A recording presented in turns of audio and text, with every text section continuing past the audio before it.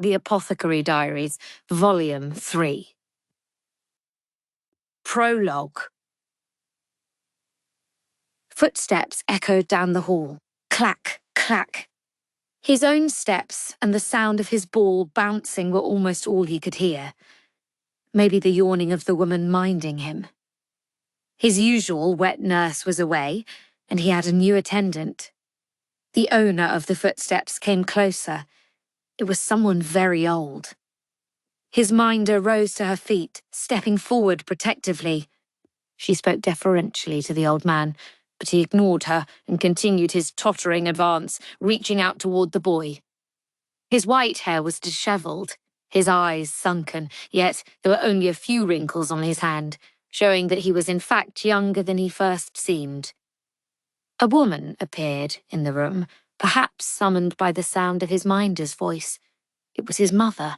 She walked over at a brisk trot and stood between him and the interloper, staring the old man down. The man let out a keening cry. He seemed to be scared of the boy's mother. Frightened by the way the man's body twisted, the boy threw his ball aside and clung to his minder. Still the old man tried to approach. He seemed to want to communicate something. His outstretched hand was in a fist. He was holding something tightly. The boy's mother wielded a large fan, trying to keep the man back. She glared at him, with none of the gentle calm that was normally in her eyes, but instead a burning flame. The man was afraid of the flame, like a wild beast. He froze where he stood. Soon, several more men came in from the hallway. They had only scraggly beards. The boy knew that they were called eunuchs. Finally, trailing after them appeared an old woman, looking supremely calm. She wore an elaborate ornamental hair stick that jangled like a bell, and at the sound the attendants organised themselves into a neat line. The boy's minder and his mother both knelt. He thought this meant he should kneel too. The woman looked even older than the old man, but there was a bright light in her eyes, her gaze sharp enough to pierce. The boy felt himself shiver. He thought he had seen the woman several times before. She was someone very important. That much he remembered. The young ladies in waiting had said nobody dared to go against her. The old woman touched the old man. "Come now, back to your room." Her voice was gentle, soothing. But the man took fright again, huddling close to the wall. He curled himself up, and the boy could hear his teeth chattering, could tell his whole body was trembling. A sparkling object tumbled out of the man's clasped hand, drawing the boy's attention in spite of himself. It was a colourful stone, the hue hovering somewhere between vermilion and turmeric. He had seen it somewhere before. What was it? The vibrant colour struck some deep chord, but he simply couldn't remember. The old woman furrowed her brow and turned her back on the man, wholly ignoring everyone else in the room. Now the eunuchs stepped forward, coaxing and cajoling him until they could lead him back out of the residence. The boy observed every minute of this, still clinging close to his minder. He had no idea what it was all about. The only thing he felt was fear. Then there was his mother, though, kneeling beside him. She fixed a scorching glare on the retreating woman. Who must that old man and lady be? The boy wondered, to provoke such a scathing expression from his normally placid mother. It would be some time later before he learned. The man was his father, he was told, and the old woman his grandmother. The man he had always believed was his father, he found out, was his own older brother. It wasn't yet the season when it was difficult to sleep, yet Jinchi awoke with his bedclothes soaked in sweat. He sat up in bed, feeling ill, and grabbed for the pitcher on the table, bringing it quickly to his lips. The water within had been mixed with a touch of fruit juice and honey, deeply refreshing to his dehydrated body. He could see moonlight coming in through the window. They said something bad always happened after a nightmare. Or was that just superstition? Jinchi took a breath and put the water back on the table. There were still hours before dawn. He ought to go back to sleep. If he didn't, his minder Gaoshun would be upset with him. Still, When one can't sleep, one can't sleep. There's no use forcing the matter.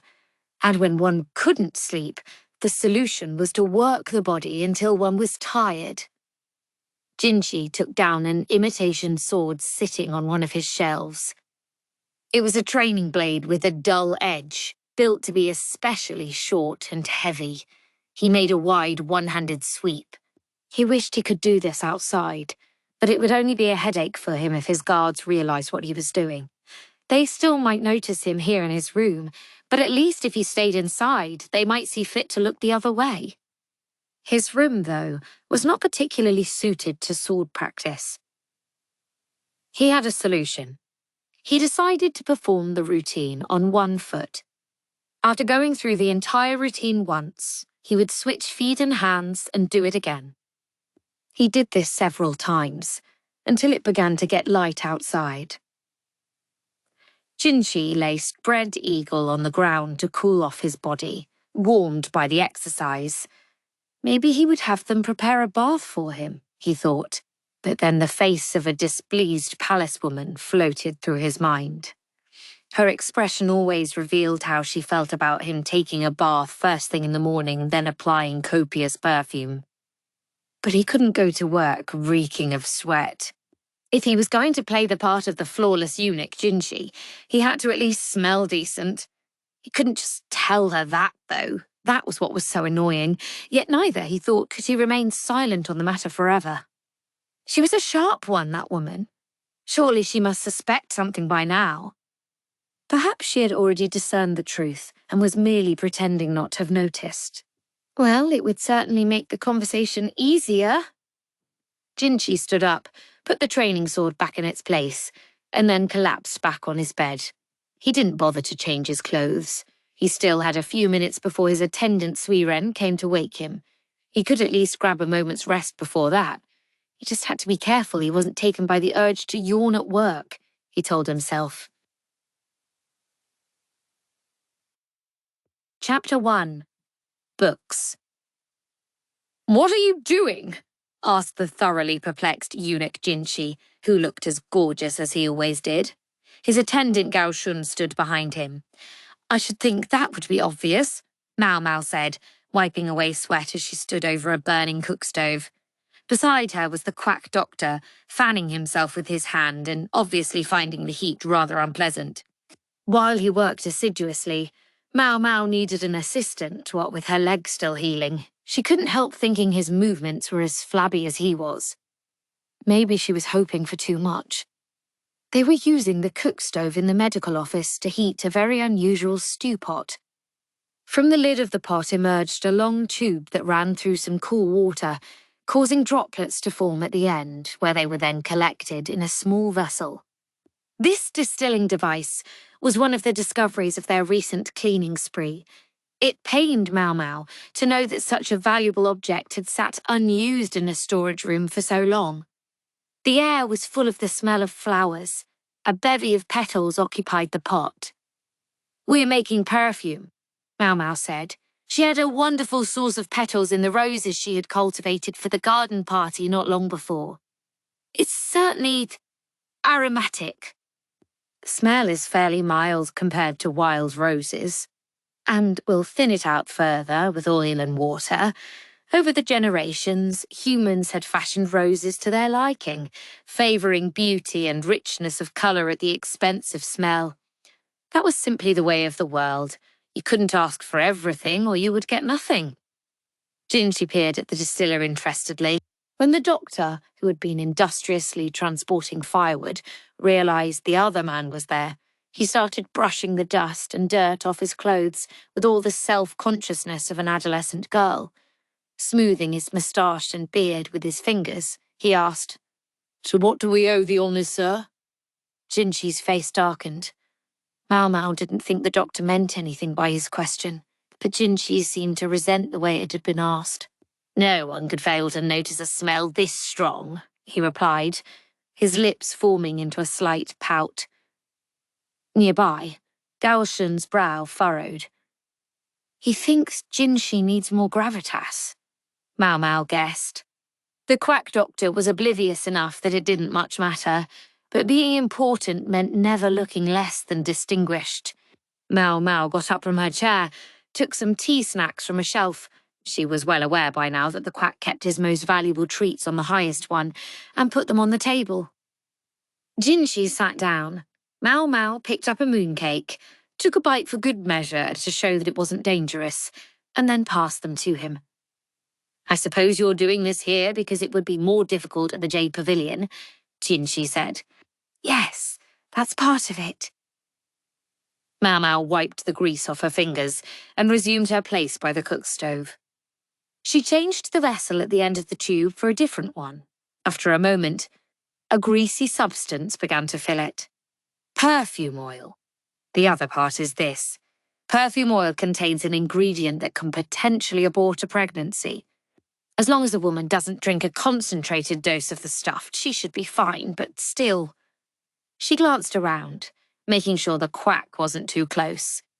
He was a very friendly person, but he had loose lips. It was too soon to let him know that the mistress of the Jade Pavilion, Consort Gaokyo, was pregnant. In other words, there's no special need to regulate the perfume oil being used in the rear palace, is that what you're saying? Yes, sir. I think it should be all right. Making rules about every little detail would only make their lives harder. Besides, enforcement would be difficult in such a large place. Jinshi looked at the other pot on the stove. It didn't have a pleasant fragrance like the one full of rose petals. Instead, breathing whatever was in this pot made his head spin. "What's this one?" he asked. "That's alcohol," Maomao said. Through repeated distillation, it was possible to achieve a very high concentration of alcohol. Indeed, this stuff was strong enough to make Jinshi feel drunk just by taking a sniff. It wasn't for drinking, but would be used for sterilization. The warm season was coming, when bad air could accumulate and cause physical harm. With a little princess at the Jade Pavilion, they would want everything to be as clean as possible. Maomao was even making a bit more than she needed so she could leave a supply here at the medical office, where it would see plenty of use. "You can use it to clean things?" Jinshi asked. "Yes. I hear that's what they do in the West." This was one of the little factoids she'd gleaned from hearing about her adoptive father's experiences studying in the Western lands. If there was anything at all that set her apart, Maomao thought, it was the knowledge she'd gotten from him. "As I recall, the man who adopted you was—" Before Jinshi could finish, though, they heard a great thump. Gao Shun poked his head outside to see what it was. 2 eunuchs had arrived at the medical office with a massive box and had set it down just outside the door. "What's this about?" Gao Shun inquired of the doctor. "Ah, the young lady requested it."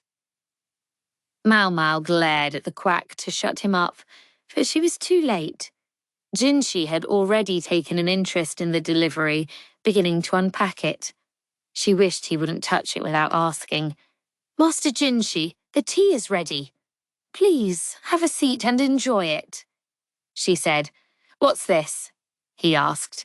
"Just something from my home. Nothing of interest, I assure you." Unfortunately, Jinshi looked very intrigued indeed. "I can't believe this guy," Maomao thought. Yes, even she was a woman. She wished he would have the decency not to look at a moment like this. But instead, she cast her eyes to the ground and said, It's full of underwear, sir."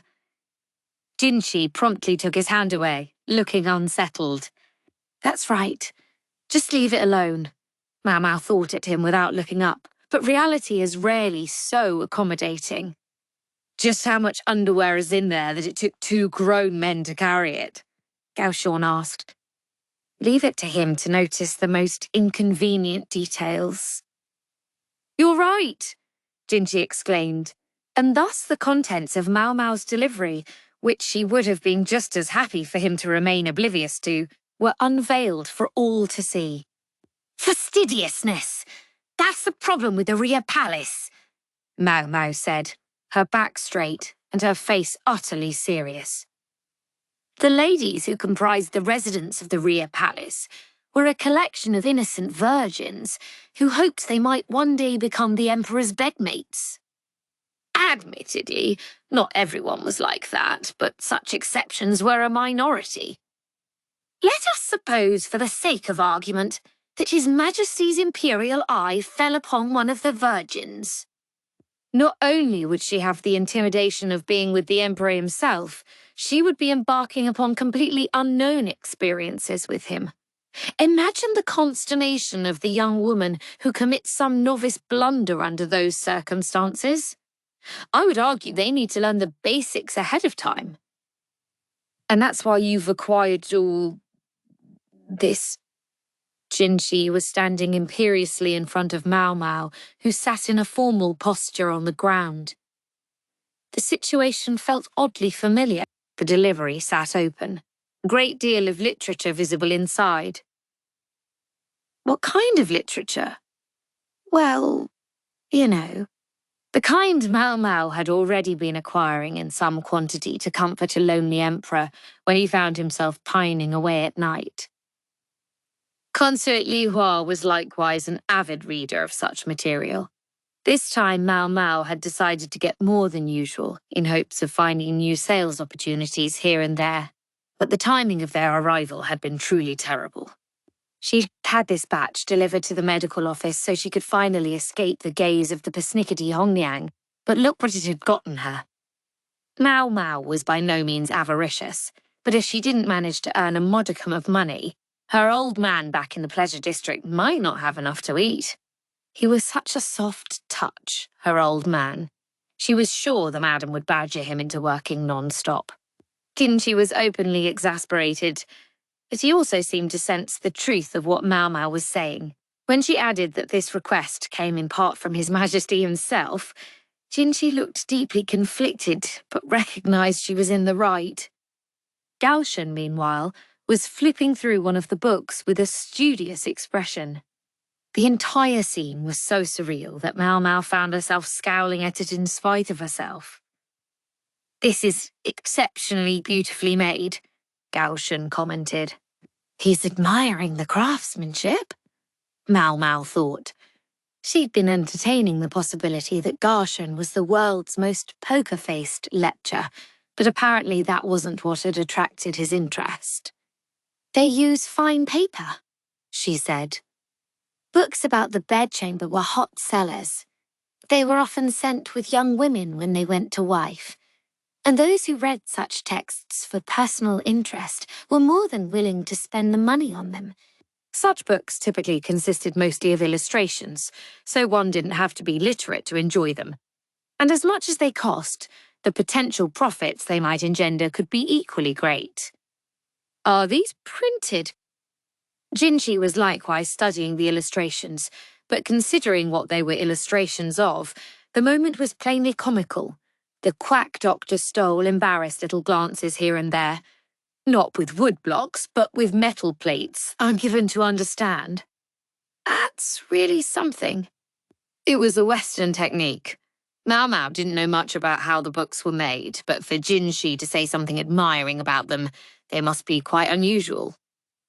Since I finally got my hands on some high-quality materials, I thought it might be best to disseminate them more widely, Maomao said. "That's a different issue," Jinshi shot back. He continued to flip through the book, though, taking careful note of its contents. Maomao, not sure she wanted him looking too closely, inadvertently slipped back into her skeptical gaze. Perhaps Goshen noticed, for he nudged Jinshi gently. "If it's caught your interest, sir, why not keep one for yourself?" Maomao said. "No, it hasn't caught my anything," Jinshi said, all but throwing the book down. Maomao picked it up and smoothed it out to make sure the pages wouldn't crease. "No, indeed," Jinshi said, more confidently this time. "But perhaps I can look the other way on this one occasion." He suddenly sounded rather self-important, but then he was important, so maybe that was inevitable. "Are you certain, sir?" Maomao asked, a gleam beginning to enter her eyes. Yes, but I wish for you to inform me what shop is selling such things. Maomao's expression promptly changed to one of barely concealed amusement. Gaoshan nudged Jinshi again. What? I just want to know more about this exquisite printing, he said, sounding slightly flustered. This conversation was getting stranger by the minute. Certainly, Maomao said, still looking amused, but jotting down the name of the shop in a notebook. It's the truth. Of course, sir. She didn't think Jinshi had to resort to illustrations. Someone like him could surely see as much of the real thing as he wished. It wasn't possible that paper was sometimes preferable to reality, was it?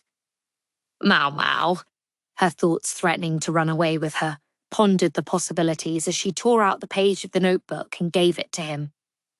As she did so, she couldn't help noticing the excellent quality of paper in the doctor's notebook, just what one might expect. Joking aside, Maomao suspected Jinshi might have it in mind to start up a new business venture. The real trick of politics was figuring out how to extract taxes from the populace without unduly upsetting them. One way was to increase people's income, and the first step in doing so was to invest tax money. Don't know exactly how he plans to go about it, Maomao thought, but the important thing to do now was to pick up the scattered books. Jinshi was attracting his customary audience, and while it might have been interesting to discover just how they would look at the gorgeous eunuch if they knew what kind of reading material he was perusing, Maomao wasn't a terrible enough person to give him away. While Maomao was busy cleaning up, Gaoshan's hand brushed the box in which the delivery had arrived. What's wrong? Maomao asked. Gaoshan looked hesitant. I was wondering whether any of them might require censorship. He was talking, of course, about the content of the materials. Several were rather, hardcore. His Majesty's personal preference. And what a preference it was. I'm told that our most important reader found something lacking in the earlier material. Absolutely not, Gaoshan said. And after she'd wheedled the madam into handpicking the best stuff, she reluctantly handed him the most lurid of the material. Some 10 days or so later, Maomao was loafing around the laundry area. I wonder what's buried down there, someone said innocently, leaning against a wall with a laundry basket in her arms. The weather was excellent today, so the laundry area was bustling. Eunuchs washed clothes as fast as water could be brought. The maids' uniforms were laundered by being trodden underfoot in a harsh lye mixture, while the consort's clothing was worked by hand, using a handmade soap. Search me, Maomao said. She pulled out a baked treat wrapped in the skin of a bamboo shoot and handed it to Xiaolan, who took it with a grin. The question about what was buried down there was, Maomao gathered, a line from a novel. Novels were all the rage in the rear palace these days. What do I seek beneath the bewitching blossoms? Xiaolan inquired, her eyes sparkling. She was a country girl and couldn't read. There must have been someone reading the story to her.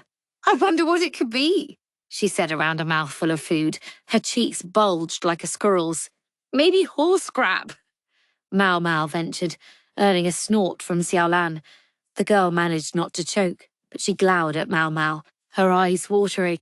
Maomao brought some water from the water supply and helped Xiaolan drink it, rubbing her back. You shouldn't eat so fast. It was your fault.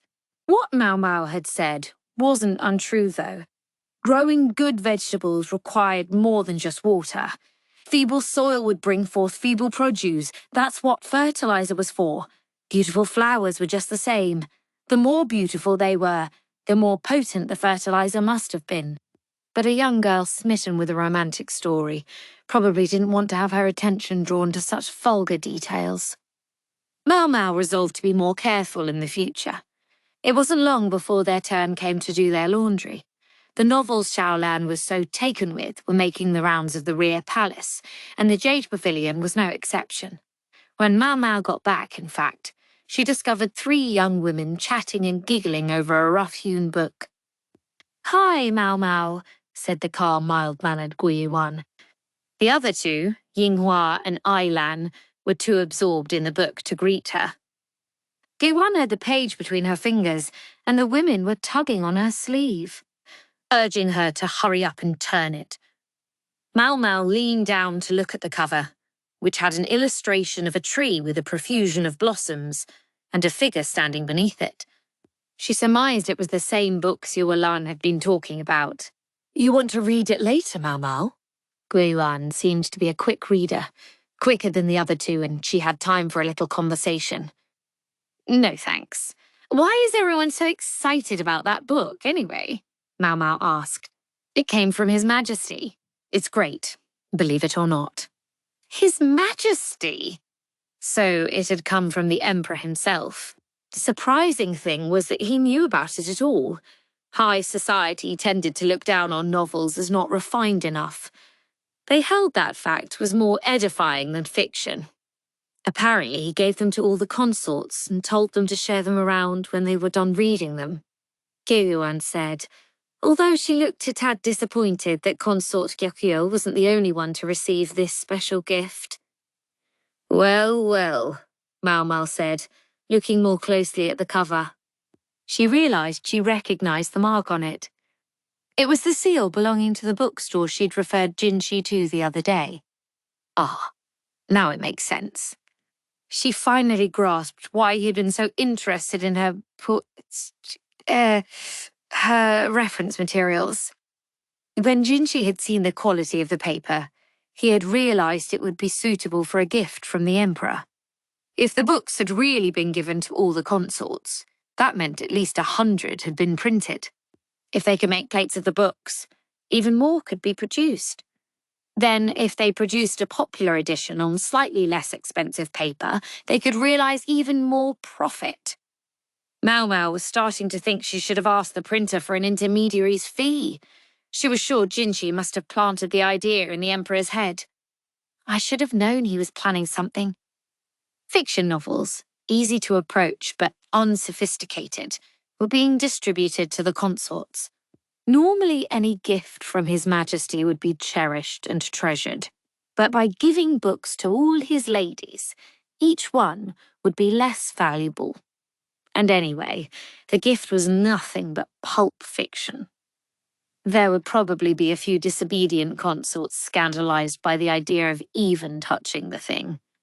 On top of all this, there was the command to share the books with other people. Some of the consorts might hit on the idea of having their ladies-in-waiting read the book to them, instead of taking the trouble to read it themselves. The pieces were starting to come together. Maomao began to see what Jinshi was up to. The ladies-in-waiting who learned the story would share it with other women, hence why even Xiaolan could quote from the book. "Oh, are we done already?" Yinghua asked, looking as dejected as a dog who'd been denied a treat. The book was now closed, and Guiyuan and Ailan wore similar expressions. "More! I want to read more!" Yinghua exclaimed with all the fervour of a deprived child. Amusements were few and far between in the rear palace, so that even a lone novel was a source of genuine excitement. "According to Master Goshen, there's a new book being printed." "When it's ready, he says we'll get a copy," Yuyan said. "Yeah, I know, but I can't wait that long." Yuyan frowned at Yinghua. Yinghua, for her part, had her cheeks puffed out like a blowfish. Ailan, meanwhile, had the book in her hands and was looking at it intently. "Is everything all right?" Maomao asked. "About this book?" Ailan started. Hongyang, the chief lady-in-waiting, was looking after Princess Lingli while the 3 young ladies took their break. When their break time was over, they would switch, and Hongyang would have a chance to relax. "We're the only ladies-in-waiting here, right? And Lady Gyokyu was nice enough to say we could read this.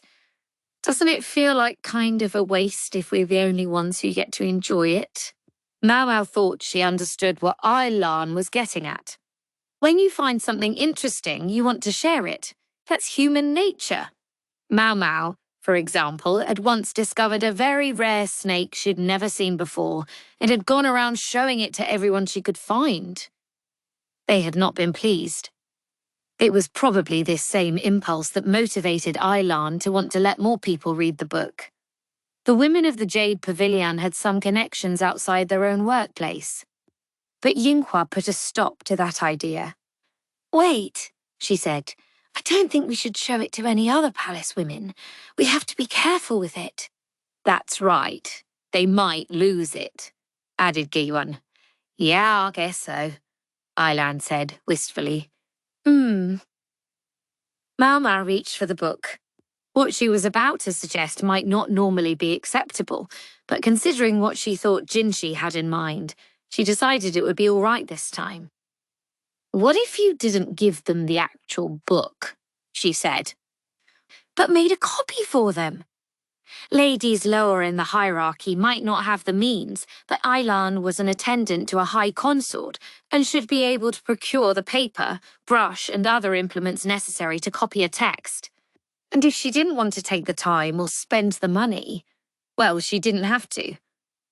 "What?" Ailan said, caught completely off guard by Maomao's suggestion. "I suppose replicating the illustrations would be difficult, but you have lovely handwriting, so I don't think copying the text would be any problem for you. The producers of the book would no doubt have been better pleased if the women had bought another copy instead. But when that wasn't feasible, something such as this was the only solution. Though it might be asking too much for Ailan to illustrate the book herself, she could provide a perfectly readable copy of the text, which was really all that was necessary." "I see. That makes sense." Ailan's eyes began to shine with a new light. "Oof, are you really going to do all that work?" "Yinghua, don't say that," Giyuan reproved her. Maomao had set the book carefully in front of Ailan and resolved to get back to work. Their break time was almost over anyway, so they all needed to hustle or Hong Niang would fall upon them like a lightning bolt. It was all a very roundabout way for Jinshi to get what he wanted, Maomao thought. With books, of whatever kind, circulating more freely in the rear palace, at least a few people would learn to read. Back when Maomao had been serving Jinshi directly, she'd had a few opportunities to see some of the paperwork he'd dealt with in his own work. He'd asked for her opinion on one project, solely out of curiosity, of course. He had wondered how the literacy rate among the women of the rear palace might be improved. Maomao was getting first-hand experience of how well Jinshi's plan was working. She was holding a twig in her hand, scratching the characters Xiaolan into the ground. Xiaolan herself watched intently, then tried to copy her. Xiaolan always seemed like she was more interested in snacks than anything else in life. Maomao had been surprised when she'd first come to her and asked her to teach her to read and write. When Maomao asked why, Xiaolan said the woman who had been reading stories to her had stopped. The woman's voice had finally given out after being endlessly petitioned by the illiterate palace women to read to them. She was a good-hearted woman, though, and had agreed to make copies of the book if the others would make the effort to learn to read it themselves.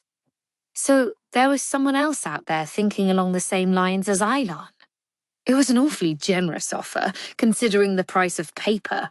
Maomao had suggested that she could read to Xiaolian, but the other woman had shaken her head. "She was nice enough to write it out for me, so I can't cheat like that." Maomao mussed Xiaolian's hair fondly. She thought she was giving her a friendly pat, but she mostly succeeded in making it go every which way, earning herself an annoyed look from Xiaolian. Thus, the time they usually devoted to gossiping was turned to learning to write. Xiaolan gripped her twig with a look of intense concentration. The character Zhao, which consisted of just a few short strokes next to each other, still looked a bit like a pile of dead bugs to her, but it was simple enough and she could manage to recognize it. Lan, however, was a far more complicated character and was giving her a good deal of trouble. Maomao wrote the character in the dirt again, nice and large. This time, she broke it down by its 3 radicals to make it easier for Xiaolan to understand. On top, there were 3 simple strokes representing grass. Beneath them, a character that by itself meant gate, and inside the gate was the character for east. Maomao started by having Xiaolan practice the pieces individually. I never knew my name was so hard. Xiaolan received passing marks on her grass radical barely, but her teacher insisted she redo the gate in east parts. The fact was, Maomao wasn't sure what the characters for Xiaolan's name were. Xiaolan's own parents probably hadn't been literate, but she assumed it would be appropriate to use the most common characters for the name. When Maomao had been taught to read, she'd started with her own name. It was important, she was told, for helping you know where you came from. But then, she was often told she had all the charm of a stray cat. If you learn to write the characters, you'll obviously end up learning to read them. But would you rather focus on just reading for now? Maomao asked, but Xiaolan shook her head. If we're going to take the time, I'd rather learn to write them. That can only help in the long run, right? That was true. The ability to read and write opened up many more job opportunities. Even in the rear palace, literate women were put to relevant work and treated better than the interchangeable laundry hops. It was even said that an especially accomplished palace woman might find herself reassigned to administrative duties outside the rear palace. I'll have to find work for myself after I leave here. I'd better learn while I have the chance. So Xiaolan was trying to plan for the future. In her own way, she'd come to the rear palace about the same time as Maomao. Terms of service lasted 2 years, so she was already halfway through her contract. Given that she had been sold into service by her parents, it seemed unlikely she could expect to go back home when her time was up. I see. We may need to make the lessons a little more intense then, Maomao said, and then she started writing swiftly in the dust. Oh, yeah, thanks. So, what does this say? It says, Dongcheng Xia Cao, caterpillar fungus. Okay, and this? Mantua law pois, thorn apple. And this one, Gagan, kudzu root. Do these words actually come up a lot? Maomao didn't say anything, just reluctantly rubbed away the vocabulary she'd written and replaced it with more ordinary terms.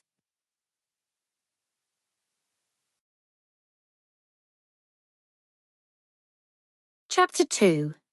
The Cat. Princess Lingyi, a year and a half on from her birth, was proving quite precocious, a very healthy child indeed. Maomao wasn't a big fan of children, but even she had to admit that the princess was endearing. It was certainly more pleasant taking care of her than looking after one of the girls who had been sold into the brothel. There's no creature in the world so insufferable as a preteen girl. The princess had graduated from holding on to things in order to get around to walking on her own, and recently to jogging short distances. Consort Gyaokuyu watched her pound around with a touch of concern. I wonder if this residence is starting to get a little small for her, she said. The Jade Pavilion was hardly cramped, but it wasn't healthy for a child to play inside all the time. There was a central garden as well, but soon it wouldn't be enough to hold the princess's interest. Perhaps it might be all right to take her for a little walk? Gyaokuyu was uncommonly open-minded. Most nobles felt that young ladies of prominent heritage should spend their days safely indoors, swaddled in the finest silks. Evidently, Consort Gyaokuyu didn't agree. What do you think, Maomao?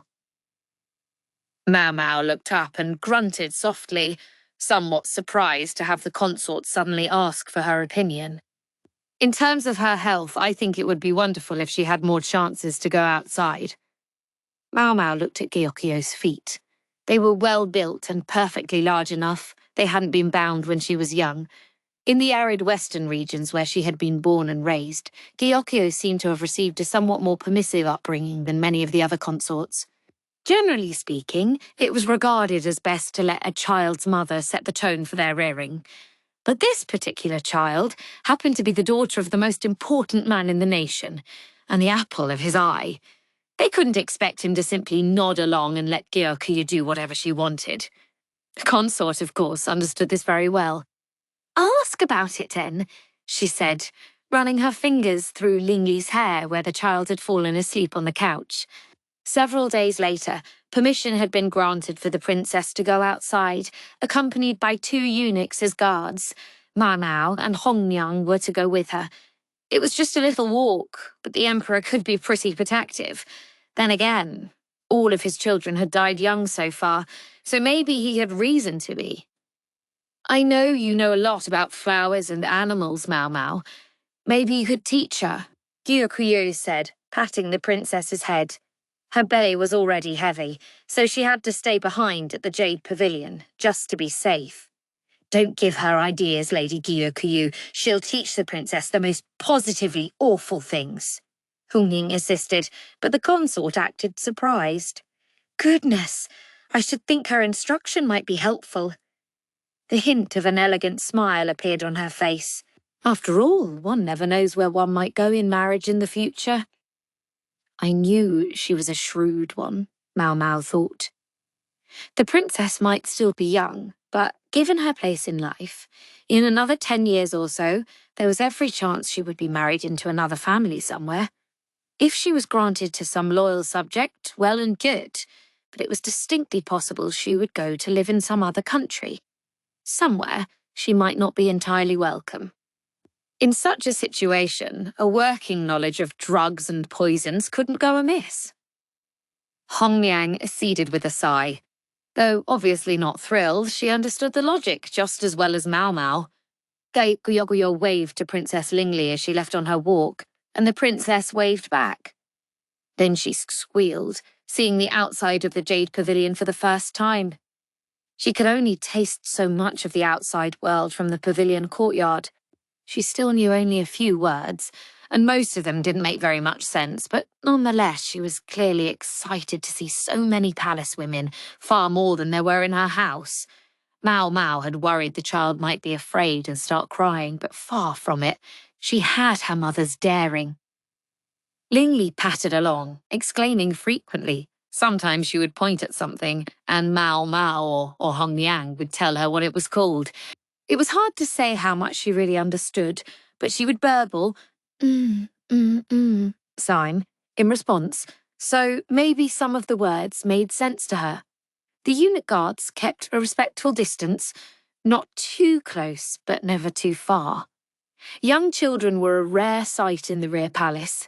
Indeed, Lingli was the only one under 10 in the entire complex, and she naturally attracted the women's attention. Some couldn't suppress a smile to see a child for the first time in so long.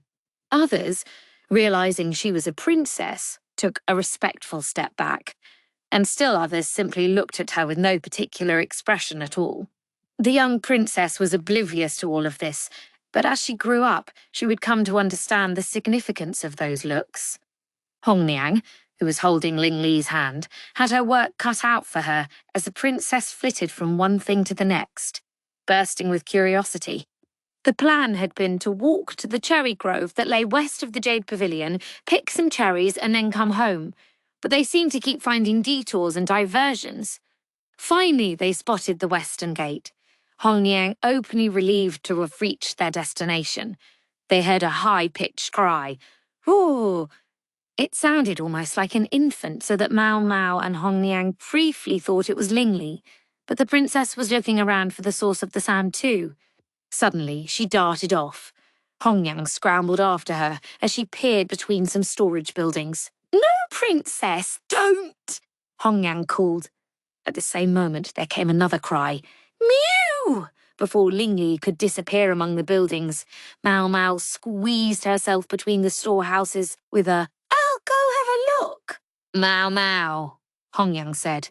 "Mew Mao," Lingli squealed at the same time.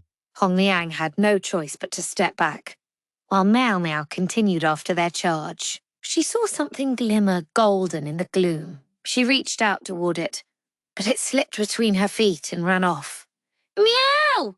Princess!" Hongyang said, holding Lingli back. A small, grimy ball of fur appeared from between the buildings. The furball took fright at the sudden sight of humans and tried to run. Its hair stood on end and its tail stuck up. Meow! The princess pointed at the fuzzball, indicating she wanted them to catch it. Maomao had just extricated herself from between the storehouses, but she wasn't in any position to jump on a small animal. It's gonna get away, she thought. But at that moment, someone appeared behind the ball of fur. The little creature was so focused on Maomao, Hongliang, and Lingli that the new arrival easily swept it up in her hands. Their helper was another palace woman, someone Maomao didn't recognize. "Is this yours?" she asked, sounding surprisingly girlish. Although she was tall, she had a young face. She might have been Maomao's age, or perhaps younger. She wore the same uniform as Xiaolan and seemed a touch ditzy. "Thank you," Maomao said. The other woman held the filthy, shivering lump of fuzz out to her. Maomao took out a handkerchief and wrapped it around the animal. She could feel it shaking even through the cloth, and it cried, meow, pleadingly. It had run only out of fear and had exhausted itself doing so. She could feel how limp it was. "I'll bet it's hungry," the woman said. "Maybe you can feed it. Anyway, see you." Then she went on her way with a wave. Whatever. Maomao had the furball, so she considered this a success. She took the animal over to the princess. Hongliang studied it. Maomao, is that? She raised an eyebrow with a disapproving look. "Meow, meow," the princess cooed, apparently meaning, "Let me see." "It is indeed a cat." The tiny kitten curled in her handkerchief was still shivering. Princess Lingli was entranced by the tiny, unfamiliar life form. She continually badgered Maomao to show it to her, crying, "Meow, meow," in imitation of the kitten's mewling. But Maomao knew Hongliang would never let the princess touch the grimy little thing. They couldn't simply leave it to its own devices, though, so they cut their walk short and went back to the Jade Pavilion. Notwithstanding the princess's attachment to the kitten, something so unsanitary couldn't be allowed in the consort's residence. Ultimately, they distracted the princess with her favourite snack, while Maomao spirited the animal away to the medical office. It seemed like the obvious place, for without care, the creature was going to die. Maomao was much perplexed, though. Yes, the warm season was when wild animals would be breeding, but that was a matter for the world outside the rear palace. Within its walls, there were hardly any pets to speak of. A small handful of the consorts had birds from other lands, but they kept them in cages, and there weren't any dogs, cats, or anything else of the sort around. Special permission was required to keep a pet, and it was forbidden for male and female animals to be kept together, if and when they arrived. Male animals were castrated just like male humans. It might sound harsh, but it was precisely to prevent any trouble should they escape. The rear palace couldn't have animals breeding willy-nilly all over its vast grounds. They had come to a compromise. Hongliang agreed that the cat could stay for the time being, but she said the higher-ups had to be informed. "Oh, this is a surprise," the quack doctor said, calm as ever. He didn't seem to be thinking very hard about why Maomao had a cat with her. He saw that it was shivering, though, which provoked a compassionate frown. The doctor set some water on to boil. When it was good and warm, he put it in a wine bottle, wrapped the bottle in a cloth, and placed it in the basket where they had put the kitten. "Looks like you know just what to do." "Not the first cat I've taken in. I had the sweetest calico once." By sheer coincidence, the kitten also happened to be a calico. As they wiped away the filth on its fur with a damp rag, they saw the patches of reddish-brown and black fur. The kitten had its milk teeth, but it was terribly undernourished. Maomao could feel its rib cage under her fingers. "You wouldn't have any milk, would you?" she asked. Its mother's milk would be best, but they could hardly go out searching for her now. It hadn't looked to Maomao like there had been any other cats around when they'd found the kitten, anyway. "I think I can go get some," the quack said and darted out of the office. As the palace physician, he had a fair amount of pull in the kitchen. As Maomao continued to rub the milk-starved kitten with the rag, she picked fleas off it, tossing them in oil to kill them. She would have liked to simply dip the animal in some hot water to get rid of them all at once, but considering the kitten's physical state, wiping it down was the most she could do. A few minutes later, the doctor came trotting back with a stew pot. They had goat's milk at least. He held out the pot. Maomao dipped a finger into it and found it was exactly the right temperature. She made sure her fingertip was wet with milk, then brought it to the kitten's mouth. The tiny animal began half nibbling, half lapping at her finger. She did this several times, the quack watching them both fondly. "What a sweetie," he said. Maomao hated to take advantage of him just because he was acting like an especially soft touch, but she decided to ask him for one more favour. "Would it be possible for you to obtain some tripe?" Given the number of people in the rear palace, the kitchen must slaughter several animals every day. Sausage was occasionally served at mealtimes, so Maomao knew they didn't simply throw the organs away. Tripe?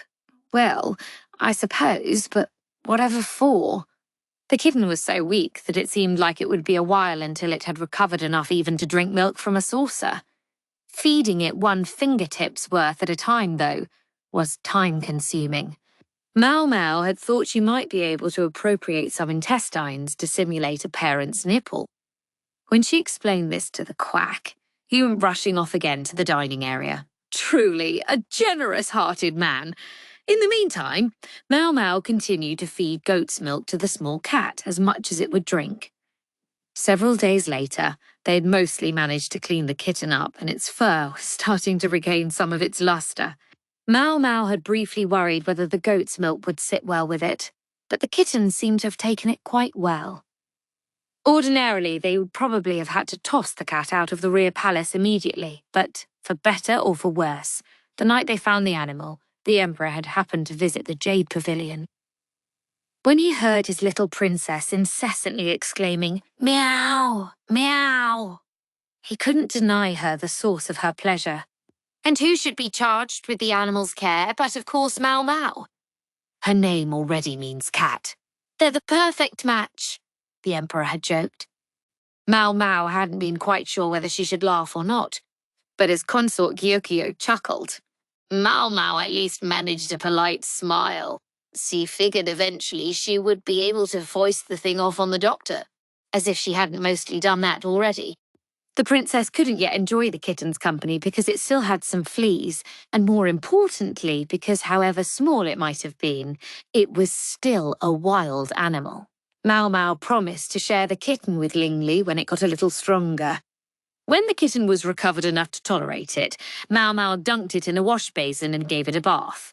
It immediately looked substantially cleaner, but when she scrubbed it with some soap, the water turned grey. Its undercoat was still dirty. When Maomao suggested that the kitten's soft white fur would make an excellent writing brush, the doctor clutched the animal protectively, shaking his head. She'd meant it as a joke, but as 2 brand new brushes appeared for her shortly thereafter, she decided she had come out ahead. After the kitten had enough time drinking nourishing milk, they added minced chicken to its diet.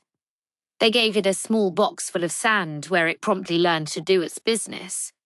It still had trouble doing number 2 without having its anus stimulated, though. The quack was kind enough to use a damp rag to help the kitten out. Its teeth were still small, but meanwhile they clipped and filed its nails. Not an easy procedure on a kitten, but if it accidentally scratched someone or something, it would never hear the end of it. Seemed like a good idea at the time, anyway. Maomao thought, letting out a long sigh. Just then, someone arrived at the medical office. "And how's the little one doing?" The source of the light-hearted quip was Jinshi. Gaoshen was with him as ever, and he was carrying some sort of bag. "I think the princess should be able to see her soon," Maomao replied. "The only problem is, I don't have a plan yet for if the animal scratches her or tries to run away." "Oh, you're always so caught up in details." Easy for him to say. He wasn't the one who would suffer the consequences if anything went wrong. Maomao glanced over toward the animal in question to discover Gao Shun had produced some dried fish from the bag and was waving it in front of the kitten. The customary furrow in his brow was gone, and he even appeared to be smiling. So he had a playful streak. Master Gao Shun, I think that might be a little hard for our kitten yet. Perhaps I could boil it. The quack already had a pot ready to go, as if he had been waiting for this moment. You couldn't count on him to do his own job, but he came through at times like this. Jinshi snatched the cat up and stretched it out, examining its little belly. Female? He asked. Yes, no need to castrate it, fortunately. The words were out of Maomao's mouth before she realised that perhaps it wasn't something to say so lightly in this company. I'm sorry, sir, she added. No, think nothing of it, Jinshi replied, though she couldn't quite read his expression. Still feeling apologetic, Maomao went in search of some kind of snack and came up with the last of the sausages they'd made from the leftover tripe. She'd packed them with meat and fragrant herbs and boiled them, not wanting anything to go to waste. Then she stopped for a second and thought about it. Something wrong? Jinshi asked. No, sir. Maomao put the sausage back on the shelf and picked out some rice crackers instead. The doctor, meanwhile, had a distant look on his face as he ate. Jinshi amused himself by playing with the cat. He dangled the ornament that normally hung at his hip in front of the kitten and pretended not to notice Gao Shun watching him with deep concern. He did, though, notice Maomao looking at him. He turned to her and held out the ornament, as if to ask whether she wanted to play with the kitten too. I'm not much of a cat person, she said. With your name? He wasn't the first person to say that. You seem to quite like her, Master Jinshi. Not particularly. He looked at Gao Shun, who was working with the doctor to boil the dried fish. Two middle-aged men putting themselves out for a kitten, Maomao thought. I'm not sure what's supposed to be so good about them, Jinshi went on. He was still eyeing the two men, who were gradually beginning to sound like they were purring themselves as they cooed over the kitten. Frankly, it was disgusting. His look seemed to say he could never be like them. I agree with you, Maomao said, looking at the kitten. But according to the cat lovers I know, the fact that you can never tell what they're thinking is part of the appeal. Goodness! You look at them long enough and you discover you can't look away. Then, gradually you find yourself eager to pet the cat. I see, I see. It may annoy you that they act affectionate only when you have food, remaining aloof at all other times. Well, yes. But when you're in that deep, all you can really do is forgive them their foibles. Finally, Genshi didn't respond at all. Over time, Maomao was given to understand. One came to want to kiss the cat, even though it wouldn't like it, then to play with its cute little toe beans, and finally to touch that fuzzy-wuzzy belly, even knowing a good scratching was the inevitable result. Maomao saw it as positively unsanitary to do such things with an animal that went around who knew where doing who knew what. But cat lovers apparently couldn't help themselves. She looked at Jinshi, full of disdain for all this, to discover the kitten on his face. Whatever are you doing, Master Jinshi? If he wanted to touch the cat's fuzzy-wuzzy belly, fine, but Maomao glanced out the window, worried what might happen if someone were to see him that way. Oh, nothing, Jinshi said. But I feel like maybe I have more sympathy for those cat people than I did before. He sounded as if he'd come to some sort of deep realization. Let us prescind from the question of exactly what he had realized. I see. Well, it appears the fish is ready. Yes, of course. Realizing that Gao Shun and the doctor were looking in his direction, Jinshi quickly put the cat down. What were you doing, sir?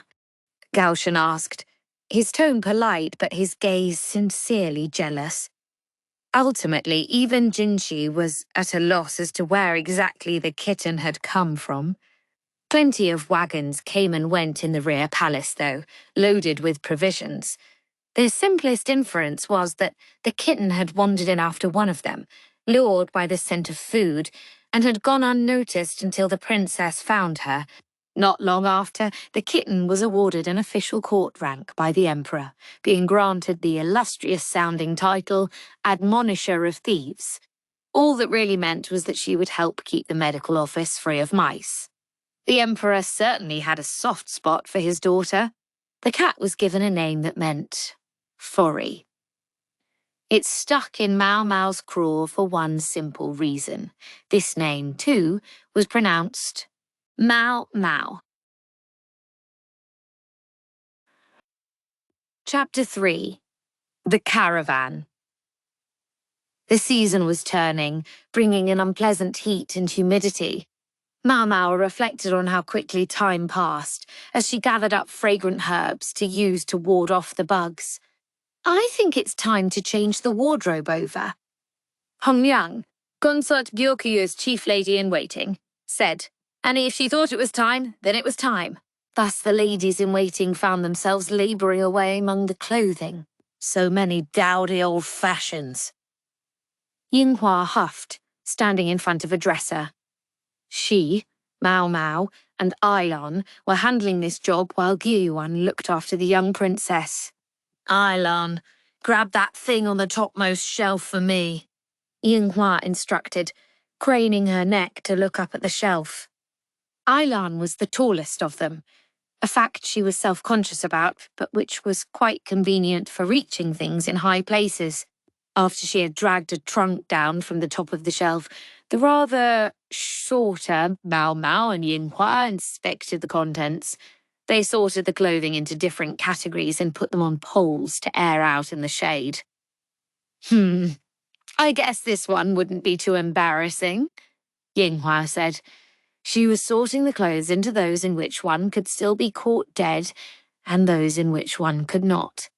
To Maomao, all the outfits looked equally sumptuous, but Yinghua was accustomed to the finer things and proved more discriminating. This sort of thing used to be really popular once, but it's better to avoid fads. Once they go, you're left with stuff you can't use. Maomao took the outfits deemed no longer viable and stuffed them back into the chest, then trundled into the hallway with it. These garments may have been old or outdated, but they had still belonged to one of the upper consorts. They were made of the finest material and would be reworked or repaired and then gifted to other people, not to the ladies-in-waiting of the Jade Pavilion personally, but rather to their families. Ladies-in-waiting sometimes received hair sticks or other accessories, but clothing like this was not something one could get away with parading around the rear palace in. The craftsmen would rework the outfits, and in their new forms, they would be distributed in Gyokyo's hometown. Pulling down another box, Ailon said, I heard new ladies-in-waiting will be coming before long, as if the thought had just occurred to her. With Lady Gyokyo pregnant, we'll need more hands around here, but it would attract attention if we were the only place to get new women. So instead, they're going to give all the consorts a chance to expand their retinues. Yinghua's mouth hung open slightly at that. What? All of a sudden? I mean, I'm happy to hear that, but they found a good reason, Ailon said. Think about it. When one consort shows up with more than 50 attendants, how are the other women supposed to feel? Yeah, I see what you mean, Yinghua said, her face darkening briefly. Maomao too understood what Ailon was talking about. Or rather, whom? Consort Lalan, who had entered the rear palace with tremendous fanfare. For the Emperor's favourite consort, by contrast, to have a measly 5 women simply didn't look good. Did she even try to make do with fewer women? Said Yinghua. Watch it, Yinghua, or you'll get another taste of Hong Liang's iron hammer, Ailon responded. Yinghua promptly clapped her hands over her mouth. Maomao, meanwhile, concentrated single-mindedly on putting the unwanted clothes in chests and carrying them out. In this way they carried on, chatting and working, until they had discarded almost half the summer clothes. We did get rid of a lot, Maomao said, puzzled. But how will we manage now? Not to worry, Ailan said with a smile. We've already commissioned a few new sets of clothes from the craftsman. And a caravan will be coming soon. We can buy more then, Yinghua added. Ailan gave her a reproachful look for stealing her thunder. A caravan, Maomao said. Yeah, that's right, Yinghua replied, brushing her hand along one outfit to check the feel of the silk. It's supposed to be even bigger than usual this time. The excitement was evident in her voice. Perhaps the thought of it was what made her hands stop moving. Caravans had once been groups of merchants who crossed the desert together, but the word had come to refer to any travelling sellers who visited, willing to engage in trade. Sometimes they did bring unusual items from strange lands, so the word wasn't entirely inaccurate, but still it didn't quite feel right. The last caravan had visited during the time when Maomao had been effectively exiled from the rear palace, and the time before that, she had been a mere maid, unable to involve herself with such festivities. She had dealt with merchants in the pleasure district, so they didn't hold any particular fascination for her, but the idea was understandably exciting in the rear palace, where distractions were few and far between. You should go have a look, Maomao. We'll make sure you have some time in your schedule. Lady Gyokui usually gives us a little pocket money for things like this. Yinghua grinned. It happened just as the smile was crossing her face. Maomao and Ailan froze. Yinghua looked at them, confused, and they both pointed behind her. Yinghua turned around slowly to find Hongyang hovering over her like a storm cloud. The chief lady-in-waiting wore a tight, crooked smile. Yinghua almost choked, but managed a feeble grin. I hear a lot of talking, but I don't see a lot of sorting, Hongyang said. What? Maomao and Ailan, for their part, promptly set about folding clothes. Yinghua's mouth opened in an expression of betrayal. I do want that pocket change, Maomao thought. The incident, allegedly, cost Yinghua a bit of her spending money. The rear palace was a big place, bigger than some towns. The women who worked there existed purely to serve the consorts, to keep up the buildings, and to hope for the vanishingly small chance that the emperor might choose them for a bedmate. The unique situation bred rhythms and rituals of daily life that were likewise different from what one would find in an average city. As the roles of the palace women were broken down into cleaning, laundry, and cooking, it might be best to think of the place not as a city unto itself, but like a single giant household in which they all lived. Yet in this whole huge place, it was impossible to find one particular thing that might have been expected. What was it? A shop of any kind? It looks like so much fun. Maomao met Xiaolan's remark with a question. You think so? Xiaolan still seemed like a girl in some ways. Palace women walked gaily among the tents set up in the plaza. The tents were packed close together, and with nearly 2,000 women serving in the rear palace, there was no room for the lower-ranking maids to squeeze in for a look. Unable to even admire the merchandise, the most they could do was to live vicariously by watching the other ladies admire it. Maomao and Xiaolan were leaning against the railing of the room where the maids slept. Since the consorts and their ladies-in-waiting were all out having fun today, the minions had virtually nothing to occupy their time. Lucky them. I wish I could get some new clothes, Xiaolan sighed, resting her chin on the railing. But you don't have anywhere to wear them. I know that, but I still want them. The lowest ranking of the palace women were generally only given work uniforms, 3 in the summer, 2 in the winter, and new outfits were provided only when an old one had worn out. Other necessaries, including hairbands and underwear, were likewise provided. Meals were served in the dining hall each day. The families of the better-bred palace women might send gifts along with their letters, while the ladies-in-waiting of a consort might be given clothing or accessories by their mistress, not to mention snacks. Gyokyu, for example, had granted Ailan paper on which to make her copies of the book. With no shops around, none of these things were easy to come by. For Xiaolan, who had no powerful backer, no backer of any kind in fact, chances to acquire new personal possessions were rare, and when they came, they went. Well, like this. Only after the other ladies had been through the wares would she have a chance to pick through the leftovers for whatever she could afford with the paltry savings in her purse. It was a strange feeling to see these shops all lined up here in the rear palace. The excitement in the air was palpable, and only our quack to serve the whole lot, Maomao thought. One might assume that any illness in a place this large would spread like wildfire, but in practice that wasn't true.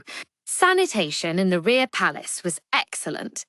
The palace women spent much of their time cleaning, and waste was dealt with efficiently.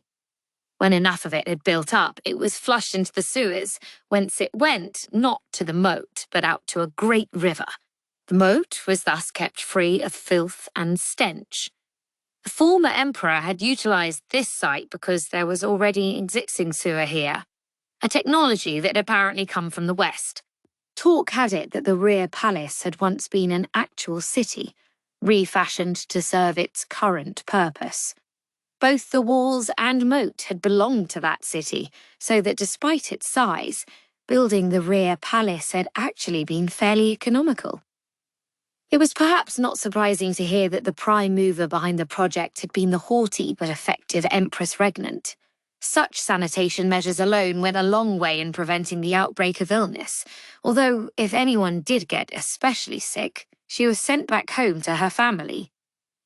So the little world of the rear palace went round, with or without a quack for a doctor. Maomao, I think I can get a little time off on the last day, Xiaolan said. Her eyes were sparkling. Apparently this was an invitation to check out the shopping with her. Maomao had to admit she was pleased to be asked. She answered Xiaolan with a pat on the head. When she got back to the Jade Pavilion, Maomao was greeted by the sight of some tired but satisfied ladies in waiting. While she had been out slacking, having virtually nothing to do, some merchants had come to the pavilion. The highest-ranking ladies of the rear palace didn't have to trouble themselves to go out to the shops. The shops came to them.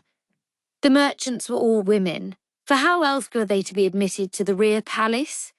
Nonetheless, there were more eunuch bodyguards than usual around, just in case anything should happen.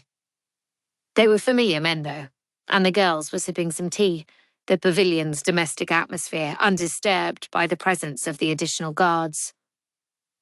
His Majesty said Lady Gyokyu could choose anything she liked.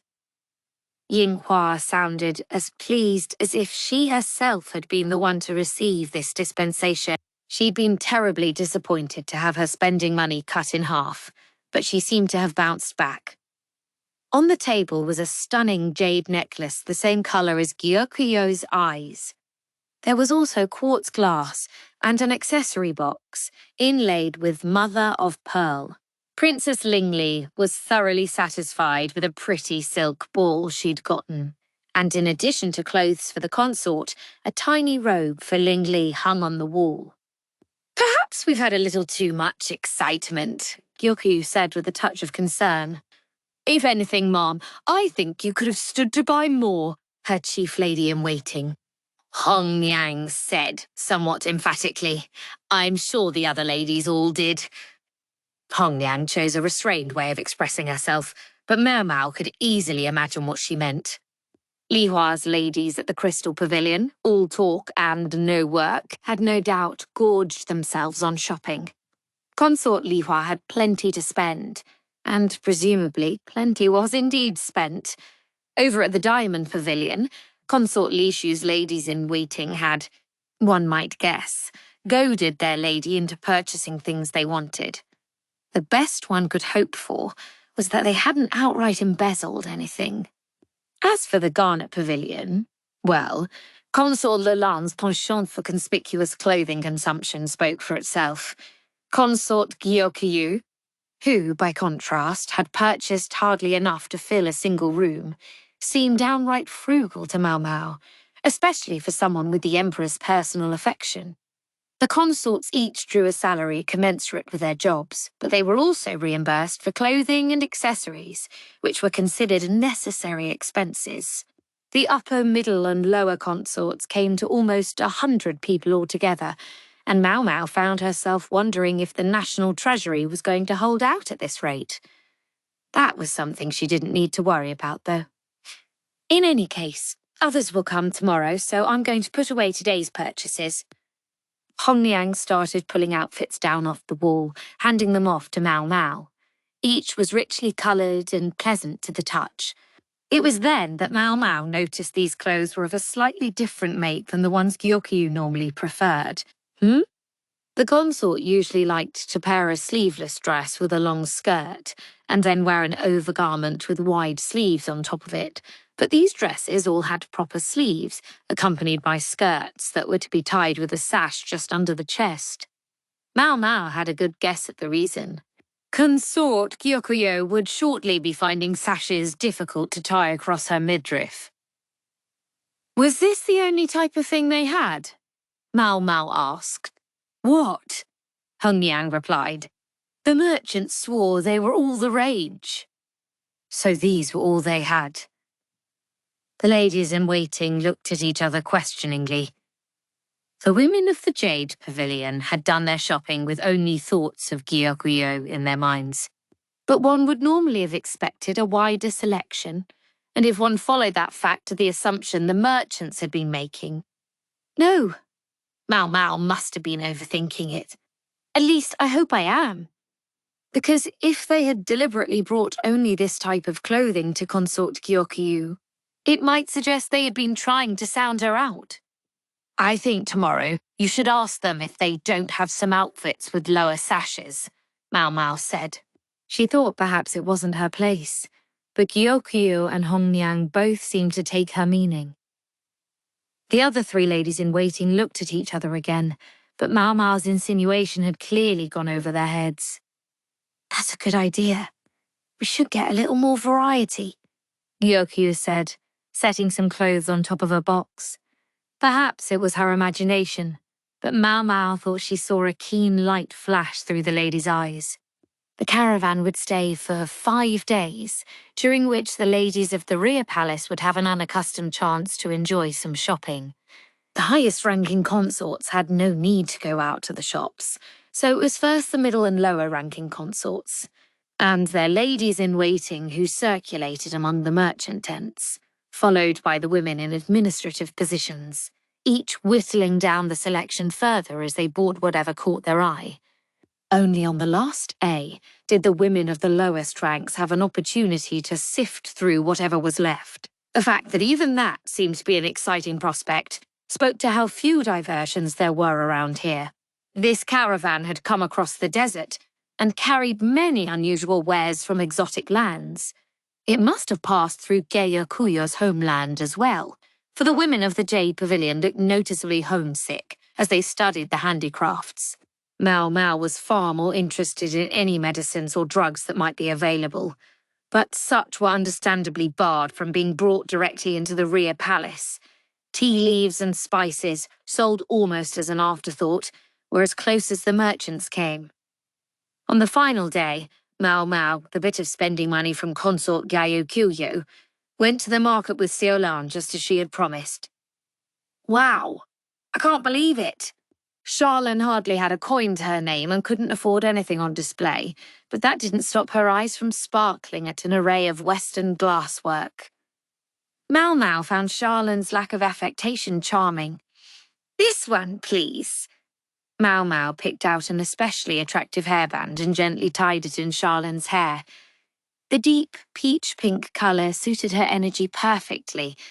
It only took Xiaolong a second to notice something had happened, and then she was almost knocking Maomao over hugging her. Maomao wondered if this was what it would be like to have a little sister. You aren't going to buy any clothes, Maomao? Xiaolong asked. Don't need any. Partly she didn't want to make a show of buying things in front of Xiaolong, but more importantly, she really wasn't interested in clothes. She was far more attracted to the tea and spices. Xiaolong, almost giddy over her new hairband, was more than happy to accompany Maomao to the shops that most interested her. She had a gigantic smile on her face the entire time. Apparently, it was just that much fun for her to window shop at these crude carts turned market stalls. Maomao was determined to buy some of the tea and spices. The ladies of the Jade Pavilion had taken it in turns to come to the market over the final 3 days of the caravan's visit, and Maomao had said she was content to go on the last day. This was the reason. Last day means discounts. Maomao wasn't interested in gems, trendy clothing, or any of that stuff. The goods she was after were of small consequence to everyone else, so she was sure there would be plenty left over. Besides, this was the Rear Palace, a special place. A bit of good-natured ripping off was to be expected. If they think they're going to take me for a ride, though, Maomao's wiles were sharp. She'd spent most of her life watching the old Madame do business after all. She stopped at one of the shops selling tea. A quartz goldfish bowl was filled with pretty little buds tied into balls. Jasmine tea. When steeped in hot water, the buds would open, as pleasant to see as they were to smell as the tea released its lovely aroma. Sadly, it had mostly been bought up. There were only 3 buds left. "I'll take this," Maomao said. But at the exact same moment, another voice said, "This one, please." Maomao looked over to discover someone pointing at the same bowl. It was a palace woman, about half a head taller than Maomao, although in spite of her height, she still looked and sounded quite young. The contrast left Maomao blinking. She couldn't shake the sense that she'd seen the girl somewhere before. The other girl looked almost as confused as Maomao. Then she exclaimed, "Oh!" her eyes lighting up. "How's your kitty cat?" she asked. That jogged Maomao's memory. This was the girl who had helped catch the kitten since dubbed Admonisher of Thieves. Maomao still didn't know her name.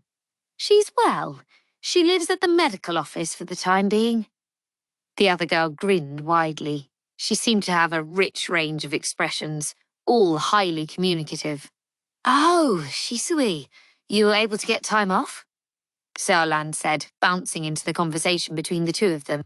These two must have already known each other. Come to think of it, Shisui was wearing the same uniform as Xiaolan, that of the Shangfu, or wardrobe service. She must have gone to the laundry area pretty often. It was only through happenstance that Maomao hadn't run into her before.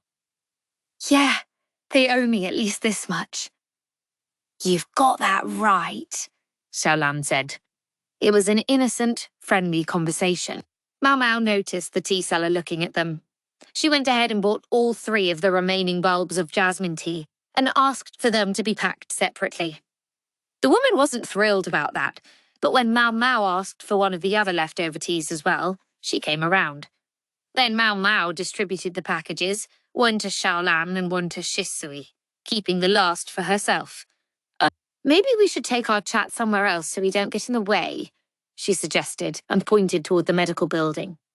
At the medical office, the quack doctor was gazing out at the marketplace enviously. As ever, he seemed to have a lot of time on his hands.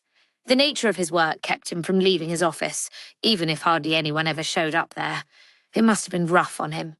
He passed the time by helping the kitten groom herself. He was a very personable man, though, and when visitors did come, he bent over backwards to be hospitable to them. "Gracious, young lady, I had no idea you had friends." Not exactly a tactful thing to say, but then again, not untrue either. Xiaolan entered the doctor's office only with some trepidation, but her eyes lit up when she heard the cat say, "Meow." Sisui likewise had a gleam in her eye. "Aw, she's adorable," Shisui said. "What's her name?" There was a long beat. Finally, Maomao replied, "Admonisher of Thieves." "Huh? What kind of weird name is that?" "Just call her the kitten, then." Yes, the kitten. That was plenty. Calling her Maomao was far weirder than the name the Emperor had given her. Charlene and Shisui rarely visited the medical office. For one thing, they were normally too busy with work. Today, though, there was a festival atmosphere and everyone was having a good time. As a precaution, the storehouse containing the most important medicines had been locked up. True, it was arguably problematic that Maomao, who wasn't technically on the staff, knew where the key was, but if she told anyone, they would only hide it from her, and she didn't want that. Maomao heated water while the quack prepared treats. She decided to use a quartz vessel instead of a teapot today. It was really for making medicine, not drinks. But when you had a high-quality tea like jasmine on hand, ceramic seemed like a waste. She used tepid water to warm the chilly vessel, then emptied it before placing a round bulb inside and pouring near-boiling water over it. Oh, wow! The girlish cry came from Xiaolan, who was impressed by the potent aroma that drifted from the opening bulb. Maomao, is this that stuff you bought earlier? Maomao nodded. Shisui, for her part, was conspicuous by her silence. Maybe she'd seen jasmine tea before. You don't want the water to be boiling, just relatively warm, Maomao said. Not that I have many chances to make it. The tea leaves would probably keep for a little while if necessary. The doctor appeared, solicitously offering rice crackers and mooncakes. The cakes were a bit large, so he cut them into pieces with a simple cleaver. Xiaolan's eyes were already shining as she tried to judge which slice was the biggest. Only moments ago, she'd seemed unsure whether it was even acceptable for her to come into the doctor's office. Now she was already chatting amiably with the quack. Maybe it was her youth that made her so adaptable. Shisui was also talking comfortably with him. The quack was clearly quite pleased. Many of the women in the rear palace treated men like him rather coolly because he was a eunuch, so meeting someone like Xiaolan must have been a relief. I do feel I should remind you young ladies that this isn't a playhouse. This is just for this one time, okay? He repeated himself on this point several times. It seemed to be his roundabout way of telling them that in fact they were quite welcome to come again. He could hardly say it in so many words. Is it like this every time? It's like one giant party out there, Shisui said, taking a bite of mooncake. It reminded Maomao that the other woman was the newest palace woman among them. Consort Lulan's arrival had brought a great many of them into the rear palace. Shisui had probably been there for less than 6 months. Kind of. It seems to be going on longer than usual, though. Xiaolan, the kitten on her knees, stuffed mooncake into her mouth. The kitten was getting a little too interested in her crumbs, so Maomao snatched her up and gave her some fish. Yes, the doctor said, clearing his throat importantly and brushing some crumbs from his loach-like moustache. Special embassy from another land will be visiting us soon, you see. Is he? Is he supposed to be telling us that? Maomao wondered as she sipped her tea. She'd been eager to get her hands on some hot water, but she was starting to think it might have been a mistake to bring the other 2 girls to the medical office. Wow, so someone really important will be coming, Xiaolan said. Her eyes were shining once more, but Maomao slipped another piece of mooncake onto the dish, and Xiaolan's attention promptly switched to the new snack. Maomao racked her brain for some other topic of discussion, but it was Shisui who saved the day. Hey, there's been a weird smell coming from the northern quarter recently. Do you know anything about it? A weird smell, you say? Well, that area isn't well looked after. Maybe the sewer's backed up or something, the quack said. A blockage in the sewage tunnels could certainly create an odour that would be detectable above ground. I haven't noticed. I never go to the northern quarter. Xiaolan, making progress on her second helping of mooncake, said, Do you have work there sometimes? The grass just so happens to be especially thick in that area. Shisui grinned and took a bunch of paper from the folds of her robe. They looked like wrapping papers for snacks, but they were covered in ink drawings. Maomao looked at them with interest, but Xiaolan and the doctor recoiled, for the pictures were detailed depictions of insects. A fine-point brush had been used so that even the most subtle features were captured, and the name of each insect was inscribed carefully in the upper right corner of each image. "That's great work," Maomao said, and she meant it. There were no extraneous lines. The pictures looked fit for an encyclopedia. There were even careful depictions of the hind legs. "Thanks. One of the best things about this place is all the different bugs. I get lots of chances to draw them," Shui said, pleased to have found someone who understood her. Xiaolin and the quack, meanwhile, were trying hard not to look at the all-too-realistic depictions. Insects were another thing that could be used as medicinal ingredients. They didn't put too much emphasis on that back in the pleasure district. It tended to upset the ladies, but many insect-based remedies were quite effective. Praying mantis oothaki were an excellent figure enhancer, while earthworms had antipyretic properties. The fruit orchards to the south are too well tended to have many bugs, but there's lots in the northern quarter. It's very desolate. You know, in a good way. There's lots of big spiders there. Spiders? Maomao had heard that spider's silk could help stop bleeding, but collecting the stuff was enough trouble that she hadn't had a chance to try it yet. Shisui's comment lit a fire in Maomao's eyes. "You want to see? I can take you there." "I want to see! Take me there!" Maomao and Shisui were weirdly in sync. Xiaolan and the doctor observed their conversation with detachment. The kitten, her tummy full, raised one of her hind legs and scratched behind her ears.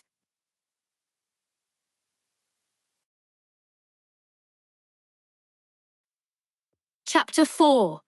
Perfume Oil. The caravan left a tremendous vogue for perfumed oil in its wake. Every palace woman who passed by seemed to carry a different scent. Each smell individually might have been quite pleasant, but they mingled together into an undifferentiated olfactory morass. Maomao, with her keen sense of smell, found it a little trying. What made it worse was that the imported perfume from the West wasn't subtle, but carried powerful scents. Maomao wasn't the only one who found life a little harder because of the new trend. When she went to the laundry area, she discovered piles and piles of perfume-soaked clothing, the eunuchs responsible for cleaning it frowning deeply as they fetched bucket after bucket of water. Such vogues tended to go as suddenly as they came. The craze for manicures had waned, so everyone needed something new to grab onto. Interest in novels continued to flourish, perhaps because books and perfume were completely different from each other. Xiaolin was every bit as annoyed as Maomao by the perfume, since it meant more work for her, but she continued to study industriously in order to read her fresh, new copy of the novel. Maomao, who had admittedly expected Xiaolin's efforts to trail off after a few days, was impressed. "Yuck! It stinks," Maomao grumbled to herself as she set down a basket of laundry. Just being here threatened to make her feel drunk on the odours. She stood lethargically, but apparently she was in the way, because a serving girl with a basket full of clothing bumped right into her. Maomao ended up wearing some of the laundry. "I'm so sorry," said the maid, whose voice was still high. Whomever the laundry belonged to, she was apparently also a disciple of the newest trend, for the clothes reeked of roses. Roses, her. Was it wrong of Maomao to think about how much money she might get for the rose water she'd made the other day? She'd made plenty of it, but hadn't used any for the time being, just held on to it, for essence of rose could have a negative impact on pregnancy. It would probably be fine so long as Consort Gyokyo didn't use whole heaps of it, but one never knew, and it was best to be careful. As such, Maomao had been looking for an opportunity to sell the stuff in the pleasure district before it went bad. She plucked the clothing off her head with a growl. Then she blinked and gave the outfit a good sniff. That alarmed the maid, but Maomao ignored her, tossing the outfit into the laundry basket and shoving her face into another one. Now, nearby eunuchs and other serving women were watching her in amazement, but what did she care? Maomao went from one basket to the next, smelling the contents, and by the time she was done, it had completely slipped her mind to take her own washing back home. Instead, she headed off somewhere. Maomao, of all people, knew where trends were most likely to take root. That day, the shouting of the ladies-in-waiting of the Crystal Pavilion could be heard all over the rear palace. The gorgeous eunuch appeared at the Jade Pavilion that evening. She'd figured he might. In his hand, he held what appeared to be a written protest. "I took you for someone with a little more restraint," Jinshi said, his customary exasperation now tinged with anger. Behind him stood Gaoshan, exasperation coupled with exhaustion. Consort Gayokuyu worried but undeniably intrigued, and Hongliang only just managing not to look like a wrathful deity. The other ladies in waiting were asleep with Princess Lingli, who had already gone beddy by. I mean, I am, Maomao thought, but it was too late. A great deal of proof was required in order to turn speculation into certainty. The Crystal Pavilion had been the perfect place to get it, and Maomao had, one might say, succumbed to her curiosity. My apologies. I let the excitement get away with me and did it without getting their permission. You sound like some old lech making excuses for himself. That was the last thing Maomao wanted to hear from a certified actual lech, but for the time being she kept her eyes on the ground and tried to look penitent. Next time I'll be sure to ask before I go smelling things. But why were you smelling them? Jinshi sounded distraught. Goodness, Gyokyo said, blinking. This seemed to alert Jinshi to how he was coming across, because his stern look softened somewhat and he regained a measure of his usual gentleness. Anyway, Maomao had learned her lesson. Specifically, she had learned that she was going to need to check with people before she grabbed their clothes and started sniffing. She'd learned not to let her excitement cause her to practically tear the garments off people so she could smell them. And she'd definitely learned not to choose the ladies-in-waiting of the Crystal Pavilion as the subjects of her sniffing. They'd already treated her like a demon or an evil spirit, but now they seemed to regard her as something even worse. Even knowing that might happen, Maomao had needed to be sure. I think that's about enough penitence for now, she decided. She raised her head and looked Jinshi square in the eye. In her mind, it was actually a good thing that the complaint had brought Jinshi here so quickly. She believed this matter required an immediate decision. I had a reason for what I did. She continued to stare at Jinshi for several seconds. Finally, he opened his mouth, though he kept his face blank. It had better be a good one. But of course, Maomao said firmly. Then she glanced at Gyokyo and Hongliang and asked for some paper. Some promptly appeared. It was from Gyokyo's personal store. Frankly, it was nicer than Maomao needed right now. A piece of old scrap paper would have been fine, she thought, but she was the only one there who came from poverty, and thus the only one to have such an idea. She began to write in quick, flowing characters, while the others surrounded the desk and watched. Consort Gyokyo read aloud. Rose, benzoin, parasol tree, frankincense, and cinnamon. These are all kinds of perfume or some such, right? Maomao nodded. These are the aromas and essences I detected on the palace women today. What about them? Jinshi asked, sticking his hands in his sleeves. None of them were present in any significant quantity, Maomao said, setting her brush against the inkstone. But all are potentially harmful to a pregnancy. That cast a pall over her audience. She went on. In addition to the various perfume oils, the Caravan was selling spices and teas. She produced the one she had purchased to herself.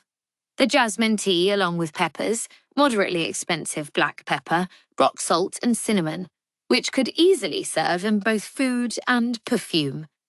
All very much in character for Maomao with her preference for dry, spicy foods.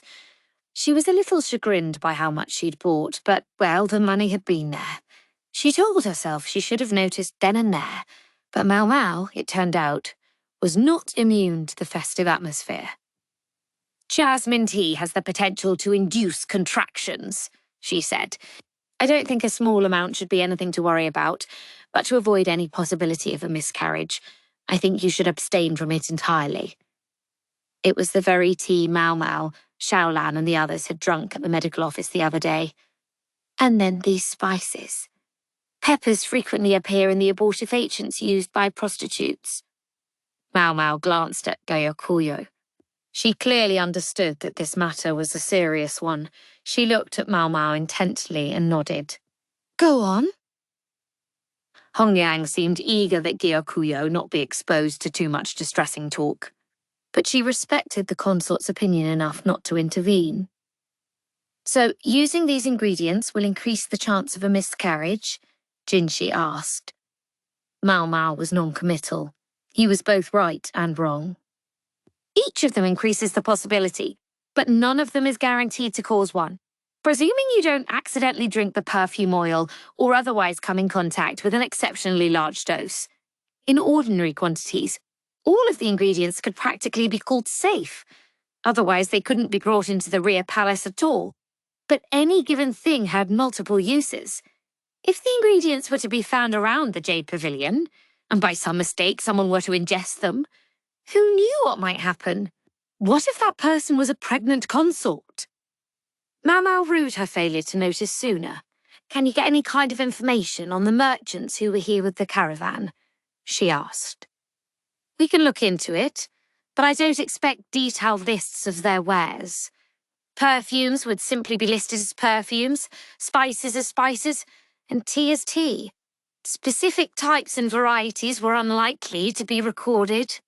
All the incoming merchandise had been inspected, however, giving everyone involved the sense that their job had been done to satisfaction and leaving little room for complaint.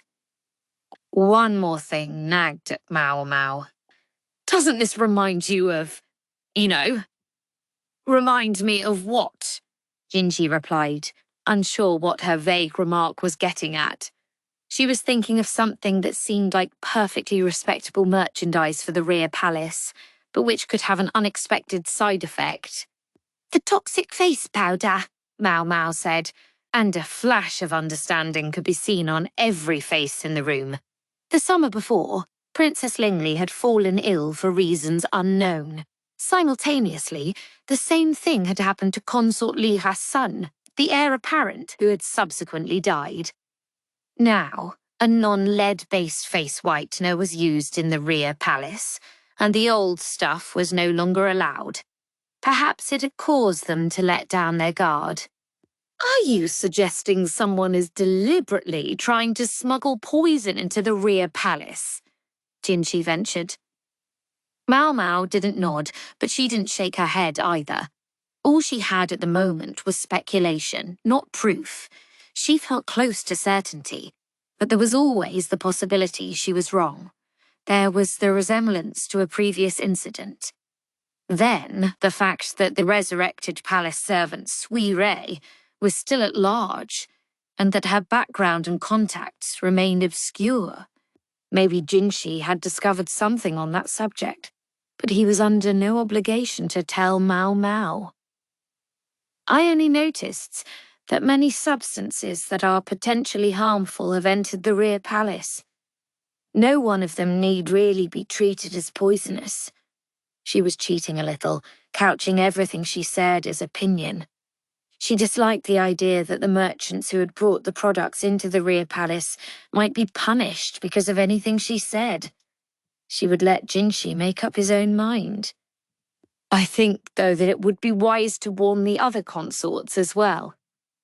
That was all she would say. The discussion had left Maomao exhausted. She remembered what her father had said. She could almost hear the old man's gentle grandmotherly voice warning her not to speak based on assumptions.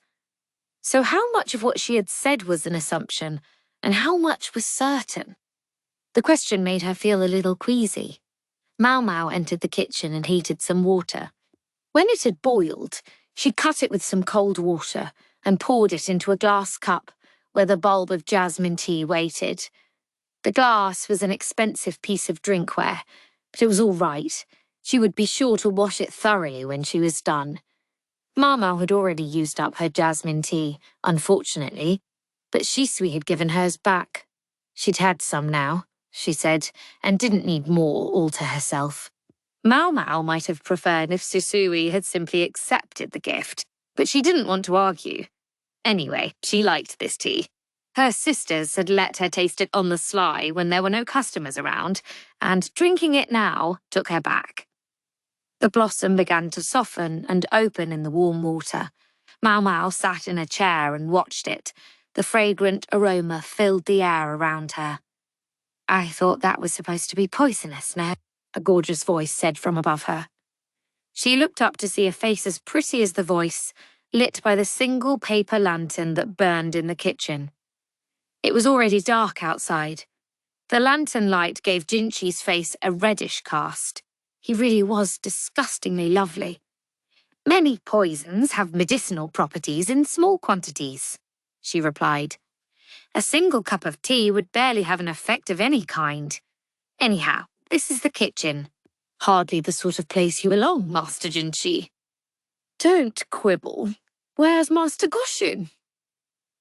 "I sent him to deliver a message." The eunuch's august status didn't stop Maomao from pursing her lips at him. She held up the tea, the jasmine blossom now fully open, to the lamplight and inspected it. Then she took a sip, enjoying the way the flower bobbed in the water. She knew it was rude not to offer Jinchi any tea, but it was after hours. Time for him to go home. "Besides," Maomao added, "I'm not pregnant." "True enough." For some reason, Jinchi glanced away from her as he spoke. He was sitting diagonally across from her. When had he seated himself? "Not going to give me any tea?" he asked, eyeing the glass cup and the flower. "What kind of tea would you like, sir?" Maomao stood, grumbling silently about what a headache Jinchi could be. There was a shelf stocked with provisions for when visitors came, though. Maybe he'd like a nice, simple white tea. Jinchi continued studying her glass. "I'd like to try some of this." "I'm afraid that's the last of it." She poured the first steep into her glass.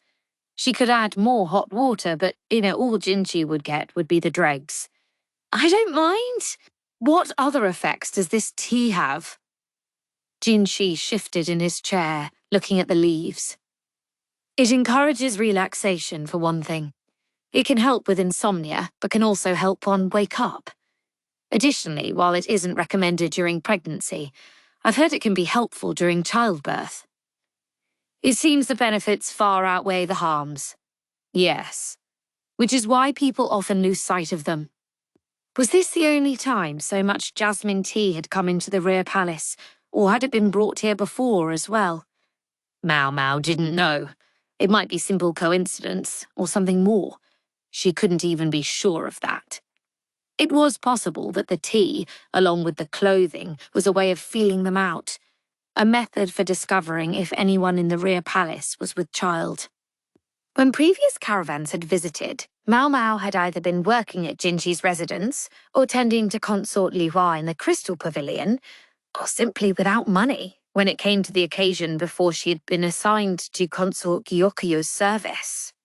In other words, for lack of opportunity or lack of means, she had always been entirely uninterested in the visiting merchants. Even now, if it hadn't been for the sudden perfume oil fad, Maomao would likely not have noticed anything. Individually, everything the caravan brought appeared to be excellent luxury goods, after all. "Will white tea do?" Jinchi looked a bit put out and said nothing, but it wasn't her fault. They didn't have what they didn't have. Maomao set the kettle on the fire again and put some leaves in a small teapot. She took the kettle off before it boiled, figuring warm water would be enough, then poured it into the teapot slowly, letting the leaves steep. From there, she poured the tea into a teacup and placed it in front of Jinchi. He took it, still looking annoyed. Maomao, meanwhile, made a show of picking up her glass of jasmine tea. "There's another condition this tea can help with," she said. "What's that?" "Impotence, particularly in men." Jinchi fixed her with a thoroughly unamused look. "Oops, she thought. Her sarcasm had worked a little too well. She bustled over to the shelf to get some snacks in hopes of repairing his mood, feeling a droplet of cold sweat run down her back. Behind her, she heard him sipping tea. Then he said, "This isn't really for me. I'm going home." And just like that, he left. "Now I've done it," she thought, scowling to herself. When she went to get his teacup, though, she discovered it was untouched. Instead, her jasmine tea, from which she'd taken only a single sip, was half empty. She drank every drop of the white tea, furious. Chapter 5. Corpse Fungus, Part 1. Maomao was now teaching Xiaolan to read and write at the laundry area on an almost daily basis. Evidently, Xiaolan wasn't the only maid who wanted to improve her literacy, for more and more of the women could be seen taking peeks at the characters scratched in the dust and trying to imitate them. More and more, though, really only meant about 5 people, including Xiaolan. The rest were still perfectly happy to pass the time gossiping, as they always had. The unfortunate thing about Xiaolan's studious turn was that Maomao heard fewer of the palace rumours. Thus, the first she learned of this particular tale was from the quack doctor. One of the palace women disappeared. That's what they say. A terrible turn of events, the quack said, stroking his measly beard. Maomao sipped some nondescript tea as she listened. Her term of service was nearly up, and she'd even saved a passable dowry, so she was supposed to get married and leave the rear palace. I wonder whatever could have happened to her. The rumour held that the woman had met a civil official at one of the garden parties the year before last, and that they had been communicating by letter ever since. It was the old send him a hair stick routine. Capable women, even if they didn't serve one of the upper consorts, might be permitted excursions outside the rear palace to help with specific tasks. For such a distinguished person to simply disappear was quite strange. "Not to say that it never happens," the quack mumbled. In those words, Maomao felt as if she might brush up against the darkness within the rear palace, and she didn't like it. A garden with 2,000 women must have its shadows. On occasion, women had even killed themselves because of trouble with colleagues in the palace, although Maomao had never personally known anyone who had done so. Other times, a woman's family might find it congenial that she should leave palace service, and she would vanish with no warning and without so much as a word of farewell. There was a tacit understanding that such disappearances would not be investigated too closely. In this case, though, because the woman had been supposed to get married, strange speculations began swirling. Supposedly the girl was bought by the matron of the serving women herself, though, so no one wanted to pry too much, the doctor said, as he bit into a rice cracker. "Gracious," Maomao replied. "She just tried to carry on with her usual work." The story had nothing to do with her. At least, she hadn't thought so. When Maomao got back to the Jade Pavilion, she found some very elegant nobles out in the courtyard, where some furniture had been moved to create a tea party that simply oozed high society. On one side of the table sat Gyokuyo. Her belly had swollen substantially by now, but she strategically used the surrounding shrubbery to de-emphasize the bulge when she could. She was also wearing clothing that hid the exact shape of her body. It would prevent people from knowing she was pregnant at a glance. Hongniang stood beside her lady, looking tense. Gyokyo's staying inside forever was yet another thing that would raise suspicions, so she was letting herself be seen here. Even so, anyone who was going to figure it out would have done so long ago, Maomao thought. The question was whether anyone meant good or ill. When she saw Maomao was back, Gyokyu suggested moving inside. She stood, and Hongniang walked alongside her to conceal the consort's profile. She knew just which angle her lady would be most obvious from. Jinshi slipped a glance at Maomao. Something must be up, she thought, and followed them into the pavilion's reception area. Pardon me very much, she said as she entered. Consort Gyokuyo was looking at her with her usual fidgety excitement, while Hung Yang could hardly conceal how tired she was. As for the one who had summoned Maomao, he was sitting in a chair coolly sipping some tea. Gaoshan stood beside him, looking indignant. You called? Maomao looked back and forth between Gyokuyo and Jinshi. Yes. I believe he has some business with you. Gyokuyo gestured at Jinshi with an open palm. This was how it always started. I do, and if you don't mind, we'll find somewhere for a quiet chat. Oh, you needn't trouble yourself. You can talk right here, the red-haired consort said, clearly a bit peeved. I'm afraid we very much cannot. It wouldn't do for me to stay here too long, and besides, the princess seems to be about ready for a nap. A crying child could be heard from outside. It was almost time for Lingley's afternoon nap, but before she went to sleep, she always had some of her mother's milk. They would have to think about weaning her soon, but it would take some time yet. Gyokyo adopted an almost girlish expression. The consort was pregnant with her second child, but she was still a young woman, just 20 years old. The exotic blood in her veins gave her a rather adult appearance, enhanced by her no-nonsense personality.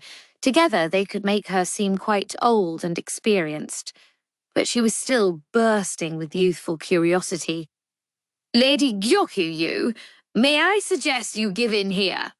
Hongyang, ever prepared to make sure work was getting done, opened the door of the room.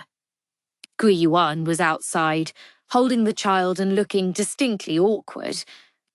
Hongliang took Lingli and held her out to Gyokyu. The princess reached for the consort's collar. Gyokyu's face was still stormy, but she could hardly leave her dear, sweet child to starve, and she finally allowed Maomao and Jinshi to show themselves out of the room. The two of them left the Jade Pavilion and worked their way, as so often, to the office of the matron of the serving women. The man needs his own damn room, Maomao thought. She had an idea. Maybe they could renovate the spare storeroom in the medical office. Then the quack doctor would naturally feel obliged to bring them tea when they visited, at least. Maomao could relax, and the matron could stop being constantly interrupted. It was effectively 3 birds with 1 stone. The matron's room was large but unadorned, without much to hold the interest. And since they had chased everyone else out, there was no one to bring them tea either. At Gaoshan's urging, Maomao seated herself in one of the simple chairs. What is it you need, sir? She asked. I think you know that His Majesty has lately been distributing fiction novels to the consorts. Jinchi was simply assuming she knew about them, which, of course, she did, so she nodded. Yes, sir. My understanding is that after the consorts have read them, they're to allow their ladies-in-waiting to read them, and then the ladies below those. Some copies are making the rounds as well. It's even inspired some women to learn to read. Jinshi smiled a bit at that. Maomao could see she'd been right. He had planned this all along. Gaoshan passed Jinshi a scroll, which he unrolled on the table. What's this? Maomao asked. My goal, although we're still in the early stages. In the long run, this is what I'd like to create. The scroll showed a plan of the rear palace. In the open space that was currently the plaza, however, there were several buildings. In the marketplace, I believe what I have in mind might be called an Institute of Practical Studies. In other words, a school. Maomao's eyes widened in appreciation. She'd suspected he was probably already thinking along such lines, but she was impressed at how quickly he moved.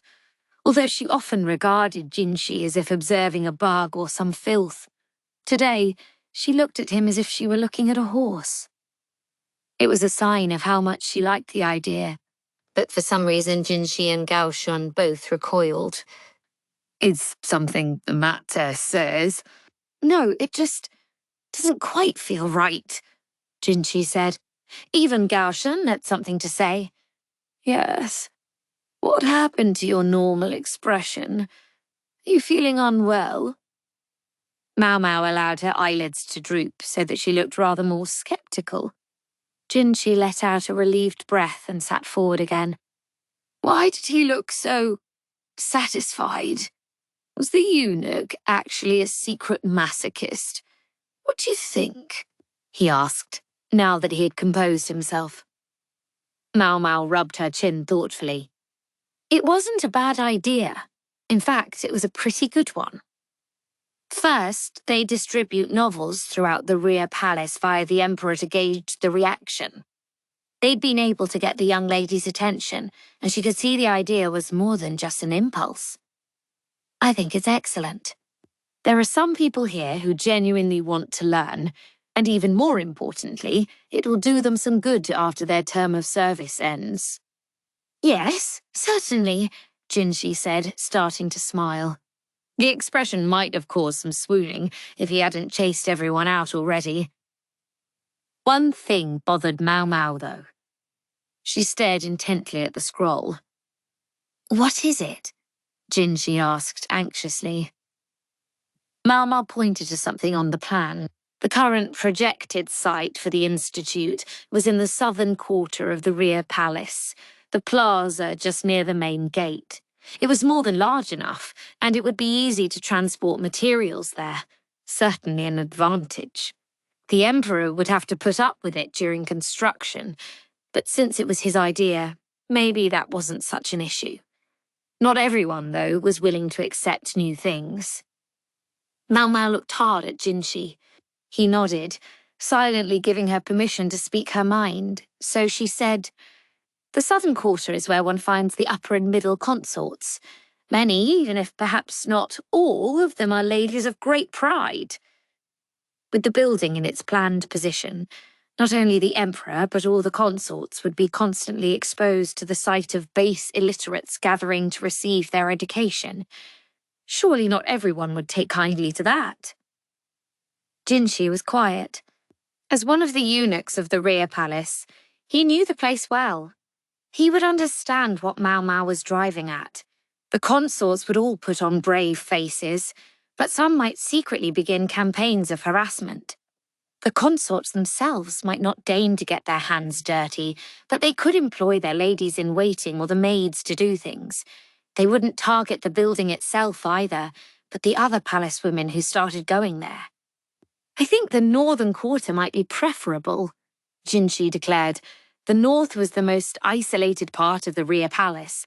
Very few consorts went there on purpose. Yes, sir. And I dare say there's no need to build an entirely new facility there. You could simply renovate one of the many abandoned structures already available. Frankly, Maomao thought, it would be a waste of resources to build something new. No matter how much pull Jinshi might have, he could be expected to smash the lovely nose off his face if it would save money. Maomao wasn't done offering ideas, though. One other thing, sir, she said. I might suggest that rather than openly building the place as a school, it be presented as professional training for those who aspire to better positions.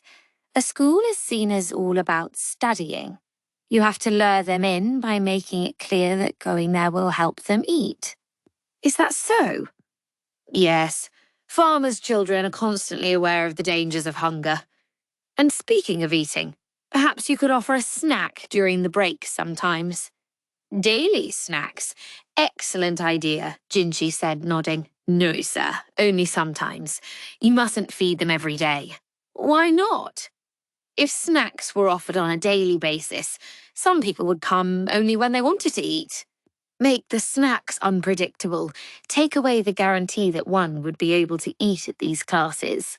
And people would come every day to make sure they didn't miss a meal. You really think so?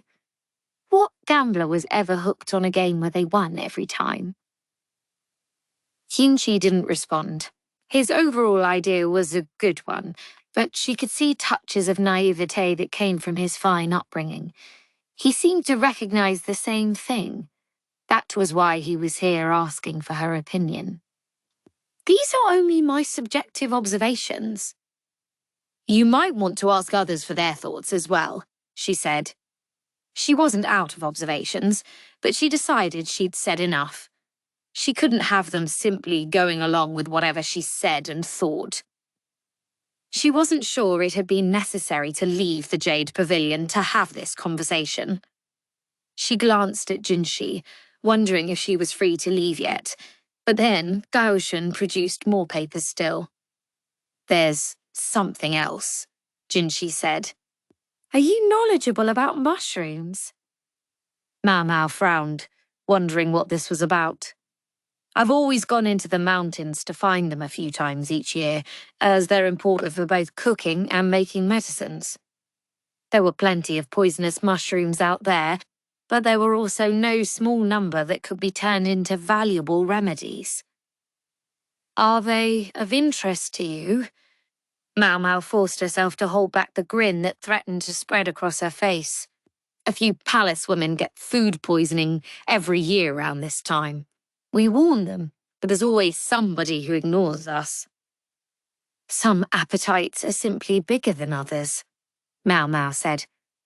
No one was going to starve in the rear palace, but there were some who found the meals provided to be insufficient. The only ones who could expect a snack during the day were the attendants of the consorts, or else those with whom someone deigned to share a treat. Why, last year, someone even supposedly had some mushrooms in the medical office with the doctor himself. Maomao didn't say anything to that. And fruit seems to go missing from the orchards on a startlingly regular basis. All that. Privately, she wanted to object that those mushrooms hadn't been poisonous, but in fact quite delicious. As for the fruit, she just helped to make space so the remaining fruit could ripen better. At least that was her excuse. "Thus, what I want is to preempt any wayward palace women. I want to get rid of the mushrooms before anyone can accidentally eat them. As we do so, I want you to tell me exactly what kind of poison each one contains. You'll be exempt from your duties at the Jade Pavilion, except for food tasting." Maomao nodded, but she was thinking this was all a little strange. So far, they hadn't said anything that couldn't have been discussed in front of Consort Gyokuyu. If anything, it would have been convenient for her to get the full story about the mushroom inspections. "There's still something he's not telling me," Maomao thought, but she wasn't so oblivious as to say it out loud. In fact, she was perfectly happy with Jinshi's request. The job would be nothing if not interesting. She said only, "Very well, sir," the smallest of smiles on her lips. There were plenty of places mushrooms might grow in the rear palace. It was often called a garden of women, but plenty of actual plants grew there too, including plots of carefully tended flowers and trees, fruit orchards, and pine groves. The humidity of the warm season would soon mean mushrooms everywhere. One of the trickiest things about mushrooms was that edible and poisonous ones often looked much alike. Oyster mushrooms and moonlight mushrooms, for example, were easily confused, and there have been cases of food poisoning in the pleasure district when customers had unintentionally given the wrong one as a gift. Some places were more congenial to mushrooms than others. Oyster mushrooms would grow virtually anywhere, but moonlight mushrooms were more common in the mountains. Maomao doubted they would find any of those in the rear palace. If they were going to conduct a mushroom hunt, Maomao figured they could ignore places frequented by the gardeners. That included anywhere the Emperor was apt to come for flower viewing. Most such places were in the southern quarter, which was where the upper and middle consorts had their residences, and was thus packed with proud ladies. Those areas would be kept free of mushrooms. So, where should we start? Maomao thought, looking at the plans Jinshi had provided, her feet barely touching the ground. "Welcome back," Yinghua said, sounding a bit unsure of herself. "Thanks, good to be back." "Hey, you can't go in there like that," Yinghua said, brushing Maomao's head and clothes gently. She had leaves in her hair and twigs stuck in her robes. Must have been that tree she'd climbed. "I don't know what they've got you doing out there, but I wish you'd stop coming back such a wreck." Such a wreck, Maomao thought. Yinghua certainly told it like it was. Maomao nodded, though. She had to respect that they were trying to keep things sanitary, given that there was a small child and a pregnant woman around. She went for a quick change of clothes and dusted herself off. It had been a very fulfilling day for Maomao. She'd gathered an entire basket full of mushrooms, including quite a few medicinal ones. She'd told the quack they were poisonous. She figured that would keep even him from eating them. Granted, he'd hardly looked able to restrain himself even so, but she would just have to trust him. Maomao the cat proved wiser than the quack. She hadn't even spared the mushrooms a glance. Having found a bounty of unusual fungus, though, Maomao the human was feeling quite satisfied. Maomao, you kind of, smell like something, Yinghua said. Do I? Now that she thought about it, her nose had stung a bit when she was out collecting mushrooms. Maybe it was from all the running around, or maybe it was from that place Shisui had told her about. There had been lots of mushrooms there. The overflowing wastewater seemed to make good fertilizer. Lady Gyokuyo will be having dinner. Once you're changed, will you be able to… Ah, yes, the day wasn't over yet, Maomao realised. It seemed a little earlier than usual for dinner, but it wouldn't do for the food taster to be late. I'll be right there, she said, and shuffled quickly back to her room. When she arrived at Consort Gyokuyo's quarters, the woman was tying a black string around her wrist. That was typical practice in the rear palace when someone of noble status had passed on, but this string was less elaborate than the ones that had been used when the crown prince had died. Gyokuyo was dressed as she always was. Instead, it was Hongliang who wore plainer clothes than usual. I'm sorry. I guess I'm a little early, Consort Gyokuyo said. It's quite all right, milady. Hongliang must have seen the implicit question on Maomao's face, because she said, I have to go out after dinner today. I'm sorry, but I'll need you to come with me. Yes, ma'am. She understood perfectly well why Hongliang was dressed so somberly. Hongliang gave Maomao a black band as well. They were on their way to a funeral, she surmised. Such things were ordinarily considered unfit for the rear palace, in which the Son of Heaven might be born, but they simply called it something else and did it anyway. From the fact that Hongliang was attending in Gyokyo's place, Maomao suspected it was one of the middle or lower-ranked consorts who had died. You can wear the clothes you have on, but take off that hair tie, Hongliang instructed. Maomao nodded and took the first dish to taste it for poison. Hongliang brought Maomao to a ritual site in the northern quarter. In a country that loved ceremonies and observances as much as this one, even the rear palace had a small place to host them. This one normally went unadorned, but the eunuchs had clearly exerted themselves to get it ready for this funeral in short order. About once a year, Gyokuyu was expected to serve as the officiant at a ritual. But so far, the role hadn't come to her during Maomao's time in her service. Such offices were usually the province of men, but in the special circumstances of the rear palace, women could take the job. The duty passed from one upper consort to the next in sequence. The funeral attendees formed two lines in front of the altar, where they were offering flowers passed out by women who appeared to be ladies-in-waiting to the late consort. Maomao stood behind Hongliang and accepted a flower from one of the ladies. It didn't smell the way such blossoms normally did, though. Perhaps another unique facet of the rear palace? Maomao noticed that the hand of the woman who had given her the flower was red. Is that a rash? The hand was noticeably swollen. Maomao glanced at her own left arm. One of the scars there resembled the woman's swelling. These thoughts were still running through Maomao's head as she approached the altar to offer her flower. There was a large coffin draped in a white cloth. Maybe she would be moved later. Through the cloth, Maomao could just make out a human silhouette inside. According to Hongliang, the deceased consort was the daughter of a high official, a woman of notable status among the middle consorts, but Maomao guessed from Hongliang's tone that the woman hadn't been very likable. About a year before, Her health had started to fail. She'd shut herself up in her room, but hadn't gone back to her family home. The Emperor never visited her. She could certainly have gone home if she'd wanted to, Hongyang had remarked with an acerbic touch in her voice. Then, just when the consort was weakest, the weather had turned warm and she'd gotten a bout of food poisoning. It was unusual for the normally disciplined Hongyang to tear into a dead person like that. When the two of them had gotten out of the flower line, Maomao said quietly, "Did she do something?" It was an offhanded question. She didn't necessarily expect Hongyang to tell her. It was more than a lady-in-waiting needed to know. To her surprise, though, Hongyang whispered back, "You remember someone once attempted to poison Lady Gyokyo. Never found the culprit, but..."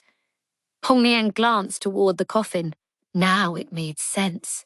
Hongyang was intensely loyal. Of course she would resent anyone she suspected of trying to harm her mistress. She might even be secretly relieved the woman was dead. Wait.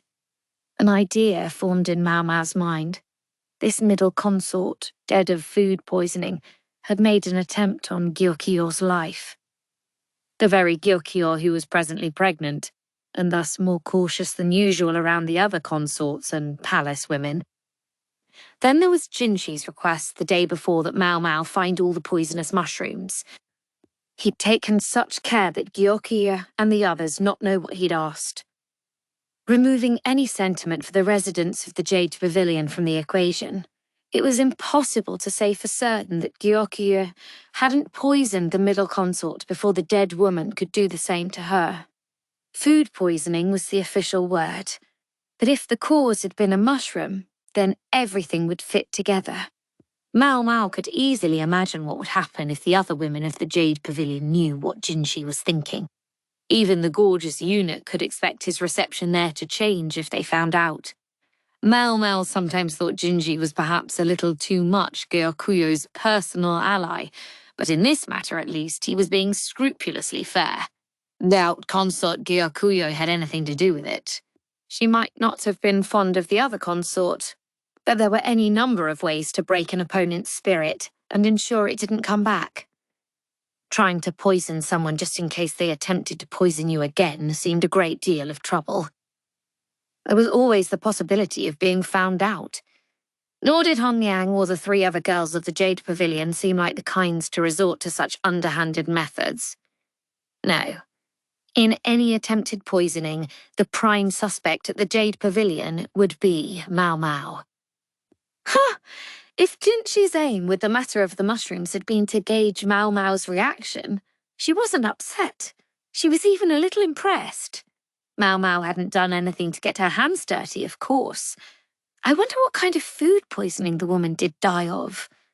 Maomao would be very pleased to find out, but she sighed, knowing it would be difficult.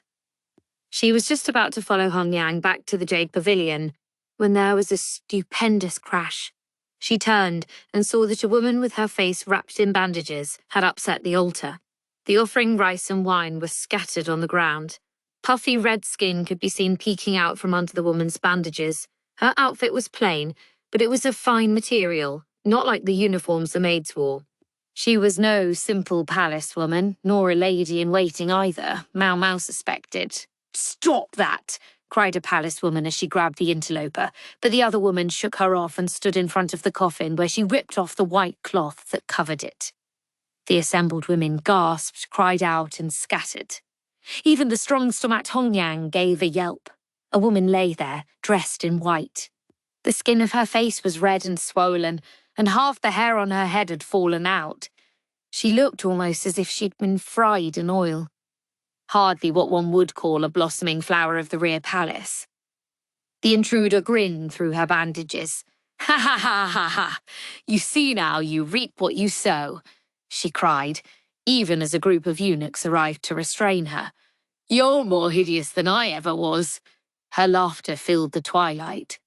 Maomao studied them both, the dead body and what she could see of the other woman's face through her bandages. The wounds, almost like burns, looked familiar to her.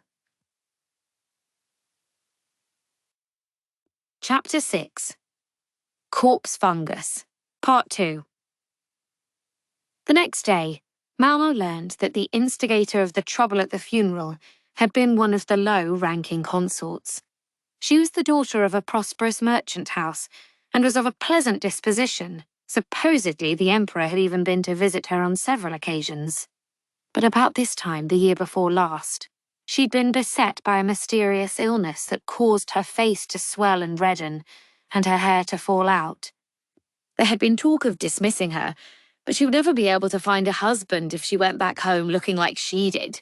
Instead, she remained a lower consort, drawing her salary in what had to be considered a show of the emperor's goodwill. The real question was, what had driven this consort to show up spitting and cursing at the dead woman's funeral?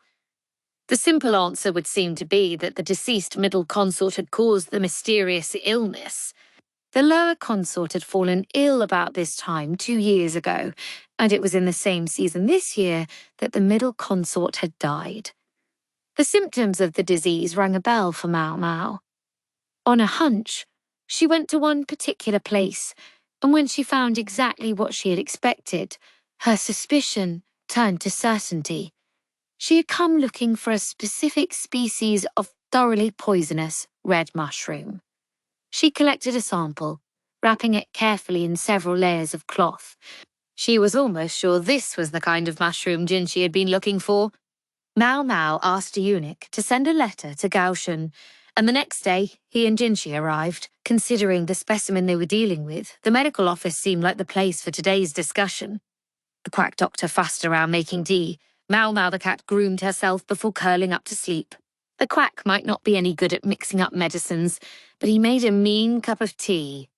It didn't seem like the best idea to have someone smiling and setting out snacks while you were handling a poisonous mushroom, though, so Maomao politely turned down his hospitality. He shuffled away, his moustache drooping. She felt bad, but what else was she supposed to do? She noticed him sneaking little peeks at them. He looked sort of lonely, so she made sure to close the door tight. As she did so, the doctor's look turned to one of genuine sadness, but she paid him no mind. Wrap this around your hands, Master Jinshi, and this is for your mouth. Maomao handed him and Gaoshan some squares of cloth. Then she took her own advice and covered her mouth and hands. She really would have liked to have proper gloves available, but she hadn't been able to find anything thick enough on short notice. Jinshi and Gaoshan looked a bit doubtful, but they covered themselves up just like Maomao. She produced a wooden box. "Is that it?" Jinshi asked, his voice muffled by the cloth. "Yes, sir. A very poisonous mushroom." Maomao opened the lid and pulled back several layers of cloth to reveal a mushroom that did indeed look very dangerous. It looked like a red swollen finger. It could hardly have been clearer that this was not something you were supposed to put in your mouth. This mushroom grew near withered broadleaf trees, and even a single bite of it could be lethal. In fact, to make it even more dangerous, simply touching it could be enough to poison a person. I found it in a grove in the northern quarter. Unlike the southern part of the rear palace, the emperor rarely visited the northern area. As such, evocative and beautiful vistas were less important, and parts of the land were allowed to go to waste while buildings stood empty. Even this grove, which had once been a distinguished piece of landscaping, had been neglected until now it was in a terrible state. Apparently, though, it was a state these mushrooms preferred, for they had begun to appear there. It could only be called bad luck. Maomao had searched over much of the rear palace, but she was only one woman and could hardly canvass the entire place. If she'd noticed these mushrooms, she certainly would have at least alerted Jinshi. They were just that dangerous. They were also relatively rare, which was why it hadn't occurred to her that they might be growing here until the recent incident. If missing them had been bad luck, the fact that she had found them now was good luck. "These mushrooms can cause your hand to swell just by touching them," she said. "And don't get them anywhere near your face. Otherwise you'll end up like this," she added, rolling her sleeve back from her left arm. She undid the wrapping slightly, revealing her wrist. It was swollen an angry red and bore a welt that would probably never disappear. Indeed, it looked very much like the lower consort's face, and like the scar on the arm of the lady-in-waiting who had given Maomao her flower. I only brushed against one gently out of personal interest, and this is what happened, Maomao said. She'd simply been testing it, as she did so many poisons she encountered. Several times each year, she and her old man would go into the mountains to collect medicinal herbs, and it was on one such occasion that she had found one of these mushrooms. Touching it had turned out to be a poor choice. Even her slight brush had caused her skin to swell up and turn an angry red colour. When her old man had seen it, he'd immediately doused her wrist under running water, but the swelling wouldn't go away. I noticed you always kept that arm bandaged. It was because there are scars under there. Jinshi was looking at Maomao closely, his face somewhat stiff. Come to think of it, she'd never shown the eunuch her scars before. Not to worry, sir. I give myself these scars in the ordinary course of my experiments. She rewrapped the bandage and tucked the cockscomb-like mushroom back in its box. She would have to dispose of it properly later. What experiments? Just things of personal interest. Interests? What interests? The blood had drained from Jinshi's face, but as for Maomao, she wanted to hurry up and finish this conversation. Pretending she hadn't heard him, she said, "The body in the coffin had a swollen face, and her hair had fallen out. I suspect she was suffering from the effects of this mushroom. Wasn't that what you wanted to know about, Master Jinshi?" Perceptive as ever. It was not Jinshi but Gaoshan who spoke, a strained smile on his face. Maybe they hadn't wanted anyone else to know that the middle consort's cause of death had been a poisonous mushroom. That, however, struck Maomao as most unnatural. "Could you explain the situation to me in more detail?" she asked. Maybe it would be better for her not to know, but not knowing would be even worse. Jinshi's shapely eyebrows creased, and he stole a glance at Gaoshan. Gaoshan's face, though, remained impassive, and finally Jinshi sighed deeply. Consort Jin had been ill for nearly a year before her death. Her face and head were so badly swollen she could barely talk. Jinshi visited the middle consorts about once a month, including the sick woman Jin. Whenever he went to see her, he said he'd found her lying in her sleeping chamber, looking agonized.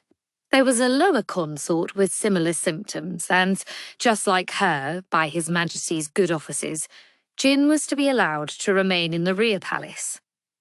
A variety of rumours circulated about Jin, but she was the daughter of a high official, and there was no telling what might happen if she came back to him looking like she did.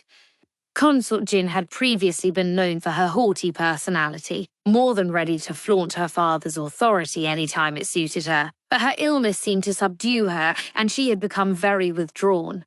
Maomao thought. Jinshi, she realised, must be a very diligent person. From Consort Gyokuyo to the lower consort at the funeral, he had to pay the utmost attention to these women. Consort Jin, it seemed, had used the poisonous mushroom against the lower consort and had then attempted to use it on someone else, but had mistakenly touched it herself, ultimately leaving her disfigured and with no hope of attention from the Emperor.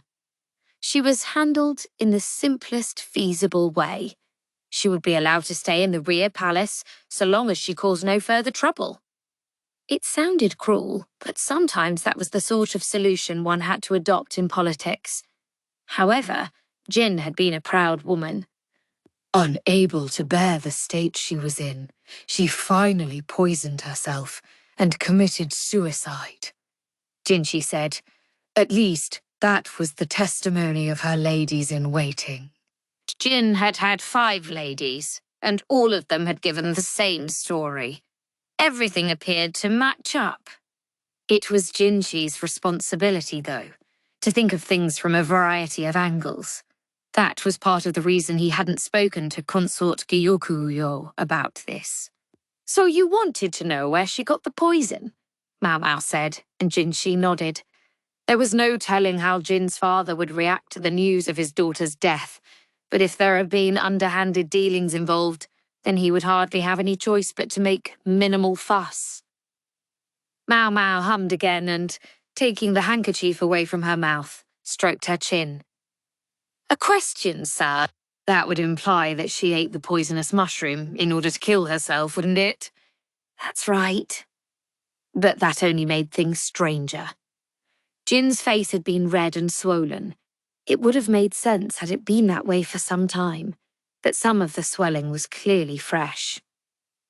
It's true that this mushroom causes swelling upon physical contact, Maomao said. But I would expect eating it to produce swelling of the tongue and inside of the mouth. I didn't know it could cause inflammation of the face as well. Really? Yes, sir. This mushroom causes stomach pain and vomiting and can even induce paralysis. However, considering the extent of the deceased woman's swelling, the only conclusion I can reach is that the mushroom was rubbed directly on her face. That was when something else occurred to Maomao. The hand of the dead woman, as she lay there in the coffin, wasn't swollen at all. If she'd been so desperate to die that she had rubbed the mushroom all over her own face, she surely wouldn't have taken the trouble, as Maomao had done here, to protect her hands. Maomao stroked her chin again, grunting to herself.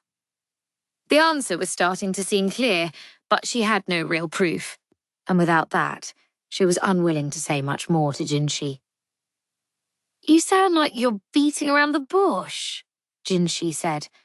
He was staring at her as she thought. His face was very close to hers. There was hardly an inch between their foreheads. If you have something in mind, then just say it. Maomao didn't find it that easy to simply spit out what she was thinking, though. Instead, she looked at the ground and said, Do you have time a few days from now? Also, if possible, I'd like to borrow a few strong eunuchs, men with sturdy stomachs and tight lips. Jinshi looked perplexed by this request, but nonetheless said, Very well. If that's what it takes to get to the bottom of this, they're yours. I can't make any promises. It doesn't matter. Do it. The command in his voice was unmistakable. Good. It's better that way. Maomao was just a minor palace woman. Things were so much easier when he treated her as such. Understood, sir, she said with a bow of her head. Maomao spent the next 3 days searching, based on her study of the plan of the Imperial Palace. Starting from the area around Consort Jin's residence, she searched high and low for one particular thing. The quest left her muddy and gross, so that she provoked a chorus of screams from the other ladies in waiting each time she came back to the Jade Pavilion. Finally, she took to keeping a change of clothes at the medical office. And then, a story made its way to her from the quack and from the gossipy girls at the laundry area. Something related to a rumour that had gone around some days before. Even with this new information in mind, Maomao couldn't be sure. But it made far more sense to her than the testimony of Consort Jin's women did. The day after she'd finished her preparations, 3 eunuchs came to meet Maomao, Gaoshan among them. She'd asked for strong men, and she had to admit he fit the bill. Jinshi had other business to attend to and hadn't come. Maomao knew that as lackadaisical as he looked, he actually kept quite busy. She sometimes reflected that being too good at looking carefree could have its own drawbacks. Thank you all for coming. Maomao bowed her head, then handed a shovel to each of the men. 2 of them looked at her in mild confusion, but as Gaoshan didn't say anything, they refrained from asking questions. Maomao was impressed. Someone had found men who knew how to play along. With that, she started for the grove in the northern quarter. Not the one in which she'd found the notorious poisonous mushroom, but another neglected corner piled with fallen leaves. The breeze carried an odour that made her nose prickle. Maomao pointed to one particular place in the grove, where mushrooms could be seen dotting the ground among the leaves. Would you be so kind as to dig here? She'd circled 3 places on the map of the Rear Palace. She'd come here first because she thought it had the highest chance of containing what she was looking for. The eunuchs cleared away the fallen leaves with their shovels, then began digging into the earth. Soil was moist and soft and gave way easily. Maomao felt like she ought to help, but Gaoshan had declined her offer in light of the injury to her leg, and she had decided to let him win that argument. Incidentally, this time the leg was finally healing properly. Abruptly, one of the eunuchs grimaced and covered his nose. Everyone else promptly followed suit. The upturned earth gave off an offensive, ripe smell that assaulted their nostrils. It was far stronger than the whiff they'd caught on the breeze earlier. Gaoshan's eyes started to water. He could see some kind of cloth in the hole. "So this is why you asked for men with strong stomachs." He stuck his shovel in the ground, his brow more furrowed than usual. He gave the soil a good kick, turning it over with his shoe. "It is, and I see he made good choices," Maomao thought. One of the eunuchs was expressionless, the other smiling grimly as they regarded what emerged from the ground. Maomao was glad there was no one else present.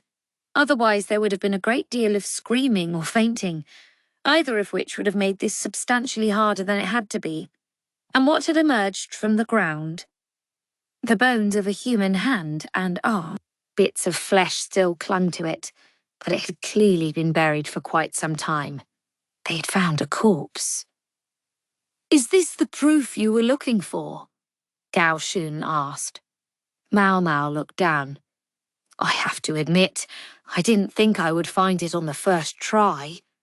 Hence why she'd marked 2 other possible spots." Feeling strangely queasy, Maomao watched the men exhume the body. Maomao didn't have to explain who the corpse was. It was still wearing several lovely accessories, each of which carried the crest of one consort in particular, Consort Jin. She had already been dead a year ago. Gaoshan placed the body in a wooden box that would serve as a coffin, then turned to Maomao with a tired look. The other 2 eunuchs had been dismissed. Their part in this was over. No doubt they would be eager for a bath. Gaoshan assured her they wouldn't say anything, and she trusted him. "Consort Jin died a year ago," Maomao said.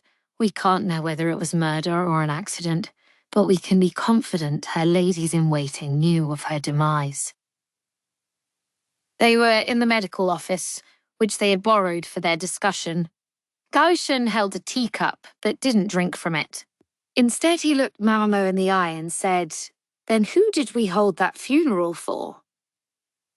There would have been someone else who knew about the consort's death. Someone besides the ladies-in-waiting. Maomao took a piece of paper from the folds of her robe. It was a drawing of a young woman, a sketch Maomao had produced after picking the brains of the women at the laundry area about the palace woman who had mysteriously vanished. Gaoshan studied it for a moment, then shook his head. "You've heard there was a palace woman who went missing?" Maomao said. "Yes, such vanished women frequently turned up dead by their own hands within a few days. It was impossible to escape this flower garden with its deep moat and high walls, and trying to do so meant death anyway. Say a consort's face were to be disfigured so badly that only her ladies-in-waiting would be likely to know who she was.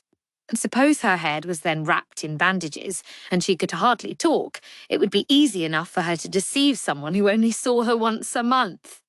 Even better for her if that person was neither able nor expected to stay in a consort's chambers very long."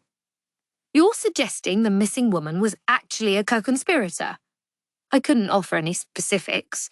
It simply seems like a reasonable deduction."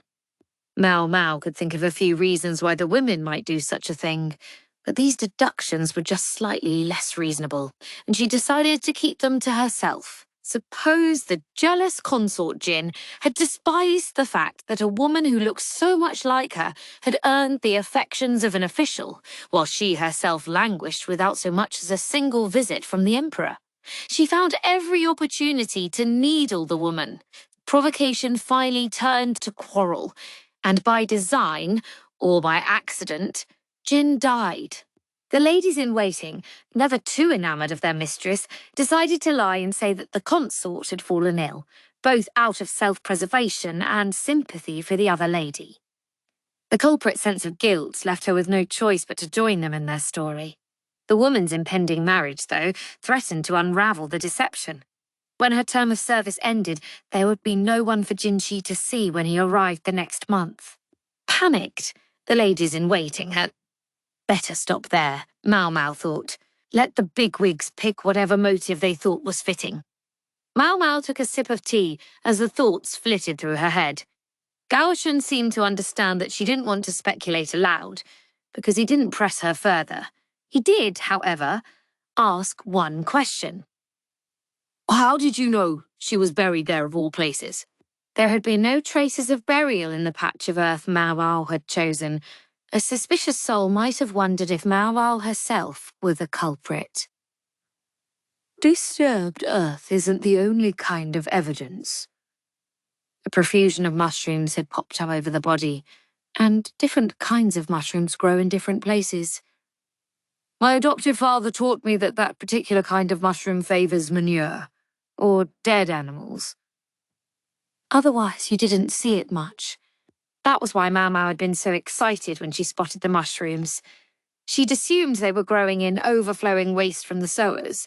Not that that wouldn't have been bad enough, but now she knew she'd been enjoying a little mushroom hunt right over a human corpse.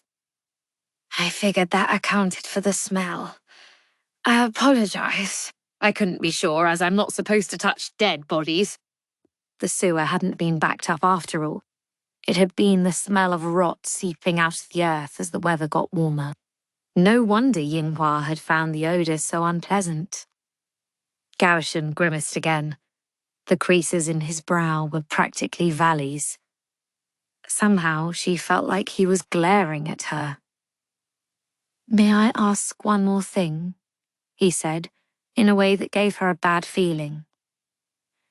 What do you plan to do with all the mushrooms you picked recently? This time it was Maomao's turn to fall silent. She shot a glance at her basket, bulging with mushrooms she'd intended to sort through later. You must understand, sir, there are a great many interesting specimens in there. Specimens of mushrooms that grow from corpses. No, I found nothing so caterpillar fungus-like as that. She wondered if there even was such a thing. If so, she'd certainly like to see it once in her life. She wondered what effects it might possibly have. Maomao's motivation was innocent curiosity, but so few people understood that. So few people, including the dedicated, fastidious Goshen. He had every last mushroom disposed of. The heartless monster.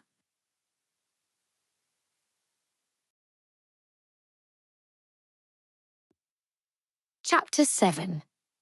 Mirrors. One hot afternoon, Maomao was told that a strange object from a foreign land had arrived in the Jade Pavilion and that she should come and see it.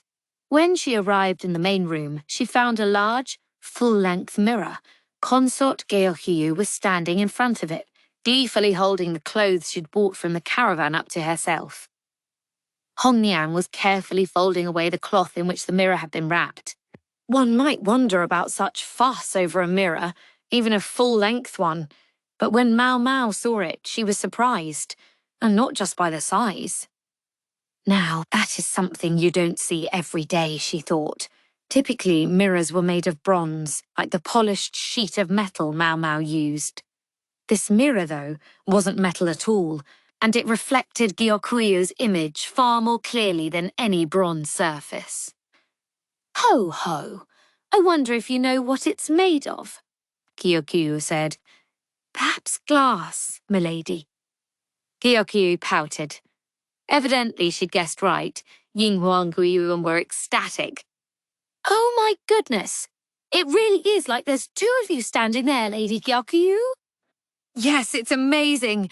We had a mirror once before, but Yinghua broke it. Oh, don't bring that up. Glass mirrors were unusual, but not unheard of. Making them was a difficult endeavour, though, and the only examples were those brought over from the West, so they were enormously expensive. A lady-in-waiting who broke one could well expect to lose her head. It was Yinghua's great good fortune that Consort Gyokyo was as kind-hearted as she was. Looking at the new treasure, Maomao began to understand the excitement. A bronze mirror inevitably muddied colours, but this mirror was different. The glass had been stretched long and thin, yet there were no imperfections in the surface. The reflection was perfect. Yinghua smirked when she saw Maomao staring intently into the mirror. So it's got even your interest, Maomao? Yes. How do you think they produce material like this? If we could figure it out, I bet we could sell them for a small fortune.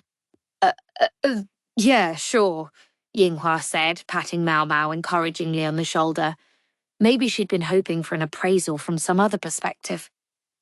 Was it a gift from His Majesty? Maomao asked. No, from the visiting embassy, Gyokyo said, passing the clothes to Gyuan and sitting down on her couch. Embassy, ma'am? Come to think of it, the doctor had mentioned something of the sort in passing. He'd said the recent caravan had been especially large, in part because it was laying the groundwork to welcome these visitors. That's right, they gave mirrors to the other consorts too. Yinghua sounded distinctly put out. Hongyang scolded her to speak more politely, but in her heart she must have felt the same way. In principle, Gyokuyo ranked exactly as highly as the other three upper consorts, so the diplomatic mission would be obliged to treat them all equally.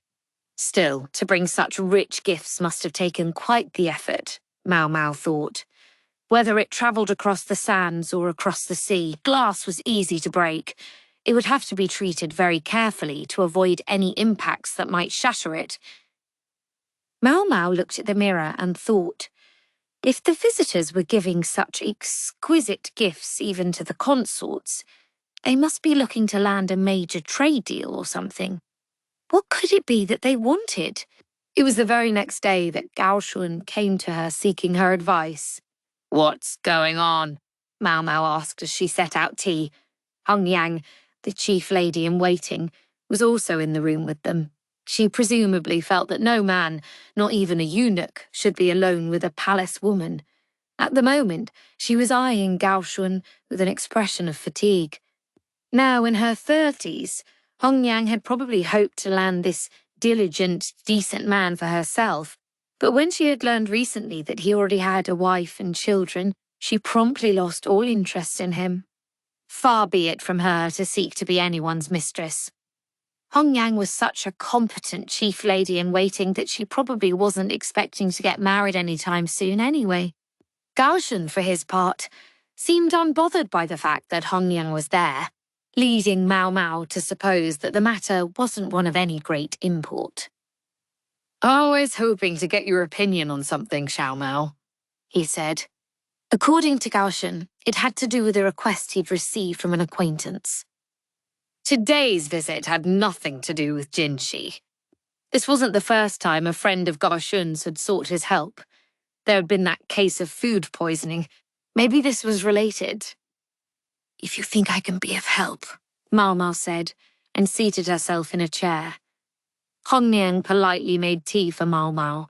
Her long service had given her a knack for making delicious tea, but she'd snapped at Maomao once for saying so. It seemed she disliked any comments that reminded her of her age, a fact Maomao had made a careful mental note of. Very well, Gaoshun said, and began. A certain distinguished household had 2 daughters. They were close in age and similar in appearance, and their parents doted on both of them, to the point of being overprotective. When the young women reached marriageable age, their parents categorically refused to let them leave the house alone. Instead, they were kept inside all day long, and even then there were always ladies in waiting to watch them. The ladies in waiting took pity on the young women. Perhaps the treatment seemed cruel to them, and frequently helped the girls sneak out of the house when their parents weren't looking. That couldn't last long, though, and when they were found out, guards were placed outside the girls' room as well. Perhaps that was what prompted the daughters, who had always been somewhat withdrawn, to spend all day, every day, at their preferred pastime of embroidery. They spoke with no man other than their father, and the male guards assigned to watch the room were never supposed to be closer than 50 meters from the girl's residence. At night, their father would lock the building to ensure they couldn't leave. After quite some time of this, something incredible happened. One of the girls, the younger sister, was found to be pregnant. Her father was incandescent. How could this be, he wanted to know, when she had never so much as touched a man? Her mother bewailed that this should have happened to her unmarried daughter. Only the other sister, the elder, took the girl's side. She said something almost as incredible as the event itself. One of the hermit immortals impregnated her. Her parents were again incensed. Her story was patently absurd. Yet they couldn't deny that the guards had performed their job impeccably. Meanwhile, the mother and father had dismissed all the former ladies-in-waiting who had helped the young women get out of the house, and replaced them with new ones who were prevented from contact with the young ladies as much as possible, so as not to develop sympathy for them. Her parents were at a loss, for it did indeed seem that only magic could have allowed anyone inside that building. That is indeed a strange story, Maomao said, sipping her tea. At Gaoshen's invitation, Hong Liang too had taken a seat and was dividing the snacks. She cut into a large mooncake that was filled with walnut paste.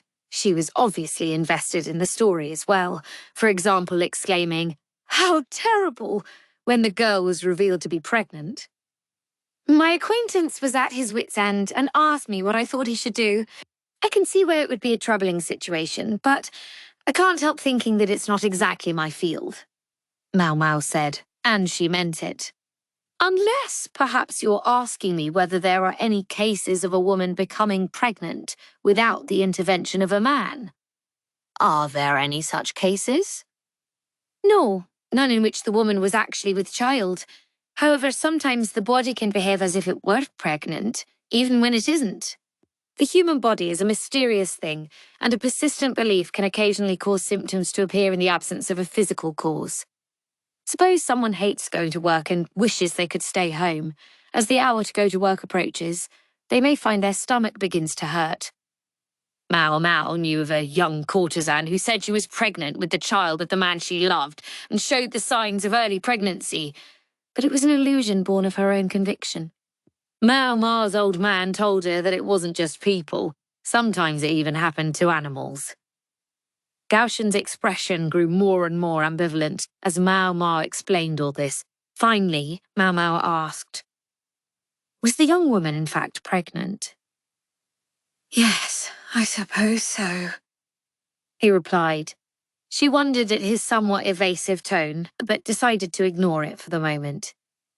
In that case, in what way were the women watched? If it was remotely possible the young woman could have escaped the guard's notice, the discussion could end there. Gaoshen took a piece of paper from the folds of his robes. It was a simple plan of the house that looked like he'd had it prepared specifically to show Maomao. The girl's annex was represented by a basic square connected to the main house by a covered gallery on the west side. To the north and east, a wall surrounded the mansion, while to the south there was a garden. What did they do when they had to use the bathroom? There were facilities in their building. Toilets were usually located well away from where anyone lived. Maomao could only smile bitterly to realize how desperate the parents must have been to prevent their daughters from leaving. If they were being guarded from outside, there must have been a window. Where was it? The building had only a single entrance, on the west side, but it had two windows, one on the east wall and one on the south. There were no other ways in or out. Gaoshen took out a portable writing set and drew a couple of circles to mark where the windows were. Were the guards stationed around here then? Maomao pointed to the main building. There were only so many places from which the windows of the sisters' building would have been visible. Most likely, the guards had been stationed at high vantage points so as to be able to see down into the separate structure. Gaoshen appeared to confirm her suspicion by adding two more marks, X's this time. He added, however, that the guard to the south was on the 3rd floor of the main building, while the one to the east was on the 1st floor.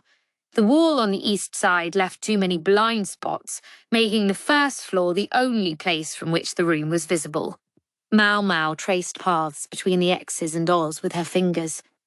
"The view from this window is quite limited," she remarked. "Yes, but the women often spent entire afternoons sitting by it doing embroidery." With no real opportunities for entertainment, they threw themselves into their hobby, and it was better to do it by the window rather than to have a light burning in the middle of the day. Easier for the guards, too. Maomao thought it over. She stole a glance at Gaoshan. He looked impassive, but she couldn't shake the sense that he was avoiding her eyes. This, she suspected, was related to a feature of the story that bothered her. The chief lady-in-waiting sitting with them seemed to have noticed it as well. "It's an odd choice of pastime, embroidery," Hongyang said. She, unlike Maomao, had been raised in high society. Yes, the family comes from a line of shepherds. Was it Maomao's imagination, or did Gaoshan not sound quite natural as he said this? It was like he was reciting from a prepared script. "I see," Hongyang said. "Among some minority groups, specific embroidery patterns could have special significance. In that case, it would be a less perplexing hobby. Even so, something still nagged at Maomao." She took another, closer look at the plan of the complex. It included the rooms of the house, and it appeared that the 2 windows of the annex, south and east, were in a single large room, in addition to which there were 2 bedrooms. "Was the separate building originally built to accommodate guests?" she asked. "Well deduced," Gaoshan replied. "And how many guards were there?" 2, he answered patiently.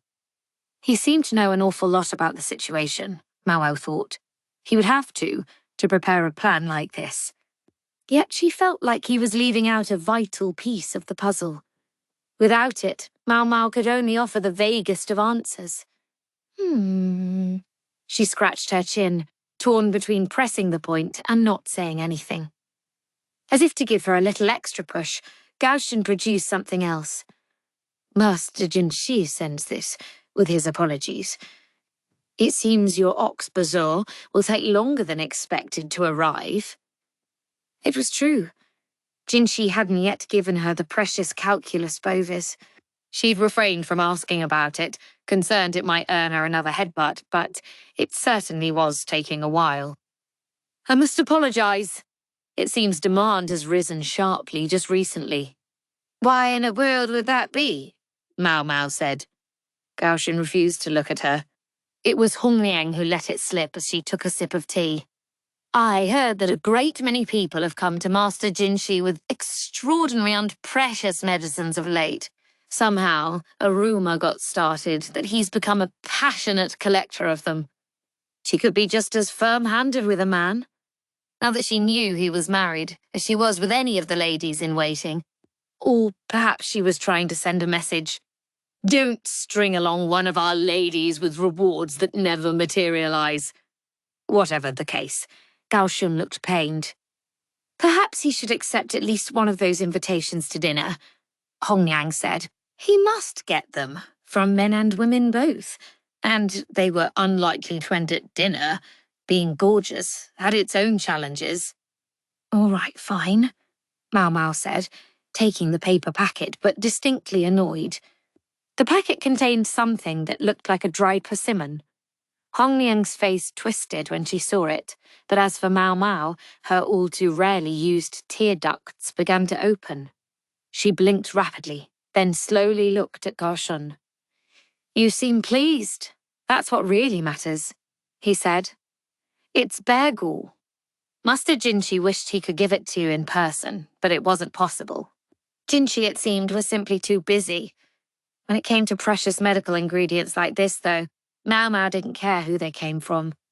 Bear gall was, as its name implied, the dried gallbladder of a bear. It had a bitter flavour but was highly valued for medication relating to the digestive tract. Seeing the way Maomao's face lit up, Gaoshan couldn't restrain a smile. The stiff, formal eunuch was starting to understand the way to Maomao's heart. "Did you notice anything unusual?" Gaoshan asked. When he asked her so directly, Maomao felt she had to say something. She tucked the paper packet carefully into the folds of her robe, then settled in her chair. "Please wait just a moment, sir," she said, then went to her room. When she came back, she placed a small brass plate on the table, along with 2 nuts. 2 dolls would have been better, but Maomao had never been interested in girlish things like that. She placed the nuts in front of the window on the plan. "A question," she said. "Were the young women always watched by the same people?" "Basically, yes." "And those people were always in the same places?" "That's right." "Then, would you happen to remember exactly what kind of embroidery the young women were doing?" "I'm told both of them stitched animals. Lions and rabbits, mostly." Still a bit surprised by Gaoshan's detailed knowledge of the situation, Maomao placed the brass plate, which she usually used as a mirror, by an eastern window. She moved one of the nuts and crouched so she could look directly at the metal. When she had the mirror in the right spot, she said to Gaoshan, "Try looking into the mirror from right here." He did as she said, kneeling to see into the mirror. What he should be seeing was the other nut. I suspect that from this position you couldn't see much more than the wall in a mirror. From up close it might be another matter, but from a distance you wouldn't know the difference. That, of course, assumes there was a large enough mirror in the annex and that the window hid any frame around such a mirror. Such a large mirror would be extremely valuable. And in order for anyone to take the things reflected in it as real, simple brass wouldn't cut it. As luck would have it, Maomao had recently seen just the kind of exquisite mirror that would be necessary. "You're saying that there was only one young woman in the room, and what the guard was seeing was her reflection in the mirror?" Maomao nodded. "If the 2 sisters looked enough alike, telling them apart from a distance would be difficult.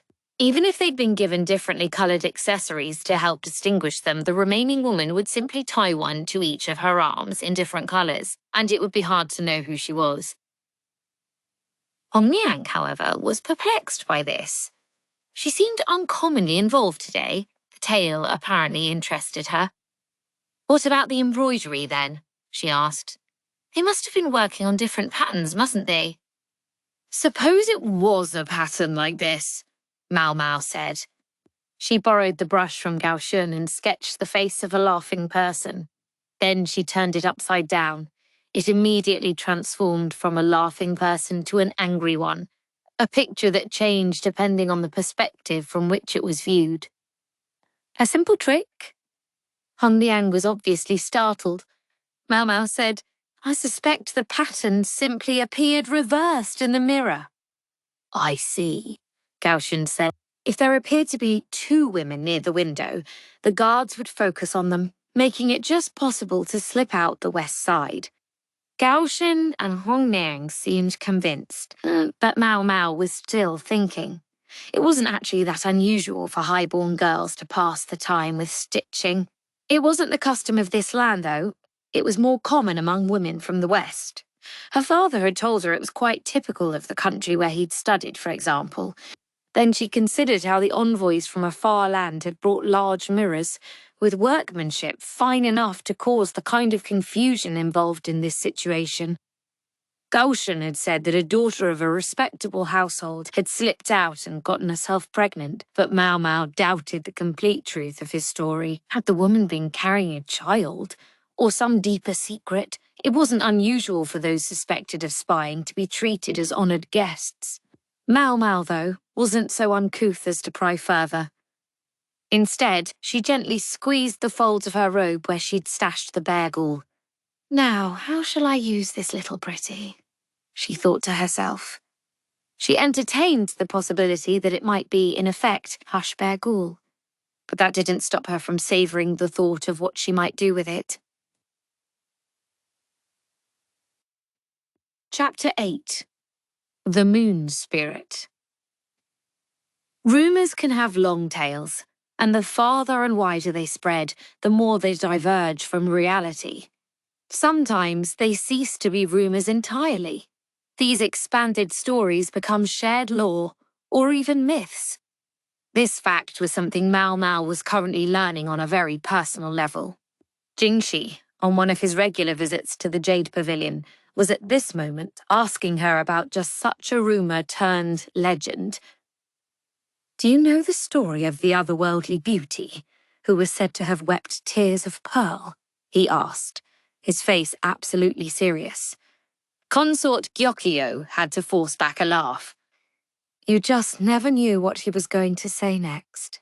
Maomao wanted to reply that she was looking at an otherworldly beauty right this moment, but she refrained. The story the gorgeous eunuch was alluding to was quite an old one. It was said that long ago, there had been a woman in the pleasure district more beautiful than anyone, as lovely as a moon spirit. Did she know, he was asking, who it might have been? And why was he asking this? Well, it's a personal request from the visiting embassy. The envoy's great-grandfather, it seemed, had passed down stories of a radiant woman in a far land, and interest in this character had never left the envoy. The request was profoundly difficult. Indeed, virtually impossible. But for this honoured diplomatic guest, they were obliged to make every attempt they could. Hence, Jinshi had come to Maomao with her knowledge of the pleasure district to see if she might know of whom the story spoke. I understand, of course, that the story is from decades ago, Jinshi said. This woman must be elderly at best. Who knows if she's even still alive? Oh, she's alive, Maomao said flatly. Jinshi looked at her, his mouth slightly agape. Gaoshen looked likewise, but Consort Gyokyo's eyes were sparkling. Hongniang naturally let out a sigh at her mistress's excessive interest. Yes, Maomao knew the story of an otherworldly beauty who had tears of pearl. She knew it very well. So the story is true, Jinshi said. True? So you've met her yourself? Jinshi had been to the Verdigris house, Maomao's home, as it were, and he would certainly have seen her, smoking her pipe, relentlessly sizing up everyone who came anywhere near the establishment. A cunning old lady. Jinshi and Gaoshen looked at each other, mildly aghast. They could think of only one person who fit that description. The old madam. Time is a cruel thing. Every woman's looks fade with it, no matter how beautiful she once was. Her heart grows desolate and she becomes obsessed with money. Gyokyo's eyes were still gleaming, but maybe it would be better if she didn't hear this. I'm sure she would come running if the price was high enough, Maomao said. What do you think? There was an awkward beat before Jinshi replied. I'm not quite sure that would work. It was more than a problem of shattering someone's long-cherished dream. At this point, it could practically turn into a diplomatic crisis. If the request was for an ethereally beautiful woman, they couldn't produce a dried prune. Jinshi had to know perfectly well that the madam as she was now would not be satisfactory, but he must have thought Maomao would have some answer. Surely they understand that time passes, Maomao said, and surely they've been received in proper style already. About that, Jinshi told her that many beautiful women had already been summoned and a banquet held, but the other party had shown no sign of satisfaction. In fact, snorting laughter had been the only response. Who would do that? Maomao thought. Even acknowledging that the East and the West might have different standards of beauty, she felt the women here ought to be suitably impressive. If you'll forgive my asking, perhaps we could send someone to him at night? Hongniang scowled at her bluntness, but from a diplomatic perspective, that was one way to address the issue. I don't think that would work either, Jinshi said, scratching the back of his head and frowning. The envoy in question is a woman, you see. Ah. Now she understood what he was struggling with. After that, the story really began to come out. The high official, in charge of receiving the diplomatic mission, had come to Jinshi practically in tears. It was hard enough trying to chase the ghost of a beautiful woman, but they were doing it for another woman. And a member of the same sex was always going to be the harshest possible judge. As far as it went, Jinshi had the looks to entrance anyone at all, though he was in fact a man. He had everything necessary to ensnare virtually anyone. One could practically think that Jinshi himself had been born for this very moment. But imagine all the trouble it could bring down on him. Suppose the other party fell in love with him and made him a condition of any diplomatic deals. With this eunuch, it wasn't beyond imagining. Or suppose they demanded a nocturnal visit from him. He didn't have the necessary equipment. Maybe a woman wouldn't be as given to such games, but regardless, an ounce of prevention. And this emissary, is she really important enough for all this? Perhaps you'd understand if I said she holds the trade junction between the West and the North. Maomao nodded. She did understand. It would also explain why the caravan had been of such a stupendous scale this time. Everyone involved was hoping to open new trade. They would also be trying to feel each other out. This nation's territory possessed a wide variety of resources, and one occasionally heard rumours to the effect that some of the raids conducted by the barbarian tribes were instigated by other countries. That might seem to leave the emissary's country perched precariously in the middle, yet it had gone centuries without being conquered by any other nation.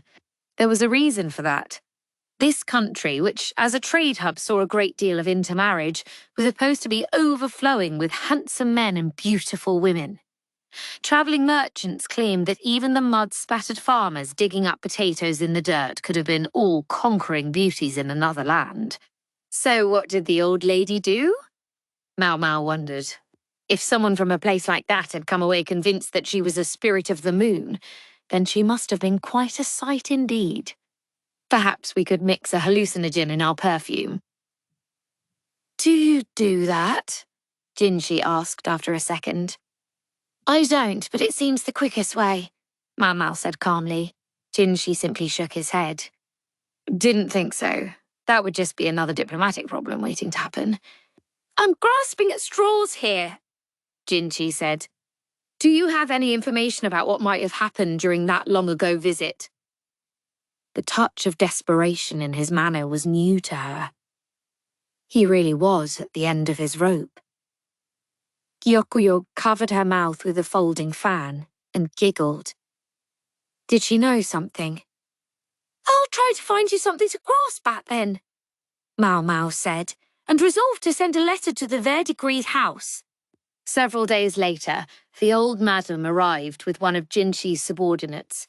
They were in the same building where Maomao met with Lihaku. No outsider, not even a woman, was allowed to simply walk into the rear palace. Oops. Oh, right. What's this drivel about? The madam demanded, casting an appraising glance around the room. Her eyes said, this was the best you could do. Her movements as she entered were spry and sprightly, as if this woman, already over 70, could easily live to be 100. They tell me you once entertained a special envoy from another country. That's right. Must have been a good 50 years ago. That was 2 emperors back now. The old lady smirked and began to talk.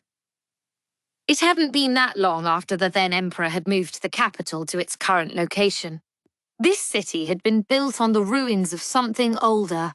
It had the advantages of being close to the ocean and a great river. There was some resistance to suddenly turning the city, famous far and wide as a tourist destination, into the capital of the entire nation. But the change ultimately went ahead. Because it had always been a place people gathered, there was already a pleasure quarter there. The old lady, she hadn't been so old then, had been considered one of the most prestigious courtesans in the city. Imagine, now, she was less of a blossoming flower and more of a withered branch. There was no beautiful palace back then like there is now. The big shots were probably losing sleep over where to receive this envoy. Finally, they decided on some ruins that hadn't been rebuilt. There's an orchard in the area. with a nice little pond and a building nearby.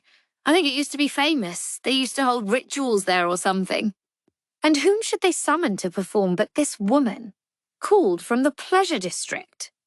Another dozen or so courtesans were asked to participate as well, but the madam was to be the star. Her accomplishments as a courtesan were one consideration, but the chief reason was her body. The emissary came from a land where many bloodlines had intermingled, and people of superlative physical attractiveness were plentiful. If you weren't tall and well-proportioned, people from the emissary's country might regard you as a child even if you were an adult. All the more so if you intended to get up on stage. All eyes were on me, and that meant I had a lot of preparing to do. The reception was to be held in the orchard at night, and a great deal of effort was expended getting rid of any insects. But they were eliminated down to the last worm on a leaf, the madam said, so that there would be no bugs flying around at all. Every possible impediment was removed so that the view from the banquet would be as majestic as possible. Even the phase of the moon was calculated. Every possible factor was accounted for, but no matter how hard the officials worked, there are always those who are bound to get in the way. So the day arrives, and some pranksters had a joke with my outfit. I couldn't believe it. Dead bugs, she said, had been rubbed into the clothes she was supposed to wear. Even at that young age, though, the madam was unfazed by the likes of this. She hid the stains with cleverly placed accessories and a gossamer outer cloak, and got on with the job. The audience praised her to the skies, and whoever had wished her ill must have been gnashing their teeth and ruining the entire situation. Grams, you've told me that story before. A lot. Isn't there anything new you can add? Maomao fought back a tired yawn. The madam's fist snapped her out of it. If you think you're cute, you've got another think coming. The old woman huffed. Then she picked up a cloth bundle by her feet and opened it on the table to reveal a drawing. It was on a piece of thick cloth stretched in a wooden frame, and it was done in rich colours rather than black ink. Moreover, it was in the Western style, the colours provided not by water, but by oil. The scenery was depicted in layers of light blue, a full moon, somehow at once obscure and clear, reflected in the surface of some water. In the centre of the painting was a woman with a flowing scarf. She was surrounded by delicately painted motes of light, perhaps reflections from the moon. It was the first time Maomao had ever seen the painting. The old lady must have cherished it. Maomao looked at the face of the beauty in the painting, then stared at the withered old woman across from her. Then she sighed. She looked once more at the moon spirit in the picture, then again at the dried-out, money-grubbing miser. Got something to say, gal? Nothing at all. She didn't have to say it for both of them to understand. Time was cruel. Grams composed herself and went on. They say that the emissary commissioned this painting after he got back home, if you can believe it. He never set foot in this country again, but he sent it along with one of the caravans. Ah, so they painted her to be more beautiful than she was. Did you say something? Nothing at all. The old lady not only had devilishly sharp ears, but an intuition to match. You just did the same job you always did, right, Grams? Did he really like you that much? Can't say I understand it myself, but the interpreter said he called me a moon goddess or something. Maomao didn't say anything. Careful the way you look at people. The old lady was capable of being objective. She might have been sold into courtesan's work, but she doubted she really deserved that kind of adulation. Maomao ran a hand through her hair and pursed her lips. Even if they could produce a woman who looked exactly like the one in this painting, and then have that person meet the diplomatic mission, it was hard to imagine they would truly be satisfied. Something would always be missing. The fact that they were trying to impress a woman this time was going to make things harder than before. Grams, did the visitor compliment anything specific about you at the banquet? Not sure how to answer that. Something. Anything. Maomao received a smack for her trouble. She'd let her attitude get too casual. The old woman was telling her not to act too blasé when there were men around, even if they were eunuchs. "Well, it's not a very good memory for me," the old woman said. "There was that awful prank, and then the place was full of bugs. It was the worst." Bugs? That's right. They said they'd gotten rid of them all, but when you set up torches outside, insects will flock to them. She looked downright despondent. They talked a little longer after that, but not much came of it. In the office of the matron of the serving women, Maomao showed the painting of the madam to Jinshi and Gaoshun. They could only groan. "Shall I attempt to find someone who looks like this?" Gaoshun asked Jinshi. "Might as well try." They had no other ideas for the moment. Hoping to be helpful, Maomao said, "At the time, the madam was about 175 centimeters tall." "Rather tall," Jinshi remarked. "Yes, long arms and legs look especially good when performing a dance." The madam was much smaller now than she used to be, although she was still taller than Maomao. To be quite honest, it was going to be difficult to find someone so large who also looked just like the woman in the picture. "Might I suggest finding someone who's the right height, even if her face doesn't quite look like the picture?" Maomao said. "Are there really that many women like that around?" Jinshi asked. "Not only tall, but beautiful as well. It was a high bar. The envoys aren't going to be short themselves." "If the woman is too small, it will never work," Gaoshan said. He evidently agreed with Maomao's stratagem. His remark confirmed that the women of this other land were large. They might take someone of Maomao's size to be no more than a child. Just now, though, Gaoshan had said, "envoys," plural. What was that about? "But they'll be picky about her appearance too," Jinshi said, somewhat hotly. That made it sound like the envoys themselves were good-looking. Foreign beauties. Maomao wondered if they might look anything like consort Gyakuyo. The two eunuchs sat trading grimaces. Maomao stared at them. Jinshi looked at her, puzzled. "What is it?" "Oh no, I was just thinking we have someone quite suited to the part." "Who? Some courtesan from your brothel?" "No, sir. I'm afraid there's no one tall enough at the Verdigris house." A beauty almost 2 meters tall, though? Maomao could think of one. She stared hard at Jinshi. Gaotian noticed and started doing the same. "Oh," he said as the pieces fell into place. There was a long beat. "What exactly are you trying to say?" Jinshi demanded, beginning to sound irritated. "A beauty, a beautiful person, of 175 centimeters or more." Yes, Maomao could think of one. Interestingly, the site of the previous banquet was on rear palace grounds. It had been all but abandoned at the time, but the rear palace had grown since then, and the area was now in use. Maomao was a little fuzzy on the history, but stories said that this land had once been inhabited by a different people group, who were now gone, wiped out by infectious disease. The tribe had possessed an advanced architectural culture and had left behind the outer walls and the sewer system that now served the rear palace. One explanation held that when the area's current inhabitants had arrived from afar, they had brought with them the disease that had wiped out the previous population. Maomao had asked for Old Man about it, but he told her she mustn't repeat the story to outsiders. It was only a theory after all, and certain people might not like it. The location of the banquet, in any event, was a peach grove in the northern quarter. There was indeed a pond along with a building that looked like an old shrine. Even now, the place could easily serve as the location for a banquet. As Maomao meandered through the area, she heard lively footsteps behind her. Turning, she found her vision dominated by a young woman leaping at her with open arms. The lady proceeded to crash into her and fall on top of her. "Ha ha! Maomao! What are you doing here?" "I could ask you the very same question." Maomao knew this girl. The slightly ditzy tone gave her away. It was Shisui. She was open and friendly, as one might expect of anyone who could make it as Xiaolan's gossip buddy.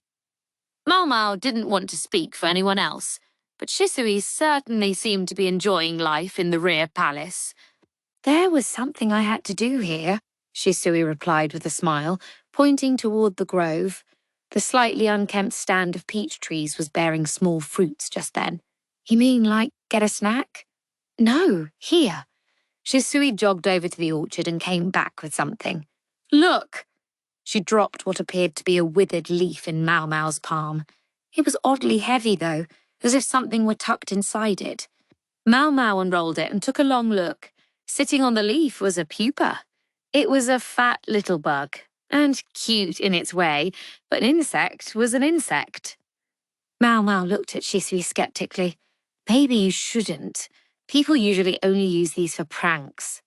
What, these cute little guys? Maomao gave Shisui back her bug. The other woman took it as tenderly as if it were a human child and put it in an insect cage. The cage was of fine make, but heavily used. Maomao wondered where she'd gotten it. This place is amazing, Shisui said. So many bugs I've never seen before. Oh, really? Maomao replied flatly. She might have sounded more engaged if they had been talking about medicine. Frankly, she just didn't care about bugs as much as she did herbs. And this bug here, I was really amazed to find one. I'd only seen it in books before. It comes from another country across the sea. That other country was a place that had once sent merchants here to trade.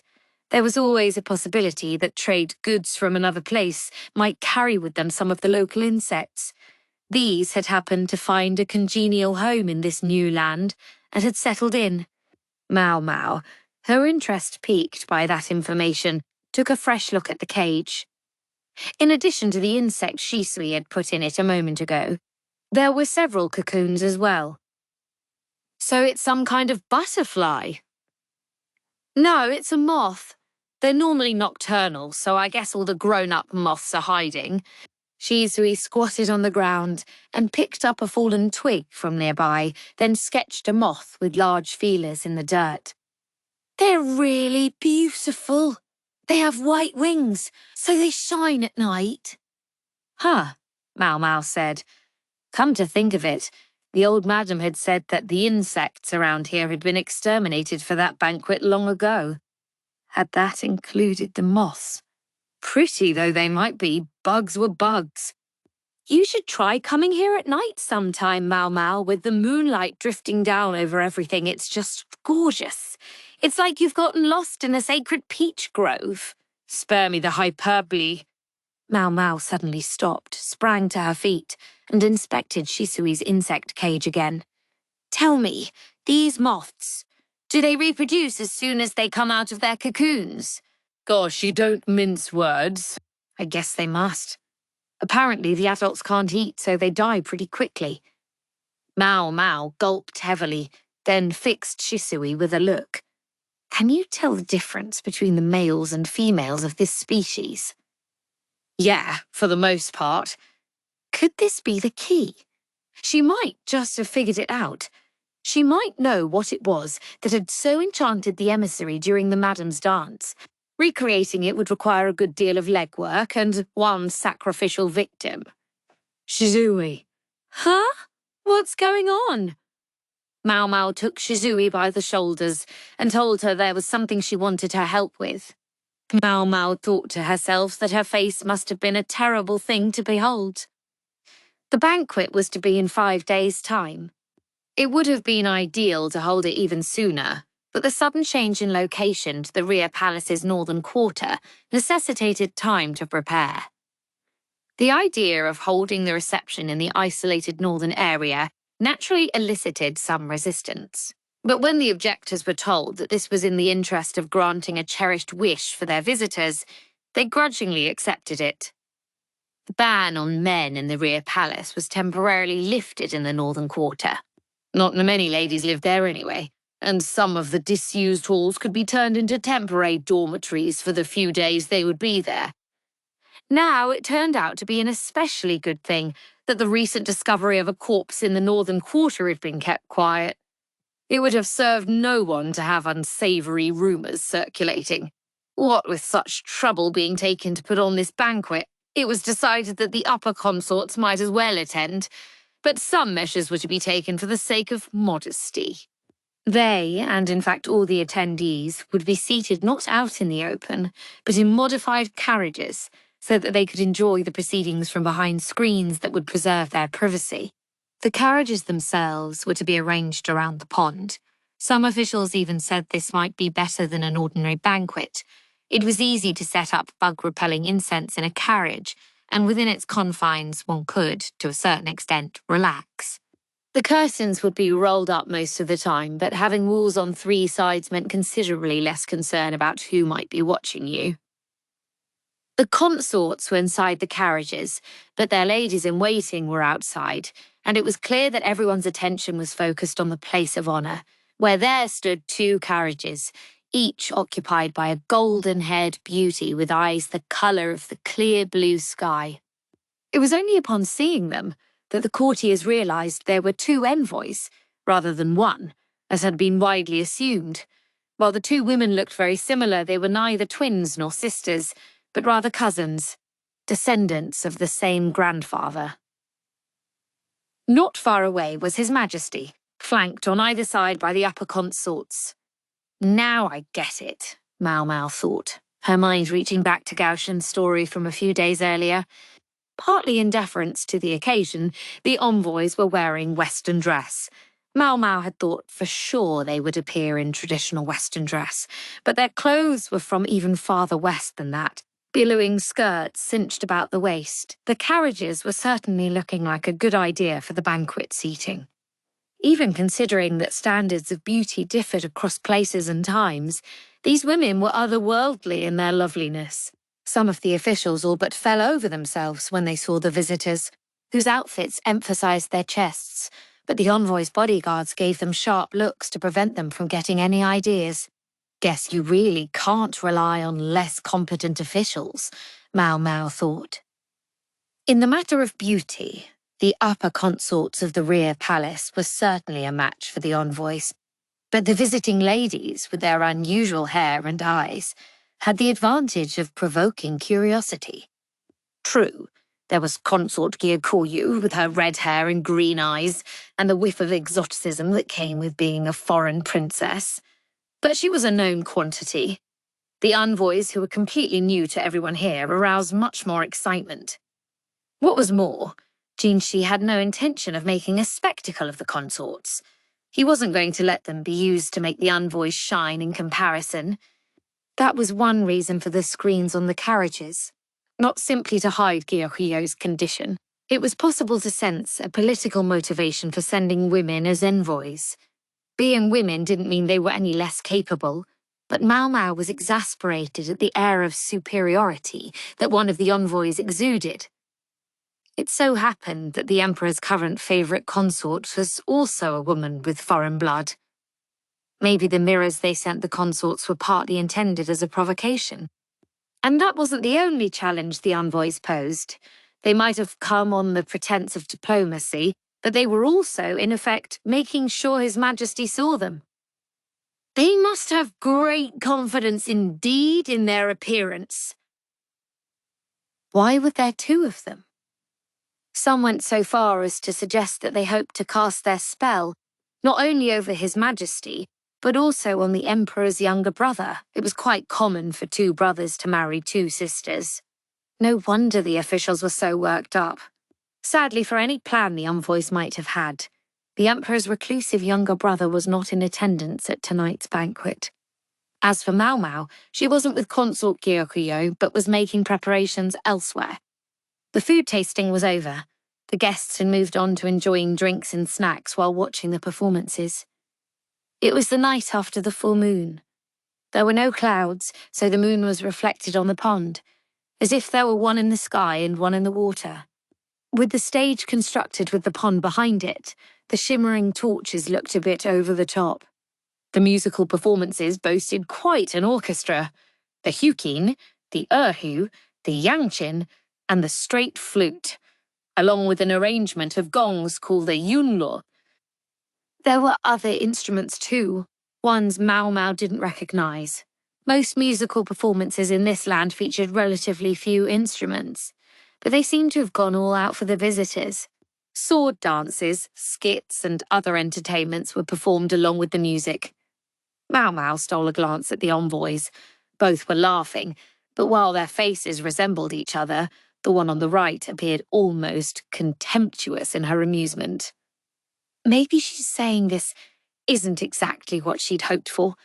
Maomao didn't think that the envoy had come here expecting to see the lady who had so enchanted her great-grandfather. She probably didn't believe there was any woman in the world more beautiful than herself. In fact, she was overheard to say it was a shame that the upper consorts were to be seated in carriages and hidden by screens. Let's not mention exactly why she thought it was a shame. Maomao could see the other envoy's face darken at that. Both of the women spoke the language of Maomao's country, but the calmer and more composed envoy had less of an accent than her companion, who seemed to keep her speech to a minimum, as if afraid she might say something she shouldn't. A few moments earlier, the prideful-looking envoy had leaned out of her carriage. The servants nearby had scrambled to offer their hands, but she had refused and had exited the carriage herself. She was wearing high heels and a long skirt, which excited much murmuring among the onlookers, but she appeared supremely confident, not remotely perturbed by the chattering. She was used to this. The way she walked almost seemed meant for display. "Good evening, sire." The murmuring only intensified as the woman stopped, of all places, directly in front of His Majesty's carriage, where she curtsied slowly, her sculpted features appearing to glow in the moonlight. Her skin seemed so pale it might be translucent, and the gold of her hair shone. "Here you are, seated so far from us, though you have put out this lovely banquet. One could wish you were a little closer to us, that we might converse." Despite her slight accent, she spoke quite smoothly, a perfectly respectable command of the language for a diplomat. The Emperor's bodyguard seemed at a loss for what to do. When he saw the envoy take a polite step back, however, the Emperor appeared to decide she had no malicious intent, and instructed his guards to stand down. Yikes, look at this, Maomao thought, glancing at the carriages of the four ladies that flanked that of the Emperor. She almost thought she could see the trouble brewing. Consort Lishu might not factor into this episode, but she could only imagine what Gyokyo and Li Hua were thinking. She wasn't sure how Lo Lan might feel about this, but to approach His Majesty so boldly was nothing if not indecorous. Jeez, this is giving me the willies. Hongniang was standing outside Gyokyo's carriage, her face tight. Her pride as chief lady-in-waiting refused to let her appear anything but composed, but secretly she probably wanted to grind her teeth and clench her fists.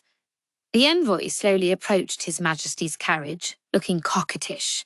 She was stopped, not by the guards, or the Emperor, or any of the consorts, but by the other envoy. "I think it's time you came back and sat down," the other woman said gently. "They've gone to all this trouble to put on a lovely performance for us. The least you could do is enjoy it." Though they wore similar outfits, the calm envoy had a blue hair ornament, while the other woman wore a red one. The woman with the red accessory looked less than pleased, but the envoy with the blue accessory whispered something in her ear, and she was finally induced to go back to her carriage. "I wonder what she said," Maomao thought. She was feeling anxious. She thought she understood now why the other country had sent 2 envoys. To her, though, it didn't matter what gender the envoys were, or how many of them there might be, or why they were here. Her priority now was to do her job successfully. She entered the building and spoke to someone inside. "How's it going?" "We've done all that we could." The answer came not from the person Maomao had spoken to, but from Gaoshen. His eyes looked oddly vacant, and his face was pale, as if he'd seen something that ought not to exist in this world. Maomao looked inside. When she saw the figure within, she felt the blood drain from her own face. Yes, she knew quite well now why Gaoshun looked so disturbed. Standing there was something that ought not to exist in this world, something that might have stopped the heart of someone with less grit than Maomao. "I think the banquet will be ending soon," she said.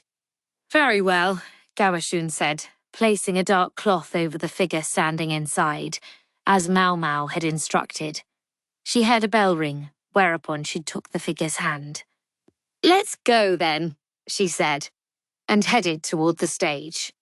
The guests of honor would be the first to leave when the banquet was over. Because the seats were also carriages, the guests didn't have to go anywhere. The carriages would simply start moving. As they began to roll away, music floated through the air. Everyone else was obliged to keep their places until the guests of honor were out of sight.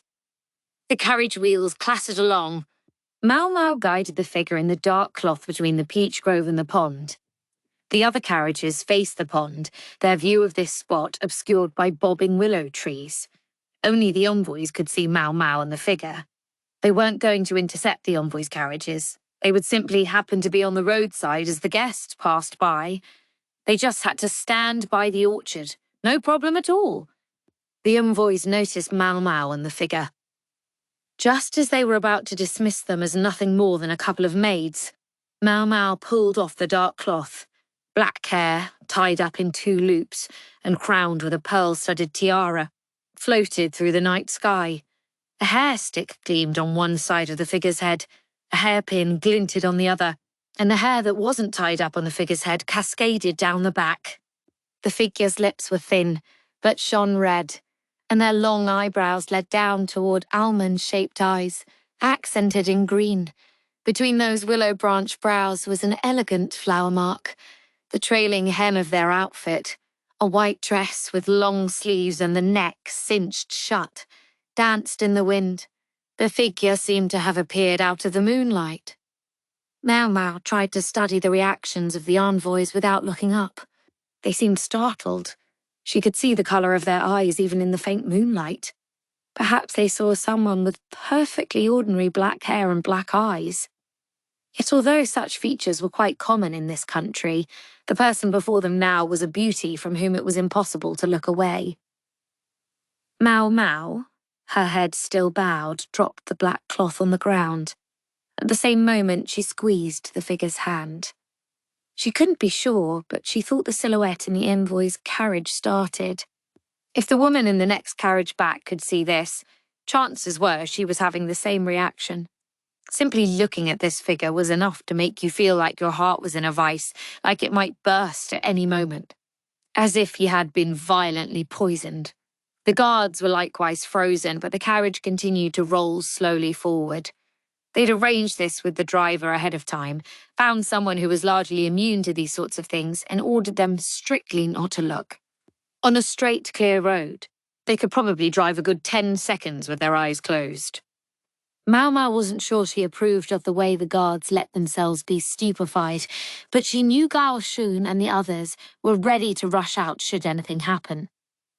In the midst of all this, it began. A scarf fluttered, and faintly glowing lights drifted closer.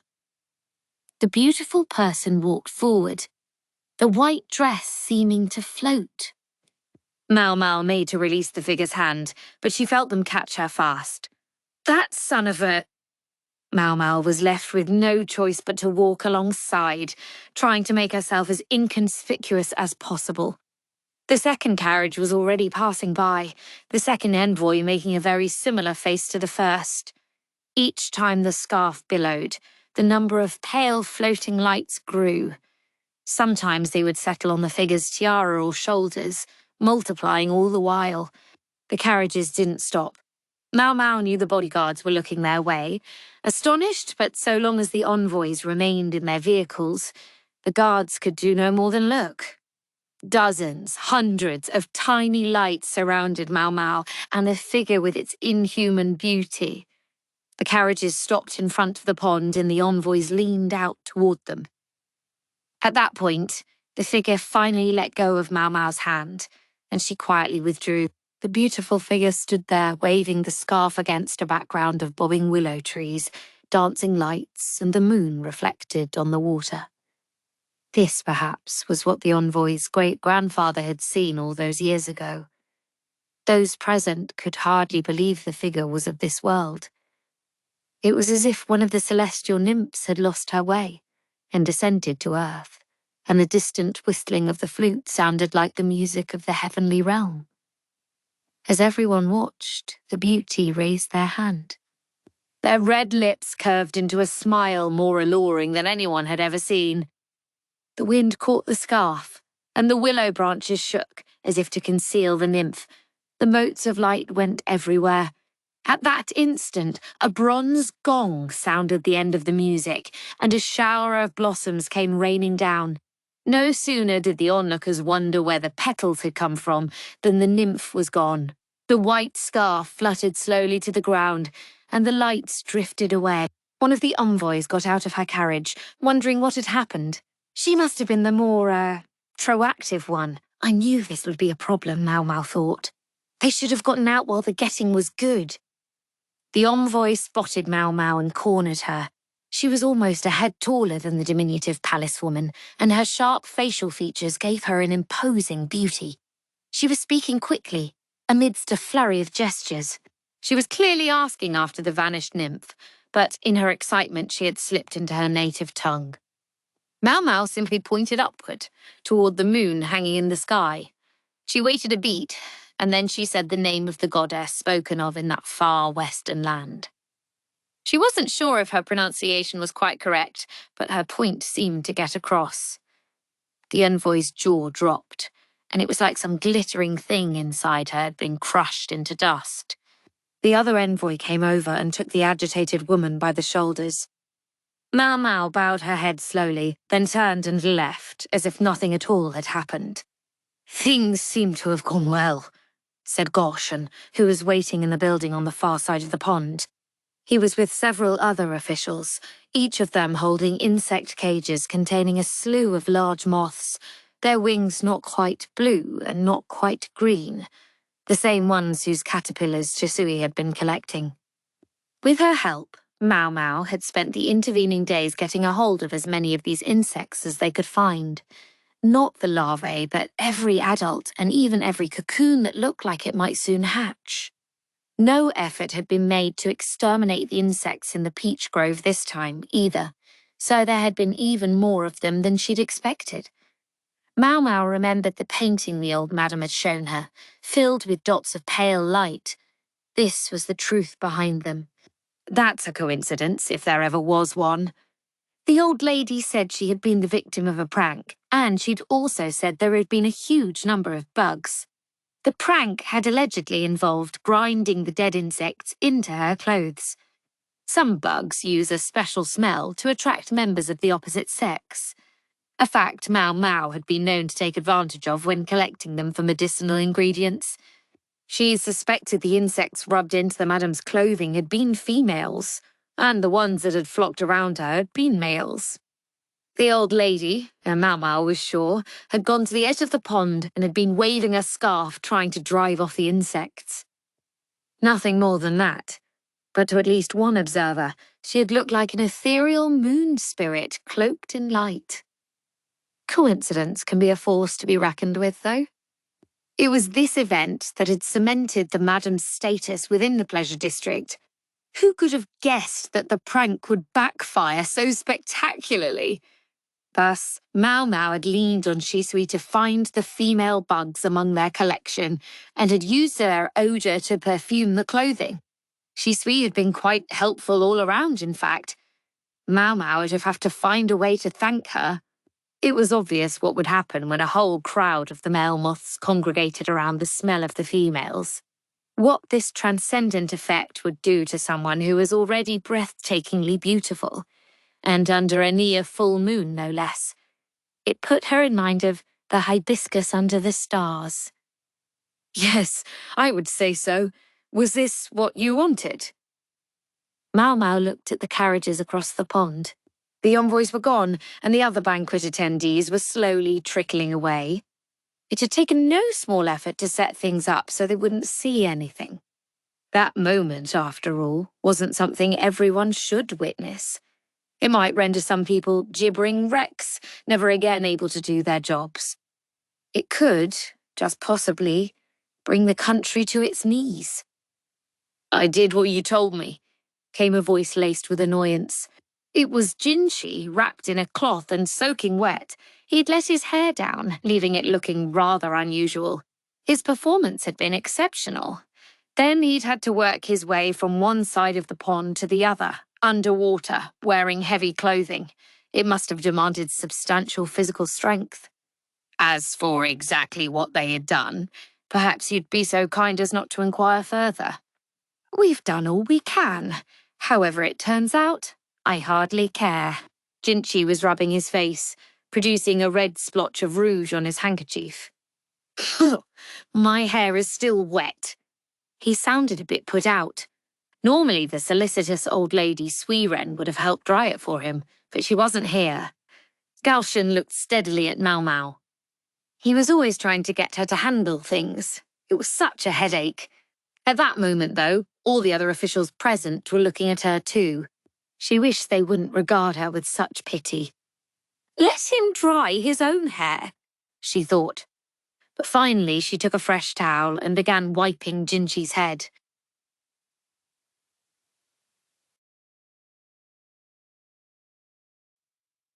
Chapter 9. The Clinic. There were always plenty of dark stories to go around in the world, Maomao thought, as she sat on a wooden box behind the laundry area. Xiaolan wasn't coming today, and there wouldn't have been much for Maomao to do if she'd gone back to the Jade Pavilion, so she was killing some time here. The Institute of Practical Studies was beginning to get underway, and Xiaolan was among those who would go down in history as its first students. Maomao considered going to the medical office to bum some snacks off the quack doctor, but thought better of it. He'd been busy ever since the recent commotion. The commotion in question had to do with the matter of the perfume oil. The special envoy's visit had all but driven it from her mind, but it hadn't been entirely resolved yet. As part of the investigation, Jinshi had gone around to all the various consorts and discovered their ladies-in-waiting had all bought copious amounts of perfume. It's hard to blame them, Maomao thought. It was a trade good that had come from a far land across deserts, oceans and mountains, practically calculated to inflame the fascination of a bunch of young women who lived like birds in a cage. Maomao couldn't pretend she was different. If she'd been confronted with a stall full of exotic medicines from the West, she would have borrowed money from the old madam herself to buy some. Not all of the perfumes were dangerous, but they couldn't leave the ones that were lying about, even in small amounts. So, although it felt like a waste, the perfume had been disposed of. There was too much of it available. True, no one bottle held very much, but put them all together and they could make quite a potent poison. The question then became, who had brought it here? I can't vouch for the perfume and spices, but she knew that the merchants had brought the upper consort's clothes suitable for a pregnant woman. It was possible that one of the envoy's goals in coming here had been to worm their way into the consort's ranks. That seemed unlikely to be their nation's primary objective, but the haughty envoy had certainly appeared to believe she was capable of it. Sadly for her, she'd been left with her pride in tatters. Maomao had heard that after the banquet, she even spoke less in meetings. It was conceivable that the perfume was also their doing, but one mustn't rush to conclusions. There were currently 4 upper consorts in the rear palace, Gyokuyo, Lihua Lishu, and Lolan. Gyokuyo had the best part of the Emperor's affections, followed perhaps by Lihua. It was said that several of the middle-ranking consorts had also been His Majesty's bedmates. As for the lower consorts, rumour had it that His Majesty didn't see much of them. Until recently, they'd been kept in line by the jealousy of one of the other consorts. Lolan seemed like the consort His Majesty would most have to pay attention to, though, given how powerful her father was.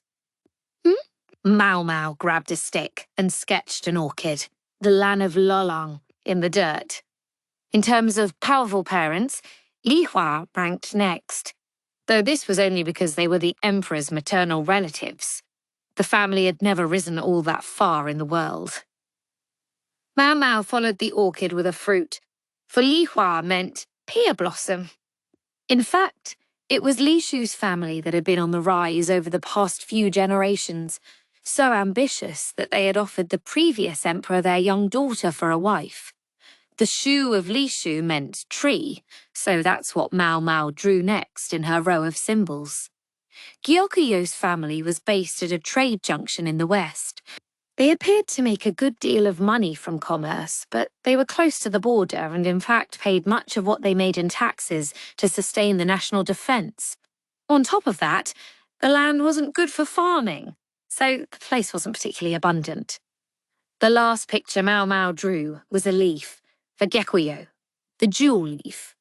There had been a poisoning attempt at one of the garden party banquets held the year before, caused by one of the ladies-in-waiting of the former consort Arduo acting on her own initiative.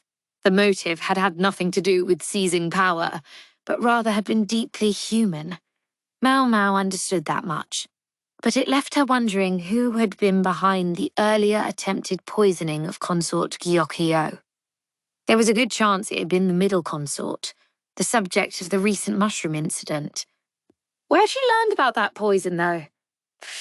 They used silver dishware, so presumably wasn't arsenic-based. The result had been that consort Gyokuyi reduced her staff of ladies-in-waiting by half.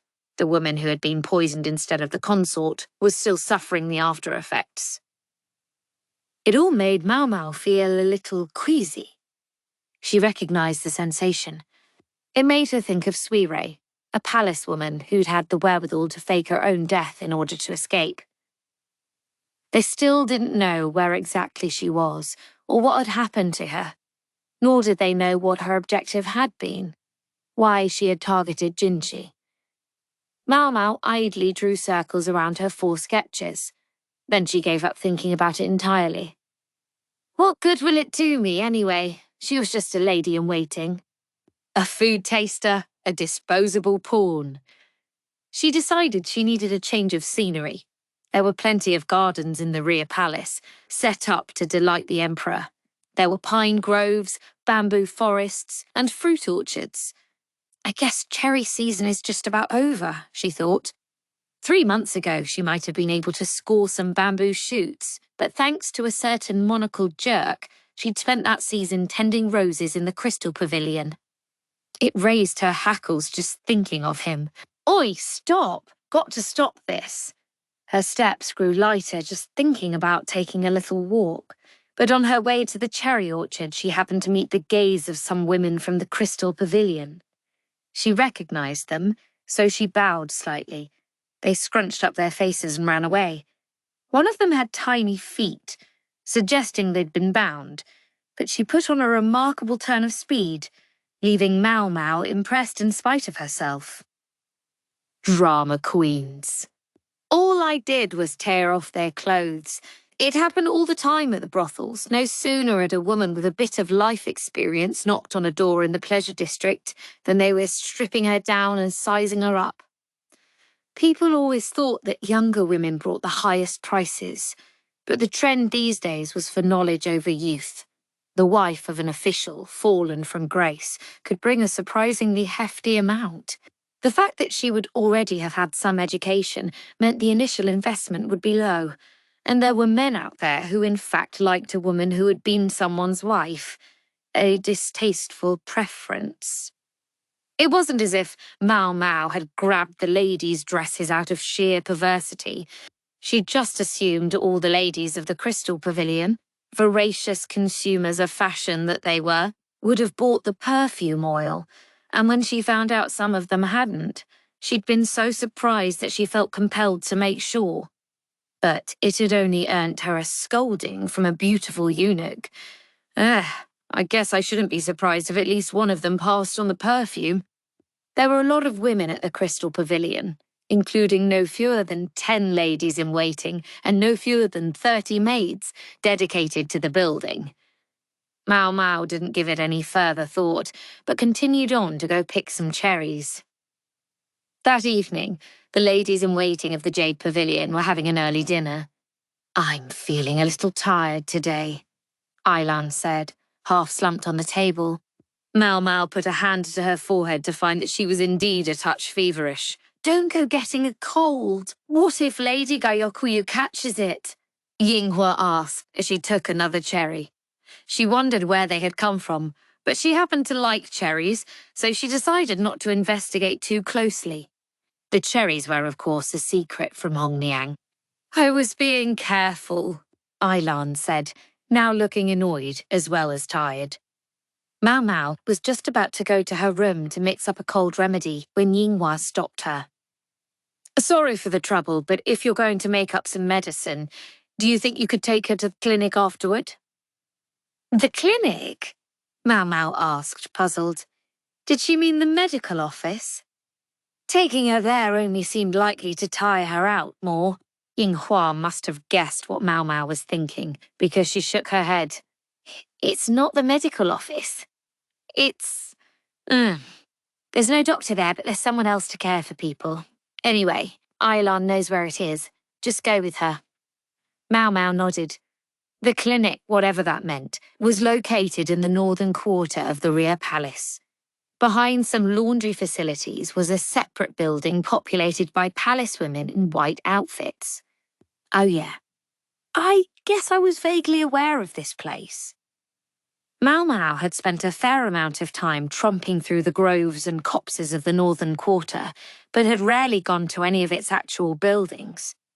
Ailan smiled at her, coughing as she said, "I'm sure they mentioned it when you first got here. You don't remember?" Unfortunately, Maomao had been dragged here against her will and hadn't been paying all that much attention to what she was told. They'd given her some kind of lecture on the way over, but she was sure she must have been more interested in the mugwort growing by the side of the road or something. That was just the way she was. The laundry area nearby was bustling with palace women doing washing. They seemed to be working with sheets of some kind. Logical, Maomao thought. Easy access to a laundry area meant clothes and bedding could be washed quickly.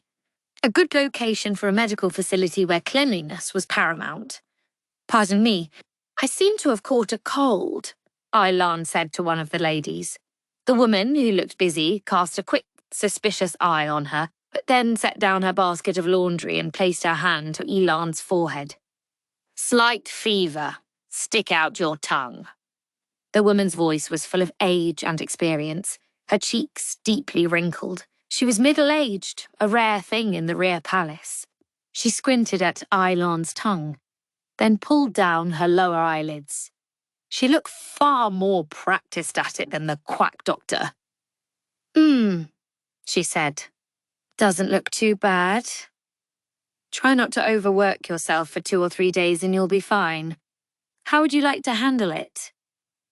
The woman's diagnosis was spot on. "I have to avoid giving this to the consort. Would you let me stay here? Just to be safe?"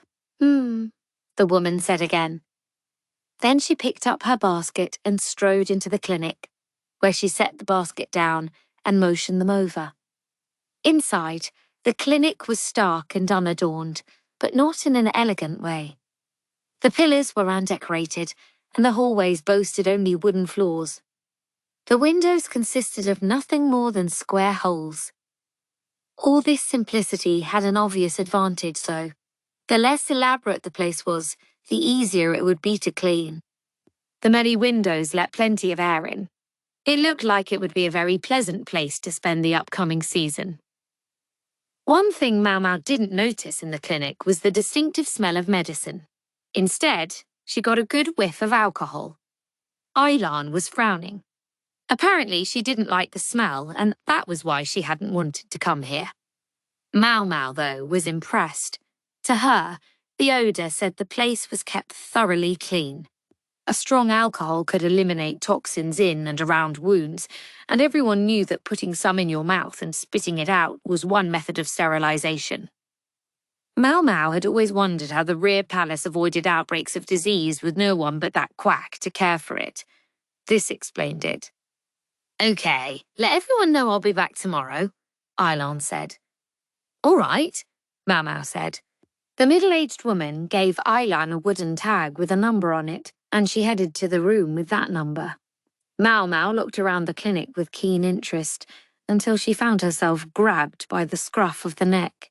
It was the same way they grabbed the kitten in the medical office. "Time for you to get back to work. Don't think you can slack off just because you had to bring your friend here." Maomao didn't respond. "What's that?" the middle-aged woman said, grinning. "You say you'll stay and wash all the laundry here." Maomao shook her head vigorously. In the end, she was left with no choice but to go back to the Jade Pavilion. She couldn't win with these older women. The madam had taught her that. Maomao trotted back to the Jade Pavilion. She'd so wanted to see more of the clinic, but it obviously wasn't going to happen. As she walked along, women with laundry baskets hurried past her. It rained off and on this time of year, so the ladies had their hands full doing all the washing they could whenever there was a break in the clouds. Come to think of it, Maomao realised, she would need to go get the laundry later too. Still, I can't help noticing. The woman who'd kicked her out of the clinic wasn't the only more mature lady there. All the women she saw were comparatively advanced in age. The rear palace being what it was. As they got older, women were virtually forced out and replaced. In general, you could expect to be shown the door before you were 30 years old. Anyone who was still there after that must occupy a higher position, like the matron of the serving women, or otherwise be a lady-in-waiting to one of the consorts. Hong Yang, for example, ought to have found herself ejected from the palace long ago, although to say so out loud would be to invite a slap. Judging by how practiced the ladies of the clinic seemed at their work, Maomao guessed they'd been allowed to remain because they served a vital function in the rear palace. She wondered, though, about the fact that the place hadn't smelled of medicine at all. Had the smell of alcohol simply overpowered it, or... Maomao walked along, stroking her chin in thought, when she ran smack into something with a thump. She thought maybe she'd bumped into a pillar, until she realised a countenance like a heavenly nymph's was shining above her like the sun. "You shouldn't walk along muttering to yourself. You'll trip." "I was muttering?" Jinchi heaved a sigh, spreading his hands and shaking his head. The clear show of exasperation rankled Maomao, and she was about to give him a look like he was an earthworm floating in a puddle, when she saw Gaoshan, his face calm as a bodhisattva's. She managed to force her narrowed eyes open. "Do you need anything, sir?" she asked. "No, nothing. We just happened to run into each other and I talked to you. Was that wrong?" Jinchi looked a tad startled. Gaoshan appeared to be silently trying to tell her something, but she was very sorry to say she didn't know what it was. "Where were you coming from?" Jinchi asked, his shoulders slumped a bit. "The clinic, so that's where it was. I told the palace women to show it to you when you got here. Surely they didn't forget." "Certainly not." Maomao, noticing the unusually serious expression on Jinchi's face, wondered what she should do. The eunuch wasn't having a crisis of confidence about his work, was he? He always seemed so sure of himself. Jinchi guided them to a quiet side street. Considering how simply standing there, the gorgeous eunuch could draw enough of a crowd to get in the way of work, it was probably a wise choice. "I was impressed with how well the place was run," Maomao said. "Frankly, I think we could afford to make that and medical office." But then again, if they did that, the doctor would lose his head, and Maomao would lose a convenient place to slack off. She was about to correct herself when she realised Jinchi's eyebrows were furrowed again. "Make it the medical office?" "Yes, life would be much easier if we could do that." "What do you mean, sir?" "Only men are allowed to be doctors as such," Gaoshun explained. And only doctors can prepare medicine or administer care for anything more serious than a scrape. So that's it, Maomao thought. She realised now why the clinic hadn't smelled like medicine. This implied one particular problem, though. "Where does that leave me?" she said. She made as much medicine as she liked. She couldn't bring ingredients in from outside the rear palace, of course, but she was able to use the wide range of herbs growing on the palace grounds and the stuff available at the medical office. "We're looking the other way. There are a number of ladies in waiting with some knowledge of medicine, but in a place like that, drugs would be too obvious. We can't keep them there." Jinxi's tone implied that there was a complicated story here. Maybe it involved the niceties of various rules and regulations, like how the palace women's salaries worked. Maomao didn't know. It wasn't something she had any interest in, so medicine proper was denied to the clinic, but they managed to get away with using alcohol as a disinfectant. Simply having a clean, quiet place could be enough to help fight many illnesses. If a woman looked in particularly bad shape, it might also be possible to send her back home. What a lot of trouble, Maomao thought. The only thing that would be harder still was replacing a system that was already established. Too many people out there were too interested in not rocking the boat. "I wish there were other ways to fill out the medical staff." "We may need them one day," Jinxi said. He couldn't castigate Maomao. He wasn't one to talk. He sounded as if he was speaking to her, but he was essentially talking to himself. "We'll need a way when there are no more eunuchs." Eunuchs? Ha! The eunuchs made up almost a third of the population of the rear palace. They were much harder to replace than the ladies, so their average age was relatively old. No young eunuchs, Maomao reflected. The surgery to turn a man into one had been outlawed some years before, after the current emperor had ascended the throne. Maomao didn't know when Jinxi had become a eunuch, but judging by his age, it must have been only just before the procedure had been outlawed. Tough break.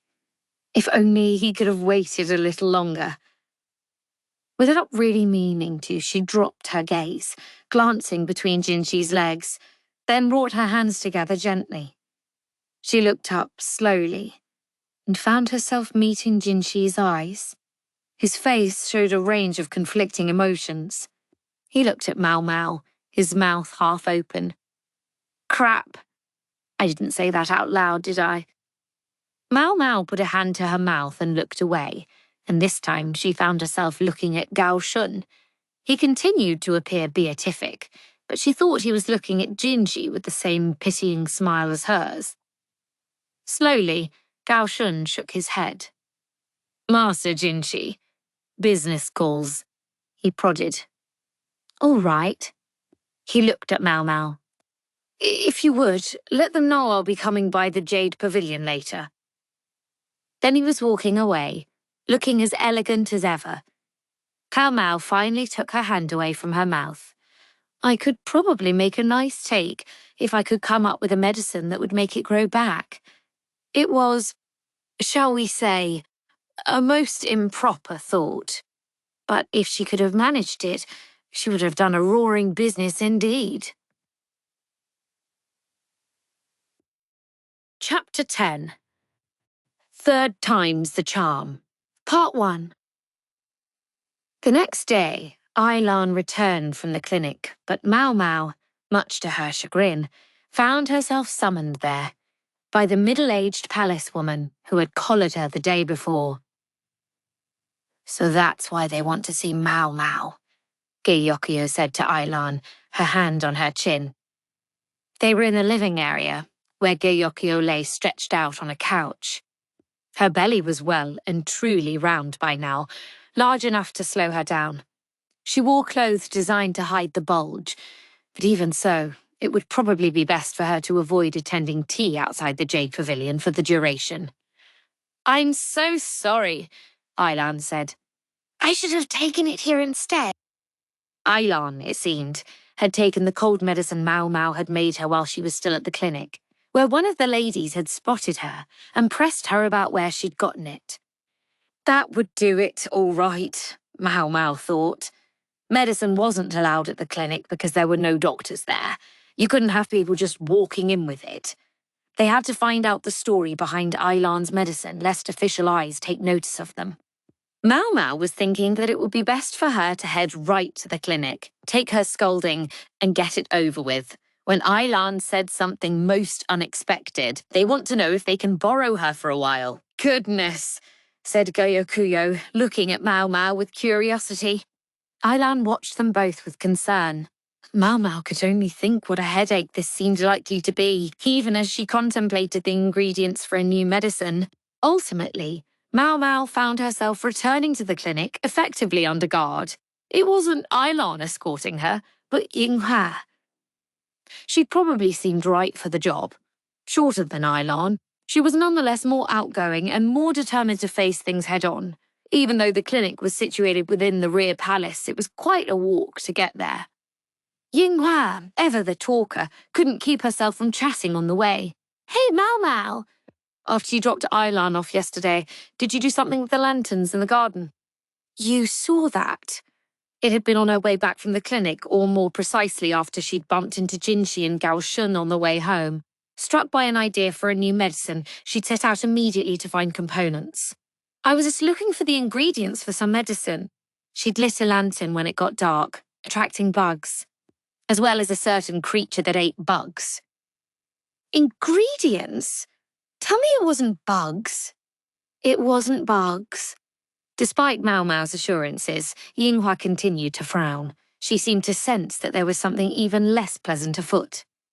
Maomao, about your room. It's gotten pretty full of stuff lately, wouldn't you say? It's really starting to stink of medicine. Lady Hongyang isn't very happy. Now, that's scary. You don't look very scared. Nothing could be further from the truth, Maomao thought. The chief lady in waiting had a very quick hand, but then perhaps one had to be strong like that to survive in the rear palace. I think one of these days she's going to kick you out of your room and make you live in a shed in the garden, Yinghua said with a smirk. I'd like that very much. A garden shed would be larger than the room she was in now, and more importantly, well separated from the other ladies' sleeping quarters, so nobody would notice any clattering in the night. It drove Maomao crazy that despite having discovered a treasure trove of unused tools in the medical office, she couldn't make use of them here. I'll be sure to inquire about the matter with Lady Hongyang as soon as I get back, Maomao said, her eyes shining. Huh? Wait, They arrived at the clinic before Yinghua could get out whatever she had been about to say. Let's head inside then, Maomao said. Hey, that thing, I said, I didn't. Maomao didn't really hear Yinghua. She was too busy wondering if, with a building of her own, she might be able to do work that involved fire. Her heart swelled with anticipation. The middle-aged woman turned out to be named Shenlu. On close inspection, her eyes had a green hue, just like Consort Gyokyu's. Maybe she had some Western blood in her veins. The colour of her eyes might also have inspired her name, which meant deep green. Maomao and Yinghua were shown into what seemed to be the clinic's reception area, which smelled faintly of alcohol. Shenlu brought tea. They were seated at a simple table, which looked sturdy and well used, like the chairs and shelves around them. My sincere apologies for my rudeness to you, Shenlu began. I'd no idea you were a servant of the precious consort. Think nothing of it, Maomao replied. Shenlu, like many of the palace women who didn't serve directly in the Jade Pavilion, referred to Geyokiyo by her title. Unlike many of the palace women, Maomao didn't have a particularly distinguished upbringing. She was, in essence, beyond her station here. Shenlu sounded calm and collected, with no trace of the firm maternal tone she'd adopted while swamped with laundry the day before. It was obvious now that she was a properly educated lady of the rear palace. I knew she was sharp, Maomao thought.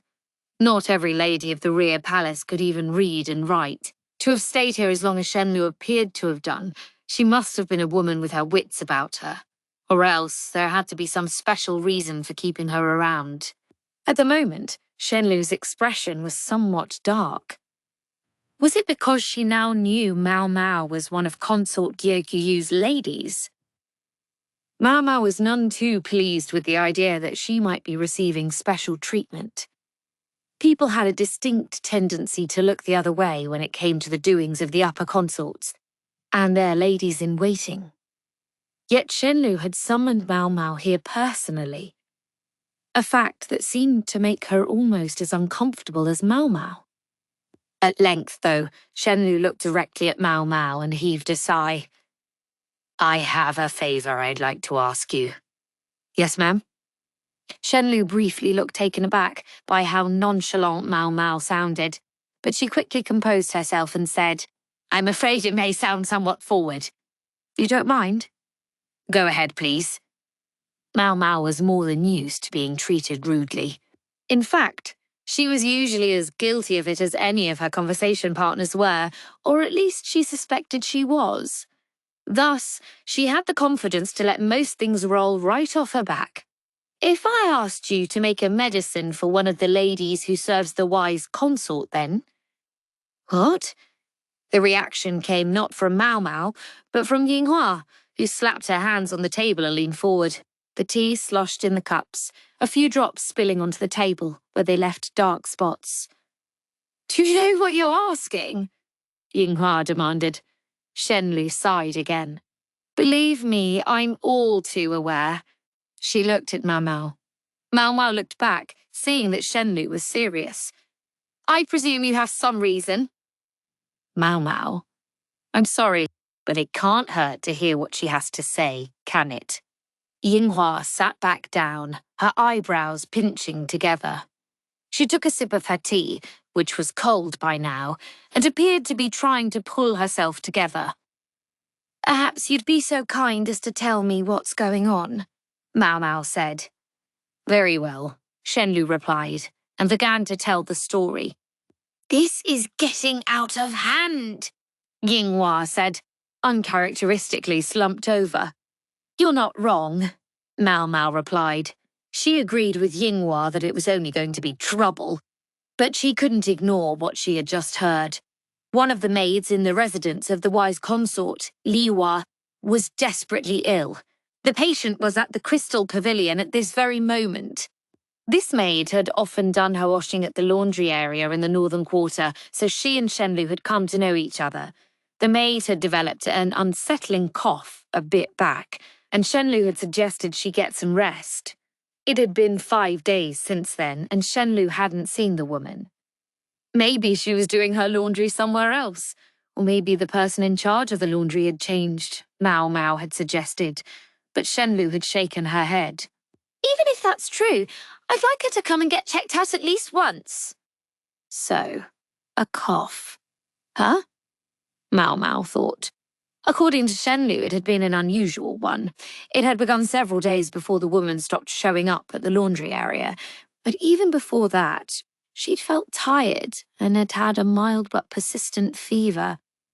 Maomao asked if the maid had formally come to the clinic, but apparently she hadn't been able to get permission. Nasty place, Maomao thought.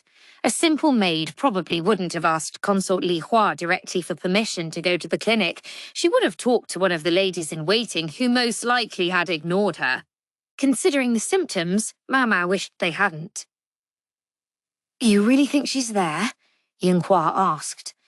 "I firmly believe we need to look into it," Maomao said.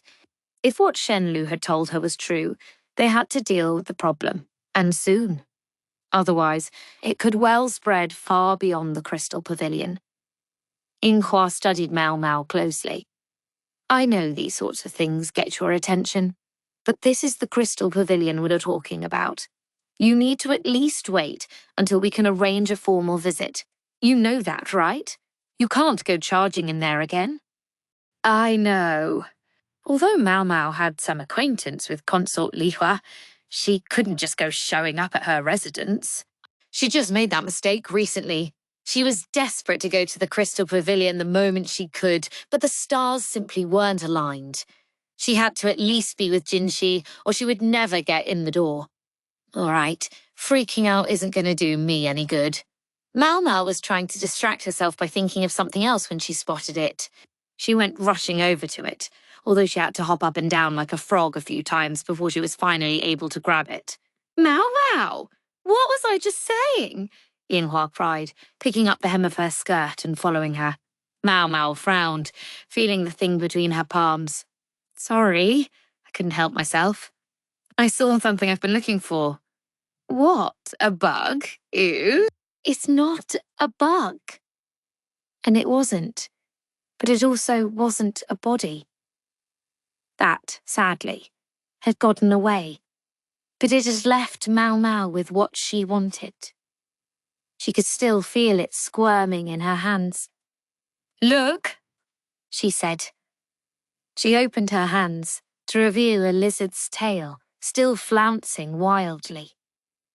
Lizard tails could fall off, but they could also grow back. That was the point. You can't give up on anything. The moment you give up, it's all over, some immortal had once said.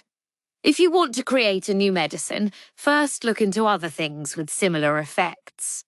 And I want a medicine that makes things live and grow. Hence Maomao's interest in lizards, which she'd suspected might eat the insects that gathered around the garden lanterns. I wanted to try to find out how and why the tail grows back, she said. She was feeling pretty pleased, but there was no response. She looked over to discover that Yinghua, her face pale and her mouth open, had fallen clean over backwards. Maomao wrapped the tail in a handkerchief and tucked it into the folds of her robe. She ended up having to look after Yinghua until she was feeling better. Chapter 11. Third Time's the Charm, Part 2. There was a general hubbub. People rushed to see what was going on. The elegant entrance hall was already packed with palace women, up to and including maids standing dumbstruck with dustcloths in their hands, completely forgetting that they had been wiping railings and window frames. "And what, may I ask, brings you here now?" asked a lady with her eyebrows drawn together. She was looking directly at the one and only medical officer in the rear palace. This was most unusual. The doctor hardly ever left the medical office. It had been nearly a year since he had last been seen in the Crystal Pavilion. How could he show his face around here after the death of the young prince? He was notorious now for being a doctor in name only, otherwise incompetent. He had remained in this garden of women unpunished, chiefly because there would have been no one to replace him. And now here he was. What could he possibly want? The doctor carried an outsized bundle and a palace woman followed behind him.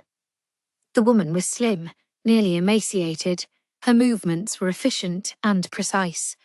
On her mouth, which she kept closed, was a touch of bright red lip colour, and there was a dusting of pink on her cheeks. Had there been such a woman in the rear palace? They asked themselves. And wouldn't it be more typical for the eunuch doctor to be assisted by another eunuch? Maybe they were wrong about that. And anyway, there were 2,000 palace women here. It wasn't that surprising if there were one or two they didn't recognise. Since everyone else was busy whispering, she had taken it upon herself to step forward. Can we help you?" When they heard her speak, the other ladies immediately stopped chatting. The maids promptly returned to their tasks, although their dallying didn't go unnoticed. She might not know every face in the rear palace, but she certainly knew every face here at the Crystal Pavilion. Her name was Xin, and that was her job. She had come with Li Hua when she had been chosen as consort, and had worked ever since to gain the Emperor's affections. "We would like to see the wise consort if we might," the doctor said. Xin narrowed her eyes. Wise consort was not an expression she wanted to hear from this man.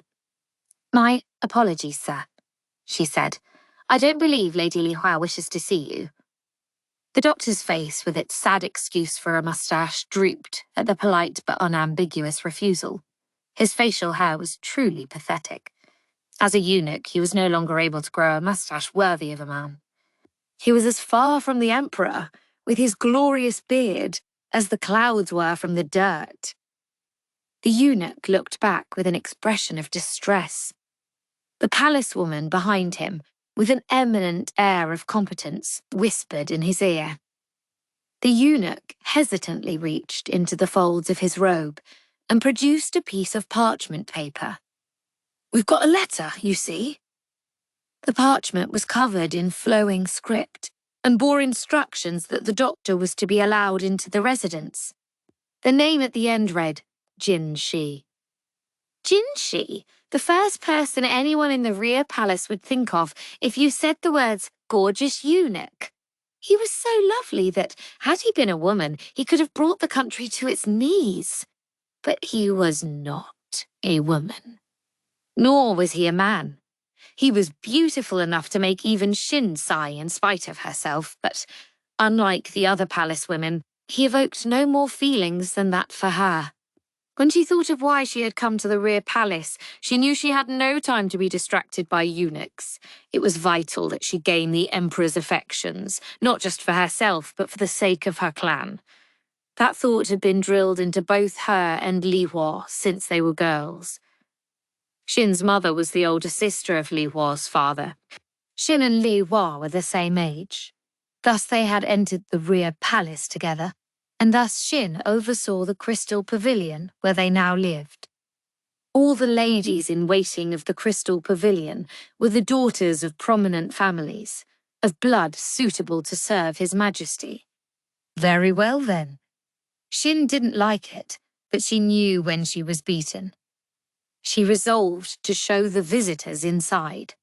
She could have left the task to one of the other women, but if the doctor was here on the orders of the eunuch who oversaw the entire rear palace, that changed things. It made her wonder what he was after. The doctor usually only showed up at a consort's residence when she was feeling unwell, but Li Hua had shown no sign of ill health. Shin was at her side constantly. She would have known if Li Hua was sick. But today, like every day, the consort had eaten breakfast with gusto. She was feeling fine. As Shin was puzzling over the meaning of this visit, she realized she no longer heard footsteps behind her. She glanced back to see that the doctor and his attendant had stopped. They were looking at a small building, something of a hut or shed, standing near the garden. Li Hua's room was still far away, the innermost chamber on the uppermost floor of the pavilion. This was just one of the small outbuildings on the way there. "Is something the matter?" Shin inquired. "Oh, no. I was simply wondering what that little building was. It's just a storage shed." Shin was impatient to show them to the consort. Why were they wasting time asking about random buildings? The Crystal Pavilion had been built out when it had appeared that it would be the home of the heir apparent. Was it so strange that there would be freestanding baths or storage buildings? Then there was the weird freckled girl who had come last year and had some bizarre thing built next to the bath. A sauna, she'd called it, but Shin didn't like it much, although Li Hui used it from time to time. Despite Shin having told them that the shed was for ordinary storage, the palace woman the doctor had brought with him wouldn't stop staring at it. What did she find so interesting about it?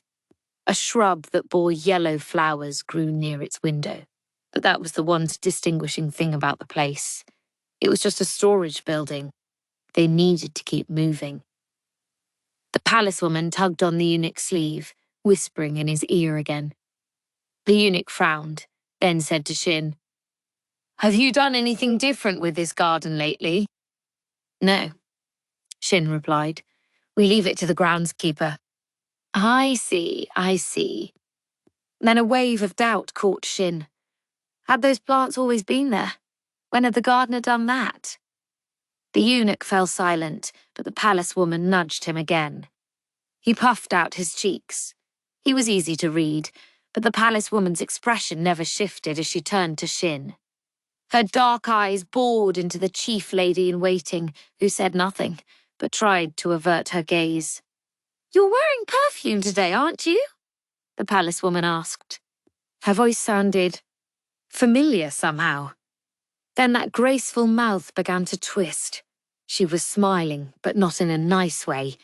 There was a savagery to the expression, like a wild beast eyeing its prey. Shin was struck, speechless. "It's been a while, Lady Shin. I must apologize for my rudeness the last time I was here." Her face, with its copious whitening powder, carefully accented eyes, and long eyebrows, came closer. The ostentatious accessories she wore distracted from the shape of her face, but it was round, young, and the way she stared. Shin remembered that look. She felt ice run through her veins. She knew from experience that this woman usually meant trouble. She'd come to the Crystal Pavilion for the first time the year before. She'd nursed Li Hua assiduously, but during that time she'd also done a number of outrageous things that had left half the ladies here without the ability to defy her. Shin was not one of them. But then, the woman had appeared again only recently and all but torn Shin's clothes off. She was not, suffice it to say, someone with whom Shin wished to have much to do. The woman continued to stare at her. Shin found herself involuntarily backing up. It was at that moment that the doctor suddenly raced for the garden. The plump little man appeared to be trying to reach the storage shed. Shin tried to go after him, but found her path blocked by the unpleasant woman. Shin shoved past her and tried to pursue the eunuch, but she was too late. He was holding the bar of the door in his hand and standing there in mute amazement. A distinctive odour drifted from the entrance. It was the same way Li Hua had once smelled, the reek of a sick person on her way to the next life. The other palace woman was rubbing her behind. Maybe she'd fallen on it when Shin had shoved her. But she didn't look particularly concerned. There was just a slight furrow in her brow. She grabbed the bundle the eunuch was holding. No longer bothering to whisper, she shouted, "Hot water! Boil some water right away, please." Then she rushed into the shed. The patient was resting on a crude bed, just some woven mats piled on top of each other. "She was one of the laundry maids." "Yes, of course, miss," the eunuch said, pelting off again so fast his chin jiggled. The palace woman gave the maid what looked to be water, then turned to Shin. "Why is she in here?" "Do you have to ask? We're isolating her so no one else gets sick. It's only common sense." The lady obviously wanted to shoot something back, but she restrained herself. Instead, she said, "Indeed it is. However..." The maid was coughing, but it didn't sound normal. The visitor pressed a handkerchief to the maid's mouth as she coughed, and when she took it away, it was speckled with red. "True, this is an infectious disease. Not highly communicable, but one thing is certain. If you continue to treat her like this, she will die. But what's one dead maid, eh?" She moved away from the sick woman, about to go farther into the shed. Before she knew what she was doing, Shin tried to grab her by the shoulder, tried to stop her, but the intruder slipped easily out of her grasp. "No, that's..." Shin tripped on a wicker box as she made another attempt to stop the woman, but now she was too late. The woman was picking something up. A small box. "When I entered this room, it brought back memories," she said. "Memories of when Consort Li Hua was ill." "What does that have to do with this?" "You were burning incense to try to disguise the odour." "Yes, but so what?" Shin reached out to snatch the box back. "I noticed something similar when I came in here, but the other way around this time." The woman opened the box to reveal a collection of small, colourful bottles. "You seem to be using this sick woman to disguise the aroma of these perfumes." She popped open one of the bottles and took an experimental sniff. "The ladies of the Crystal Pavilion do like their secrets, and letting innocent eunuchs take the blame." The woman had opened a bottle of perfume oil, something that had come from the Caravan the other day. Most of them had been confiscated by the eunuchs. "Each individually is only minimally toxic, but if you combine them, who knows?"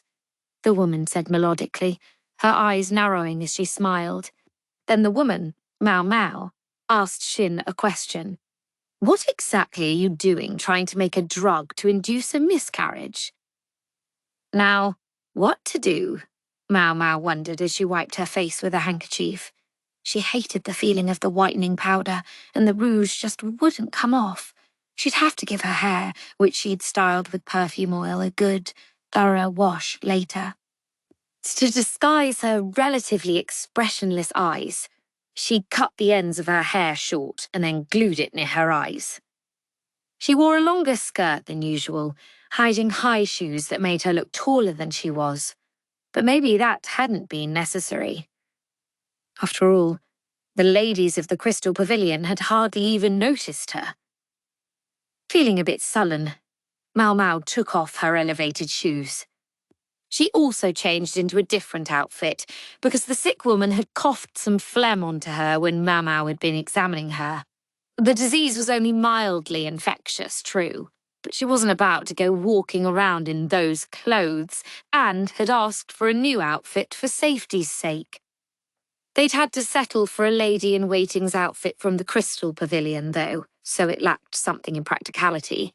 More than anything, Maomao wanted a bath, but there was no chance of that, so she gave up the idea.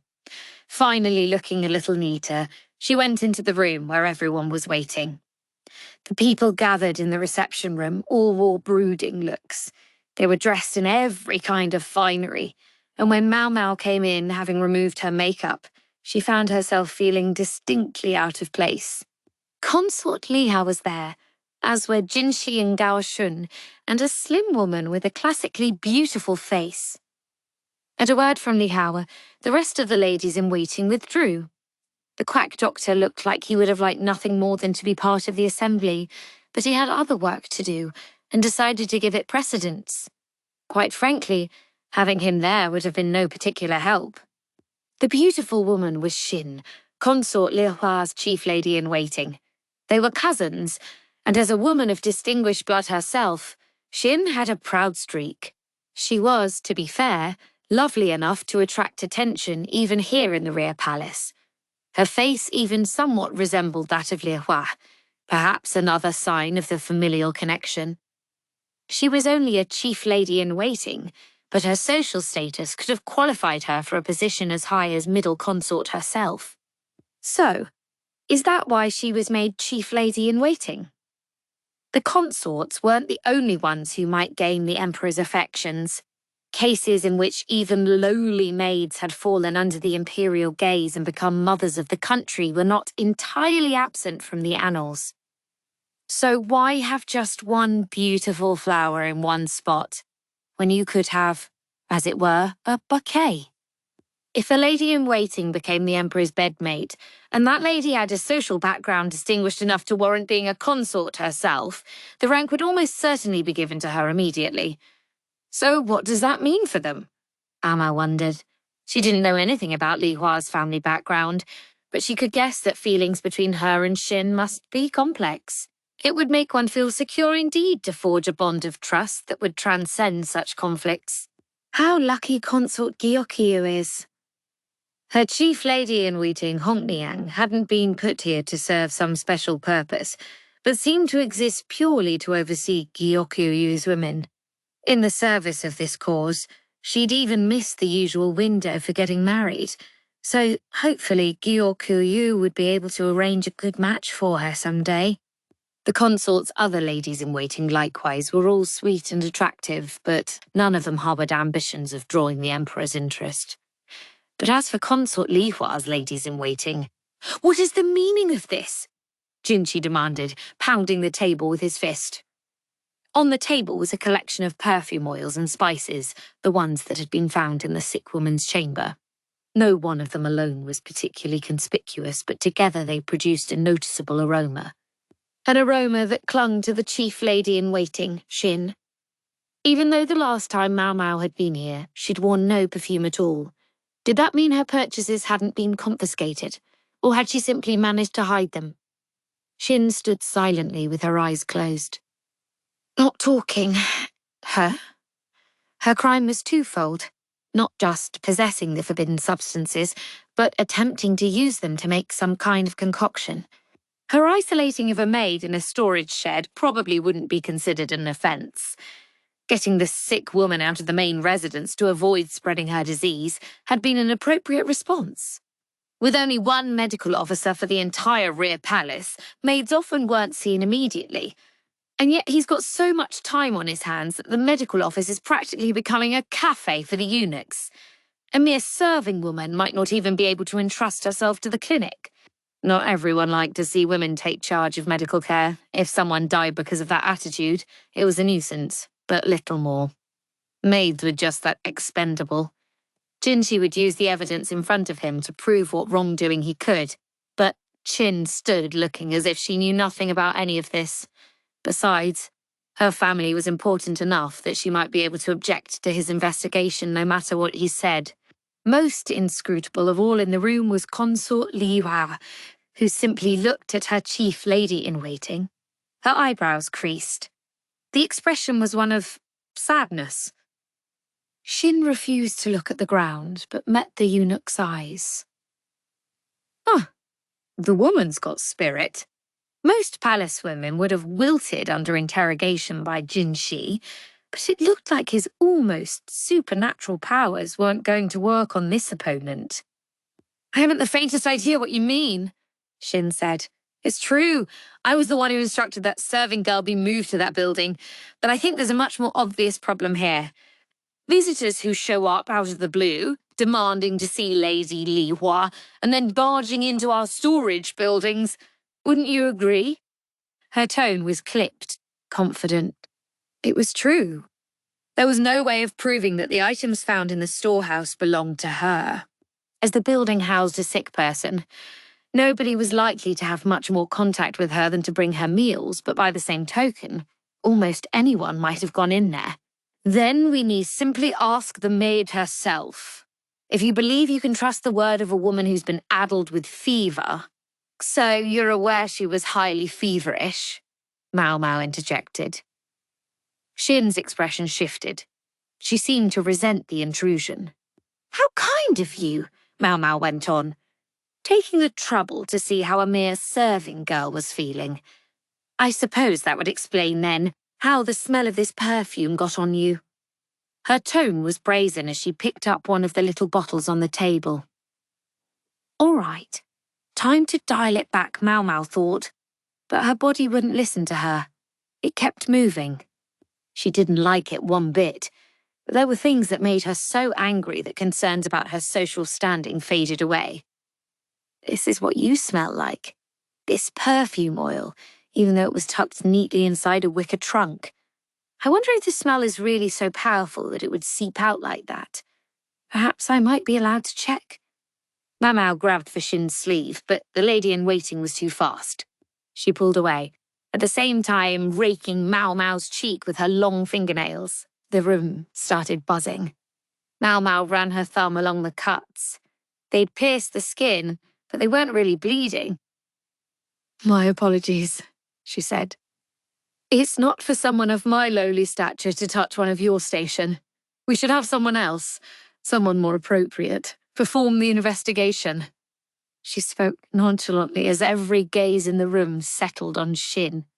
The other woman was barely restraining a scowl, and her eyes were bloodshot. An unpleasant smell of sweat wafted from her. Her pupils were dilated. People sweat when they get nervous, but it's glistening stuff that's distinct from that induced by exercise. The pungent odour can bother even the person producing it. The eyes likewise change when a person is anxious. Although not as obvious as a cat's, human pupils do change size. This was more noticeable in Consort Jayukuyu, who had lighter irises than it was in many people. So, during tea parties with other consorts, she could often be seen to squint slightly as she laughed. One more push. Maomao had just taken a step forward when someone said, Perhaps I might be more suited to handle the matter then.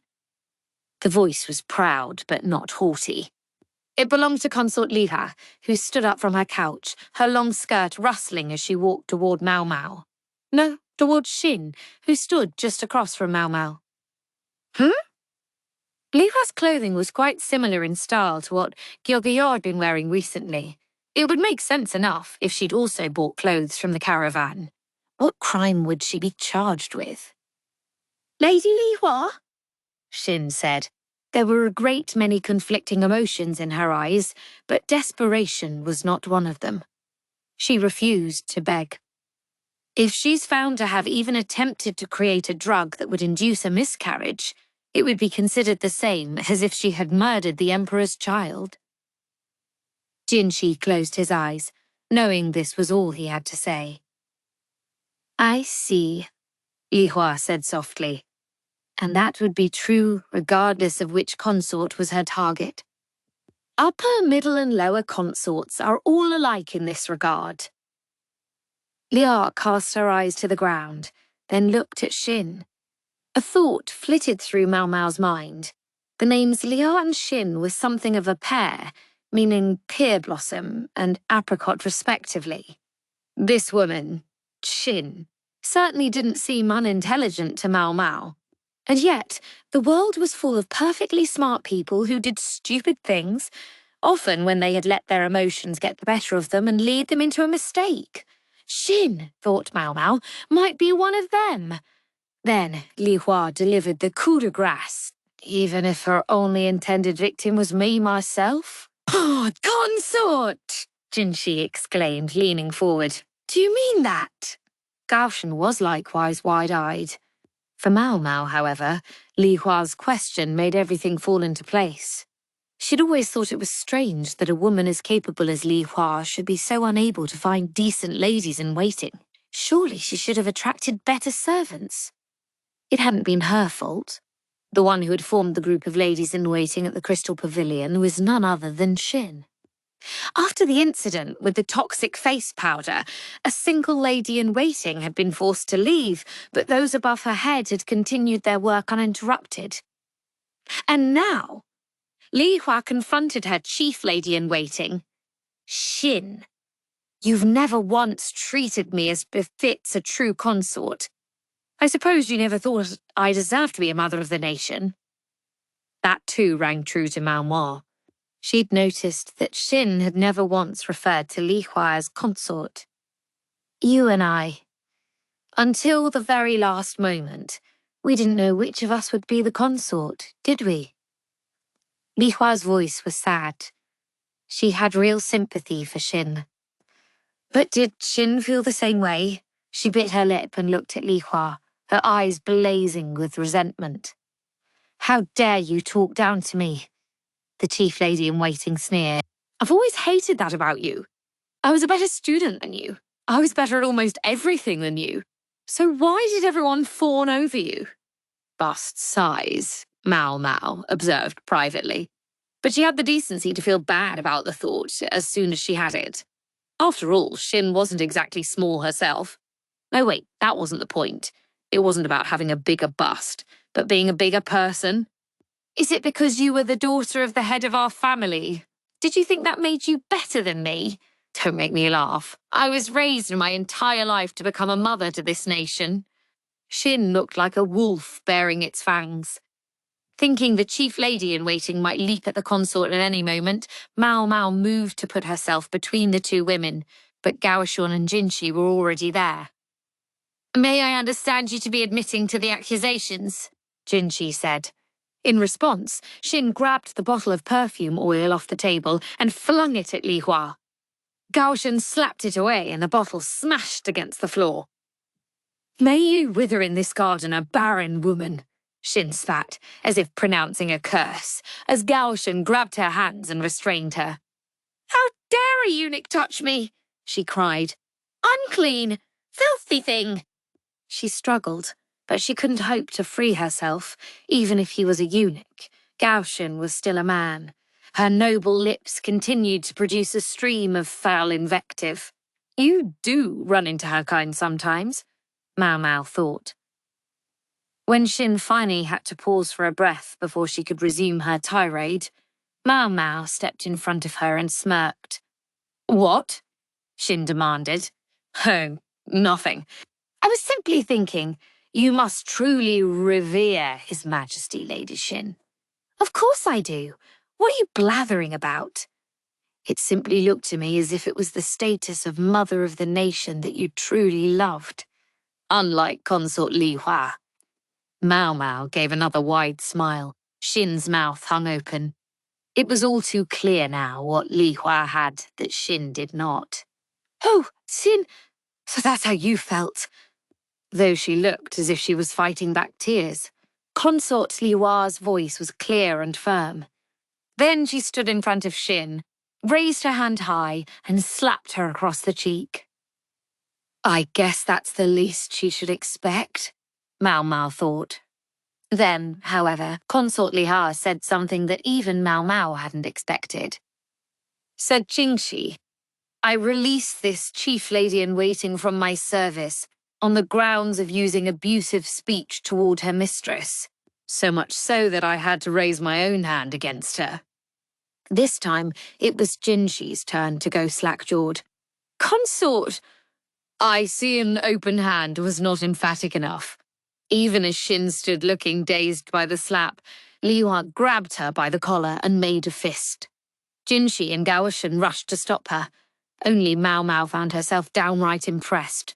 The lady knows how to handle herself. Li Hua was no longer the consort she had been, waiting vacantly for the thread of her life to be cut.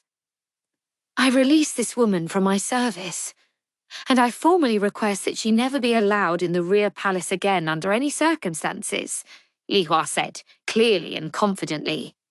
Even if Shin were to become a mother to the nation, she would live her life not for the country's people, but for her own position. She sought only power. She had no interest in fulfilling the duties and responsibilities that would come along with it. The nation had no need for such a queen. Shin still hadn't recovered from the slap. Did she understand what mercy she was being shown? Or would she think Li Hao had wronged her and resent her all the more? Maybe it doesn't matter. No matter how noble the blood, a woman who left the rear palace under scandalous circumstances would be unable to retaliate against a consort. Personally, Maomao thought Li Hua was being a bit soft, but let us consider what humiliation this treatment must have brought to such a proud woman.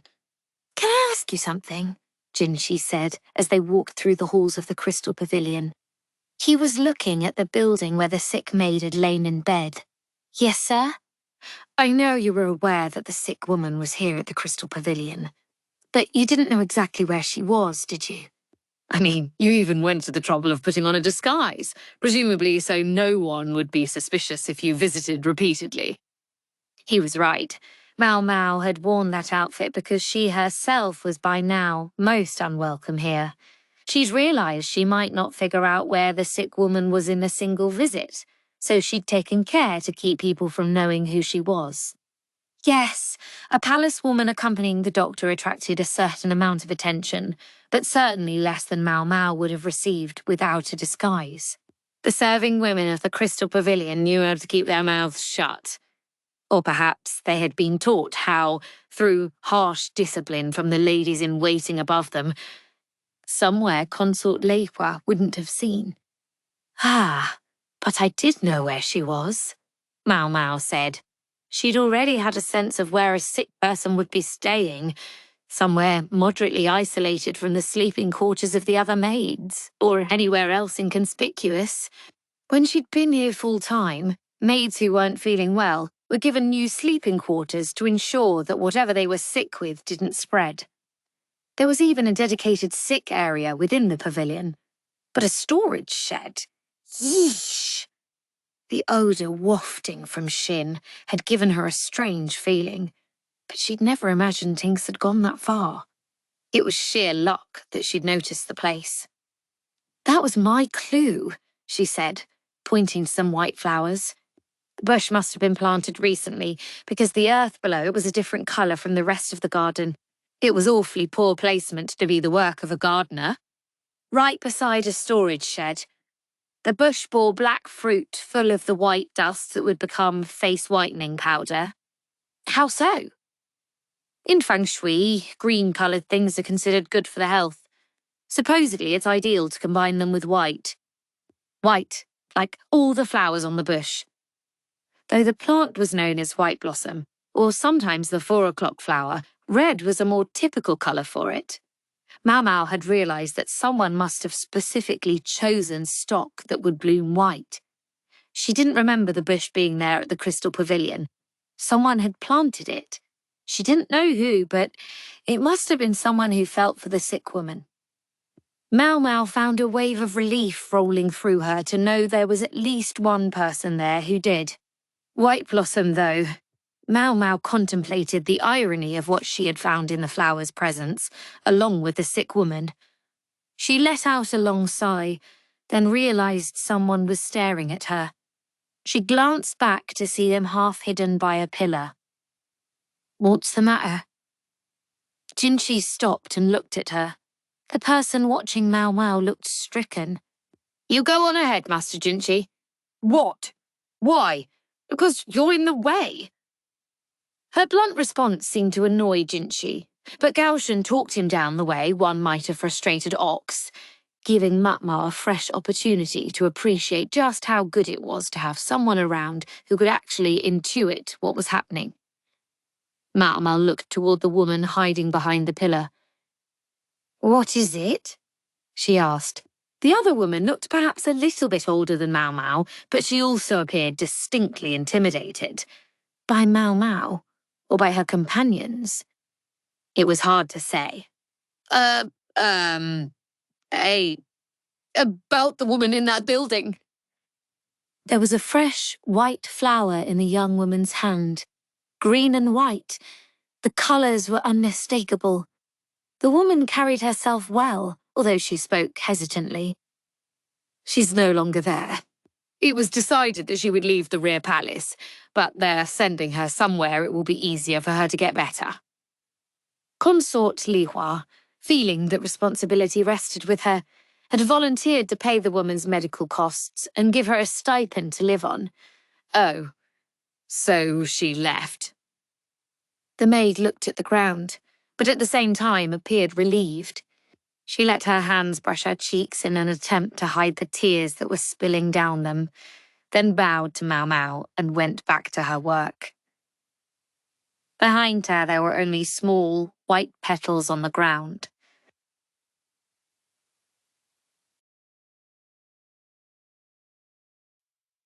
Chapter 12.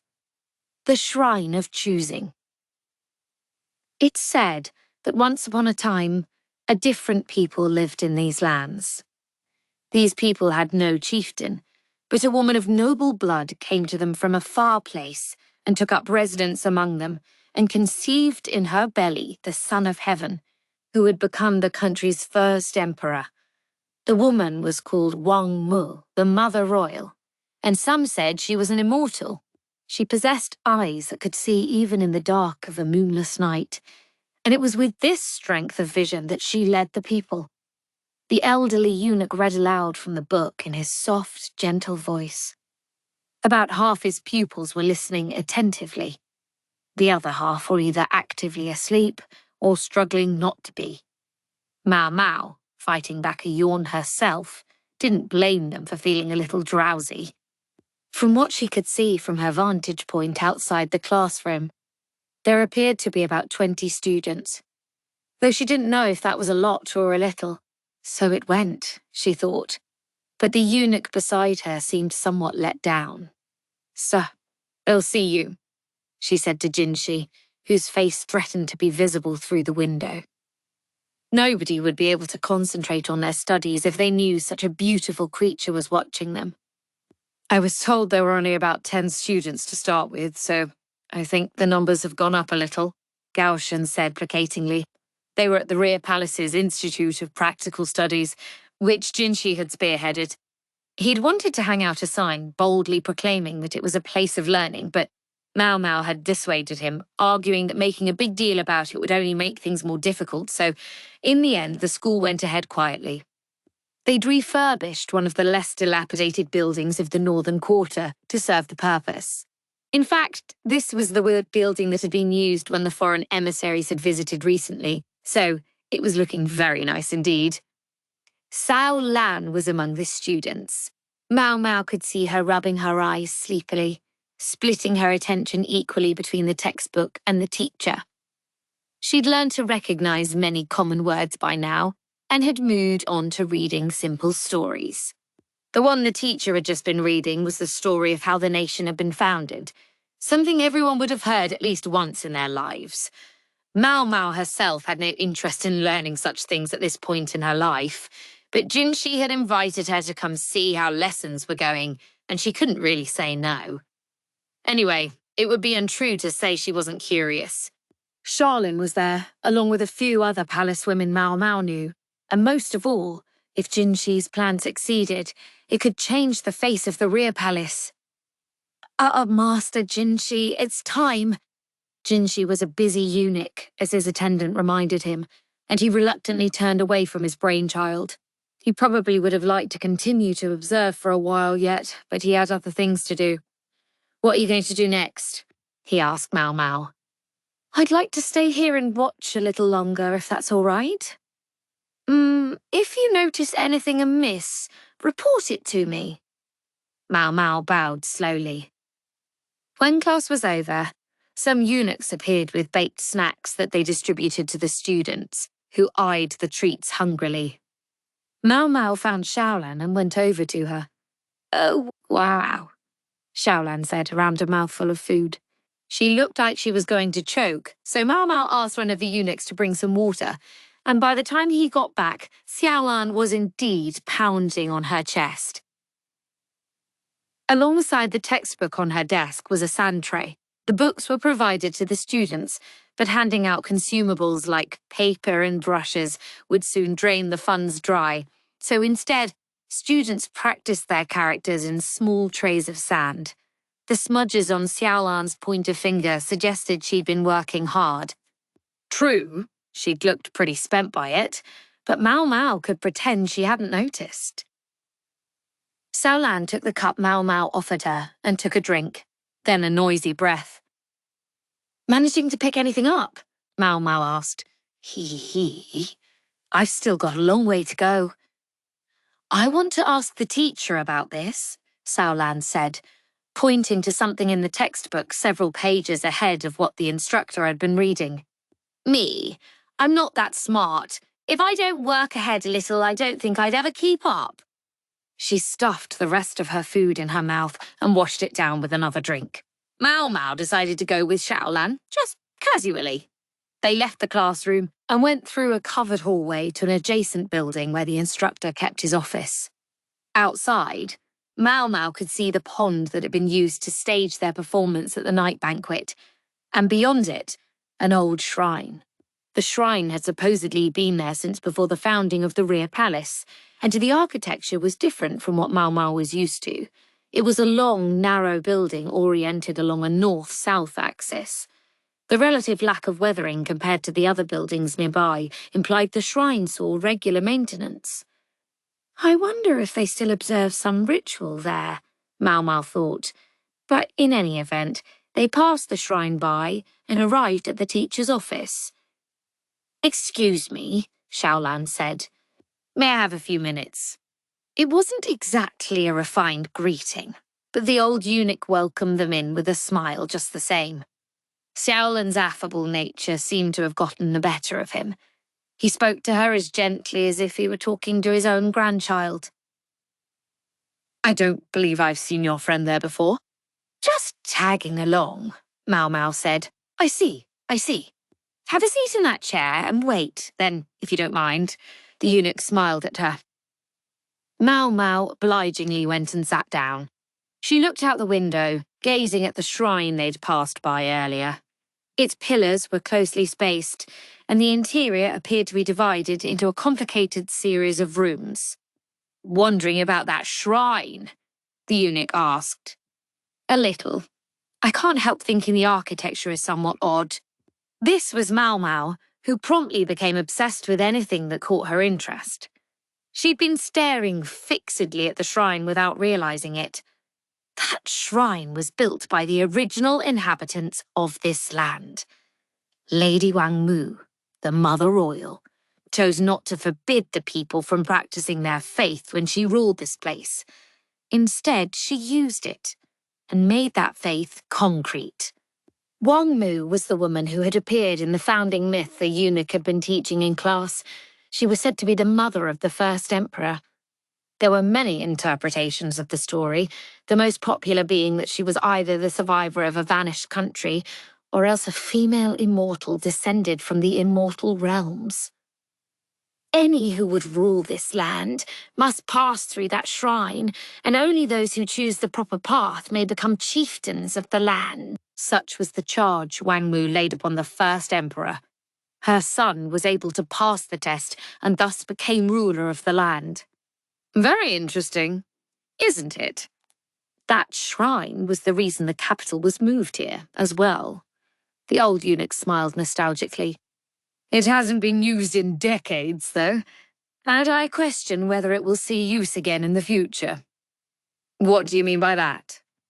Well, the eunuch handed Xiaolan a writing utensil, kindly allowing her to use his own brush. She took it and frowned, still struggling to hold the brush correctly. She didn't seem interested in what he and Maomao were talking about. All of the elder brothers of his former Majesty were felled by an epidemic. Worse, many male children and infants died, depriving the imperial line of any potential successors. That was why the previous emperor, his parents' youngest son, had ascended the throne. The circumstances had long invited ugly rumors to the effect that the Empress regnant, his mother, had had a hand in the plague. Maomao couldn't help thinking that the eunuch's story was not the most respectful toward the imperial family, but she sensed no hostility in his voice. If anything, he had the dispassionate air of a scholar laying out facts. Xiaolan plunged the brush into the ink, splattering polka dots on her cheek. Rites of passage were by no means unusual, but Maomao found her interest especially piqued by this one. She looked at the shrine, and the eunuch looked at her, though at first she wasn't sure what he was thinking. I must say, I'm happy to know someone is interested in that old building, he said. Not many want to hear such tales. It's been quite a long time. Then he, too, looked outside. But there was someone once. In the past? Yes. A doctor who was here many years ago, a real eccentric. Whenever he had time on his hands, he would go wandering about the rear palace with a look on his face much like the one on yours now. A face floated into Maomao's mind. His name wouldn't have been Luomen by any chance? The eunuch's eyes widened with surprise. You know him? Maomao's old man looked like an ordinary, reasonable person. But he really wasn't. For one thing, if he had been reasonable and ordinary, he wouldn't have planted medicinal herbs all over the rear palace. Oops. Maybe I shouldn't have mentioned him. He had, after all, been banished as a criminal. Maybe it would have been better not to say his name. To all appearances, though, the eunuch didn't bear Luobikin any ill will. Maomao said only, but, honestly, that Luomen was a relation of hers, and that he now made his living barely as an apothecary. The eunuch looked at Maomao, clearly moved. Xiaolan, meanwhile, was gazing intently at her own unsteady characters. I see, the eunuch said. Yes, Luomen. Maybe he'd been friends with her adoptive father. She wanted to ask about it, but realized it was time to be getting back. She collected Xiaolan, who had folded the sheet full of characters, despite their crudeness, and tucked it lovingly into the folds of her robes and left the school. 2 days later, His Majesty paid a visit to the Jade Pavilion. Maomao performed her food-tasting duties as usual and was just about to leave the room when he stopped her. How can I help you, sir? She said. If His Majesty wanted to talk to her, it was probably about the illustrated textbooks or the like. Unfortunately, she could now only distribute whatever she could get past the censor, so it was no longer so easy to slip things to His Majesty. So he thought she'd asked Jinshi to tell him that personally. I intend to go to the Shrine of Choosing now. I'd like you to accompany me. Ha! Maomao slapped her hand over her mouth before the sound could make it out. What in the world was going on? They went by lantern light through the darkness, heading for the northern quarter of the palace. His Majesty's 2 eunuch bodyguards were with them, as were Jinshi and Gaoshen. Jinshi was watching the entire thing with a probing eye. He appeared to have been called out here quite suddenly. What does His Majesty have in mind? Maomao wondered. The northern quarter was never exactly bustling, but at night it became eerily silent. The one silver lining was that at least they didn't hear any sounds of unhealthy love emanating from the bushes or the shadows of the trees. When they reached the shrine, someone was waiting for them. The old eunuch Maomao had spoken to earlier that day. "I've been waiting for you," he said with a respectful bow. The Emperor, stroking the beard of which he was so proud, nodded at him. "May I enter once more?" "You may enter as many times as you wish, Your Majesty." The hairs on Maomao's neck stood up at what sounded like an undertone of provocation in the eunuch's words. The Emperor, still working at his beard, remained perfectly calm, but Gaoshan and the other eunuchs didn't hide their displeasure. Jinshi alone didn't frown. He was staring intently at the shrine and seemed to be thinking. The old eunuch unlocked the shrine door and ushered the Emperor inside. "And whom do you require for your attendance?" the eunuch asked, and again he sounded faintly mocking. "These two, if I may," the Emperor replied. He was looking at Jinshi and Maomao, grinning. "What's this about?" Maomao wondered, looking less than pleased as she entered the shrine. She could understand why His Majesty would choose Jinshi. He officiated ceremonies and everything, so he was used to these kinds of places. But Maomao? What possible purpose could she serve? "Women aren't forbidden in here or something," Maomao whispered to the old eunuch, but he smiled broadly. "You may recall that Wang Mu and the Empress Regnant were both women." Maomao didn't respond to that, just put her head down and followed the two men. Just past the shrine entrance was a large, empty space. There were 3 doors, each of a different colour, and above them a sign that read, "Pass not through the red door." Maomao squinted. The doors were blue, red, and green, respectively. The colour of each was clear and bright, suggesting they were regularly refreshed. "Which door do you choose, sir?" the old eunuch said, stroking his chin. The Emperor scratched the back of his neck, then headed for the blue door. "I chose the green one last time. Might as well try this one." "Indeed, sir." The party passed through the blue door. They continued through a narrow hallway, then arrived in the next room to find 3 more doors and another sign. Maomao cocked her head. The sign read, "Pass not through the black door." This time the doors were vivid red, black, and white. The walls and pillars were noticeably dusty, yet the doors were freshly coloured. "Looking after this place is a chore, I can tell you.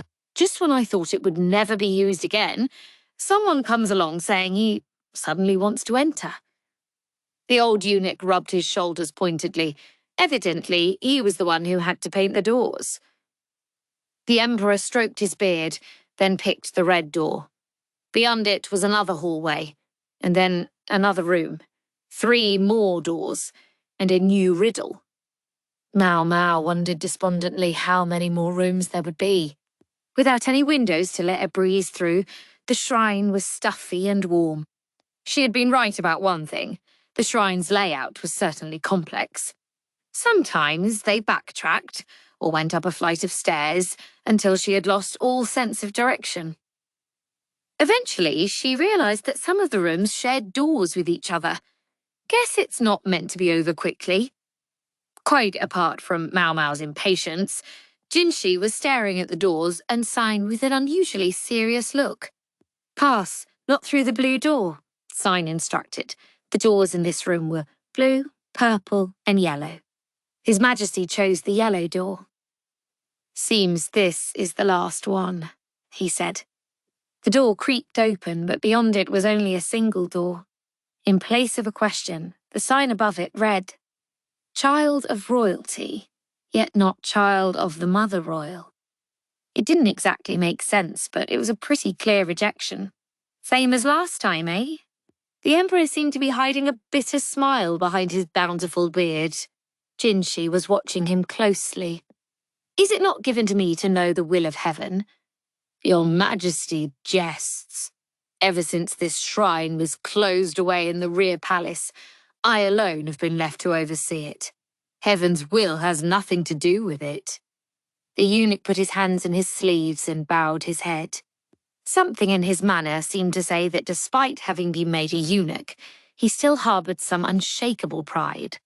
Most likely, this man had been overseeing this shrine for some long time, and when the building had found itself within the boundaries of the rear palace, he had gone so far as to accept castration to continue protecting it. The Emperor had followed all of the sign's instructions to the letter. Had he still somehow made a mistake? The eunuch opened the door before them. "You'll find the exit this way, sir," he said. Maomao and the others, still unsettled, went outside. On what conceivable basis had the Emperor been rejected? Maomao counted on her fingers, tallying up the number of rooms, thinking about which doors the Emperor had chosen. She even sat down to ponder it, using a twig to scratch in the dust the order of the doors he'd picked as best she could remember it. She realised it probably wasn't the most becoming behaviour with the sovereign himself still present, but she did it anyway. "I'm certain Luomen would understand," the eunuch said.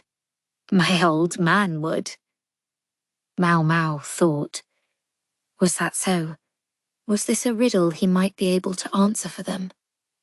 It was nice of the eunuch to give them a hint and all, but at the same time it made Maomao purse her lips in annoyance. She felt like he was saying, "Your old man would get it, but you never will." She knew her adoptive father was something special, but it rankled her to be completely dismissed like that. In other words, Maomao was angry. "You're saying my adoptive father would know what's going on?" "I couldn't say. It's possible," the eunuch replied, suddenly evasive. Luomen would understand. In other words, the key was something he knew. His knowledge was broad, but he particularly excelled in medicine. Was that where the solution lay? Jinshi and the Emperor were watching Maomao expectantly. She felt a shiver run down her spine. Wish they'd stop that.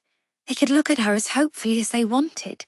She wasn't her old man and wouldn't be able to come up with the answers so easily. That only made her more frustrated, though. And something still nagged at her. 3 doors, 3 colours. How did they go together? "Do you know what it means when it says I am not a child of the Mother Royal?" the Emperor asked. The Mother Royal, Maomao thought. Wang Mu? Yes, the mother of the first emperor, spoken of in the country's earliest stories. The tales never mentioned a father. Normally, one would expect that to produce an emphasis on the maternal line. Yet in Maomao's country, agnatic descent was the rule, inheritance passing from father to son. Once again, Maomao thought over the words on that last sign. Child of royalty, yet not child of the Mother Royal. Did the words hold some great secret? Could the expression child of royalty refer to the paternal line? It was said that male children received what made them fit to rule from their fathers. Meanwhile, in a matrilineal system, female children were said to receive what made them fit from their mothers. The imperial throne had been occupied by a direct line of male successors. True, the occasional Empress had interposed herself, but as far as Maomao was aware, these women's bloodlines hadn't continued. Suppose the blood of Wang Mu still remained somehow, what would it lead one to do?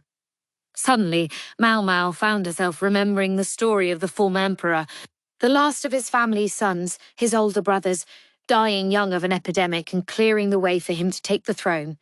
The fact that he alone had survived when all his brothers had died had inspired rumours that the Empress regnant might have had a hand in things. But is it possible that... Maomao looked at the old eunuch, the Emperor, and Jinshi. And then she went and stood in front of Jinshi. Master Jinshi. Were the brothers of the previous sovereign all born by the same mother? He looked perplexed by the suddenness of the question, but it took him hardly the space of breath to answer. I'm given to understand that not all of them shared the same mother, but that the mothers of all the imperial princes were sisters, cousins of the emperor before last, I believe. Close kin, then. When it came to noble blood, marrying sisters and close relatives wasn't uncommon. Indeed, Consort Li Hua herself was a not-too-distant relative of the emperor. May I ask something else? Maomao said, somewhat hesitantly. What? I'm afraid it may be considered terribly improper. Depending on their reaction, it could even get her killed on the spot. Speak. It was not Jinshi who issued the command, but the emperor himself. Maomao took a deep breath and let all the words out at once. Is it possible that many or most of those who have occupied the throne down the generations have had poor eyesight? It was neither Jinshi nor His Majesty who reacted most noticeably to this question, but the old eunuch. Maomao smirked. I've heard that many of them didn't see well, but the previous emperor had good eyes, His Majesty said. But this only confirmed for Maomao what she already suspected. Would it be possible to go through this thing again? You believe you're qualified, young lady, the eunuch said teasingly. Women have been brought into the shrine many times, but they were always princesses or consorts. You were permitted entry last time, but I'm afraid I question allowing you in repeatedly, particularly if you're going to advise on the choice of doors. Maomao was far too scrawny to be called a beautiful princess, even in flattery. Evidently, it would be improper for her to enter the shrine repeatedly. The emperor laughed merrily. Perhaps I should name you one of my consorts, then. Though I think I would be lucky to survive telling Lacan about it. Surely you jest, Maomao thought. Surely you jest, Jinshi said, stepping out in front of her. Imagine the looks your other ladies would give you. True, too true, His Majesty said, clutching his sides in mirth. He patted Maomao on the head. She was used to seeing him at his leisure in the Jade Pavilion, but tonight he seemed to be relaxing in a somewhat different way. I think he's mocking me. And perhaps he was. After all, Maomao was well aware that a lady had to have a bust of about 90 centimetres to even begin to excite the emperor's interest. Consort Gyokuyu and Consort Li Hua both met that standard and more. Jinshi was looking at the emperor, perturbed. Was it Maomao's imagination, or did he look a bit like a pouting child? You take her, then, he said to Jinshi. And then he looked at the old eunuch. You'd have no objection then, would you? The eunuch pulled a face, but looked at Jinshi. You would accept that? If His Majesty so orders, then I can only obey. Anyway, the girl is working something out. And I'm quite interested to know what it is. The emperor chipped in, chuckling. The old eunuch headed back to the shrine entrance, looking thoroughly exasperated. The emperor, who appeared quite pleased, jerked his thumb in the direction the eunuch had gone, as if to say, let's go. They went to the entrance once more, this time with Jinshi in the lead, followed by the emperor and the old eunuch. Maomao trailed behind them, surprised to realize that it seemed anyone at all could attempt the shrine. They entered the first room, and Jinshi turned back to look at Maomao. The red, blue, and green doors stood before them. Which shall I choose? He asked. Maomao narrowed her eyes. The sign above the doors said only not to pass through the red one. Slowly, she pointed at the blue door. Jinshi obediently opened it. It was the same one the emperor had chosen earlier. The old eunuch arched an eyebrow. In the next room, Maomao picked the white door, earning herself another eyebrow arch. Taking a different path from myself this time, the emperor said, stroking his beard as he followed Jinshi through the white door. Ordinarily, it might have been considered rude for Jinshi to walk ahead of His Majesty, but none of them, Jinshi or the emperor or the old eunuch, seemed to take it amiss. The sovereign had always seemed to have a fairly permissive streak, so maybe he wasn't particularly interested in standing on ceremony. Maomao led them through the next room, and then the next, until finally they arrived in the 10th chamber. This time the sign said something a little different. Choose thou the red door. There were still 3 doors, but none of them were red. Instead, they were white, black, and green. "What is this?" Jinshi said, sounding agitated. It was understandable. He didn't see any red door.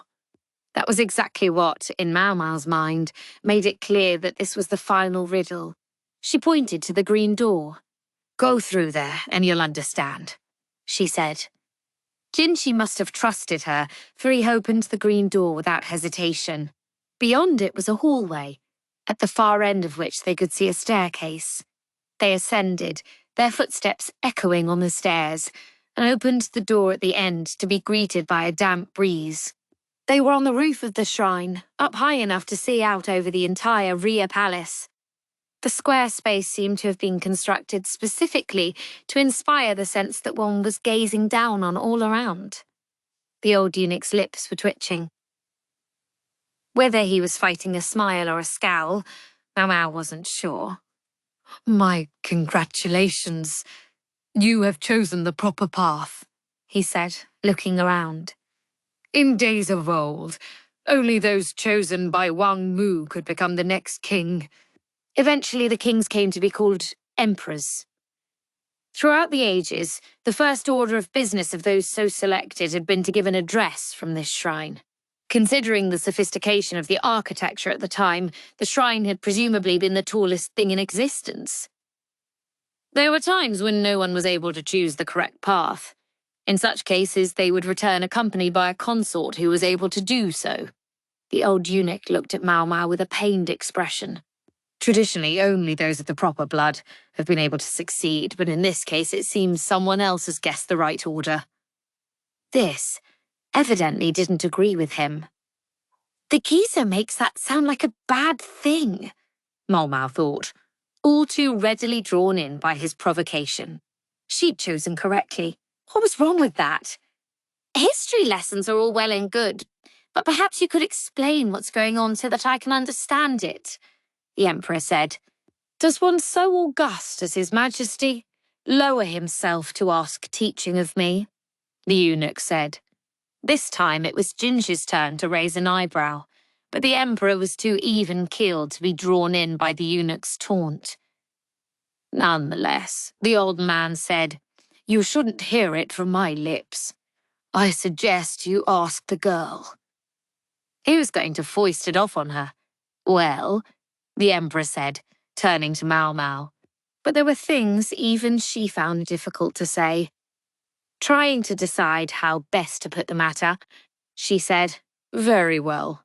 Allow me to explain what guided my thinking in choosing the doors." Out of the first 3 doors, blue, red, and green, Maomao had chosen the blue one. The sign said only to avoid the red door, so one might think the green door was a perfectly fine choice. And normally one might be right. But normal didn't quite apply in this shrine. There are certain people who would be unable to distinguish which door was red and which was green, Maomao said. Unable to distinguish one from the other? Jinshi asked, puzzled. His Majesty looked equally perplexed. The 2 of them were such different people, yet with that expression of confusion on their faces, they looked oddly similar. Yes, Maomao replied, and so they would choose the door that they could be certain wasn't red. That would be the blue one. The first chamber would whittle down the candidates by half. The next room is the same. If you couldn't tell the difference between black and red, you would choose the white door, and half the remaining candidates would be weeded out. In each room, there appeared to be 2 possible right answers, but in fact, there was only one. The final riddle worked the same way, because the candidates would be certain that the white door was white and the black one black. They would assume the final door must be the red one. It wasn't, of course. It was green, but because anyone who had made it that far would be unable to tell red and green apart, they wouldn't know that. Only half of those who entered the shrine would choose the correct door in the first room. In the second room, it would be a quarter, and by that ninth door, only 1 out of every 512 people would make the right choice. And what does all this mean? Tinshi asked, still obviously flummoxed. It means that those who are chosen by this shrine, those who prove themselves the children of Wangmu, have one thing in common. They can't see colour. They could see some colours, of course. Individual differences would mean some people would still make wrong choices, and conversely, it was possible that some had simply guessed wrong. But they need only return with someone whose blood was closer to Wangmu's. That was why consorts were allowed into the shrine. It's not common in this country, but in the West, people are periodically born unable to distinguish between red and green, Maomao said. Her father had told her that roughly 1 out of every 10 people in the country where he had studied had this condition. It was evidently less common in women than in men. It was passed down from parent to child, and although it could be a hindrance in daily life, it was also possible to adapt to it such that others might never realize a person had the trait. That was why the old eunuch had said Maomao's old man might understand. Some also claim, she went on, that the more trouble one has distinguishing colours, the better one's night vision is. She'd never investigated that claim personally, so she couldn't be sure. However, for such a profoundly challenging trait to persist down to the present day, it was likely to co-occur with some exceptional benefit. And I believe in the founding story.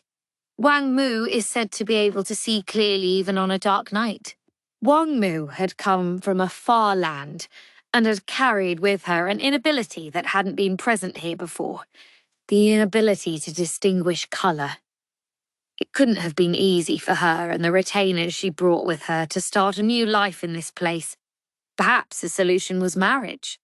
In the story, Wangmu didn't have a husband, but it would be reasonable to suppose she'd wed the chieftain of this area. It was hardly unusual for people from other lands to be taken as spouses in order to help dilute blood that had become too concentrated. If that spouse had local authority, so much the better. It would explain why people here prized patrilineal descent despite tracing their ancestry back to Wangmu. Yet Wangmu, or perhaps one of those who had come with her, hadn't wanted lineage alone to determine the succession.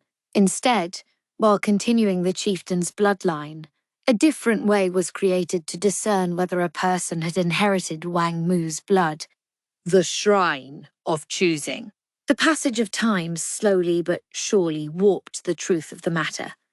When a strange people with strange technology arrive somewhere new, over time they're absorbed into the local population, generation by generation. A simpler method was to leave a written record. Wangmu's story was written down in characters the local populace didn't know, and as those who had witnessed their arrival died out, the story became the truth. A conquest patient, and peaceful. Not that I can tell them that, Maomao thought. She proceeded to explain all this to Jinshi and the Emperor, passing over the most inconvenient parts. They might look askance at a few of the things she said, but she doubted they would pursue the matter too closely, nor did she want them to. Everyone would be happier that way. So Maomao picked her way through the story, refraining from saying anything she thought her old man wouldn't have told them. So you're saying the blood of Wangmu doesn't flow through my veins? It's true that my mother wasn't of royal lineage, nor my grandmother, the Empress regnant. Maomao shook her head. This shrine exists only as a way of being certain that the blood is present, not demonstrating that it isn't. Sometimes a characteristic may be seen in the parent that doesn't appear in the child. There was also, of course, always the possibility that the Emperor's honoured mother had been unfaithful, but she would keep that to herself. In any event, allowing the blood to become too concentrated can bring serious problems of its own. All of the former Emperor's older brothers had died of the same epidemic, for example, presumably along with many other close relatives. Perhaps the result of trying too hard to satisfy the shrine. When Maomao finished her explanation, she heard clapping. The old eunuch was applauding. "Never once did I imagine the likes of this girl would really and truly solve the riddle," he said. Okay, so he could be rude sometimes. "It's said that Wang Mu came to rule this land because of her unparalleled wisdom. After all, only a truly keen intellect could come up with something like that shrine as a means of maintaining their bloodline. If you wish to further thin the blood, might I suggest taking someone like this young lady into your retinue?" "Excuse me? What was that doddering old coot thinking?" Maomao wanted to pull off a shoe and fling it at him. Amusing as that might be, I'd rather not pick an enemy of Lacan. And perhaps more importantly, her bust would have to grow about another 15 centimeters first. First, just how intimidated was he by the fox strategist? And second, really? "I grant there are many who wouldn't smile upon it," the old eunuch said. He looked into the distance for a second, then glanced at Maomao. "Do be wary." "I'm well aware," the Emperor said. "I know you are, Majesty," the eunuch said, this time looking at Jinshi. "Do be wary," he repeated. Jinshi nodded without a word. Just who is this guy? Maomao wondered. Simply a eunuch who had found favour with the Emperor. It didn't matter. Maomao foresaw nothing good in knowing the answer. Maybe it doesn't matter who he is. She would leave well enough alone. Ignorance, as they said, was bliss. She was ignorant of something else as well, however, that she would yet have cause to regret what she didn't know. Chapter 13. The Empress Dowager. Maomao was thrilled. Indeed, she could hardly have been happier. Behind her, Hongyang and Yinghua stood looking intimidating. "Really? Right here?" Maomao asked, watching Hongyang carefully. "Yes. Have a good hard think about what you did," the chief lady-in-waiting replied with a snort. Maomao's eyes began to brim with tears, and she clasped Hongyang's hand. "Thank you so much," she said, bowing deeply. Wait, Maomao! Oh, this is the exact opposite of what we wanted." Maomao, paying no heed to Hongyang and Yonghua's dismay, veritably flew into the storage shed. This was to be her room from today forth. "Don't you think that's a little harsh, Yinghua?" Yuan asked as she poured some tea, which she offered along with a snack to Yinghua. "I thought so too, but it's her own fault," Yinghua replied, managing to purse her lips and sip her tea at the same time. Today they were having a sweet-smelling fermented tea from the West. We kept telling her to stop, but she wouldn't. We know she was out collecting bugs again. She glared at Maomao. Hongyang, it seemed, had thrown out all the fruits of Maomao's efforts. Maomao only cocked her head. She'd stopped trying to gather lizard tails, recognizing that work couldn't get done around the Jade Pavilion if the ladies-in-waiting kept fainting. "What are you talking about?" she asked Yinghua, genuinely surprised. "I stopped after the thing with the lizard." "There's talk. We heard a weird lady was going around the Imperial Palace collecting bugs and laughing like a maniac." Maomao didn't say anything, but Yinghua, and now Yuan too, both looked scandalized. This was clearly some sort of misunderstanding. "I don't do that," Maomao said earnestly. Yes, she'd collected moths one time recently, but that had been for work. She hadn't gone after a single other bug since then. Or lizard. And if I did do something like that, it wouldn't be bugs I was after. It would be herbs. But you admit you would be maniacal about it." Yinghua and Guyen looked thoroughly exasperated as they studied Maomao. Of late, they'd finally started to grasp her true nature. She knew that look. They didn't believe her, but it was true. Maomao had only been laughing because she'd found some medicinal herbs, not because of any bugs. She did have some measure of common sense. She understood perfectly well what would happen if she tried to cultivate insects in that cramped room. It was summer. It would be a catastrophe. Maomao frowned and balled her hands into fists. This was a very grave situation.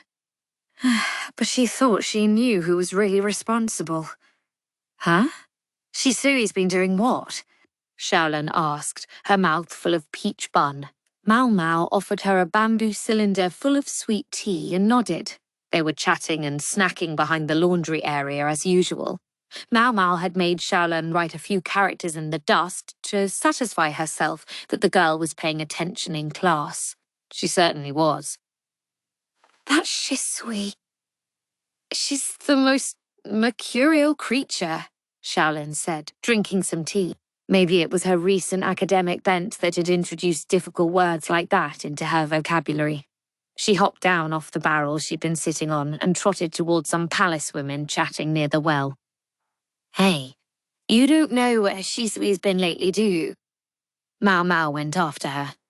The 3 palace women answered Xiaolan with a friendly greeting, although they stiffened a bit when Maomao approached. Their reaction wasn't unusual. Xiaolan and Shisui were about the only women with tastes strange enough to enjoy talking to Maomao. She's an odd one of the ladies said. Just when you think you've seen her, it's like she's gone again. You know, I feel like she's been around. Yeah, me too. The one thing they seemed sure about was that they weren't sure. Ooh, where? Tell me, pretty please. Xiaolan, with no fear of anyone she might be talking to, began to pester them mercilessly. The 3 ladies looked at each other, obviously hesitant to say. They were probably feeling sensitive about having Maomao there. Her outfit wasn't like theirs. It was still plain and easy to move in, sure, but it wasn't one of the general uniforms the Imperial Palace issued to its staff. No, she wore clothing given to her by her mistress, as befitted an attendant of one of the consorts. Those outfits created an invisible but uncrossable barrier between those who attended the consorts and those who didn't. Shoot, Maomao realized she should have kept her distance. Some of the palace women could be hostile toward those who served the consorts, but many of them simply clammed up, afraid that sharing the wrong rumor might get them in trouble. Few people were as carefree as Xiaolan. So, what to do now? She might have been able to lighten the mood with some snacks, but she'd given everything she had to Xiaolan already. Maomao felt in the folds of her robe, wondering if she might be carrying anything that could work as a bribe in lieu of food. Ooh, she thought, as she ran across one particular item. If any of you have any details, I might find my way to giving you this. It was a lovely piece of cloth, pleasant to the touch and faintly perfumed. It was technically a handkerchief, but it was of such fine material that, with some imagination, it could be practically anything. In point of fact, Dinshi had given it to Maomao when her cheek had been injured. She'd been thinking she might be able to sell it to the quack doctor at the medical office. She didn't want to spend too long thinking about any interest in men he might have, but she might get a few coins out of him for something that had belonged to the gorgeous eunuch. Is that... It looks like silk, doesn't it? Most unsuitable material for a handkerchief, I dare say. One of the women took the cloth and brought it to her nose. Then her eyes went wide. This smell. It can't be, can it? Maomao turned toward the woman with a slight smile on her lips, though she didn't let it reach her eyes. I'll leave that to your imagination.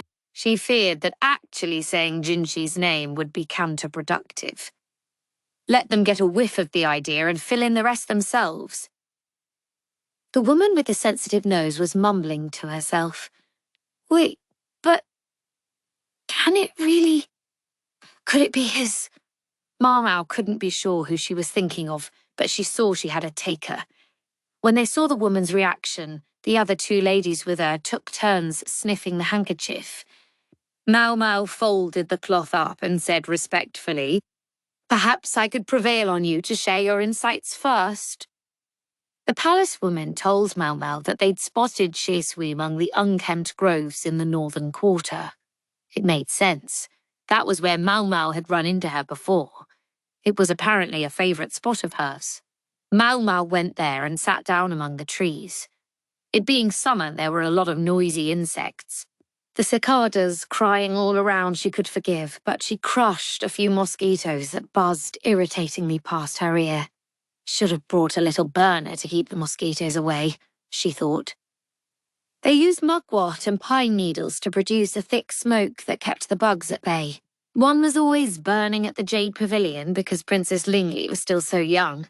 The area around the woods wasn't tended very carefully, and Maomao saw all kinds of things growing there. Pampas grass, for example, and a bevy of red flowers. She leaned toward them. So, this is where they grow? They were white blossom flowers. The trumpet-shaped blooms would start to open come evening. Maomao picked one and crushed the petals, staining her fingers with a red juice. It was a little game she'd often played when she was young. Meanwhile, the courtesans had picked the flowers for their seeds, which contained a powder much like face-whitening powder, but that wasn't how the courtesans used it. A question still lingered in Maomao's mind. It was about what had happened at the Crystal Pavilion a few days before, when consorts Li Hua's chief lady-in-waiting, Xin, had been found to be attempting to make a drug to induce a miscarriage. Xin had never used any perfume before. If the stuff contained ingredients that could be harmful to a pregnancy, and if she felt it was she who should be consort, it would explain why she wouldn't want to wear it. She'd probably hoped to take Li Hua's place. She might have thought that if the current consort failed to produce an heir, her family would feel compelled to give His Majesty someone else instead.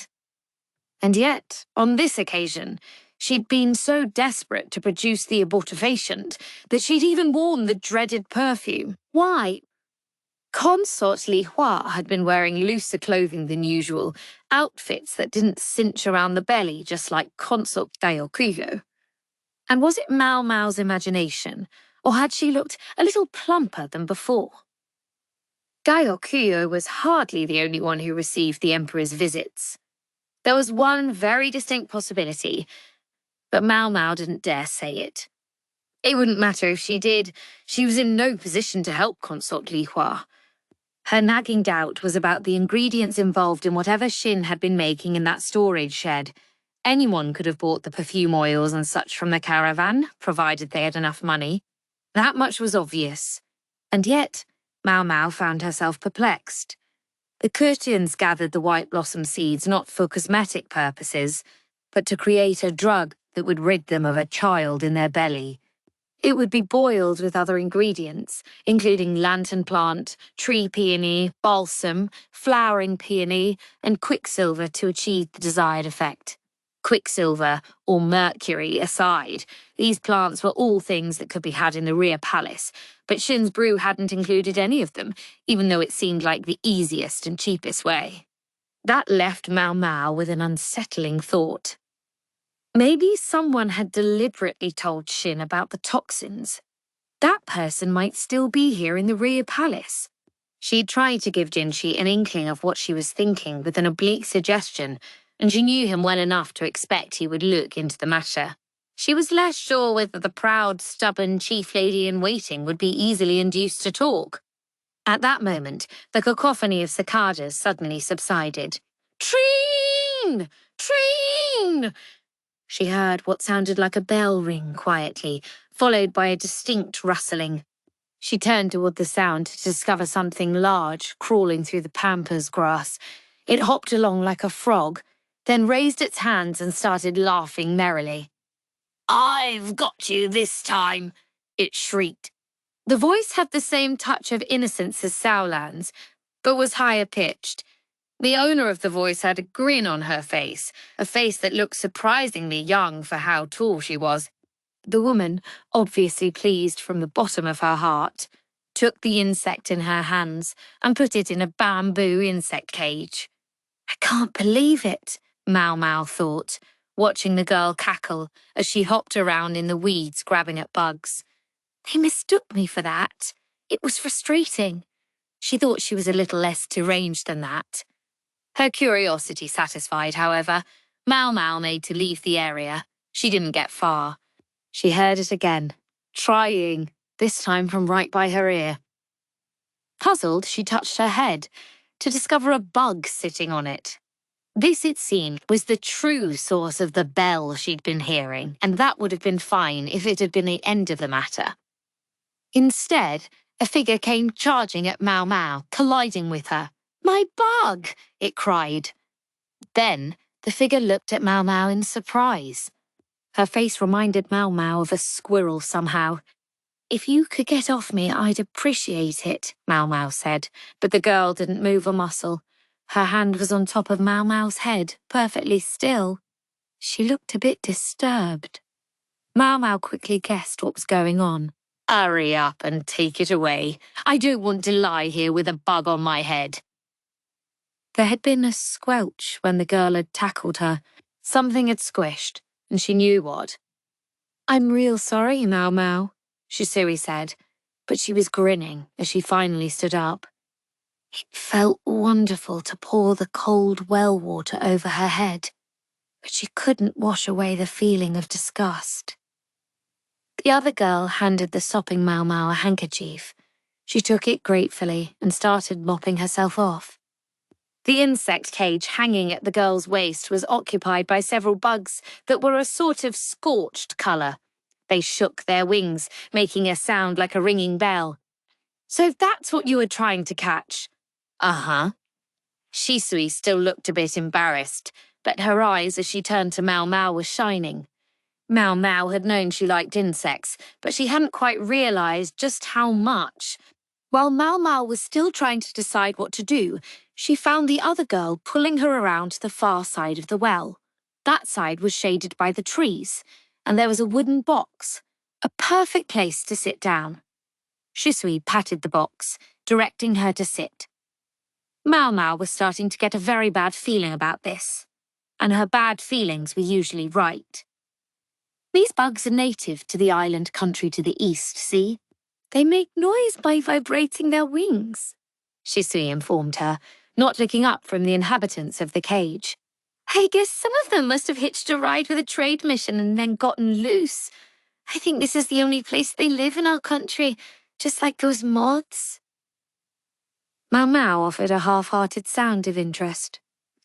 "Their colouring makes them look like cockroaches, but they're not, so don't worry." Maomao could have lived without knowing that, she thought, once again rubbing her head vigorously with the handkerchief. The girl with the poor choice of words delivered this meandering lecture on insects for a full 30 minutes. If this went on, the sun would be down before they were finished.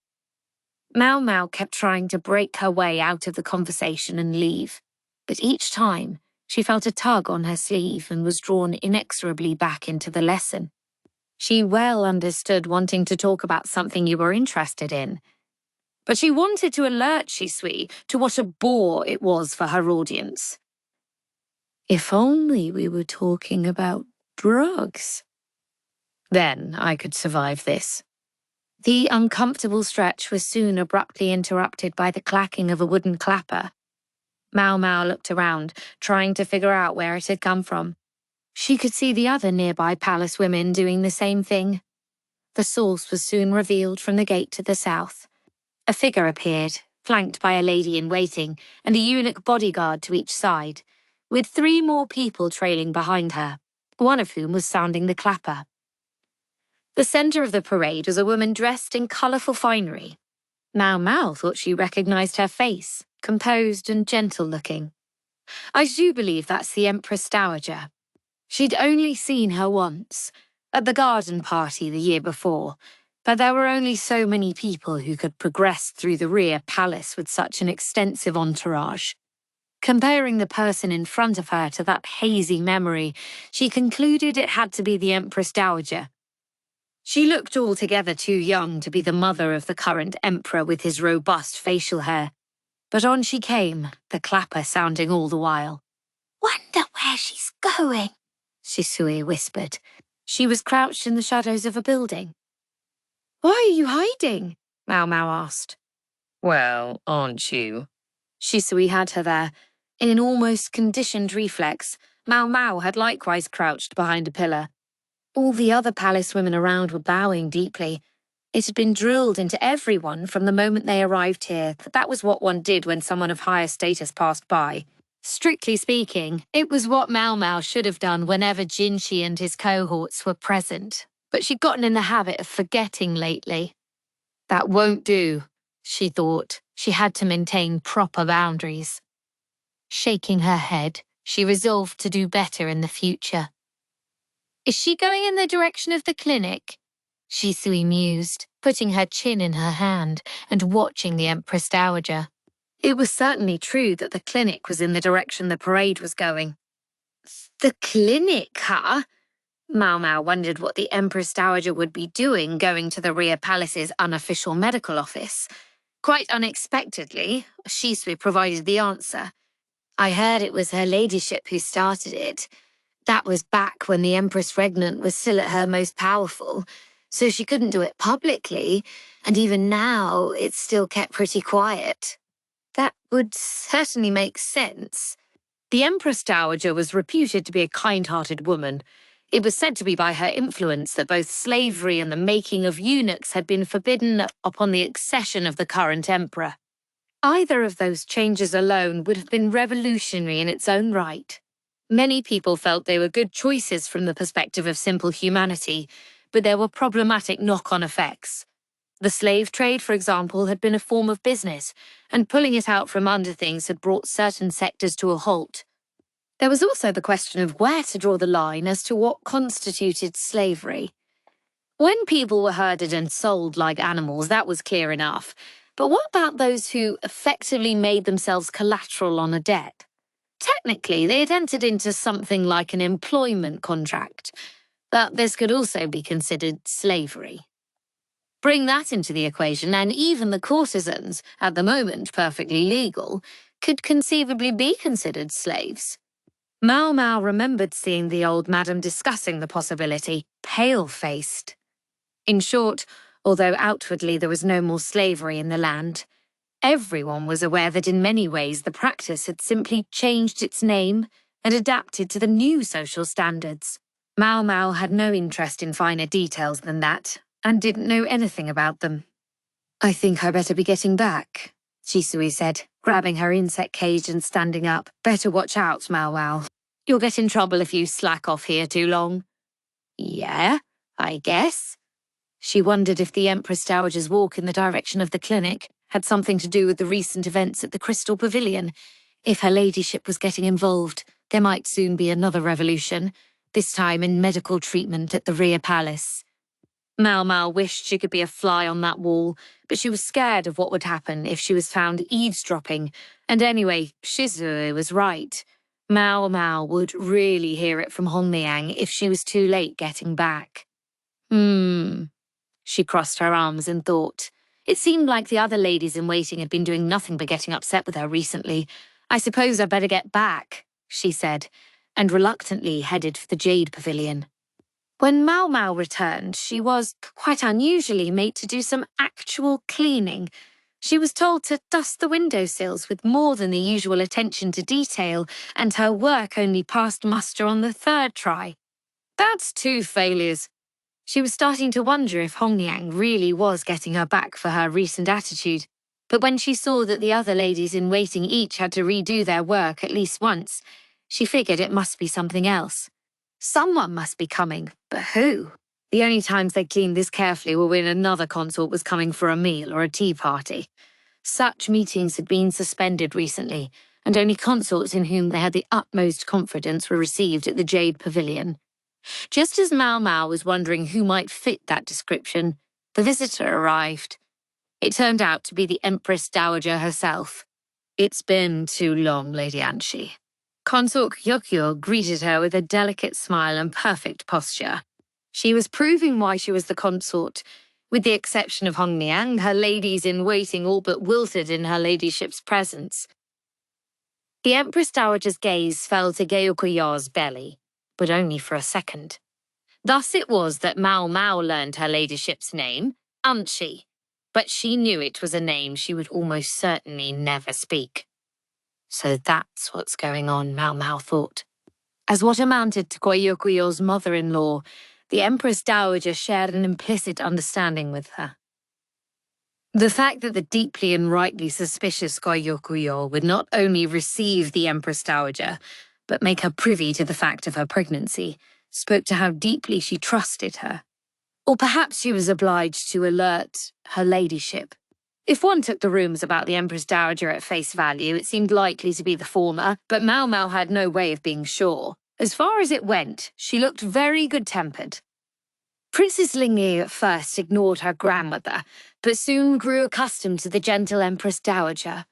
Maomao tasted the food for poison, but before she could leave, the Empress Dowager said, "You dear, you're the attendant Jinshi sent, aren't you?" How does she know that?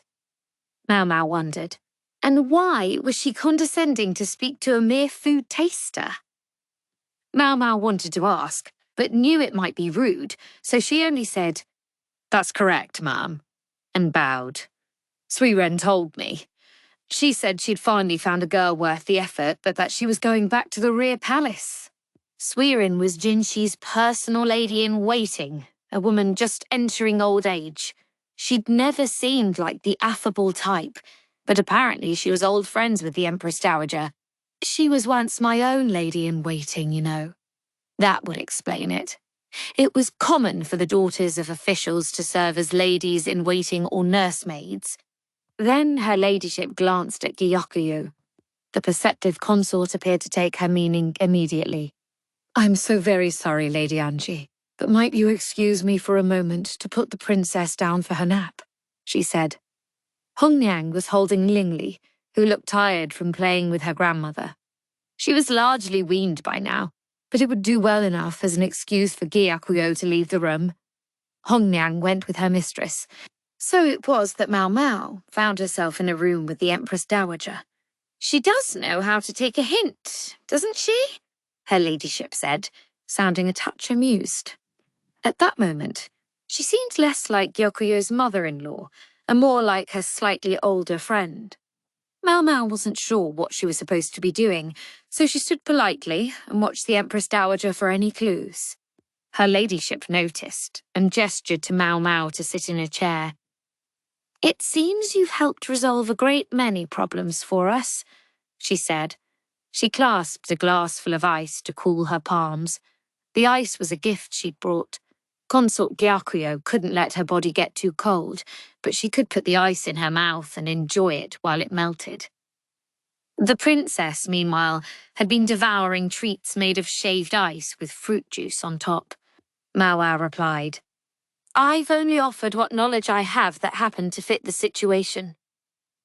Maomao wasn't spectacularly imaginative. It just so happened that the truth sometimes lurked among the things she knew, which were little more than a window into what her father had taught her. If they were to ask him directly, she believed he would have solved their problems in half the time it took her. It would have been easy to take Maomao's words as contrary, and indeed the lady-in-waiting standing beside the Empress Dowager, a woman of something past 40 who exuded experience, was frowning. It was only the three of them here in this room. Possible misunderstanding or no, however, Maomao wouldn't be comfortable unless she prefaced the discussion with that disclaimer. She had no interest in overselling her own abilities, and she wanted the other woman to be clear about that. Some might say she was selling herself short, but this was one of Maomao's tenets, and she would live by it. "That's enough for my purposes," the Empress Dowager said. Her eyes went briefly to the ground, and it seemed to Maomao, she couldn't be sure, that the kindness in them was replaced for an instant by something dull and vacant. "Whatever you're able to do will be enough, but I want you to investigate something." The lady-in-waiting was watching the Empress Dowager, who slowly shook her head as she looked at Maomao. "Do you suppose I've been cursed by the former emperor?" It was quite a question for the Empress Dowager to ask. Quite a question indeed. Chapter 14. His Former Majesty. The simple truth was that one rarely heard good things about the previous emperor. A foolish ruler, he was called. A pathetic prince. The puppet of the Empress regnant. Yes, he was called many things, but there was one name above all by which he was known in the rear palace. Paedophile. It was the only fitting term, considering that the Empress Dowager and the current emperor differed in age by only a scant 10 years or so. It was true enough that in this world, very young women were sometimes given as wives. Sometimes these were political matches, or else intended to pay off a debt, but this was the rear palace, where women of marriageable age were plenty. Yet the former emperor had seemed to focus almost exclusively on a handful of younger girls. It proved he was a pedophile. That much was fact, no matter what else one thought of him. The Empress Dowager had spoken of a curse, but Maomao wondered if it really benefited her to think that way. On her ladyship's belly was a scar left when she had given birth to the current emperor. The birth canal of her still-developing body had been too small, leaving no choice but to cut the child out of her. And the one who had been made a eunuch specifically to help with this procedure was Maomao's unfortunate old man. Perhaps the sacrifice had been worth it, for the boy who had become the reigning monarch grew up spirited and strong, and despite the surgery, the Empress Dowager went on to bear another child, His Majesty's younger brother. At this point, however, Maomao had a thought. A terribly rude thought that might get her slapped in the face if she were to voice it. Namely, was the imperial younger brother indeed the son of the prior emperor? The younger boy, as Maomao understood it, was a year older than she was. That meant the Empress Dowager would have been in her late 20s at the time of his birth, no longer a young girl by any stretch. Maomao didn't care to pursue the matter. She felt that knowing anything about it would only make her life here harder. "I would like to talk somewhere else, if possible," the Empress Dowager had said, and thus Maomao now found herself outside the rear palace. They were still within the inner court, however, which was principally the residence of the emperor and his children and queen. At the moment, there were upper consorts in the rear palace, but His Majesty had no proper spouse. Of course, Maomao could hardly be there alone. Perhaps her ladyship had been planning this all along, because she'd arranged a tea party that would bring together all 4 of the upper consorts. It was quite a sight. Maomao had even spotted Consort Lishu around, but nervousness seemed to be getting the better of her, and she shambled about like a clockwork doll. Maomao mentally put her hands together and prayed for the consort's good luck. "What exactly do you think is going on here?" Yinghua asked with a sigh. She was wearing an outfit that was nicer, but not too much nicer than her usual clothes. Maomao had done the same. She and Yinghua were both present as ladies-in-waiting to consort Gyukuyo, as were Hongniang, Guyon, and Ailan. Gyukuyo had left her most trustworthy eunuch bodyguards to look after the Jade Pavilion. Good question. The upper consorts had each been given a room. Although they hadn't gone very far, a tea party was always a place where women competed in glory, and Gale was accompanied by 3 eunuchs who all had their hands full wrangling baggage. That was evidently enough for her, but Lifa had brought 5 eunuchs, and Lolan no fewer than 8, a dizzying number. Incidentally, Lishu was accompanied by only 4 baggage carriers, a state of affairs her ladies-in-waiting seemed to find intensely disagreeable.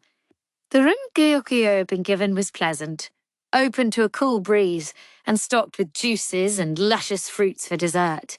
Once Maomao had taken a bite and confirmed the food was safe, everyone dug in.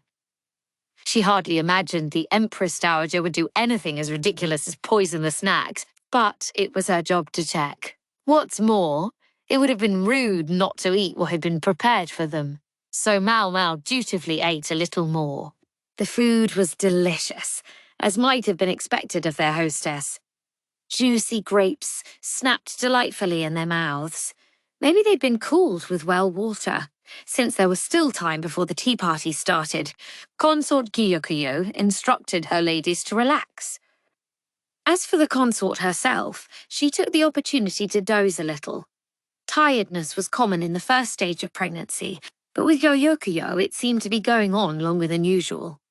She slept sitting up so as not to disturb her hair, but a rounded cushion was placed on the chair for her comfort, and a pillow stuffed with cotton was set at her neck. Hongning was ready with water to wake her up and tools to touch up her makeup. Happily for all of them, the princess was sleeping soundly with her mother. The point of Yinghuo's question seemed to be that it was strange that the Empress Dowager would invite Gorgyu to a tea party, knowing full well that she was pregnant. I know she'll probably try to be considerate about it, but still. Gyokyu's pregnancy was by now an open secret, but actually having to sit there and drink tea with the others might invite some uncomfortable questions. Consort Li Hua probably won't be an issue, and I guess we don't have to worry about Consort Li Shu either, Maomao thought. Li Hua and Gyokuyo had avoided antagonizing each other largely by avoiding each other, period. Li Hua was too proud and dignified to sink to humiliating another person, and Gyokuyo was wise enough to know that picking a fight with Li Hua, whose blood was more noble than her own, was not a good idea. Then there was Maomao's strong suspicion that Li Hua herself was pregnant as well. The consort wouldn't want to talk too much about Gyokuyu's pregnancy, lest she draw attention to her own. As for Li Shu, she could barely make a peep even in front of Gyokuyu. She was unlikely to be a problem now.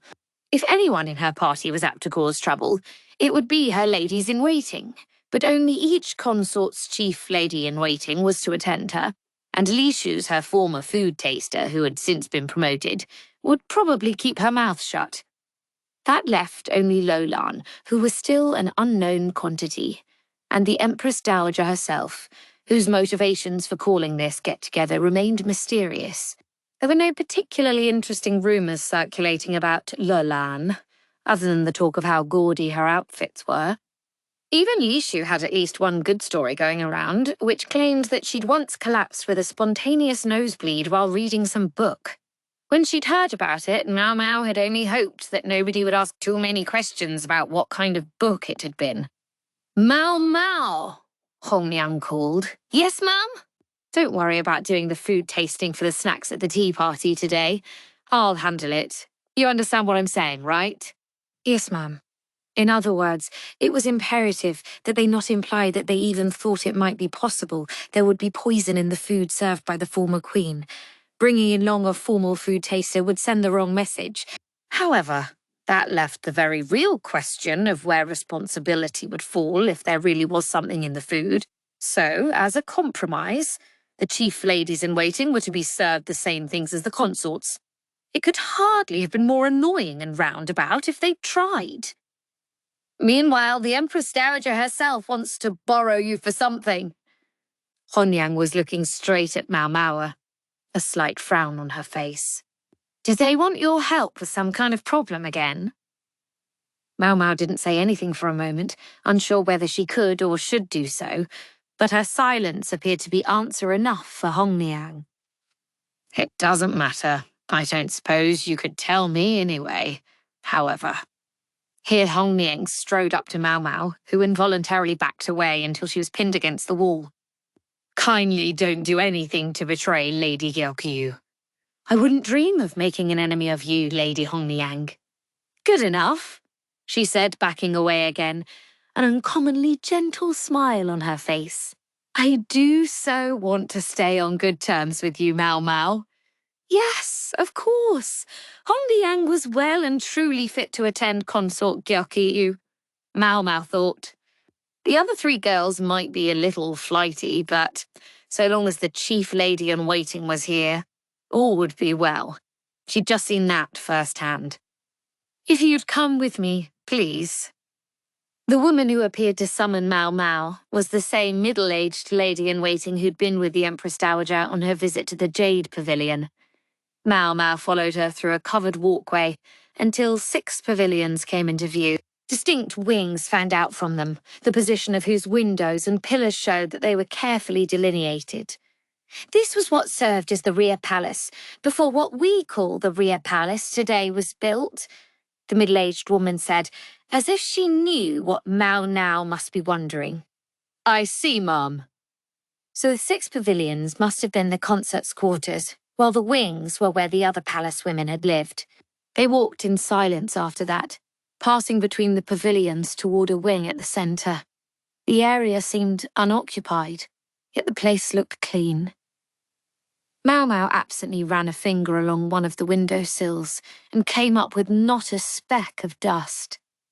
The building faced the central courtyard. The gravel in the dry landscape garden showed signs of having been raked recently. Maomao thought she saw the lady-in-waiting glance venomously at it.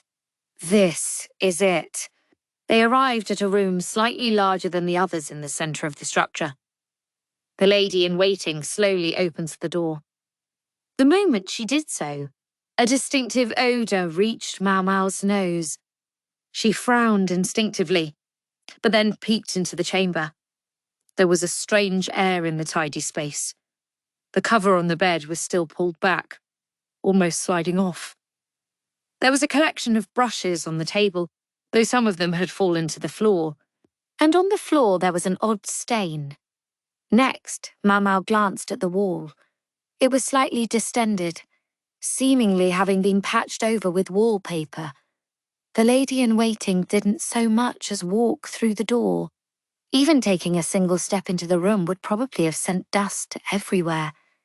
The exterior was so clean, yet inside it was like this.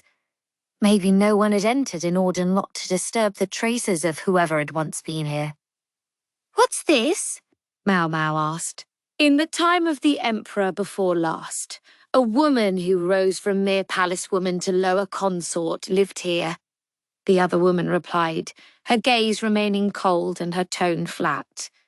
It was the chamber of the woman known as the Empress Regnant, the room where his former Majesty was raised, and where he died. Suddenly, Maomao understood the woman's distaste for the place. After that, the lady-in-waiting took them to a different but equally empty room, through whose window they could watch the Empress Dowager at her tea party with the other ladies. If anything happened, they could go running to her immediately. The woman began to explain to Maomao that in the twilight of the former emperor's life, he and the Empress Regnant had spent much time shut away in that room. Perhaps it was the emperor's weakness of character, the woman speculated, that caused him to cling to that room, as if to his memories. After the Empress Regnant died, the former emperor quickly gave up the ghost, almost as if he were following her. And all in that room. The Empress Regnant had looked vivacious to the very end, but she could well be said to have died old and full of years. The former emperor hadn't quite reached the same age, but he was long-lived compared to many people. Among his subjects, particularly the farmers, anyone who reached the age of 60 would be considered a venerable elder. What about any of this? Maomao wondered. Could be considered a curse. I told her there was no curse, the middle-aged lady-in-waiting said seriously. The Empress Dowager, however, had only shaken her head and repeated that she must be cursed. Every night she wished she could just disappear. Does she have any specific proof that she's cursed? Maomao asked. The other woman's expression darkened for a moment. Apparently there was something that fit the bill. After his soul departed, his former Majesty lay in his mausoleum for an entire year. It wasn't unheard of for a mistake to be made about a death, and for someone to come back to life. Maomao thought of the woman who had eluded them all with the thorn apple. That might be one reason for the long wait, but more fundamentally, there hadn't been time to complete the former emperor's burial site during his life. Leaving his body for a year would give them plenty of time to finish it up. That next year, his current Majesty and Lady Anchi went to retrieve the body for burial, but they discovered that the corpse lay untouched by any insects, had not desiccated, and indeed looked almost exactly as it had on the day of the Emperor's death. Maomao arched an eyebrow. So it hadn't decomposed. That's right. The mausoleum stays cool in summer, but even taking that into account, it would have been one thing if they had put the dead monarch on ice, but at room temperature, insects would inevitably gather, and the flesh would rot and dry out. Yet none of this had happened to the former Emperor's body. His Majesty appeared quite perplexed. He even wondered if perhaps the body had been replaced with a very well-made doll, but in truth it was certainly his former Majesty. When they went to retrieve the former Empress Dowager, they found her in an unspeakable state, but that's normal. I see. All that had really happened was that the body hadn't decomposed, but that could certainly seem very strange. All people return to the earth, be they commoners or nobles. Maomao firmly believed that being born to a different social status didn't mean being made of different stuff. That building is scheduled to be demolished soon, the middle-aged woman said. We'd like you to investigate the matter before that happens. It had been something like 6 years since the former emperor had passed away. His corpse was in a grave far away somewhere, and that building could be said to be the last place left with any significant links to him. If the issue wasn't resolved before it was destroyed, the Empress Dowager would be left to wonder for the rest of her life. Truth be told, Maomao already had an inkling of what might be going on. Mom, might it be possible for me to enter that room? Well, It didn't appear to be a decision the woman was authorized to make on her own, but she said, I understand. I'll ask about it. She never took her eyes off the tea party as she spoke. That night, Maomao didn't return to the Jade Pavilion, but for the first time in quite a while stayed at Jinxi's residence. It would put her in the best position to go back to that dusty room the next day. They would need the Emperor's permission, but if the Empress Dowager asked him, there was every chance he would agree. Jinxi facilitated the discussion, and soon things were clicking along nicely. She wondered if Suiren had been part of the talks. To be quite honest, Maomao was afraid of how the chief lady-in-waiting would receive her when she did get back. I think she's been taking it easy on me so far. As Gyukiyo's chief lady-in-waiting, it was Hongyang's primary duty to protect the consort. She wasn't like Maomao, who on some levels served both Gyukiyo and Jinxi, and no doubt she wasn't thrilled that Maomao was forever running off to the Crystal Pavilion as well. Even Maomao wasn't always sure exactly what her position was. At the very least, she certainly intended no harm to consort Gyukiyo, but that didn't mean she was willing to help try to bring down another consort. Someone else was in the room Maomao used to occupy, so for today she found herself in Suiren's quarters. She was a little scared of the old lady, but kept telling herself that she meant no harm. Here's the change of clothes. Suiren handed her an unbleached robe, and she obediently changed into it. Suiren's quarters consisted of 2 adjacent rooms in a corner of Jinxi's residence. A cot had been brought in, and there were pretty furnishings all around. Overall, it was a step up from the rooms of the ladies-in-waiting at the Jade Pavilion. I would have been perfectly happy sleeping on a couch or something. But then I would have spent all night worrying about you. Maomao had nothing to say to that. Suiren was reading a book by a brightly burning candle. How indulgent. Reading in the flickering light would make her eyes go bad, but she was so obviously enjoying herself as she flipped the pages that Maomao thought it might in fact be cruel to stop her. You're welcome to read something if you like, Maomao. Just pick something from the next room. Thank you, ma'am. Books were precious, so she ought to seize the chance to read when she had it. She went into the next room, hoping there would be something that interested her.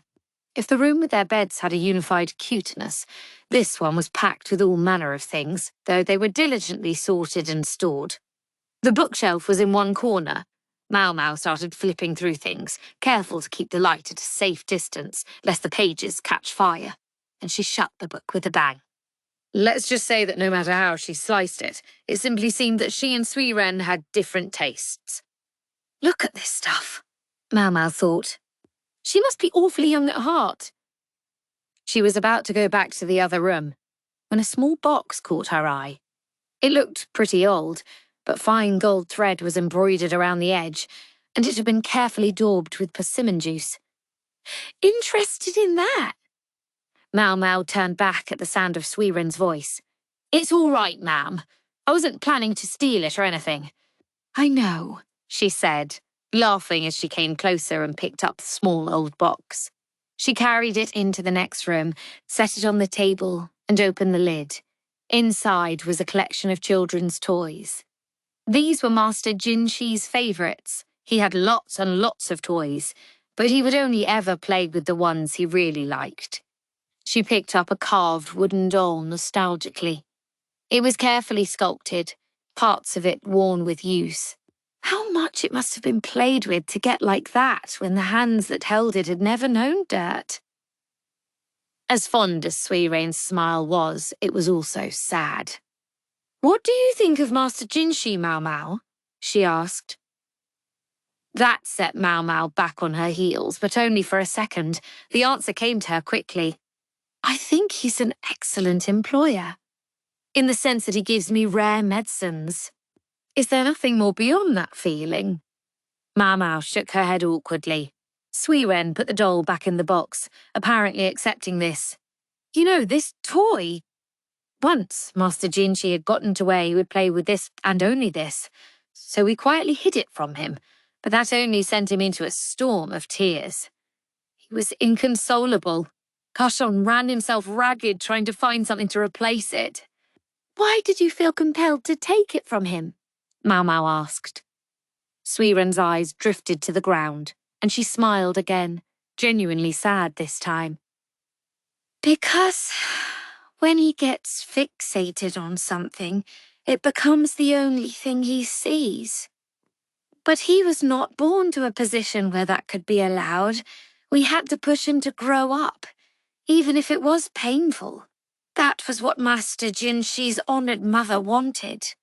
Maomao didn't say anything immediately, but she felt one of the mysteries that had nagged at her had been solved. The oddly childish side that Jinshi was increasingly showing her was part of who he truly was. Maomao had heard that being raised in a repressive environment could affect a person's spirit. Maybe that was why Jinshi's heart remained, on some level, that of a young boy. The strangest thing was that, in spite of it all, everyone around him treated him always and only as the gorgeous eunuch. Maomao gazed at the items in the box. Among them was a folded piece of paper. She took it and opened it. It appeared to be a drawing of a person, but Suiren plucked it out of her hands. "Ah, that," Suiren said. "So that's where it went." I was told in no uncertain terms to get rid of it. She almost sounded like she was talking to herself, and conflicting emotions played across her face. Finally, she put the paper away somewhere else. I wonder what that was all about, Maomao thought. She got herself together and looked back at the toy box. One of the items inside was awfully primitive for a toy. It looked like a stone, but the surface was polished. It shone with a gold luster. "May I touch this?" Maomao asked. "Go ahead." "Incidentally, you wouldn't happen to have any paper or a handkerchief, would you?" "Will this do?" Maomao took the square of paper Suiren offered her, cradling the rock with it and closing one eye to get a good look. "I do wonder where he got it," Suiren said. "He was never in the habit of collecting pebbles." She was smiling again, but Maomao's expression grew harder. "You took it away from him immediately?" "Yes. A stone from who knows where. Well, it can't be very clean." "You're right, and you did the right thing." Maomao returned the stone to the box, still wrapped in the paper. She took a deep breath and then said, "It's toxic." "Good heavens," Suiren said, sounding uncharacteristically out of sorts. Her face went pale and her eyes got wide. "I'm very curious to know what's going on myself. How he got that thing." Even as she spoke, though, a hypothesis was forming in Maomao's mind, but she wanted more proof before she said anything about it aloud. "When he was very young, did Master Jinshi ever enter the inner court?" she asked. "Yes, once in a while." The answer sounded ambiguous to Maomao, but she nodded. "What is it, Maomao? What's the matter?" Suiren asked. "I'm afraid I can't say anything yet. We'll get to the bottom of things tomorrow. Just wait until then." Suiren looked like she was about to argue, but then she silently accepted it. Without another word, she climbed into bed and put out the candle. Maomao likewise got into her cot and extinguished her light. It was decided that the next day, Maomao would be allowed into the room in the company of Jinshi and the Empress Dowager. Frankly, she wasn't eager to make a big to-do out of it, uncomfortable with the possibility that her speculations might be wrong, but she was hardly in a position to refuse. When the time came, Maomao bowed her head respectfully and entered the dusty room. White powder puffed up with every step, and a distinctive odour reached her nose. Part of it was mould, but there was something else. The brushes on the floor looked odd. The tips were all flat and hardened. Points to one obvious thing, Maomao thought, and then said, "Did His former Majesty have an interest in painting?" The others looked at each other, seemingly puzzled. The Empress Dowager, however, narrowed her eyes and said, "He painted me. Just once." She placed a hand on her chest as if sifting through old memories. He claimed it was a secret to be kept in this room alone, that if the others knew, it would all be taken from him. Everyone else was left dumbfounded. Jinshi in particular seemed to think he was maintaining his usual expression, but his fingertips were trembling, a tic of his that Maomao had picked up on recently. Maomao knew nothing, not really, of the man who had been derided as an idiot, dismissed as the puppet of the Empress Regnant. Nor did she especially wish to know. But in order to discover the truth of the curse, as she had been requested to do by the Empress Dowager, she was going to have to find out. "So, this was where he did his painting?" Maomao asked. No one answered. It seemed this was the first that most of them were learning of the former Emperor's secret hobby. "I can't be certain, but I can tell you that after he started coming to this room, he was always attended by the same man." The response came from the lady-in-waiting who served the Empress Dowager. "Would it be possible to summon him right away?" Maomao asked. "I believe he still works here," the woman said. Goy Shum asked her for the details and sent a subordinate to find the man. "Meanwhile," Maomao asked, "may I touch these brushes?" "Go ahead," the Empress Dowager replied, and Maomao picked up one of the brushes and touched the tip. The bristles were harder than she'd expected. She sniffed at them and discovered that same distinctive smell. She noticed some small, semi-translucent shards on the floor, like hard candy. She stared at them intently. Then, there, a trail of discolorations on the floor as well. It looked like someone had tried desperately to wipe them away. She studied those too, and began to think it looked like there were more of them closer to the wall. She stared at the wall, then reached out and touched it. Huh? She was taken aback to discover the wall was springier than she expected. Could there be some kind of thick paper pasted over it? It had been covered liberally with paint, perhaps in hopes of strengthening the surface. The reason it came across as so plain was because the wallpaper, which was often used to help maintain a consistent temperature in a room but also had a prominent decorative function, was unpatterned and had begun to curl with time. Maomao stared at the wall. At the wallpaper. Could it be? She was beginning to think she knew what the former Emperor's curse really was. In fact, she was feeling pretty sure, but she was also feeling like it was leading her to another fact she would have happily ignored. "I've brought him, sirs and ladies," Gaoshen's subordinate said, as he ushered into the room, a hunched, elderly man, so old that he appeared to have one foot in the grave already. It seemed odd, somehow, that many years ago, a man like this had been entrusted to serve in the room of one of the most noble inhabitants of this palace. The Empress Dowager looked at the old man, who half closed his eyes and bowed slowly.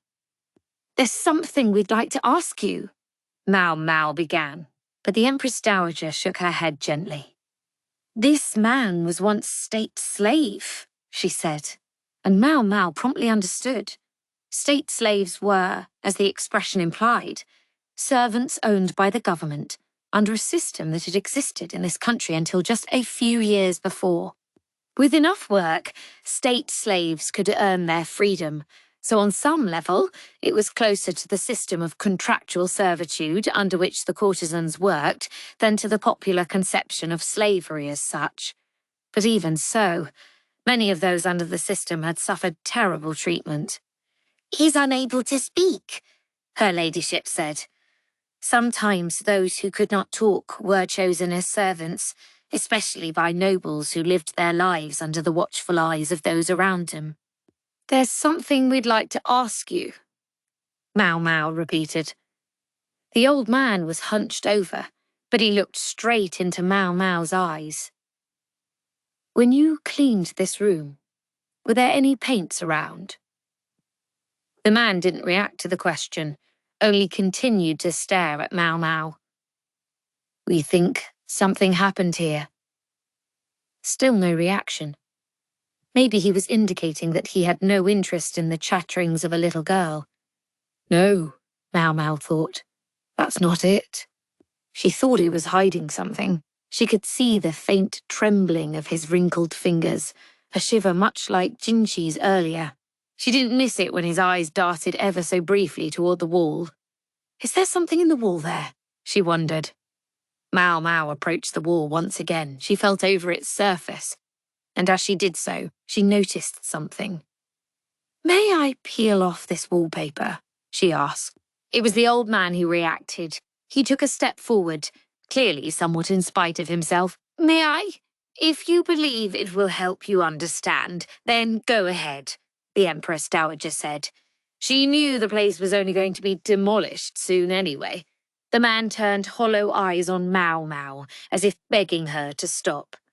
"Afraid I can't." She had water and a brush prepared, then began to dampen the wallpaper. She took hold of a corner where it was already peeling and slowly began to pull it away.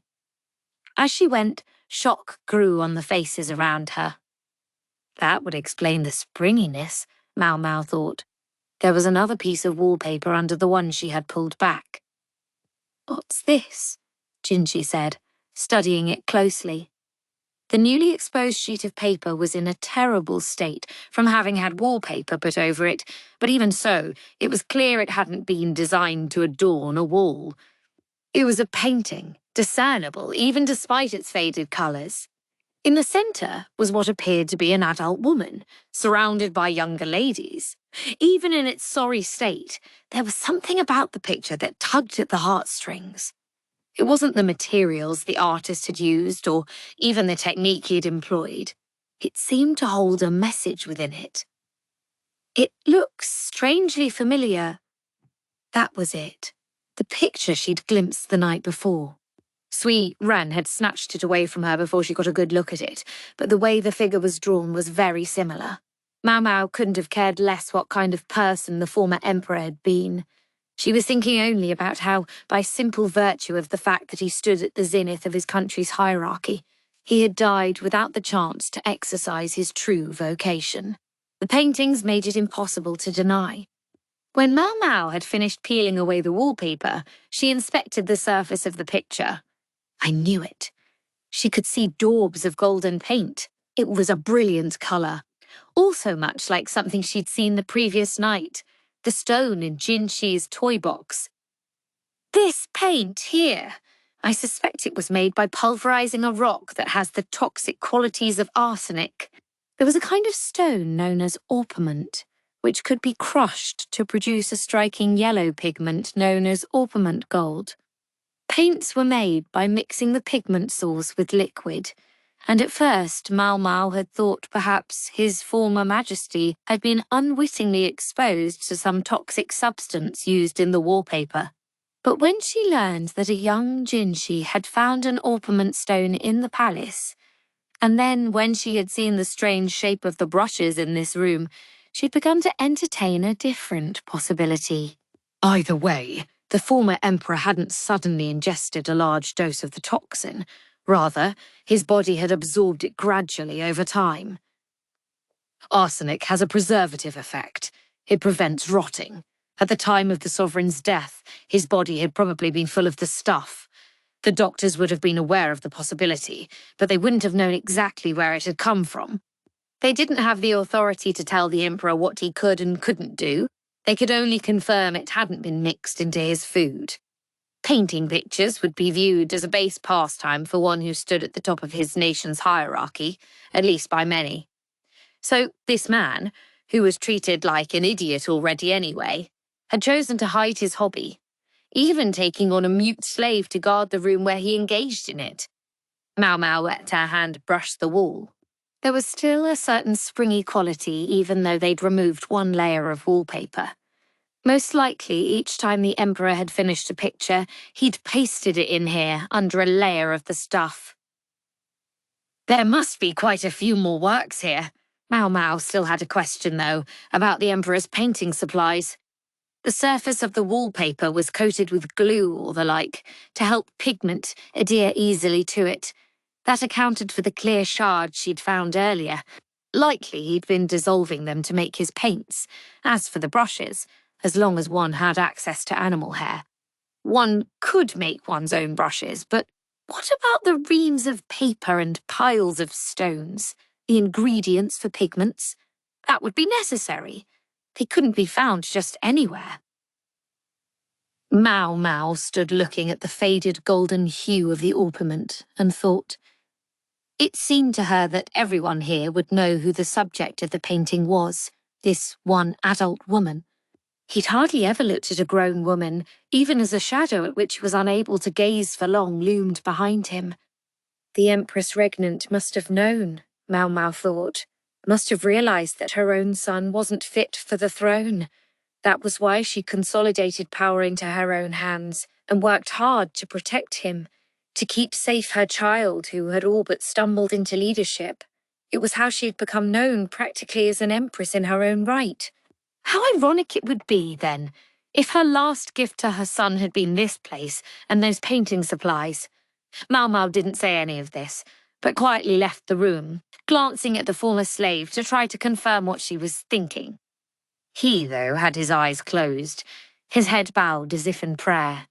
Perhaps he had been the one who received the supplies from the Empress regnant and brought them to his Majesty, neither of them knowing that the gifts were poisonous. The Empress Dowager, in contrast, was gazing up into the sky, as if putting a question to someone somewhere beyond the sapphire vaults that arched above them. Maybe she had a sentimental streak that inspired the gesture. Maomao shook her head. She bowed in deference. I've told you all I can. And she slowly reached out toward the wall, still covered haphazardly with pieces of paper, a self-recriminating smile on her face. This palace woman, Maomao, had given her ample explanation and more. Indeed, perhaps she had led her to things that would have been better left unknown. And she knew perfectly well who the woman was in the middle of the painting on the wall. Though her image was faded, her presence was undiminished. Which one was she? Maybe she was one of the young women surrounding the central figure, but then again she might not even be among their number. Maybe she'd been nothing more than transient for him, someone simply passing by. The thought made anger surge within her. She touched her belly. The scar she knew was there. It was this scar that had made her what she now was. Mother to the country, people regarded Anshi as an object of pity, or occasionally of amusement. Some expressed sympathy for her. The poor little girl, his former Majesty, had just happened to get pregnant. It was true, he had impregnated a young woman, but Anshi had been aware of the ruler's sexual proclivities in advance. Her father had been a civil official, and Anshi his illegitimate daughter.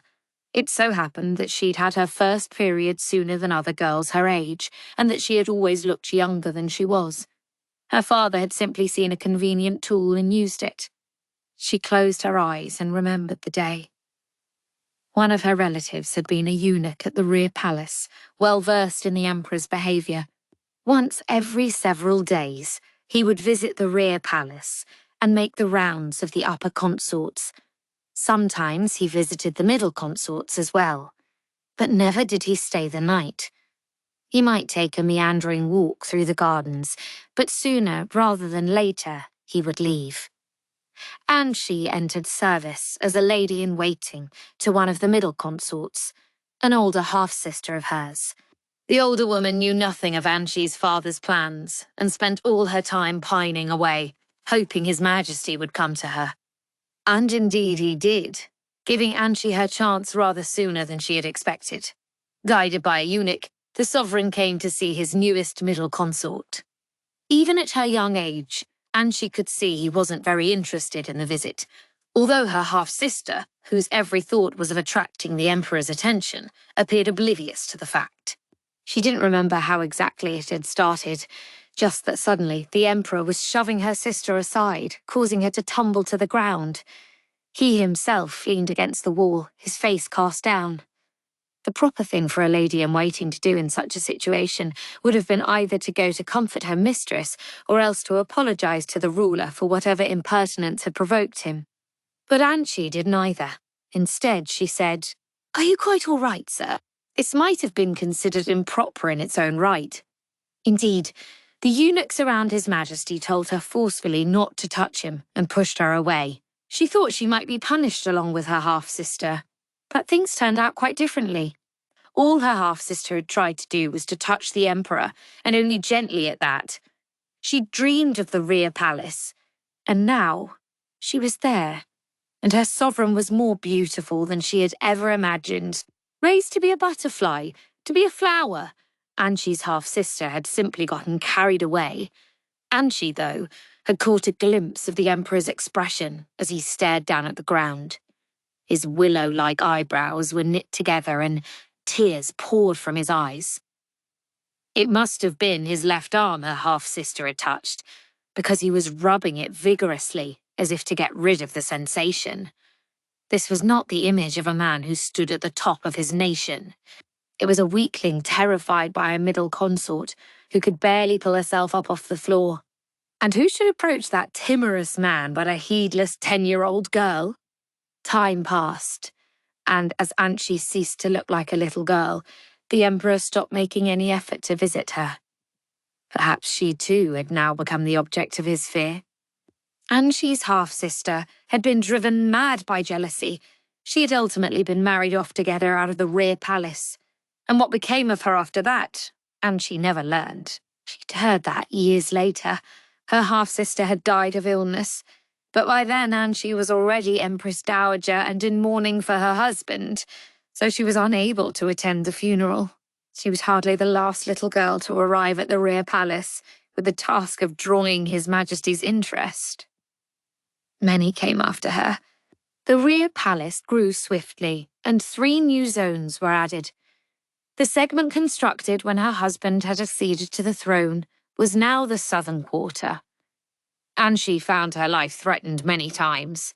It was her good fortune that her child had been a boy, and that its grandmother, the Empress Regnant, had acknowledged it. Once the Emperor had refused to acknowledge a daughter born to one of his ladies, leading both the child and the medical officer thought to be its father to be banished.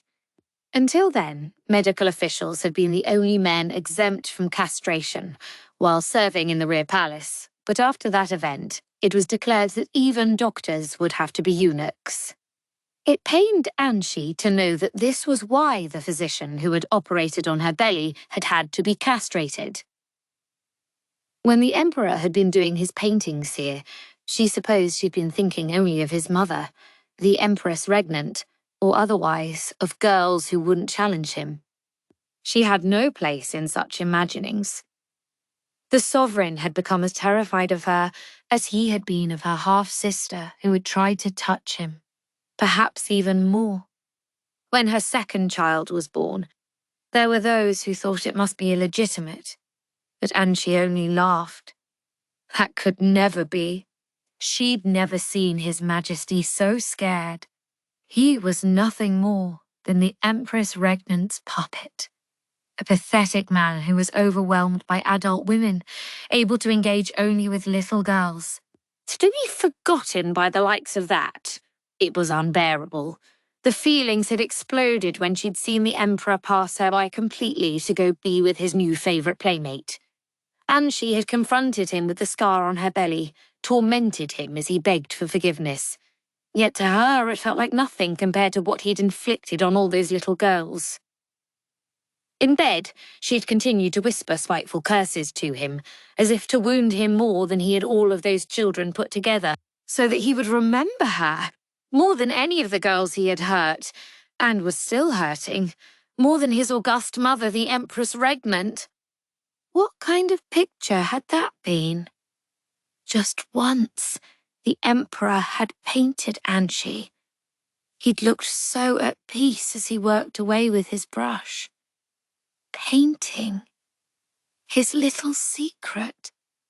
She'd cherished the painting, but had later told her lady-in-waiting to throw it away. And she had no more need for the former emperor, just as he'd had no more need of her. When she'd realized her child might be in danger, she'd acted quickly and decisively. Let people say he was illegitimate or a changeling. She loved him just the same. It was then that she began to realize something she hadn't understood clearly before. And she took a step back from the picture on the wall. Outside the room stood the lady-in-waiting who was always with her, turning her glance to one side and occasionally fidgeting. There on the wall was a face so beautiful it could only be called superhuman. It resembled someone Anchi had once known, someone who had astonished even her with their beauty. But that person was gone, and the painting was from decades ago. There would be few left who could identify the image. I recall he came to visit us once, did he not? Yes, said Anchi. How many years ago that was? With her was a man by the name of Jinshi. He was referring to something that had happened more than 10 years ago. It must have been around the time the former emperor had begun to shut himself up in this building. He was already losing his grip on reality by then. Anchi didn't wish to pursue the question of why. The Empress regnant had come quickly, she remembered, comforting her beloved son and taking him away. That was when I picked this up, Jinshi said, showing her a golden stone he held in a handkerchief. I'm given to understand it's called orpiment. She was impressed by his detachment.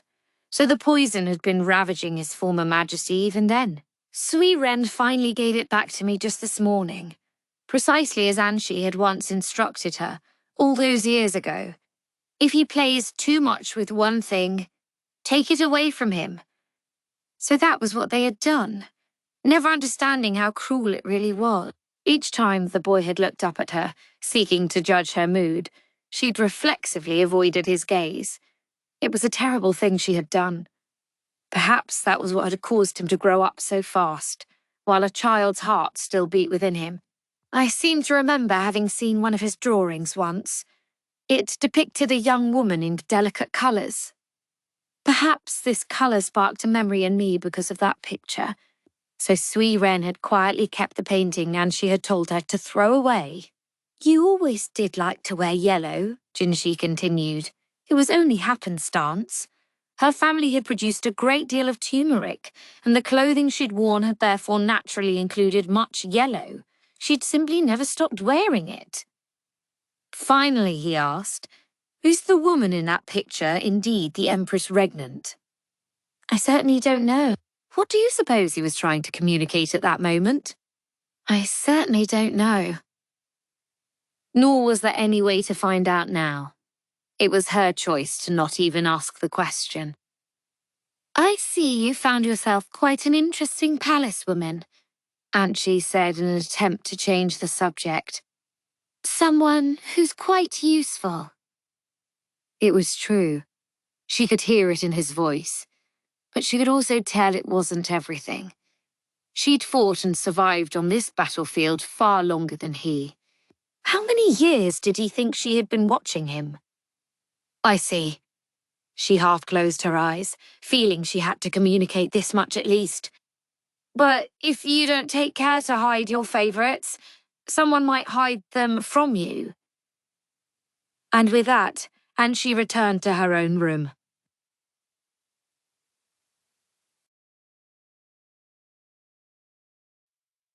Chapter 15. Scary Stories. The long-promised new palace women finally arrived. 3 of them came to the Jade Pavilion.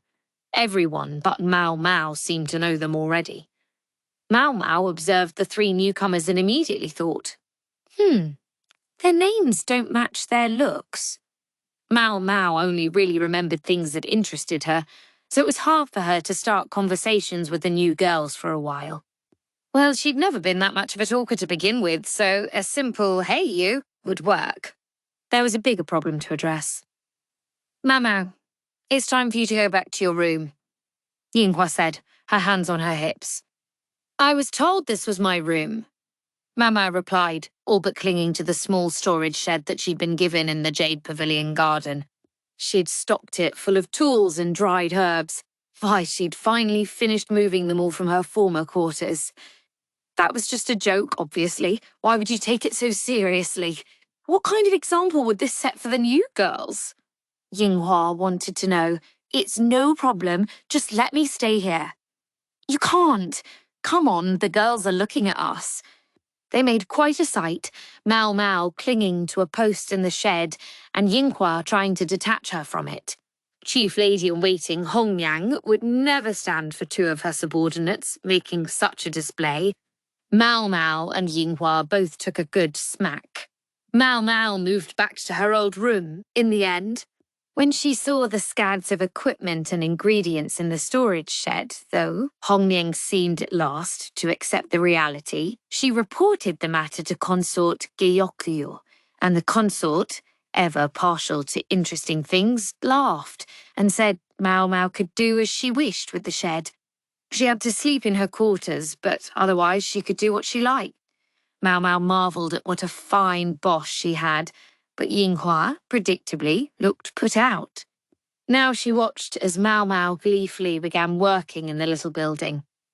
The tea party was over, and they had no more obligations until dinner.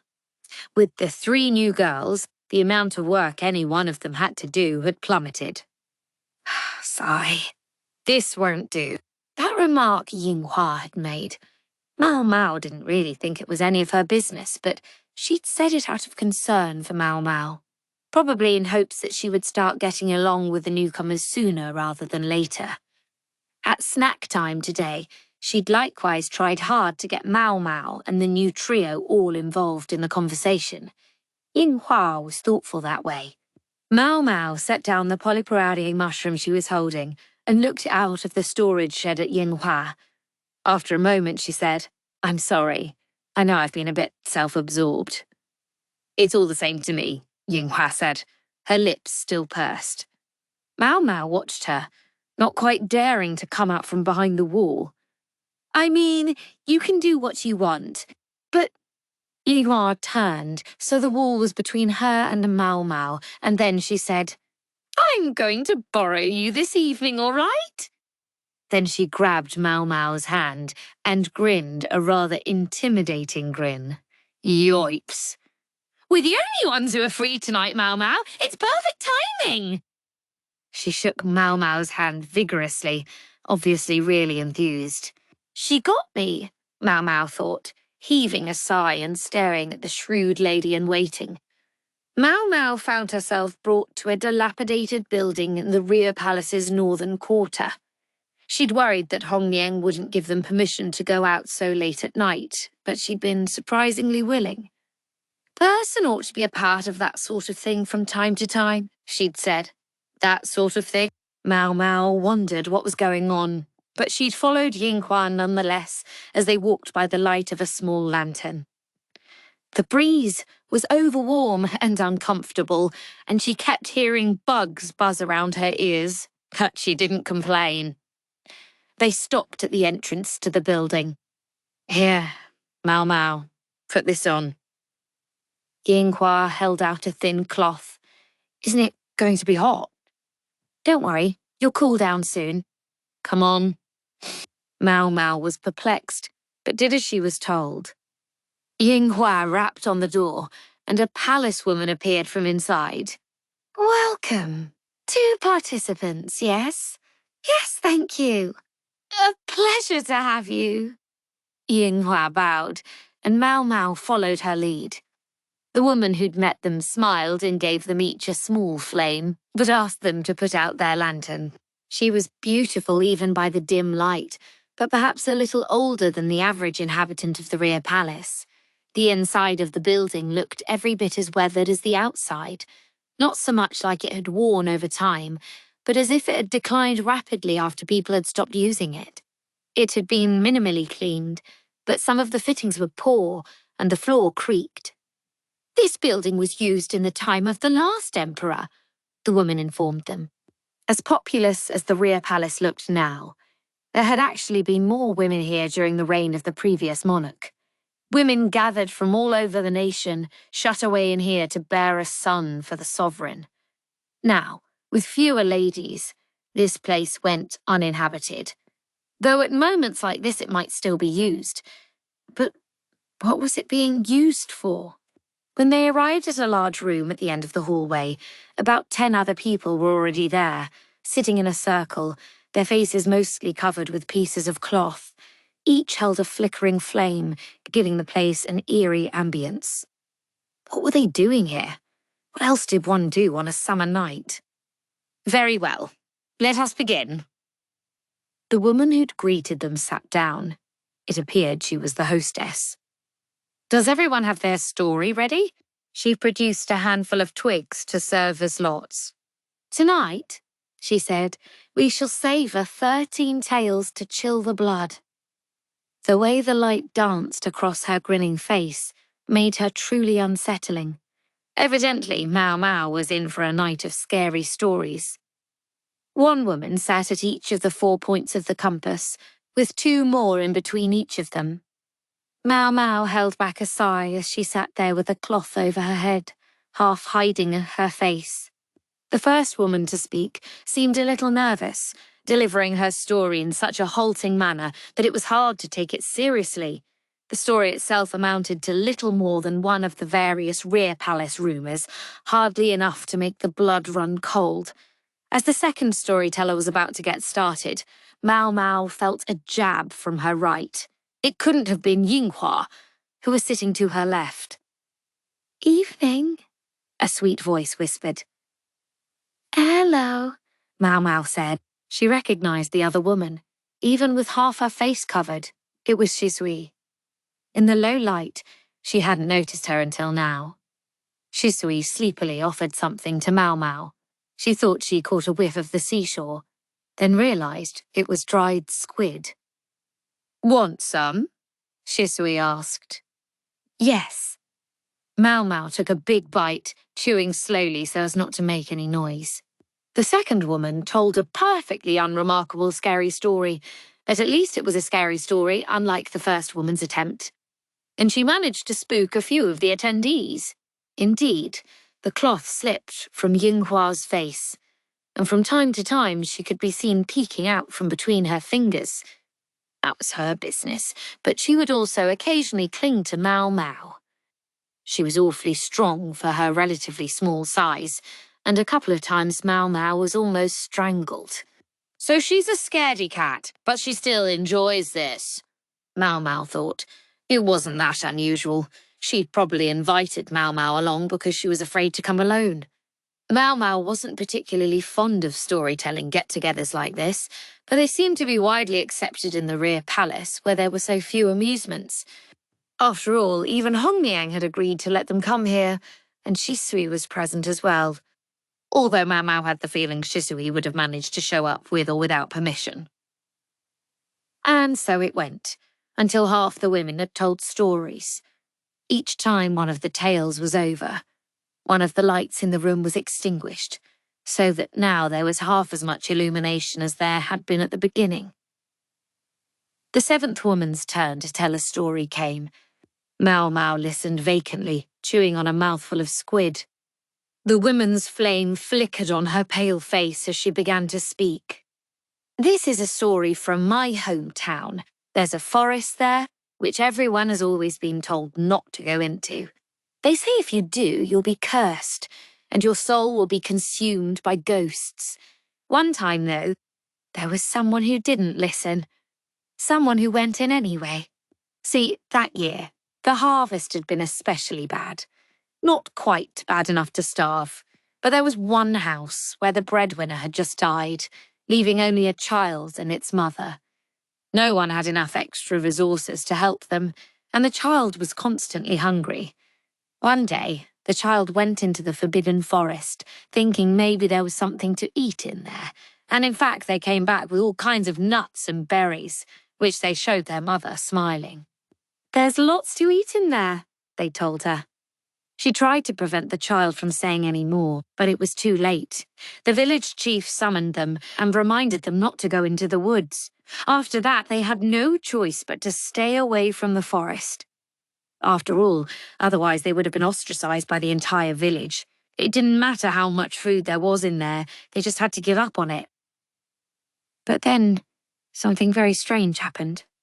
That night, some people saw a flickering light floating near the house of the mother and her child. And come the next morning, the woman and her child had collapsed. The villagers, fearful of the curse, wouldn't go near them, and before long they died. The child went first. Before the mother died, however, she said, "Listen, I have something wonderful to tell you." She smiled as she said it, and as she attempted to tell them whatever it was, she died. Even today, no one in my village knows what she wanted to say, but everyone stays away from those woods. Well, almost everyone. Once in a while, somebody decides to go in anyway, and when they do, that night, a little dancing flame visits their house and steals their soul. "Ha! I get it," Maomao thought, listening to this basically quite common story as if it all made sense to her. In her mind, it didn't exactly have a real scare in it, but everyone else was shivering as they listened. It was probably the atmosphere in the room. It was designed to cause that sort of reaction. She finally swallowed the dried squid, which had got nice and soft, and a new piece was promptly offered to her. "You look awfully calm," Shisui whispered to her. Like Maomao, she showed no sign of having been unsettled by the story. "I guess." "Why?" "I'll tell you later." Revealing the secret behind the story here and now would only spoil things. But often such stories contained a kernel of truth. Maomao listened as the tales rolled on.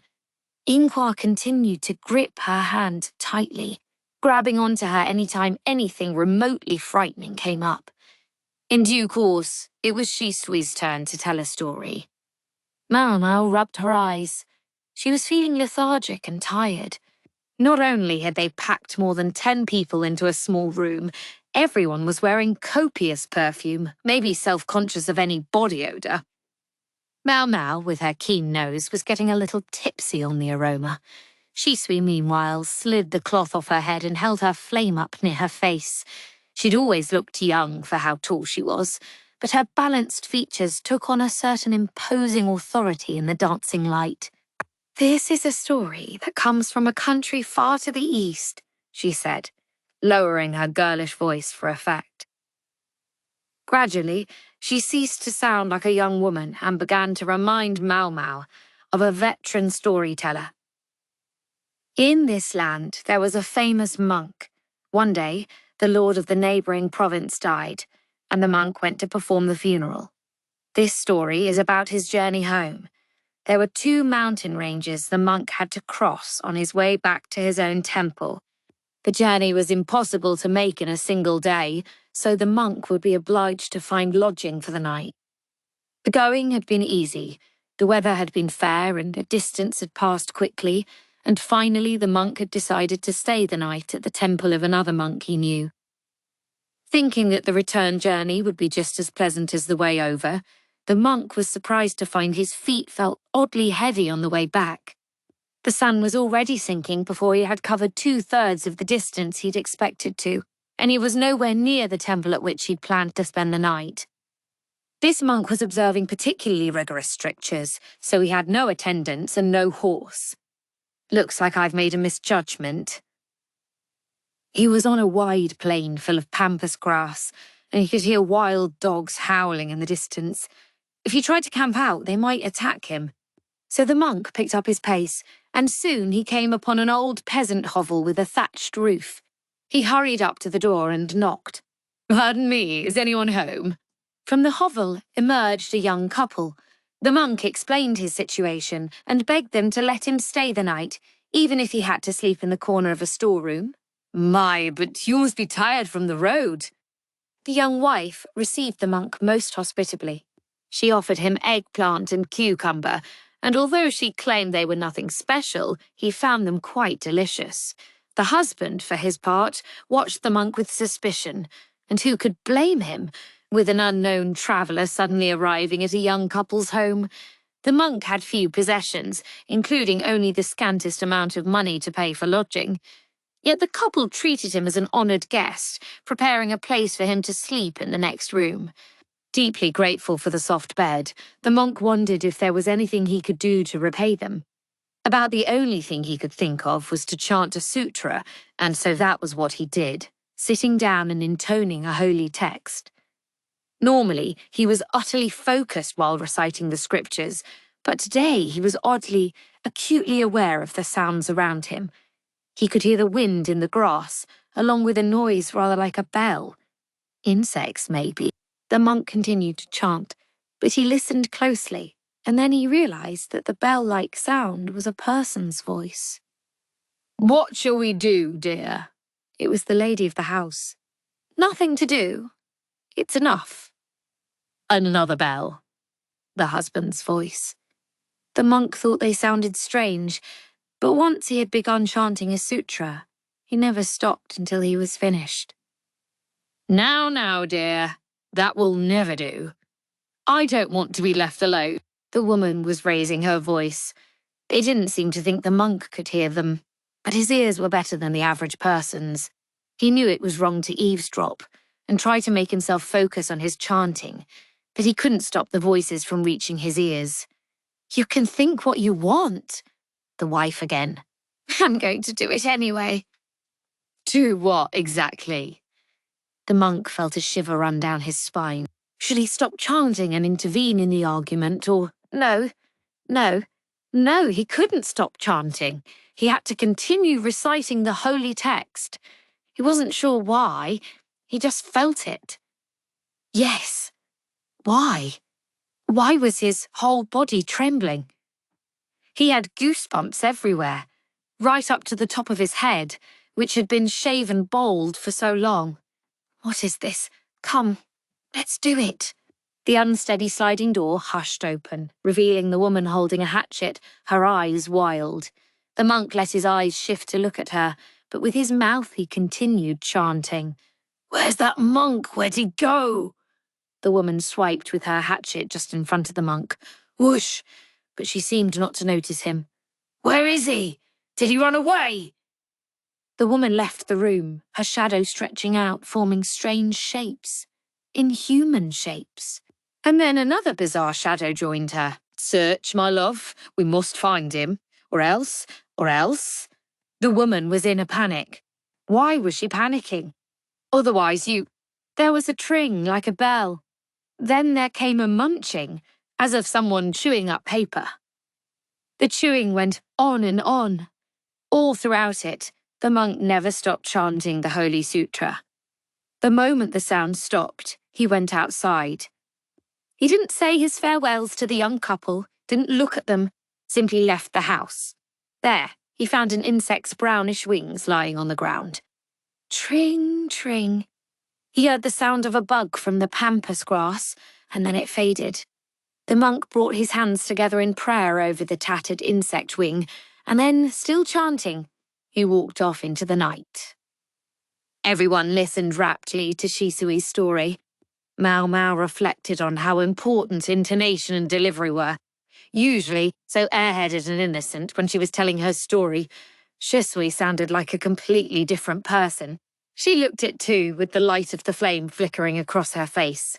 She almost looks familiar, somehow, Maomao thought absently as she regarded Shisui in profile. But then the other girl looked at Maomao and grinned. She blew out her flame, disposing of the wick and oil in the brazier in the middle of the room. "Okay, you're next," Shisui said, smiling guilelessly once more. Ah, yes, Maomao realized if she was going to come to a scary story convocation, she was eventually going to have to tell one herself. She nodded. What should I say? Maomao wasn't the type to believe in these kinds of tales, which made it hard for her to come up with anything compelling. Left without any other options, she decided to tell a story she'd heard from her old man. This happened some decades ago, she began. It was claimed that a small, floating flame, said to be a wandering human soul, appeared near a graveyard. Now that Maomao was the storyteller, Yinghua let go of her, pulling her cloth around herself until only her eyes were peeking out. Thinking it most peculiar, some brave young people decided to go find out the truth of the matter. And when they did, Maomao could see Yinghua biting her lip. If she was so scared, she should just cover her ears, Maomao thought. They discovered that the explanation was perfectly mundane. A man who lived in the area had been walking among the graves. Someone had just said the light was a restless soul. Unfortunately, the story she was telling wasn't quite the eerie tale everyone had been expecting. Yinghua let out a breath that seemed at once relieved and disappointed. He was just an ordinary grave robber. Yinghua's forehead struck Maomao's shoulder with a whack. Then she looked straight at Maomao and said, Grave robber? Yes. He was obsessed with some bizarre curse and was trying to make a concoction that was supposed to work on all kinds of illnesses. You grind up human livers, then smear them all over your body. Whack. This time Yinghua connected with Maomao's forehead. That's the story, Maomao said, rubbing her head. Yinghua was next, but her story was something less than coherent. Nonetheless, she got through it, and then there was only one light left. Holding it was the woman who had greeted them. Come to think of it, with a woman seated at each point of the compass, and 2 more in between each of them, that came to 12 attendees. But this woman had said 13 stories. Mama wondered what was going on here. The last woman told a tale of the time of the former emperor. She spoke of a moment when the population of palace women had grown too large, when only a handful of them were His Majesty's bedfellows. Maomao just couldn't seem to follow what she was saying. Her head was spinning. She gazed vacantly at the brazier before them. Huh? The speaker came to some terrifying conclusion, sending a shiver through everyone else, but Maomao didn't really hear what she was saying. Now, as for the 13th story, their hostess was just about to throw the final light into the brazier when Maomao stood up and opened the window. Hey, Maomao! Yinghua tried to stop her, but Maomao wasn't about to let her. The wind rushed into the room, blowing everyone's coverings aside. Maomao took a deep breath of the fresh air and let it out again. No wonder I was starting to feel dizzy, she thought. The extinguished lights had all been put in the brazier. The brazier had charcoal in it, and the remaining wicks had caught again. Put a bunch of half-consumed charcoal fuel in a cramped room and close the window, and of course only one thing could happen. Maomao went over to some of the more alarmingly slumped ladies seated around the brazier and brought them over to where the airflow was best. Yinghua, belatedly catching on, started to help. Burning a flame in an airless space produces gases harmful to the human body. That was why she'd felt in more and more of a stupor as the night went on. I was too slow noticing it, Maomao admonished herself, wondering why she hadn't picked up on it sooner. At the same time, she realized her actions had been rather rude to the host. She turned to the other palace woman to apologize, but didn't see her. And I was so close, too, she thought she heard someone say, but there was nobody there. So what was with that one story? Shisui asked. The meeting had broken up with everyone drifting away. Yinghua was giving Maomao a look, as if to ask, "Who's this girl?" Shisui still had her cloth over her head, seemingly happy that way.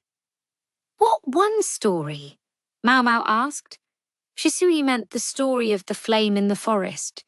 She hadn't forgotten that Maomao had promised to tell her the story's secret. The prohibition on going into the woods might have been a superstition, but that doesn't necessarily mean there was no good reason behind it. For example, suppose the forest was dangerous. Suppose it was full of food, but also full of things that couldn't and shouldn't be eaten. That could have inspired the ban. And what then? Suppose someone new came to the area. Someone who hadn't grown up in the village. By then, you mustn't eat what grows in the forest, for it will harm you, had, over many years, become simply, don't go into the woods. And precisely because people had observed the restrictions so scrupulously, nobody knew how to distinguish what was and wasn't edible in the forest. All of this suggested the following. Racked with hunger from the crop shortage, the mother and child tried to sustain themselves on the abundance of the forest. Knowing they were violating the village's customs, however, they did it secretly, when no one would see. They snuck into the forest in the brief moments of twilight, while there was still light, but it was difficult to see anyone, and gathered mushrooms and berries. They returned home with the sunset, never knowing what they had harvested. "There's a fungus called the moonlight mushroom," Maomao said. "It looked much like the ordinary oyster mushroom. It looks quite edible, but in fact it's poisonous and induces nausea when eaten." As its name suggests, it has one unusual characteristic, namely the mushroom glowed after dark. The fruiting body was indeed quite delicious. So delicious, in fact, that she hadn't been able to help herself from chopping one up and eating a bit of it, whereupon her old man had forced her to vomit it back out. One of her most pleasant memories. In any event, the mother and child had gathered the mushrooms before they glowed, so they never knew what they had as they walked along that dark path. The glowing of the mushrooms in their basket might have looked to some distant observer like the floating flames believed to be wandering human souls. Meanwhile, when the woman and her child got home and lit a light, the fungus would cease to shine, looking perfectly normal as they emptied out their harvest and ate it. Moonlight mushrooms weren't ordinarily poisonous enough to kill, but what if they were eaten by someone who was severely malnourished? The child would die first, followed by their mother. Then there was the question of what the woman had tried to say at the end. Perhaps she tried to tell the other villagers, "There are delicious mushrooms in the woods," or something of the sort. A little act of revenge toward the neighbours who had refused to help her or her child. "So that's what it was." Shisui fluttered her cloth, looking satisfied. Then she said, "Okay, I've got to go this way." And then she went pattering off like a little girl. She struck Maomao as quite a free spirit, and not especially interested in what anyone else thought. Not that Maomao was one to judge. So it's not so scary after all," Yinghua said. She was puffing out her modest chest bravely, very much the opposite of how she'd acted earlier. "I'll bet the other stories have explanations like that too." "Maybe," Maomao said. "I wonder." Together, she and Yinghua headed back to the Jade Pavilion. "Oh, you're back earlier than I expected," said Hongniang, who was waiting for them. She was doing some stitching, making little adjustments for the fast-growing princess. "Yeah, things got a little wild at the end," Yinghua said. "I suppose so," Hongniang said, as if this made perfect sense. "After the lady who always hosted those gatherings died last year, I was a little worried about who would take her place." Hongniang set down her needle, sighed softly, and rubbed her shoulders. She was a thoughtful woman. I owed a lot to her kindness, myself. I'm sorry it was all over for her before she even got out of the rear palace. Maomao studied Yinghua's expression. Her earlier bravado was deserting her, her face turning pale. "About this lady. This is strictly between us, but she was one of the former Emperor's bedmates. I don't much like get-togethers like that, but it was one of her few amusements, and it would have been churlish to stop her. After she passed last year, I have to admit I felt sorry to think of the tradition simply disappearing. I'm glad someone stepped up to keep it going. Hongyang put her sewing tools away in a lacquered wooden box, and with another sigh, she went to her bedroom. Maomao couldn't help thinking that Hongyang's story sounded familiar somehow, and then she realized that it resembled the tale the hostess had told.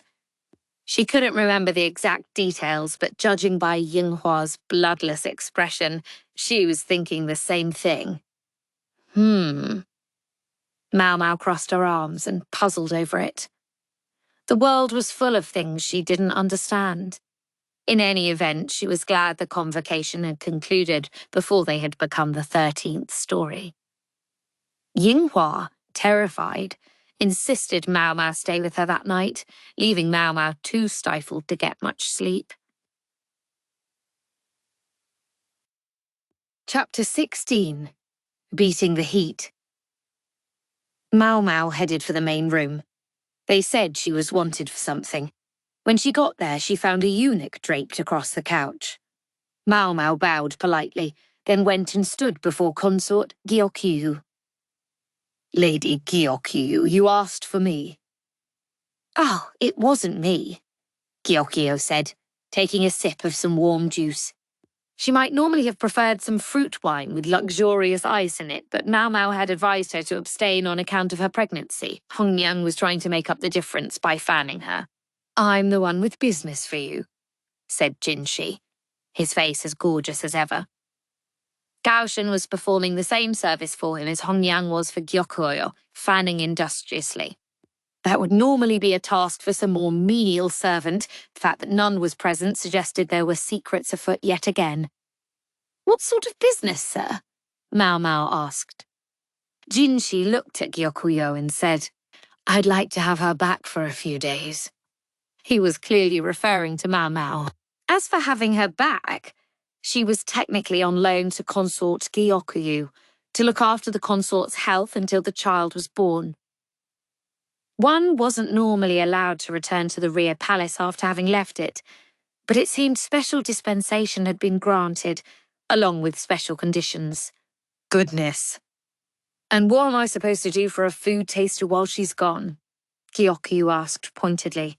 You needn't worry about a thing. I'll lend you my lady-in-waiting in the meantime. She's quite experienced with poisons, if not quite so much as this young woman. I wonder, can I trust her? You wound me, lady. Gyokyu had a mischievous smile on her face.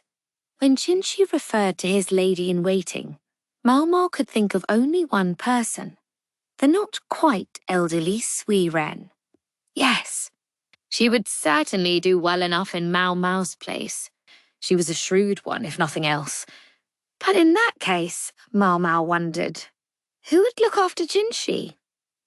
The grandmotherly attendant insisted on babying this otherwise adult man, such that Maomao wasn't even sure he could dress himself without her. You said a few days, Gyokyo said. Are you planning to go somewhere? Indeed. I've been invited to go hunting. Goodness gracious. Hunting, huh? Maomao thought.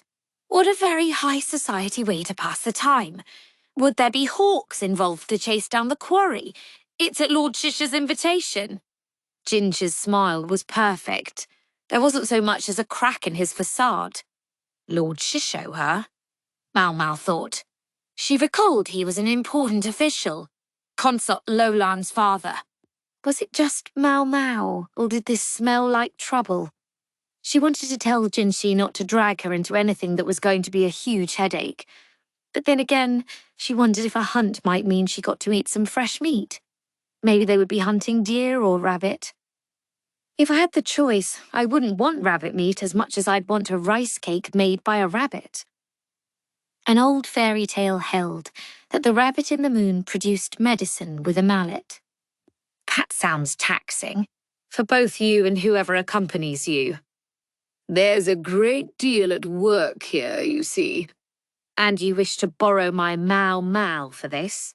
Yes. borrow her back. Gyokyo's eyes glinted the way they always did when she'd latched onto something that amused her. Does it really have to be Maomao? We have plenty of perfectly nice girls here. No, I've told you I'd like her back, and that's all. Maybe Maomao was just imagining the sparks that seemed to fly between Jinshi and Gyokyo. Or maybe not. In any event, Maomao took over fanning from Hongliang, who was getting tired. Gyokyo said. Well, now I wonder which girl I should lend you. I've already told you which girl I want. All you need to do is give her back to me. Gyokyo chortled merrily. You keep calling her her and that girl. Yes. What about it? Jinshi said, a bit peeved. Say, Garshan, what is it you call Maomao again? Gyokyo inquired of the reticent attendant, unabashedly enjoying herself. Me, ma'am? Say. Despite his serious demeanour, he called Maomao by quite a sweet nickname, Little Cat. In fact, he was such a soft touch that she'd sometimes known him to stop by the medical office just to play with the kitten. Gyokyo looked back to Jinshi, seeing that her prey was cornered. So, tell me, what is it that you normally call Maomao? Jinshi didn't say a word. Surely you don't just say Maomao. She won't know if you mean her or the cat. Jinshi, looking less and less comfortable, glanced in Maomao's direction. Now that she mentions it, I don't think he's ever once called me by my name. She'd never noticed before. Not that I really care. Somehow, the extent of Jinshi's discomfort struck her as strange. Hongliang jabbed her with an elbow, looking as if she wanted to say something, but Maomao didn't know what. It took another half-hour of being needled by Gyokyo before Jinshi got what he wanted, and by then Maomao's arms were tired from fanning too. To the north of the capital was an important grain-producing region. A great river rolled from west to east, and the landscape was dotted with towns and farming villages, where the south cultivated wetland rice, the north grew wheat and geliang, a type of sorghum. Farther north there were forests, and beyond that, mountain ranges. North of the forest was the territory of Shihokushu, the Shi Northern Province, and there one began to leave the area of the country under the Emperor's direct control.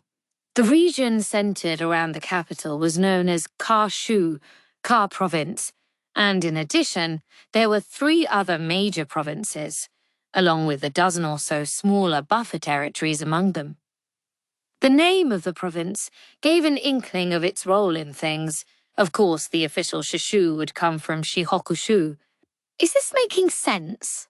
Basin asked, interrupting his lecture, which he was delivering in a bit of a self-important tone. He was a young man with a perpetually furrowed brow, perhaps a year or 2 older than Maomao.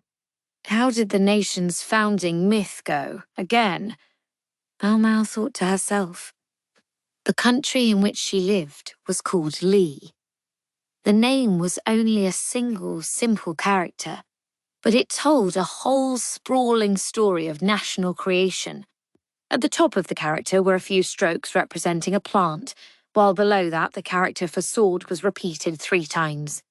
The plant represented Ke, a name that literally meant blossom and referred to the imperial ancestors, specifically to Wang Mu, the mother of the imperial line described in the old stories.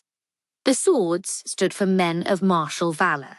It was said that 3 warriors had accompanied Wang Mu, hence the 3 swords in the country's name. Maomao seemed to recall that there had been many more annoyingly detailed stories to go along with this, but she'd been fighting back yawns the whole time she listened, so she didn't remember them very well. The only other thing she seemed to recall was that there was a difference in the sizes of the swords. 2 of the swords sat at the bottom of the character, and the other stood above them. The one on top was larger, while the 2 below were smaller. This also explained why the otherwise self-possessed emperor could hardly look Shisha in the eye. The north, which is to say the topmost sword, was summoning high officials, proposing a long, relaxing hunt. True, the Emperor himself wasn't going, but plenty of perfectly important people were. All of this was being explained to Maomao by the warrior sitting across from her. Rattle, clatter. They were in a carriage, and they were on the move. A horse-drawn carriage, travelling at a leisurely pace, could cover about 12 kilometres in the space of an hour. Including rest periods and time to change horses, they'd been travelling for half a day already. My butt's getting sore, Maomao thought. She was tempted to let her real feelings slip and propose they do something to remedy their situation. But at least she had a cushion to sit on. Everyone else was in the same boat, so complaining wouldn't get her anywhere. Instead, she looked silently out the window. Her hair was done differently than usual, making her head feel heavy. Her shoulders slumped. If they were going to be on the road this long, surely they could have done her hair later. Whether at Shisho's invitation or not, getting from the capital to Shihokushu was no easy matter. It was too far away for a day trip or even an overnight jaunt. Shisho himself kept a residence in the capital. His family controlled the province of Shihokushu. They were one of the clans alluded to in the founding myth, and for that reason they had the weight of history behind them. But the rumours one heard about them were less than favourable. After he'd finished his run-through of this information, which interested Maomao hardly at all, Bosun crossed his arms and fell silent. The subordinate officials with them looked tired, knowing that they were all going to be stuck in the same carriage together for the duration. They couldn't fall asleep, though, because despite his youth, Bosun evidently held a rather high station, and they could hardly nap in front of their superior officer. Jinshi and Gaoshen at least were in another carriage. A thread of drool was starting to dribble from Maomao's mouth, but that was just one of her charms. When Bosun saw it, he clicked his tongue and said, "I don't know what my father sees in a girl like you." Father? That would explain why he looked so familiar. He must be Gaoshen's son. At first, she'd been surprised by the idea that a eunuch like Gaoshen might have a son. But when she thought about it, she realised that, of course, he hadn't been a eunuch from birth. Judging by his age, it shouldn't have seemed strange if he had a couple of kids. In due course, a lake surrounded by buildings came into view outside the window. Bosun relaxed his crossed arms at last, glad to have finally arrived, and his subordinates were clearly relieved. Maomao, rubbing her behind, absently watched the town approach. The colourful buildings stood against a backdrop of mountains. There were waterways too, and rows of large willow trees bending over flagstone paths. The buildings were reflected in the water, as if in a mirror. The former emperor had visited this area every year. The altitude was high, which kept it cool, and many used it as a place to beat the heat. In his final years, he'd stopped coming, and the current emperor hadn't been here since his accession either, but the place was well looked after by the Shi clan, a job made easier because they lived in the lands they governed. Maomao could see buildings even on the sides of the mountains, houses built like steps into the slope. They were arranged carefully so as not to detract from the scenery. The carriage stopped in front of one of the most splendid houses in the entire town, more than lavish enough to host visitors from the capital who would be accustomed to every luxury. The three-story building with its eye-catching red pillars had roof tiles sculpted in the shapes of beasts. Meanwhile, a moat ran around the mansion filled with carp that looked like living damask. A black lacquered fence bore dragons and tigers in places. The craftsman must have carefully soldered them on. It was distinct from the kind of decoration one typically saw in the capital. Maomao was studying it intently when she felt someone jab her in the side. She looked up to see Bosun glaring at her. She obediently fell into step behind him. As soon as they arrived at their rooms, Jinshi flounced onto the couch. His and Gaoshen's quarters were in the same building. On this occasion, it seemed Gaoshen was present as an invited guest. Maomao figured Bosun was thus here as Jinshi's attendant. A rather stuffy-looking coloured cloth lay on the table, and after a moment Maomao realised it was a hood. I get it. It truly was a crime to be too beautiful. To think he had to go so far as to wear a disguise when making a journey such as this. It was understandable. A mere smile from this man might stop the heart of an unsuspecting townsgirl. A troublesome face, it must be said. Judging by the layout of the house, the rooms they occupied were the finest available for receiving guests. From the furniture to the furnishings, everything was more than suited to even the most distinguished visitors. Still, Maomao couldn't help noticing how hot the room was with the window closed and candles lit. She was on the point of loosening her collar, but then realized that wouldn't be appropriate and that she was going to have to bear it. The makeup on her face, substantially thicker than normal, felt like it was going to peel off. Jinshi, for his part, had opened his shirt, so Maomao took the liberty of looking at him like a squashed frog for the first time in quite a while.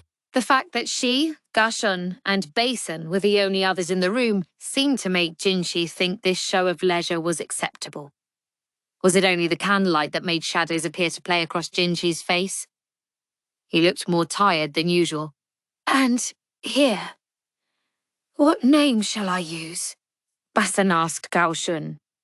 It was Jinshi, however, who answered, Here, in the room, my usual one is fine. Outside, Kosin. Understood, Master Kosen. Maomao shot Gaoshun a puzzled look. Gaoshun stroked his chin and looked at Jinshi, while Jinshi narrowed his eyes and looked at Maomao. Is there some strange plan afoot? Maomao inquired. Oh, it's... Gaoshun began, but Jinshi held up a hand to stop him. I should be one to explain. As for you, hold your peace.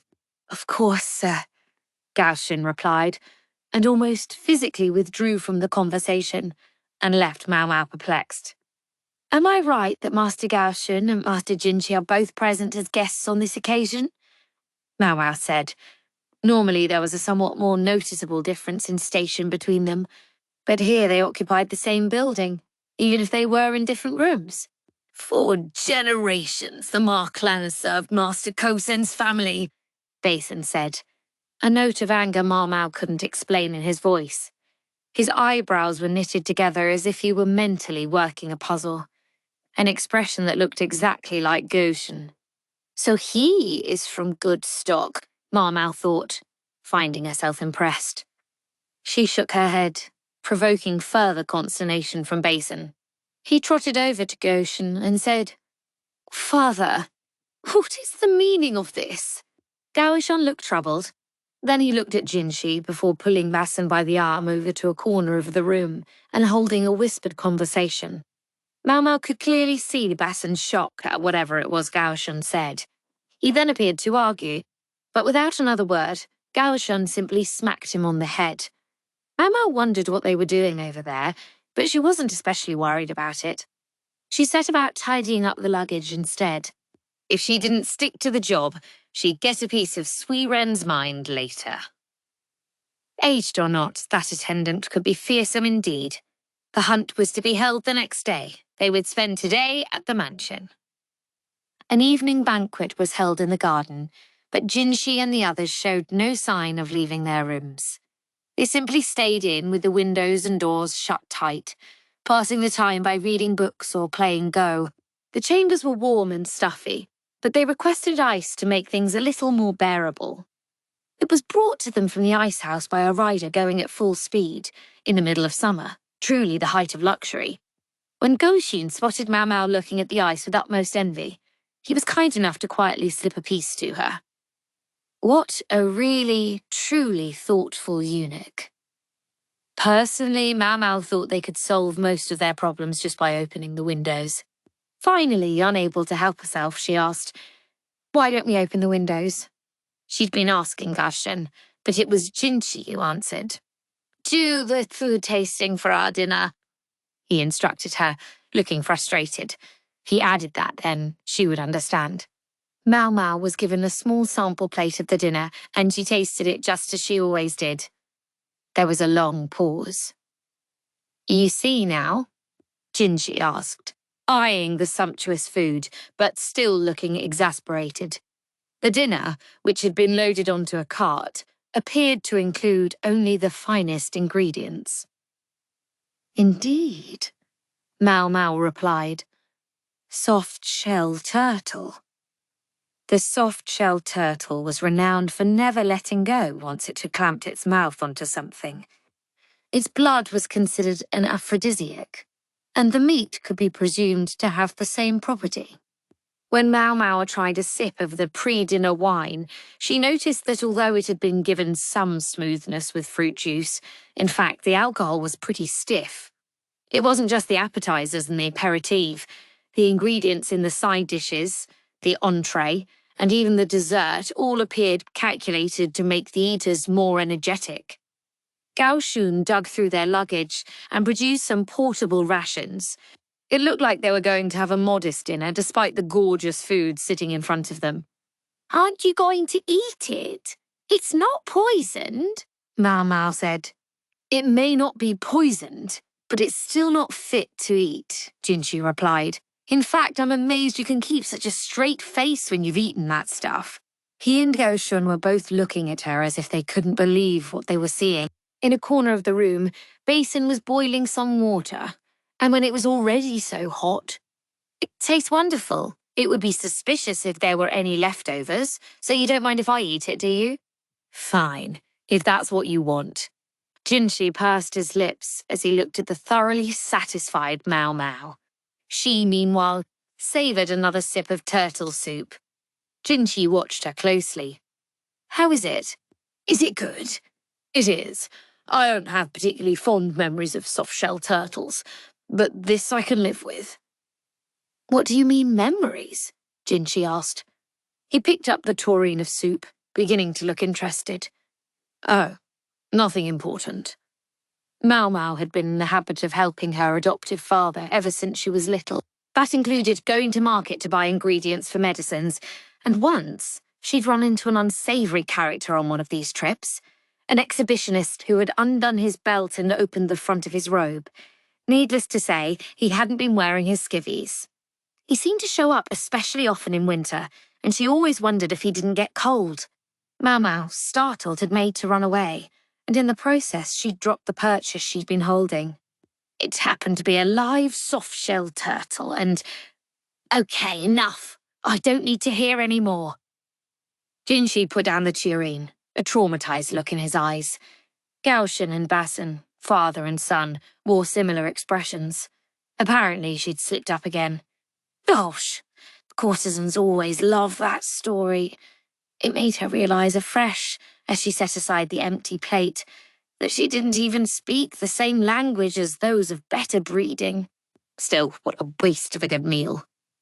There are plenty of good things here besides the turtle. You're really not going to eat any of it? She urged the leftovers on them. It was far too much food for her to finish all by herself. There was no way that some dried meat reconstituted with the hot water and dried boiled rice would sate 3 grown men. There must have been a meal sent to Gao Shun's room as well. Maomao supposed he had refrained from eating it because it had the same sorts of ingredients. You're sure it's all right? Jinshi ventured after a moment. Be my guest. It would be such a waste to leave leftovers, Maomao thought. You're absolutely sure? He said, staring intently at her. She was puzzled as to why he was so insistent. But then Gao Shun intervened with a series of small shakes of his head. Jinshi nodded reluctantly. I don't need it. Basin, you're free to eat it. In fact, I'm ordering you to. If that is your wish, Master Ko-sen. Basin sat down like an obedient servant, and Maomao passed him a cup of wine. He drained it slowly. Delicious. I'm glad to hear that, Jinshi said. However, yes? Basin went completely still, and a thin line of blood traced its way down from his nose. His face was bright red, and he appeared to be waging an internal struggle against something. Jinshi looked him in the face, and Basin shuddered. How? He asked. Is this girl still upright?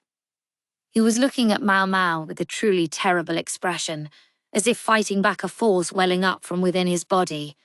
He was leaning forward as if to conceal a very specific part of himself. Ah, the trials of youth. No special reason?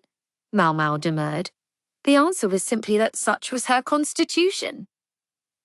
Basin, still struggling, tried to wobble his way to the next room, but fell down in the process. "Are you quite all right?" Maomao asked. "Just let him stay there. I'll sleep in his room," Jinshi said. The facing room was supposed to be for his servant. It was less spacious than his own chamber, but plenty large enough to sleep in. "Master Jinshi, I can help carry him to his room," Gaoshan said. "I'm sure you're both tired." "But, sir," if Jinshi said so, there was scant arguing. Gaoshan gave in and helped his son into the canopied bed. Maomao gave a helping hand where she was able. Thinking Basin looked awfully hot, she loosened his belt slightly, and his complexion improved. The blood from his nose got on the sheets, though, which was a shame. Jinshi slept in Basin's room, while Maomao used the room across from Gaoshan's. Perhaps it was a bit of consideration on Gaoshan's part that she had a room all to herself, which would normally have housed several people. The bodyguards who'd come with them stayed with Gaoshan. It was some luxury to have a room to herself, Maomao reflected. It even had a bath, so she was able to soak and relax. Simple pleasures.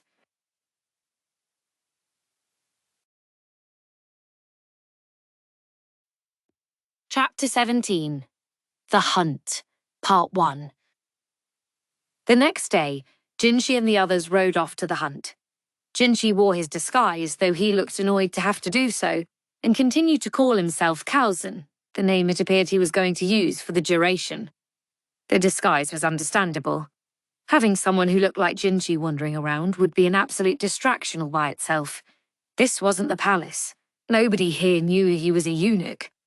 With the incident at dinner fresh in her mind, however, Maomao couldn't help wondering what exactly the eunuch was hiding. She chose not to pursue the question. She could only imagine what would have happened had Jinshi mingled freely during mealtime. No wonder he kept the windows shut. So it was that Maomao followed the hunters in a carriage. Indeed, the carriage contained several household servants, along with firewood, soup pots, and an array of other cooking implements. It seemed they intended to cook whatever they caught right on the spot. The carriage rattled its way past the Jiaoliang fields for a good half an hour, and then the mountains came into view. After that, they travelled on foot up the slopes for another hour, until they arrived at a house built on an elevation with an astonishing view. The green all around was refreshing, and water could be heard in the distance. It seemed they were near a large waterfall. The servants, used to all this, set about preparing a fire. Several of them went with jugs to go fetch water. Maomao wondered if she should do something to help, but the entourages of the other officials with her weren't lifting a finger. They'd found a place under a canopy set up by some servants who had come early and were chatting together. The noble members of the party would eat in another location. Probably safer not to do anything, Maomao thought. All too often, people did more harm than good when trying to help, and only earned the enmity of those around them. The servants were probably just as happy to be left alone. As she wondered, Maomao spotted a dog, one with a familiar keeper, so the mutts brought his mutt. It was Lihaku, who was something of a big, friendly dog himself. Wondering what he was doing there, Maomao went over and squatted beside him. He was busy rubbing the dog's belly, but when he realised someone had approached him, a suspicious look crossed his face. "Hello," he said. "Hello," Maomao replied. "Hmm? That voice? Oh!" He clapped his hands and nodded. "Young lady, it's you. What are you doing here? And looking so much lovelier than usual, too. So glad you finally noticed." Between the fact that she had no freckles and that she wasn't wearing her usual outfit, he seemed not to have realised it was her at first. He was a man who knew how to be rude, as ever. "Yeah, but seriously, why are you here?" "I was personally requested to attend." "Huh, that's really something." One of Lihaku's good qualities was that he didn't think too hard about things. Maomao had spoken to him without really thinking about it herself, but maybe this wasn't the best time to be revealing who your acquaintances were. You know, it was the same for me, Lihaku said. Somebody asked for me by name to be part of the guard unit. He sounded somewhat put out about this, though he continued to stroke the dog's belly. The animal wore a collar, and Maomao surmised from the breed that it was a hunting dog. Unfortunately for him, they would be hunting with hawks today. The dog would just have to cool his heels. That must have been why he and Lihaku were here holding down camp instead.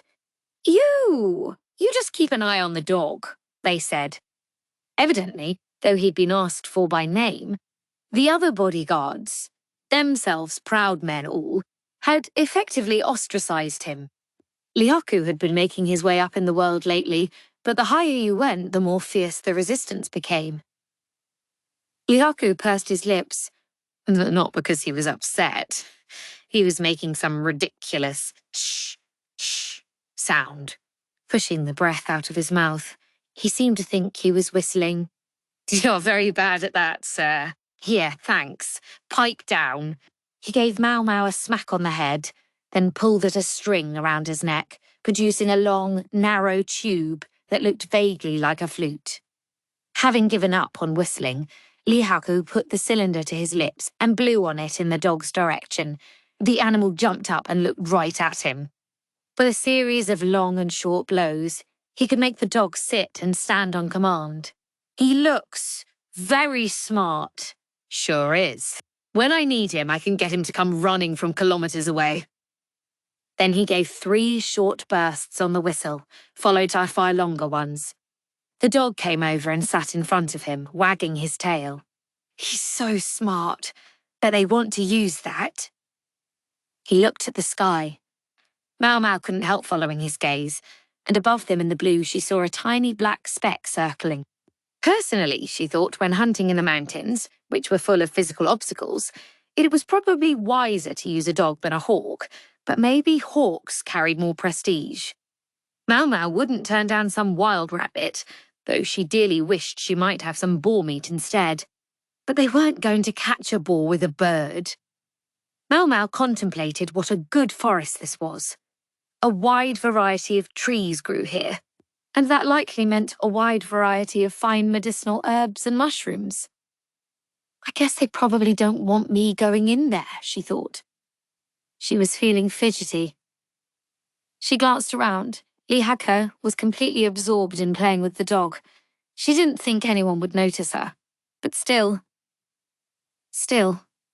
she started looking around, and almost before she realized it, the sun had passed its zenith. The air was full of the fragrance of sizzling meat. They were at the mountain retreat, where the wine flowed freely, and women brought the cooked game around. About 10 officials sat in chairs, and a table nearby held more side dishes. The room had been designed for good airflow, and buckets of water had been placed at their feet. There were servants with large fans present, and every effort had obviously been made to relieve the stultifying heat of a summer hunt. Shihokyushu had a cooler climate, as befitted a place people went to beat the heat. But today the fine weather and the damp breeze conspired to make everything feel warm. Servants solicitously came by with food. Additional meat had been cooked to supplement the catch from the hunt, which wouldn't have been enough for everybody. Anyway, unlike fish, game wasn't necessarily at its tastiest immediately after being caught. Maomao stood behind Gaoshen, watching the proceedings with detachment. Gaoshen had a seat of his own. Attendant girls and palace women stood at attention behind the various officials. You know, now that I think about it. Outside of his master's room, Gaoshen didn't spend much time in Jinshi's company. Instead, Basin attended him, and Maomao naturally fell in with Gaoshen. A strange-looking man occupied the seat of honor. His face was hidden behind a mask, and he hadn't so much as touched his food. Nor the wine either. Bison stood attentively behind him. He has to wear that thing even here. Must be tough, Maomao thought. She didn't feel it particularly concerned her, though. The girls serving the alcohol kept stealing glances at the masked visitor, who was, of course, Jinchi. However odd his choice of accessories might have been, he was the most important guest here. Becoming the mistress of some high official would almost, by definition, bring more security than to end up married off in some mediocre match. And all the ladies here appeared shrewd enough to know it. It wasn't just the women whose attention he commanded. The corpulent man sitting next to Jinchi was forever whispering to him. It was quite an intimate way of speaking, so maybe it was Maomao's imagination that made the tone of his voice sound faintly impertinent. Jinchi kept responding with quick little nods of his head. So, is that Shisho? Maomao wondered. She'd heard his name but didn't know his face very well, or at least didn't remember it. The location of his seat, though, was a strong indicator of his identity. Wonder what they're talking about. Shiju stopped talking and leaned away from Jinchi. Jinchi's hand continued to tremble, and Basin's pallor had gone bad. Something he said? She leaned over and whispered to Gashan. She was well familiar with Jinchi's ways. Think what she might about his personality. His outward appearance was unflappable. It was very strange to see him acting that way. She told Garshan that she thought there might be something wrong with him. Garshan, though, only shook his head and instructed her not to do anything. Jinchi stood up, claiming he had a bit of minor business to take care of. Beeson was about to go to him, but he was delayed by some high officials around him. Gaoshan tugged on Maomao's sleeve. It's time to trade off, he said. Maomao understood what he was getting at. She nodded, then called one of the other servants waiting outside the room. Then she followed Jinchi, who was walking unsteadily. He left the residence, taking care that no one should notice him, then headed toward the trees. Maomao was going to have to follow him, but first there was something she needed. She picked up a long-necked bottle full of water. May I take this? She asked a servant who was preparing food. Sure, go ahead. The servant, obviously harried, answered without really looking at her. Mama used a spoon to add a little something to the water. Then she took it with her toward the woods. Shortly after entering the trees, she spotted a figure leaning against one of the trunks. Master Jin. She was about to say Jinshi, but clapped her hand over her mouth before the name could get out. She didn't know why, but he was using a pseudonym here. What was it again? She tried to remember. It's you, a strained voice said from behind the mask, before she could call the name to mind. You need to take this off, she said, and made to pry the mask off his face, but Jinshi resisted fiercely. I can't. Of course you can. There's no one here. Wasn't that why he'd come all the way out here? There was nowhere to be alone in the residence. Jinshi had his own quarters, to be sure, but palace women were always there, perpetually ready to meet his every need. But someone might come. Ugh, this is so damn frustrating. Maomao leaned the wobbly man against her shoulder and began to pull him along. If you're that worried about somebody seeing, then you just need to go somewhere nobody will. Deeper into the woods they went. She could see a cliffside now, with a beautiful, massive waterfall. The spray was captivating. It looked like a white feather cloak such as one of the gods might wear. The fall cascaded down several steps, forming a scene that must have been overwhelming even from above. Realizing this was where the water must have been gathered from, Maomao dipped her handkerchief in the river, then slipped it under Jinshi's mask, hoping to cool his face. Then the ground around their feet exploded. What? There was a noisy flapping of wings as birds scattered. It was Jinshi who reacted. He grabbed Maomao in his arms and started running. But again, the dirt at their feet spat into the air. The breeze carried a distinctive sulphurous smell. Could that be a FIFA? Jinshi hissed, still moving unsteadily. He seemed strikingly calm in the face of what was obviously an unexpected development. The FIFA, meaning flying explosion. It was a weapon that utilized fire powder. It was sometimes used in hunting, but it would be very hard to claim that this particular incident was simply a mistake. Jinshi thought for a beat, then tightened his grip on Maomao. Sorry, this is going to get a little dramatic. He started running with Maomao in his arms, then he leaped for the waterfall. A little my ass, Maomao thought as they plummeted into the spray.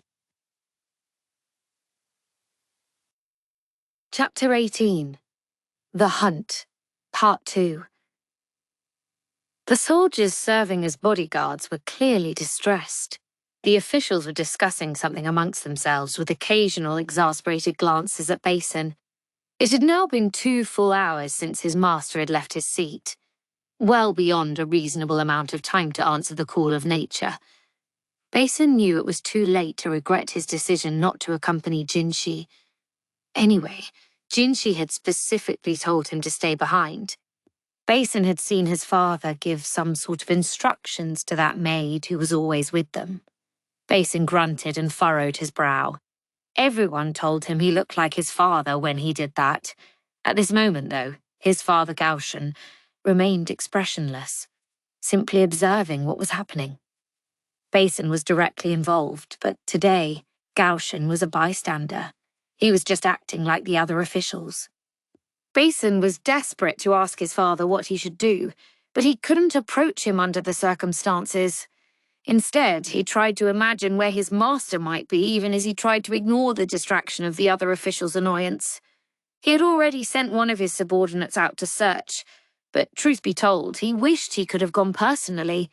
Sickened to be stuck in a role that seemed purely formal, all he could do was wait for his man to get back. One of the servants claimed to have seen Jinshi leave the building, saying he was going to get some air. He had told the guards not to follow him, but a petite lady in waiting had gone after him with some water. Basin knew who that must have been, and it only made him more certain that something had happened. He shouldn't have just waited here.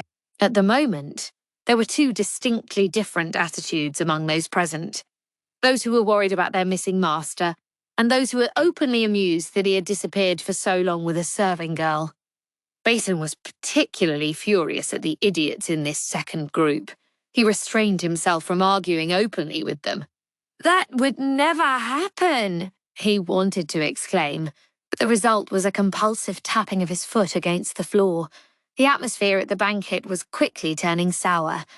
Basin felt as if Shisho could have put things back on the right footing with just a word, but their host was too busy pouring wine into his portly, tanuki-like belly. Basin couldn't imagine what he was thinking. Shisho would never have gotten where he was without being who he was.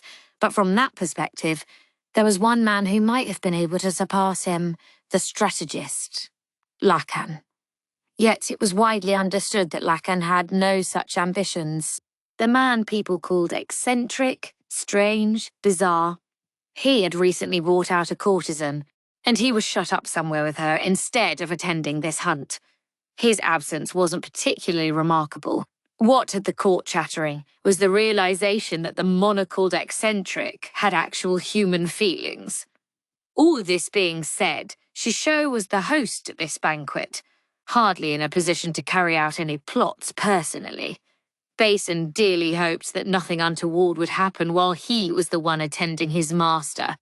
If anything did occur, he suspected it would be instigated by someone other than Shisho, that their host wouldn't be involved. It was then that a soldier, muscular and still young, ran up, his footfalls pounding on the floor. "Pardon me, sirs," he said as he entered the banquet hall and stood in front of Basin. It wasn't quite proper, but nobody stopped him. The soldier knelt before Basin, who bade him look up. "What is it?" Basin asked. In response, the soldier glanced around the room, then passed Basin a piece of cloth.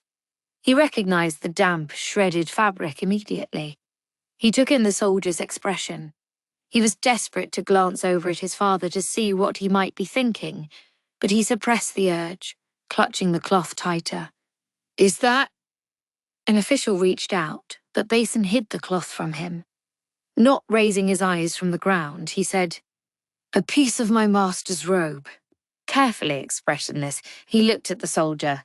The young man was looking at the ground again as he said, "I found it hanging on a rock in the waterfall basin." That set the room buzzing. So the missing guest had torn his robe. "There was no one in the area," the soldier continued. "The river is rapid there, however, and swollen by the recent rains." The people who'd been snickering over the visitor's assignation with one of the ladies went pale. "Send out a search party immediately," someone shouted, but it was a little late for that. Guests began to pour out of the banquet hall until only a handful of people were left, including Basin, the soldier who had brought the report, and Shisho. The soldier glanced in the direction of those who had left, then stood. "If I may, sir, I'm going to go back where I found that and have another look around," he said, and then he left as well. Basin pretended not to have noticed that when the soldier looked up, he grinned. Basin left the residence, instructing 2 of his subordinates to stay behind at the banquet hall.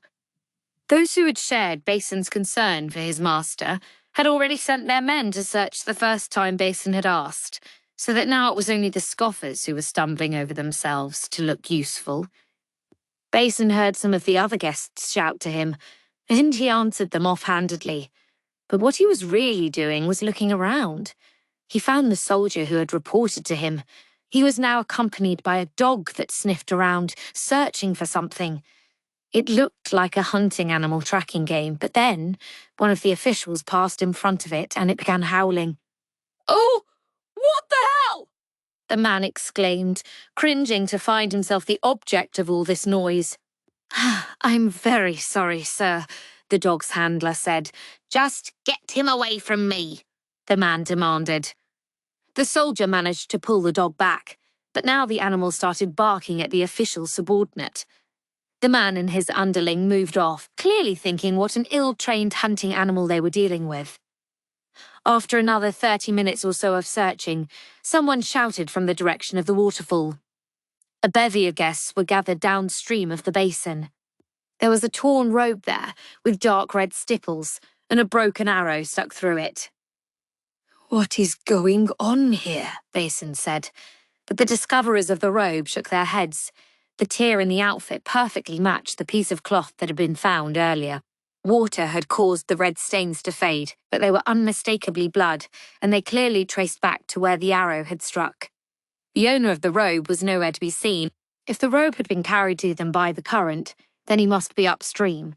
But if the arrow had caught the outfit, and the owner had wriggled out of it, then he might be downstream. There were no wet marks on the banks of the river, though, making it unlikely he'd climbed out here. Basin looked at the torn piece of cloth and frowned. "Show me the arrow." One of his men passed him the broken projectile. He inspected the tail feathers and the head. Then he turned toward the still-growing crowd of officials and announced, "I apologize, but we're going to have to search everyone's belongings." The arrow had been fletched with hawk feathers. Those were expensive, limiting the number of people who might have used them. However, many of the guests on this expedition, knowing that hawks were to be used in the hunting, had superstitiously brought supplies decorated with hawk feathers. What was more, each of the items had been painstakingly handcrafted by professional craftsmen. The highborn hated to see a design repeated. Even when it came to consumables like arrows, they preferred to be unique. Each of them could be expected to carry arrows of exceptional construction and materials. Though obviously displeased to find themselves objects of suspicion, the guests reluctantly complied, each producing the hunting implements from his carriage, appearing confident that no such arrow was to be found among his belongings. "Can you explain this to me?" Basin asked icily. "Just what is that?" responded the distressed owner of the arrow Basin was holding. His name was Loen, a high official of the board that handled finance, but his title or station mattered little. At the moment, his abundant beard was trembling as he denied any knowledge of the arrow. "I don't own anything like this. There must be some mistake," he said, with much shivering and gesticulating. The onlookers started murmuring. Suspicious glances began to turn on Loen. Despite what the man said, The broken arrow in Basin's hand perfectly matched the ones in Lowen's baggage. "Please, explain how it's a mistake," Basin said. "Somebody must have planted those there to frame me." Lowen's face was drawn with panic, and his servants shared his distress. They were all obviously deeply shaken by this utterly unexpected turn of events. Lowen's defense started the crowd talking again. It was true. They seemed to agree that only an inordinately clumsy criminal would keep a quiver full of the arrows used in a crime. The soldier with the dog stood behind Basin, watching the scene as if he wanted to comment. Basin studied the shred of cloth again. Then perhaps the arrows that were switched out were thrown away somewhere nearby. His gaze took in the residence and all the scenery around it. "We've searched the riverbanks fairly thoroughly, so perhaps it's time to start looking in the woods." Somebody flinched at that. It was the slightest of movements, but someone who was watching carefully would have seen it. But would this person take the bait? "Shall we split up and search then?" Basin asked. "I don't need everyone here. If about half of you could help me look for my master, that would be enough." No one dared object to this proposal. Lowen and his party, meanwhile, were still recovering their wits. Basin let out a sigh and looked at the soldier behind him. The man gave him a friendly smile. This would do it, Basin thought. He looked at the torn robe, openly annoyed. The fabric bore familiar handwriting. The man looked around, panicked, wondering if anyone would show up. He was sure they couldn't possibly find it. But having everyone looking for you was an unsettling feeling nonetheless. They would never find it, he was sure, but the thought naturally led him to edge toward it. He was in the woods, with its piles of fallen leaves and soft soil. The leaves were neatly scattered, so it wouldn't be noticeable at a glance. If that bunch of determined men started rooting through the leaves and digging in the ground, though, that might be a problem. What to do? The man was flustered. Why had that been there? The question hounded him. Maybe that was what made him more panicky than usual. When he arrived at his destination, he breathed a sigh of relief. Nothing had changed. The ground was undisturbed, just as he had left it. "Is there something there, sir?" The man flinched at a voice from behind him. He turned to see a young woman with sopping hair, holding a mud-stained, cloth-wrapped package. His eyes went wide. "Hey, that's—" The man reached out, but a large hand grabbed his wrist. He looked and saw the owner of the hand, a beefy soldier, the one with the hunting dog. For the second time that evening, the dog howled at the man. "Guess dogs don't like you much," the young woman said, asserting her grip on the package, her gaze cold. "I'm betting this is why you didn't want to hunt with them." From within the bundle, she produced a FIFA gun. Chapter 19. The Hunt, Part 3. Let's go back a bit, to the moments immediately after Jinshi and Maomao jumped into the waterfall. She felt firm pressure, first against her mouth, then her chest. "Herk," Maomao groaned, then coughed up water. She sat up, allowing herself to vomit out whatever would come up along with the remaining contents of her stomach. She felt someone gently rubbing her soaked back. "I'm sorry. I didn't realize you couldn't swim." "No one could swim in that," Maomao managed in spite of her bloodless face and lips. Entirely without warning, Jinshi had grabbed her in his arms and flung them both off a cliff. He'd had a proper running start and had kicked hard off the ground. Somewhere in the middle of it, Maomao had thought she heard another blast of the FIFA.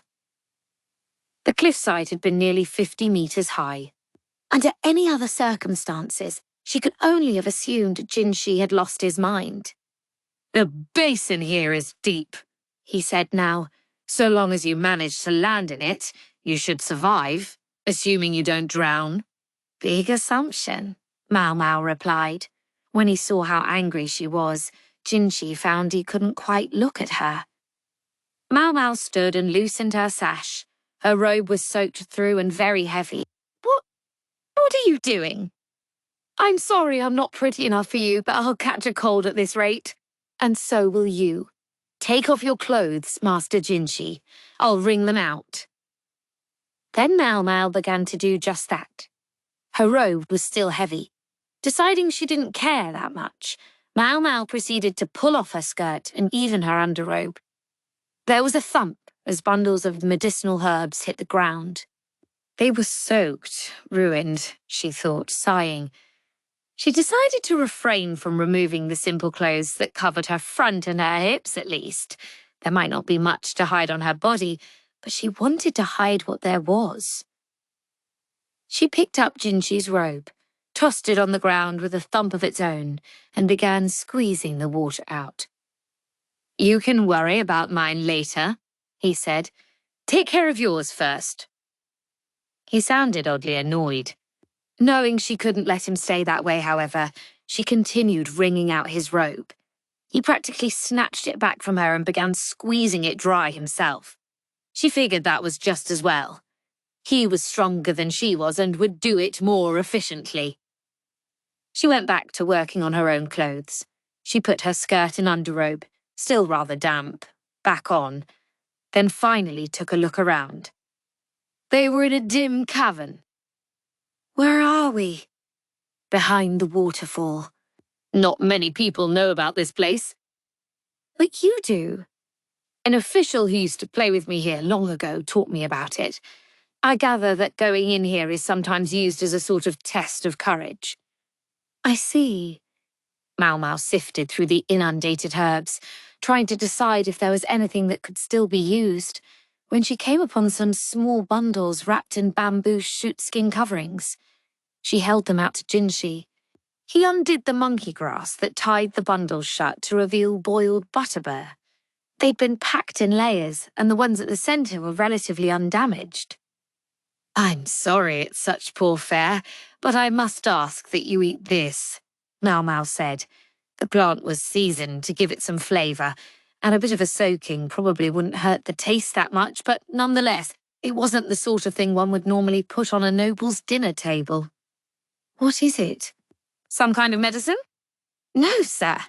You appear to lack salt. The butterbur wasn't intended as a medicament. Maomao had brought it along as a snack to munch on in her spare time. The flavouring had appeared at breakfast that morning, and Maomao had liked it, so she'd asked one of the maids to pack some for her. Salt? Jinshi asked, looking at Maomao. His mood seemed to have improved, but she couldn't forget how he'd been stumbling earlier. During their leap, she dropped the bottle she'd brought to give to him. She'd filled it with a mixture of water, soy paste, and sugar. When you wear a disguise like that on a day as warm as this, of course you'll start to overheat. I bet you were feeling lethargic and had a headache. It was clear why Jinshi hadn't been feeling well. He'd gone around with his face covered, not only failing to eat properly, but hardly even getting any water. Even a lack of water alone, though it seemed such a simple thing, could lead to death in some cases. Dunking themselves in the basin had taken the edge off the overheating, but she wanted him to get some salt for good measure. Hence the butterbur. So that's what you're thinking. Jinshi took some of the plant and put it in his mouth. Then he promptly took another bite. The salty flavour must have been better than he'd expected. At that moment, a rather embarrassing sound echoed through the cavern. It came from Maomao's stomach. It wasn't her fault. Maomao didn't eat much, but that meant she got hungry all the sooner, and the servants didn't eat until after the guests had dined. Jinshi put a hand to his mouth, holding out some of his butterbur to Maomao.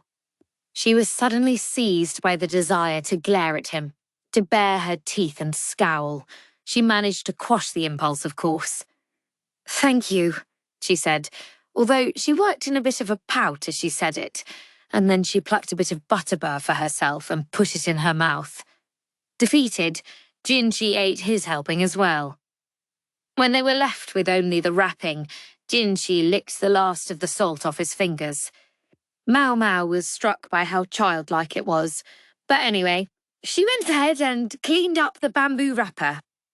"What in the world was that earlier?" she asked, deeply uneasy. "That was a FIFA, a handheld firearm. The shots came fairly close together, so there's a good chance we were attacked by multiple assailants." The FIFA was designed for battle, but using it required packing it with powder and ammunition, then setting fire to it. That presumably explained Jinxi's choice to jump off the cliff rather than to try to hide in the forest. In the woods, he would have been running straight into his enemies' clutches. All the worse when they didn't know how many enemies there were. What's he done to get himself so hated? Maomao wanted to berate him for dragging her into this, but if she was honest with herself, she could hardly complain. She was the one who'd followed him out to where they made convenient targets. The moment they'd entered the woods, they'd made themselves vulnerable. But getting out of sight of the mountain residents made mean the final nail in their coffin. Notwithstanding her misgivings, Maomao looked around at where they were. The roar of the waterfall filled the cavern, which was damp and full of moss. She could see the skeletons of small animals here and there, suggesting that they'd gotten in but hadn't managed to get back out.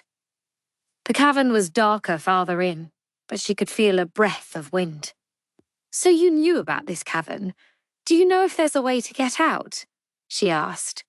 "Normally, one would simply swim out past the waterfall. Might be tricky for me." Maomao was not a gifted swimmer. Witness how she had nearly drowned earlier. "There's a hole in the ceiling up ahead," Jinxi replied. "It's connected to a cave closer to the residence." Those who had entered this cavern as a test of courage had been, it seemed, often extricated via that route. "Does Master Goshen know about this place?" Jinxi couldn't quite look at her. "He hated for me to play games like this." So they'd been doing it in secret from him. The air between Maomao and Jinxi suddenly seemed to grow more tense. "Basin knows about it, but I'm not sure if he'll connect the dots immediately." Unlike Goshen, Basin wasn't always the quickest thinker. If only there was some way to let him know where they were. Whoever had shot at Jinxi was probably searching the area around the waterfall now. And in Jinxi's current physical state, there were no guarantees he would be able to swim safely away anyway. Maomao turned toward the interior of the cave. She could hear the wind whistling through the ceiling. It occurred to her that they might be able to shout for help, but Jinxi shook his head. "They would have to be awfully close by to hear us. We'd be lucky if somebody noticed if we shouted all day." Maomao cocked her head as a memory floated to mind. She put her thumb and forefinger into her mouth and tried to whistle, but she hadn't done it for a long time, and she didn't get much of a sound. Should have known it wouldn't be that easy. Admitting defeat, she went over and looked up at the hole in the ceiling. It wasn't that far up, maybe 270 centimeters. Jinxi had to be at least 180, but he probably wouldn't be able to jump up to the hole. Jinxi watched her, seeming to know what she was thinking. He didn't say it, but she assumed he was trying to judge how heavy she was. Maomao preempted him. "I can't." He had probably been picturing her perched on his shoulders, and concluding that she might be able to reach the opening. Being who and what she was, however, Maomao simply couldn't agree to such a plan. If Sui Ren ever found out Maomao had put her feet on Jinxi, regardless of the exigencies of the situation, Maomao didn't want to think what might happen to her. "What's the alternative? You underneath? I would crush you." "But do it?" When he put it that way, she didn't have much choice. Maomao went over to where Jinxi was crouching down, although she made a point to look annoyed about it. He was ready for her to get on his shoulders, and, left with no other options, she did so. She held on to his damp head as lightly as possible as he stood up. "You could stand to put a little weight on, you know." "Surely this isn't the time, sir." She couldn't see the opening in the gloom, but was able to find it by feel. It was damp and slippery in places. Somehow she managed to get a grip by the tips of her fingers, then pulled herself up so her feet were on Jinxi's shoulders. "Seems promising," he said. Yeah, Maomao replied. Just as she was preparing to stand up, though, a moist-eyed creature landed square on her head. Ribbit, it croaked, and then jumped away again. A frog, Maomao thought. It was hardly enough to scare her, but it was plenty to break her concentration. Her fingers, which had barely been holding her up, slipped away. Oh! Maomao lost her balance, still only halfway to her feet. The motion caught up Jinshi below her. Hey, watch out! He exclaimed, wobbling. He could have simply let go, but he had the decency to try to hold on to Maomao. Unfortunately, the result was that he slipped on the damp moss and took a tremendous fall. He didn't say anything immediately. Maomao, meanwhile, felt no pain, but did find damp skin pressed against her cheek. It was noticeably warm, and she could feel a pulse in it. She also couldn't move. 2 large arms were wrapped around her, holding her close. Vestiges of fragrant perfume reached her nose. Maomao felt her own heart rate increase. She worried that with their bodies so close, Jinshi would hear it, but she couldn't pull away even though she wanted to. As the blood pounded through her veins, Maomao found herself focused on just one thing. What is that? Maomao's left hand was caught between them, and something squishy lay against her palm. At first she thought it was the frog, crushed by the fall, but the size was nothing like that of the amphibian that had jumped on her head. What's more, whatever it was seemed to be covered in cloth. Had the frog jumped into Jinshi's robe? Without really thinking about what she was doing, Maomao groped about with her fingers, trying to figure it out. No, Jinshi grunted. His heart rate shot up. Maomao looked up to find herself staring at Jinshi's chin. She could see him biting his lip hard. He seemed to be struggling, fighting with something. The frog in his robe shifted as if it were alive. I'm sorry, but could you move your hand? It's making things rather difficult. Jinshi sounded like he could barely get the words out, and he refused to look at her. She even saw that for some reason. Cold sweat was trickling down his face. His brow was firmly knitted, almost as if he were in great pain. Difficult? Maomao reflexively squeezed her hand, and Jinshi's expression grew dramatically more intense. Only then did it occur to Maomao to look at where her hand actually was. It rested somewhere below Jinshi's belly button. She didn't say anything. Something was there. Something that should never have been there. Something that would be hugely embarrassing to have grabbed, yet which she shouldn't have been able to grab because it shouldn't have been there. It categorically couldn't have been there. Jinshi was a eunuch, an official of the Imperial Palace. But, well, what was there? Was there? Oh! Slowly Maomao moved her hand away, and was about to try to extricate herself from Jinshi's slackened grip. But he pressed on the small of her back, keeping her where she was, straddling him. Jinshi brushed his bangs aside and let out a breath, then looked at Maomao. I suppose, in a sense, this saves me some trouble. His face was that of a celestial nymph whose heart was beset by gloom. But he was no nymph. He had a countenance that could have brought the country to its knees with a single smile. Yet he was no woman. And neither, it turned out, was he a eunuch bereft of the foremost symbol of manhood.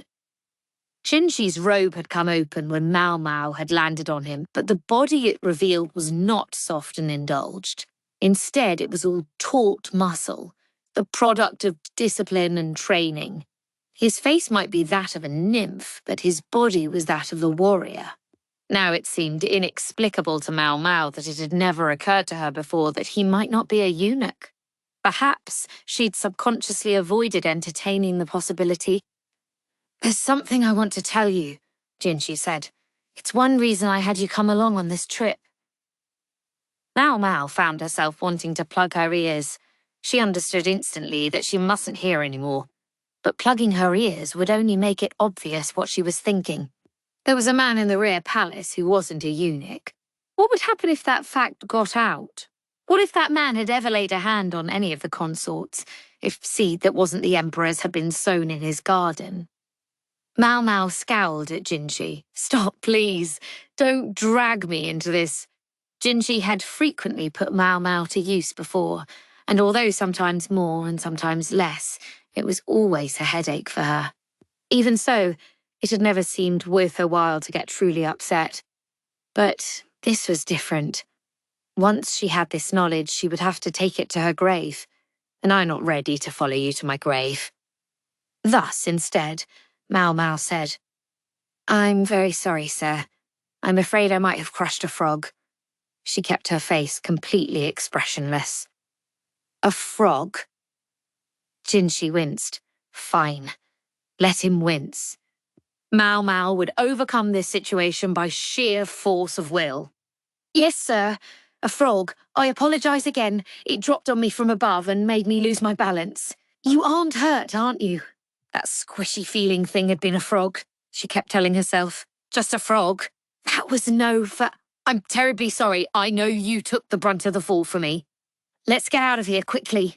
She tried to stand up, but Jinshi wouldn't let go of her. Master Jinshi, would you move your hands? Who are you calling a frog? Jinshi sat up, still holding her in place, so that they ended up facing each other with Maomao almost on his knees. What with his legs spread and her veritably on top of him, the situation could hardly have looked more compromising. As Jinshi leaned closer to her, Maomao almost flinched away, but she was not going to be beaten now. She stared him down, their noses inches apart. If it wasn't a frog, what was it? She asked. It was just a frog, she kept repeating, like a mantra. The squishy thing under her left hand had been a frog. A frog, and nothing more. Frogs were gross. She wiped her hand on her skirt. Surely a frog would have been smaller, wouldn't it? Jinshi asked, getting his face another inch closer to hers. No, sir. There are some decently sized amphibians round this time of year.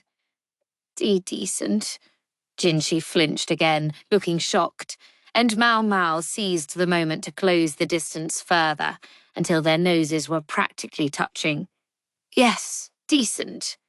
And if it wasn't a decently sized frog, what decently sized thing could it have been? Decently sized didn't cover it, but that would do for now. Yes, decently sized would be enough. Hey, are you wiping your hand? Why did Jinshi seem so scandalized? Because frogs are gross, sir. Oh, gross. This from the person who drinks snake wine?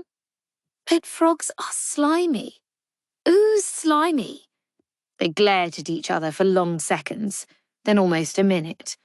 Jinshi blinked first, so to speak, looking away from Maomao with his lips still pursed. Did I win? Maomao asked herself with a sigh of relief. No good ever came of knowing too much, and for Maomao, whose birth made her suited for little more than drudge work, it was best not to know anything at all. Then whatever happened, whatever her superiors might do, Maomao could say truthfully that she hadn't known anything about it. That had been her position thus far, and she had no intention of changing it now. Jinshi and Maomao were an official and his servant, nothing more, nothing less, and she need know no secrets to fulfill her duties. Jinshi's grip finally relaxed, and Maomao slithered out and tried to stand up, only to find herself pushed to the ground. She hadn't been expecting it, and she collapsed, falling on her back. She looked down, and there was Jinshi. He shifted, crawling on top of her. A faint light, like a candle flame, danced in his eyes. Very well. He slowly set his hands behind her knees and lifted them up, putting the two of them in an even more compromising position than before. Want to find out for yourself? Jinshi was scowling. Maomao got goosebumps all over and started sweating profusely. She realized belatedly that she'd pushed Jinshi too far. Jinshi, for his part, looked lost for a beat. Seconds, then a minute passed, and neither of them moved. At length, Jinshi seemed to make a decision. He bit his lip and leaned forward, his face slowly coming closer to hers. I wonder if I should give him a good kick, Maomao thought, her eyes whirling, but then Jinshi stopped and looked up in annoyance. What's that? Maomao thought she heard a noise from the exit. What sounded like the howling of an animal could be heard from above them. Slowly, uncertainly, Maomao put her fingers in her mouth and whistled. She was answered by the barking of a dog.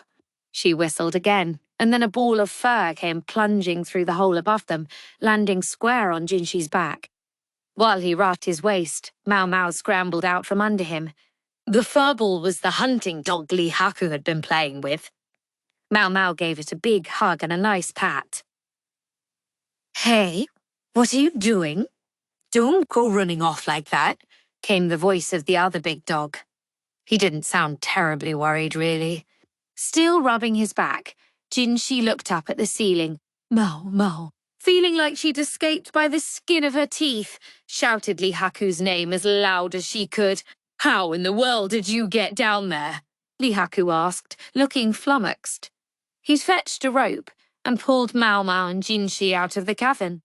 As Jinshi had said, the hole in the ceiling let out close to the residence. And what are you doing with someone so important? He added, in a whisper to Maomao. Someone so important seemed to refer to Jinshi, who was now wearing his disguise. Presumably it would have been safe for Li Haku to see him, but then perhaps one couldn't be too careful. Let's just say, it's hard to explain, she said. Li Haku cocked his head at that, but with someone of Jinshi's status involved, he knew it was best not to ask too many questions. They told him only that they'd fallen into the waterfall basin and ended up in the cave. I must ask you not to tell anyone that I'm here, Jinshi said. He was seated on the floor of the upper cavern. He sounded like a different person from usual. Maybe it was just that hard to speak with the mask on. As you wish, sir. Li Haku bowed his head respectfully. Maybe Jinshi wanted to see what the others would do next, if they didn't realize he'd been found. Maomao was surprised, though, that he wasn't going to let Basin or even Gaoshan know. The dog was lying in Li Haku's lap, wagging its tail. He was patting its head and giving it pieces of dried meat. Maomao glanced at the animal. It had managed to follow her whistling, so it obviously had pretty good ears. Does he know any other tricks? She asked. Tricks? He can find a rabbit warren, I guess. That's about it. It was like she and Li Haku were having a perfectly normal conversation. The dog came over and sniffed her. There was an intelligence behind the goofy demeanor. Maomao stole a glance at Jinshi. With what had just happened, she almost couldn't bring herself to look him in the eye. But what had to be said had to be said. Master Jin Kosen, she began, remembering just in time to use his assumed name. Since he was wearing the mask, he probably wanted to go by his pseudonym. Yes? What is it? The voice that came from behind the mask was cold. He must have been angry at Maomao for getting him so worked up earlier. Why else would he be acting like this? And would it be unfair of Maomao to claim that she'd never seen it coming? It wasn't exactly as if he'd tried to deceive her. He might even have been trying to explain himself. But Maomao, flooded with a desire not to know anything, had come up with an outrageous cover. She could hardly blame him for being upset about that particular story. He had such confidence in his appearance, after all. And such a fine frog, no doubt. Maomao was at a loss for the right thing to do, but if nothing else, she had to start by saying this. I think I may be able to pinpoint who shot at us earlier. She gave the hunting dog a pat on the head. And that brings us back to the present. Maomao opened the dirty bundle. Inside were 3 FIFA still redolent of fire powder. She had never seen a FIFA before and was surprised by how small they were. Jinshi and Li Haku had looked almost as startled as she had. They were supposedly the newest model, imported from abroad, not yet common in this country. They didn't use a fuse to light the fire powder like earlier models, but rather relied on a sophisticated construction that used a specially shaped metal part to create a spark to ignite the powder. Now that Jinchi and Lord Yahaku had ever seen these most up-to-date FIFA, they'd simply fired them once and their understanding of how the weapons worked went no further than that. These newest FIFA had a unique odour, akin to rotten eggs, not pleasant by any means. The fire powder was typically made by combining charcoal with saltpeter and sulfur, so that when it exploded it had a very unique smell, a powerful aroma that made you want to cover your nose. If such a device had been used during the hunt, any dogs, with their excellent noses, would have reacted immediately. And indeed, when presented with the smell, Yihaku's hound had led them directly to these FIFA. Hunts were not conducted with FIFA in this area. For one thing, the guns weren't accurate enough, and they weren't suited to the mountain environment, with all the objects that could get in the way of a shot. The reason they'd been used in the attempt on Jinchi's life probably had much to do with the fact that these were the newest model. The unique way of generating a spark increased their accuracy and range, as their test firing demonstrated. And yet even so, this man who had shot at Jinchi had missed. Lihaku, just that good at his job, had the man's arms pinned behind his back and had put a gag in his mouth to prevent him from swallowing his tongue. I do feel a bit bad for making everyone suspicious of those old guys, Lihaku said. Any trap required bait. At Jinshi's instruction, they'd chosen an official whose reaction was likely to be easy to read. The captive man's co-conspirators, which is to say the officials above him, and the lackeys below him, were already being staked out so that they could be arrested at will. Now all that was necessary was to march this man away and get his confession. The hunting dog was running in circles around Lihaku. "That's right, you're a good boy," Lihaku said, holding on to the captive with one hand and patting the dog with the other. They already had a pretty good idea of who the culprit was. Anyone who had fired a FIFA would reek of it, and even if they thought they'd gotten rid of the smell, they couldn't fool a tracking dog. Maomao wrapped the weapons back up and followed Lihaku as he pushed the captive along.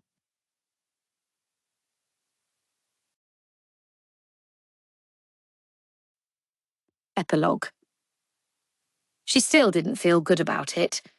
As with the case of Sui Rei, Maomao hated to leave things unresolved, but she knew that losing her head wouldn't serve any purpose.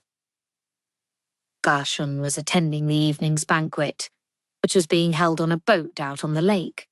That meant a minimum of bodyguards, and Maomao stayed home. She was in her room, enjoying the night breeze. Those FIFA, she thought. They'd looked unusual. Someone had said they were the newest model. One could surmise they came from the West. The West! Maomao thought about the envoys who had come angling to make themselves the Emperor's bride. What had they been doing when they went sneaking out of their rooms? Gaoshun had asked about women who carried secrets instead of children, but one might also carry out a plot. Maomao had thought that perhaps the women had been seducing court officials to turn them into co-conspirators. But there was another possibility. Every country desired the newest weaponry, but if one nation were to sell it openly to another, war could be the only result. The envoy's country thus couldn't sell arms openly. Yet neither could they sell them secretly, without going through the court. Could they? Perhaps the bridge we're crossing is even more dangerous than I realized, Maomao thought. Then again, perhaps they had an even bigger and more powerful backer. There was no telling how much the men who had been arrested today would say, or even how much they knew. Maomao just hoped that whatever was going on would be nipped in the bud. She wasn't soft enough to wish for the joy and happiness of other people, but if things around her were peaceful, it meant she, too, could live in peace. She was just closing the curtain, thinking she might get some sleep, when there was a knock at the door. She jumped a little in spite of herself. Then she crept over and opened the door ever so slightly. She found herself confronted with the one person she least wanted to see at that moment. Gaoshun was at the banquet, and Basin was probably with him. Why was this man the only one not attending? "You don't have to let me in if you don't want to." The lovely voice sounded subdued. Through the crack in the door, Maomao could see Jinshi turn and lean against the wall. "I'm sorry for upsetting you." Maomao didn't say anything, but she leaned against the wall on her side, mirroring Jinshi. From the hallway, she heard him sigh. Then came the sound of him scratching his head, scuffing his feet across the floor in frustration, and finally the sound of his hair hitting against the wall. Was he shaking his head? She didn't have to be able to see him to know exactly how he must look at that moment. He wanted to say something to her, but he couldn't find the words. Maomao felt the same way. She scratched the tip of her nose, a little annoyed. "I haven't given it a second thought. In fact, I should apologize to you." She'd been so insistent about decently sized after all. Anyone would lash out. Even Jinshi. Even at Maomao. On the other side of the wall, Jinshi grunted. "I wonder what he's thinking." Maomao was borderline oblivious to people's feelings, partly because she had never been that interested in them, and partly because of the way she'd been raised. The inhabitants of the Verdigris house had taken good care of her when she was a baby, but work always came first, and she'd often been left by herself. She could cry, but no one would come to help her until they were done with their job. She was told she eventually ceased crying much at all. Maybe she'd learned the lesson. Perhaps that was behind it all, and perhaps not. Maomao didn't know. But whatever the reason, she'd grown up not very sensitive to when people felt affection or, for that matter, hatred for her. It was what had allowed her to weather the storm in the Crystal Pavilion. She didn't enjoy it, of course, but it bothered her much less than it did most people. It also left her uncertain what to say to Jinshi, so she didn't say anything. She was thinking as hard as she could, searching for the words. Finally, she said, "There's nothing to say. As far as I'm concerned, you are who you are, Master Jinshi." Shoot, she thought, shaking her head reprovingly at herself. She hadn't meant to use his real name. Nonetheless, this was her truest and most heartfelt response. "So nobody stole the family jewels. So what? It wasn't like she was going to see them. She'd consider the entire matter irrelevant to her. As far as you're concerned, I am who I am, eh?" It was hard to name the tone in Jinshi's voice. He sounded thrilled and forlorn at the same time. Maomao heard a rustling, as of Jinshi digging through something. Then a hand reached through the crack in the door. Maomao involuntarily took a step back. "Don't be afraid," Jinshi said. "I just want to give this to you." So saying, he set a cloth bundle on the crosspiece. Maomao reached out for it, curious, and her fingers brushed Jinshi's. It was only for an instant. Their hands separated again almost before she had time to register his body heat. "There's something I promised myself I would tell you when I finally gave this to you. You'll recall I started with that bare gall," Jinshi said seriously. Maomao, ever more intrigued, opened the bundle. Inside were several yellow stones. "I'm all too aware that the knowledge may bring you trouble in the future, but I want you to know the truth." Jinshi spoke softly, but with conviction. These are... That's why I wanted you to accompany me on this trip." He sounded like he was squeezing out the words one at a time, but they fell on deaf ears. "Oh, ox! Be saws!" Maomao cried with a leap. So rare and so precious, the thing that had haunted her dreams, and now it was here before her. Her eyes watered and her heart pounded a wild rhythm. She felt her breath coming hard. Maomao threw open the door. Jinshi, taken completely by surprise, backed away. "Thank you so much." Maomao bowed. "Ah, yes, I finally managed to get my hands on. Hey, don't close that door. I wasn't done talking." But Maomao slammed the door shut and threw the bar. She didn't want anyone to interrupt her. She twirled a little twirl as she admired her precious ox stomach stones. Her lips curled into an unusual shape. She thought she heard pounding on the door, but it sounded distant, trivial compared to the Bizors. They made her so happy they almost carried away Jinshi's behaviour that afternoon like a breeze.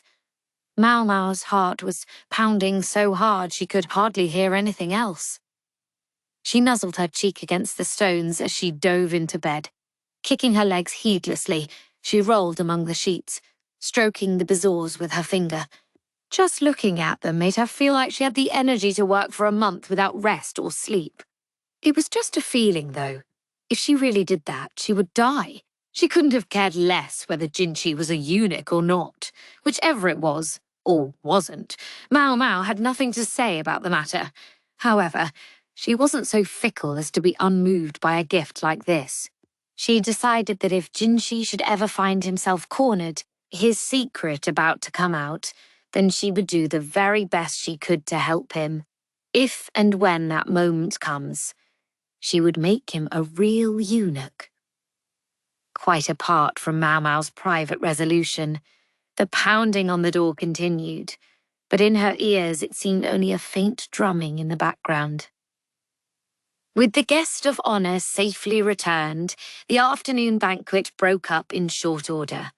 The various officials made sure everyone knew how relieved they were, transparently toadying. One would never have guessed that a few hours before, they'd be making lewd jokes and snickering about having a little fun with a palace woman. Gaoshan was worried about Jinshi's obvious fatigue, but he knew he wasn't in a position to do anything about it at the moment. There was no reason for Gaoshan, who was the attendant of the eunuch Jinshi, to pay any special attention to the guest of honour. Gaoshan was, after all, merely attending in his master's place. It would be conspicuous if he were to act too interested. He had to trust his son Basin to help instead, but could Basin indeed be trusted to do a decent job? When Loen was formally cleared of suspicion, he made no bones about how indignant he was over the entire affair, but he was a simple personality. Currently, he was quite satisfied with a banquet to cleanse his proverbial palate. Publicly, the story was that the guest of honour had left the banquet on a whim, and then come back again with no further complications, but most likely, everyone understood that this was a fiction. One group of officials had vanished in the interim, and probably wouldn't be seen again for some time. They had to get some kind of information out of them about these new Pfeffer. As for how that information would be obtained, Gaoshan preferred not to know. Anyway, he had work to do. Tonight's banquet was being held on a boat out on the lake. The seemingly endless supply of wine and the crowd of gorgeous women seemed inspired by the old saying about a lake of wine and a forest of flesh. Ugh, Gaoshan thought. He was a eunuch, at least as far as it went. He wasn't about to be beguiled by some woman, and should he let himself, the consequences would be dire. He need only think of his wife, the mother of his son Basin, to quell so much as the desire to lay a finger on them. Speaking of his son, the young man was slumped on the deck of the boat, whether sick from the rocking of the vessel, or the quantity of wine, or the women's copious perfume, it was hard to say. Gaosha sighed. The boy still had a long way to go. This must be a terribly tedious affair for a eunuch, said another guest who approached Gaoshan. He'd obviously noticed that Gaoshan's only pastime was sampling the wine. The women fawning over the guests on the boat were younger than his own son.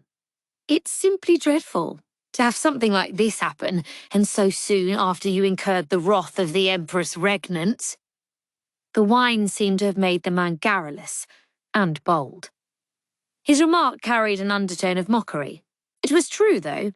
Gaoshan had once possessed the clan name of Ma, the horse, but he had angered the Empress regnant. He had been given one of the most severe possible punishments, castration followed by service in the palace, and forced to abandon his old name and call himself Gaoshan instead. At this banquet, however, he was treated not as a eunuch, but as a member of the House of Ma. That was the position Gaoshan was currently supposed to occupy. All of that is in the past, Gaoshan said. Besides, there's such a lovely moon tonight to keep me company as I drink. That was all he said. Then he looked up at the sky. The half-moon was indeed beautiful. He might even have enjoyed it, had it not been for the yammering, boastful men and flirtatious women. I must say, though, I'm a touch disappointed our gorgeous eunuch wasn't able to attend, the other man said. He was referring, of course, to Jinshi, and certainly not to the gentleman who was recuperating in his room at that moment. Officially, he has a cold. This time, the masked gentleman is here. Ha! Yes, I suppose such a lovely face could provoke problems all its own if he were to be present. This gentleman, who never took off his mask, had, it was said, suffered severe burns to his face as a child, and had rarely appeared in public since. And he never removed his mask where people could see, no matter how hot it might be. Whatever the case, I see he's not here tonight. I'm sure he must be tired. So it would appear, Gaetian said blandly, taking care not to let his emotions show on his face. The evening banquet would go ahead without its guest of honour. Gaetian poured his wine into the water, plop, plop, plop, watching the waves lap at the side of the boat. He wished the banquet would hurry up and end. The guest of honour wasn't the only one who looked a little off. So did another member of Gaetian's party, the young woman who had come as his attendant. It would be understandable if an ordinary young lady who had been swept up with an important personage in an attempt on his life were to find herself feeling rather cowed. But that young woman was made of sterner stuff than that. Anyway, she'd been acting a little strange, but not quite like someone who was afraid for her life. She was always courteous, albeit not too courteous to the guest of honour, but now she appeared more distant toward him. Had he managed to tell her then? She was a smart young lady. It shouldn't be surprising if she took that attitude toward him in light of what it meant for her own future. In fact, the change was subtle enough that anyone who hadn't known her for some time might have missed it. Passing marks for her. It had been necessary to let her know, considering what might befall the guest of honour in the future. Gaetian felt bad for the young woman, but it should also have shown her how useful they found her. The more cards one had in one's hand when things turned ugly, the better. Let people say that the way those cards were gained sometimes required cruelty. He could live with that. The Emperor himself must worry, with him being who he is. And now all that's happened here? The official ran his fingers through his beard and sighed. There was a tacit understanding of who had done what. It wasn't a wise subject to bring up, but maybe it was the wine talking. With him as the next in line for the succession. The man hardly sounded reverential as he spoke, but who could blame him? The Imperial younger brother almost never left his room, and any time he did appear in public, he wore a mask. No one considered him fit to conduct politics, and it was the Emperor's younger brother who was the guest of honour at this hunt. Many of the officials gathered here had probably come in part out of morbid interest, drawn by this chance to get a look at the prince who was so rarely seen. Not, of course, that they had seen or would ever have seen his actual face. No doubt they now regretted their interest, in light of the attempt on the guest's life. The fact that the banquet was in full swing despite his absence spoke to how desperate everyone was to dispel their despondence. One suspected there had been a desire to ascertain exactly what kind of person the royal successor was. And now, this official had determined that the answer was incompetent. Reactions to the obvious deception tended to be twofold. Either one decided incompetence was the only explanation, or one chose to watch further. Having settled on the former gave this official a pretext to speak to the eunuch Gaetian. Have none of the consorts become with child since the passing of the imperial heir last year? He asked. This, Gaetian realised, was what he was really interested in. Who had gotten pregnant, which consort it was, and whether she gave birth to a boy or a girl, could have a seismic effect on palace politics. Gaetian slowly shook his head. No, sadly. but there are a great many consorts, and I'm sure one of them will become pregnant sooner or later. I see. Should that happen? The official glanced at the bower amidships. There could be seen a portly court official, the host of their festivities, Shisho. It was hard to say whether he was enjoying the guests or simply contemplating everyone around him. No relatives of the other high consorts were present. It only made sense, this being Shisho's hunt. The other official left Gaoshun alone, his apple polishing done for the evening. Gaoshun let out a long sigh and poured himself more wine. Even as he drank a sip, enjoying the company of the lovely moon, he wondered what the guest of honor, Jinshi, or rather, Kazui Getsu, was doing at that moment. Kazui Getsu? The number of people in this country who could boast the character Ka, flower, in their name was limited. In fact, at the moment, there were only two of them. One was the man who stood at the very apex of power in this nation. The other was his younger brother,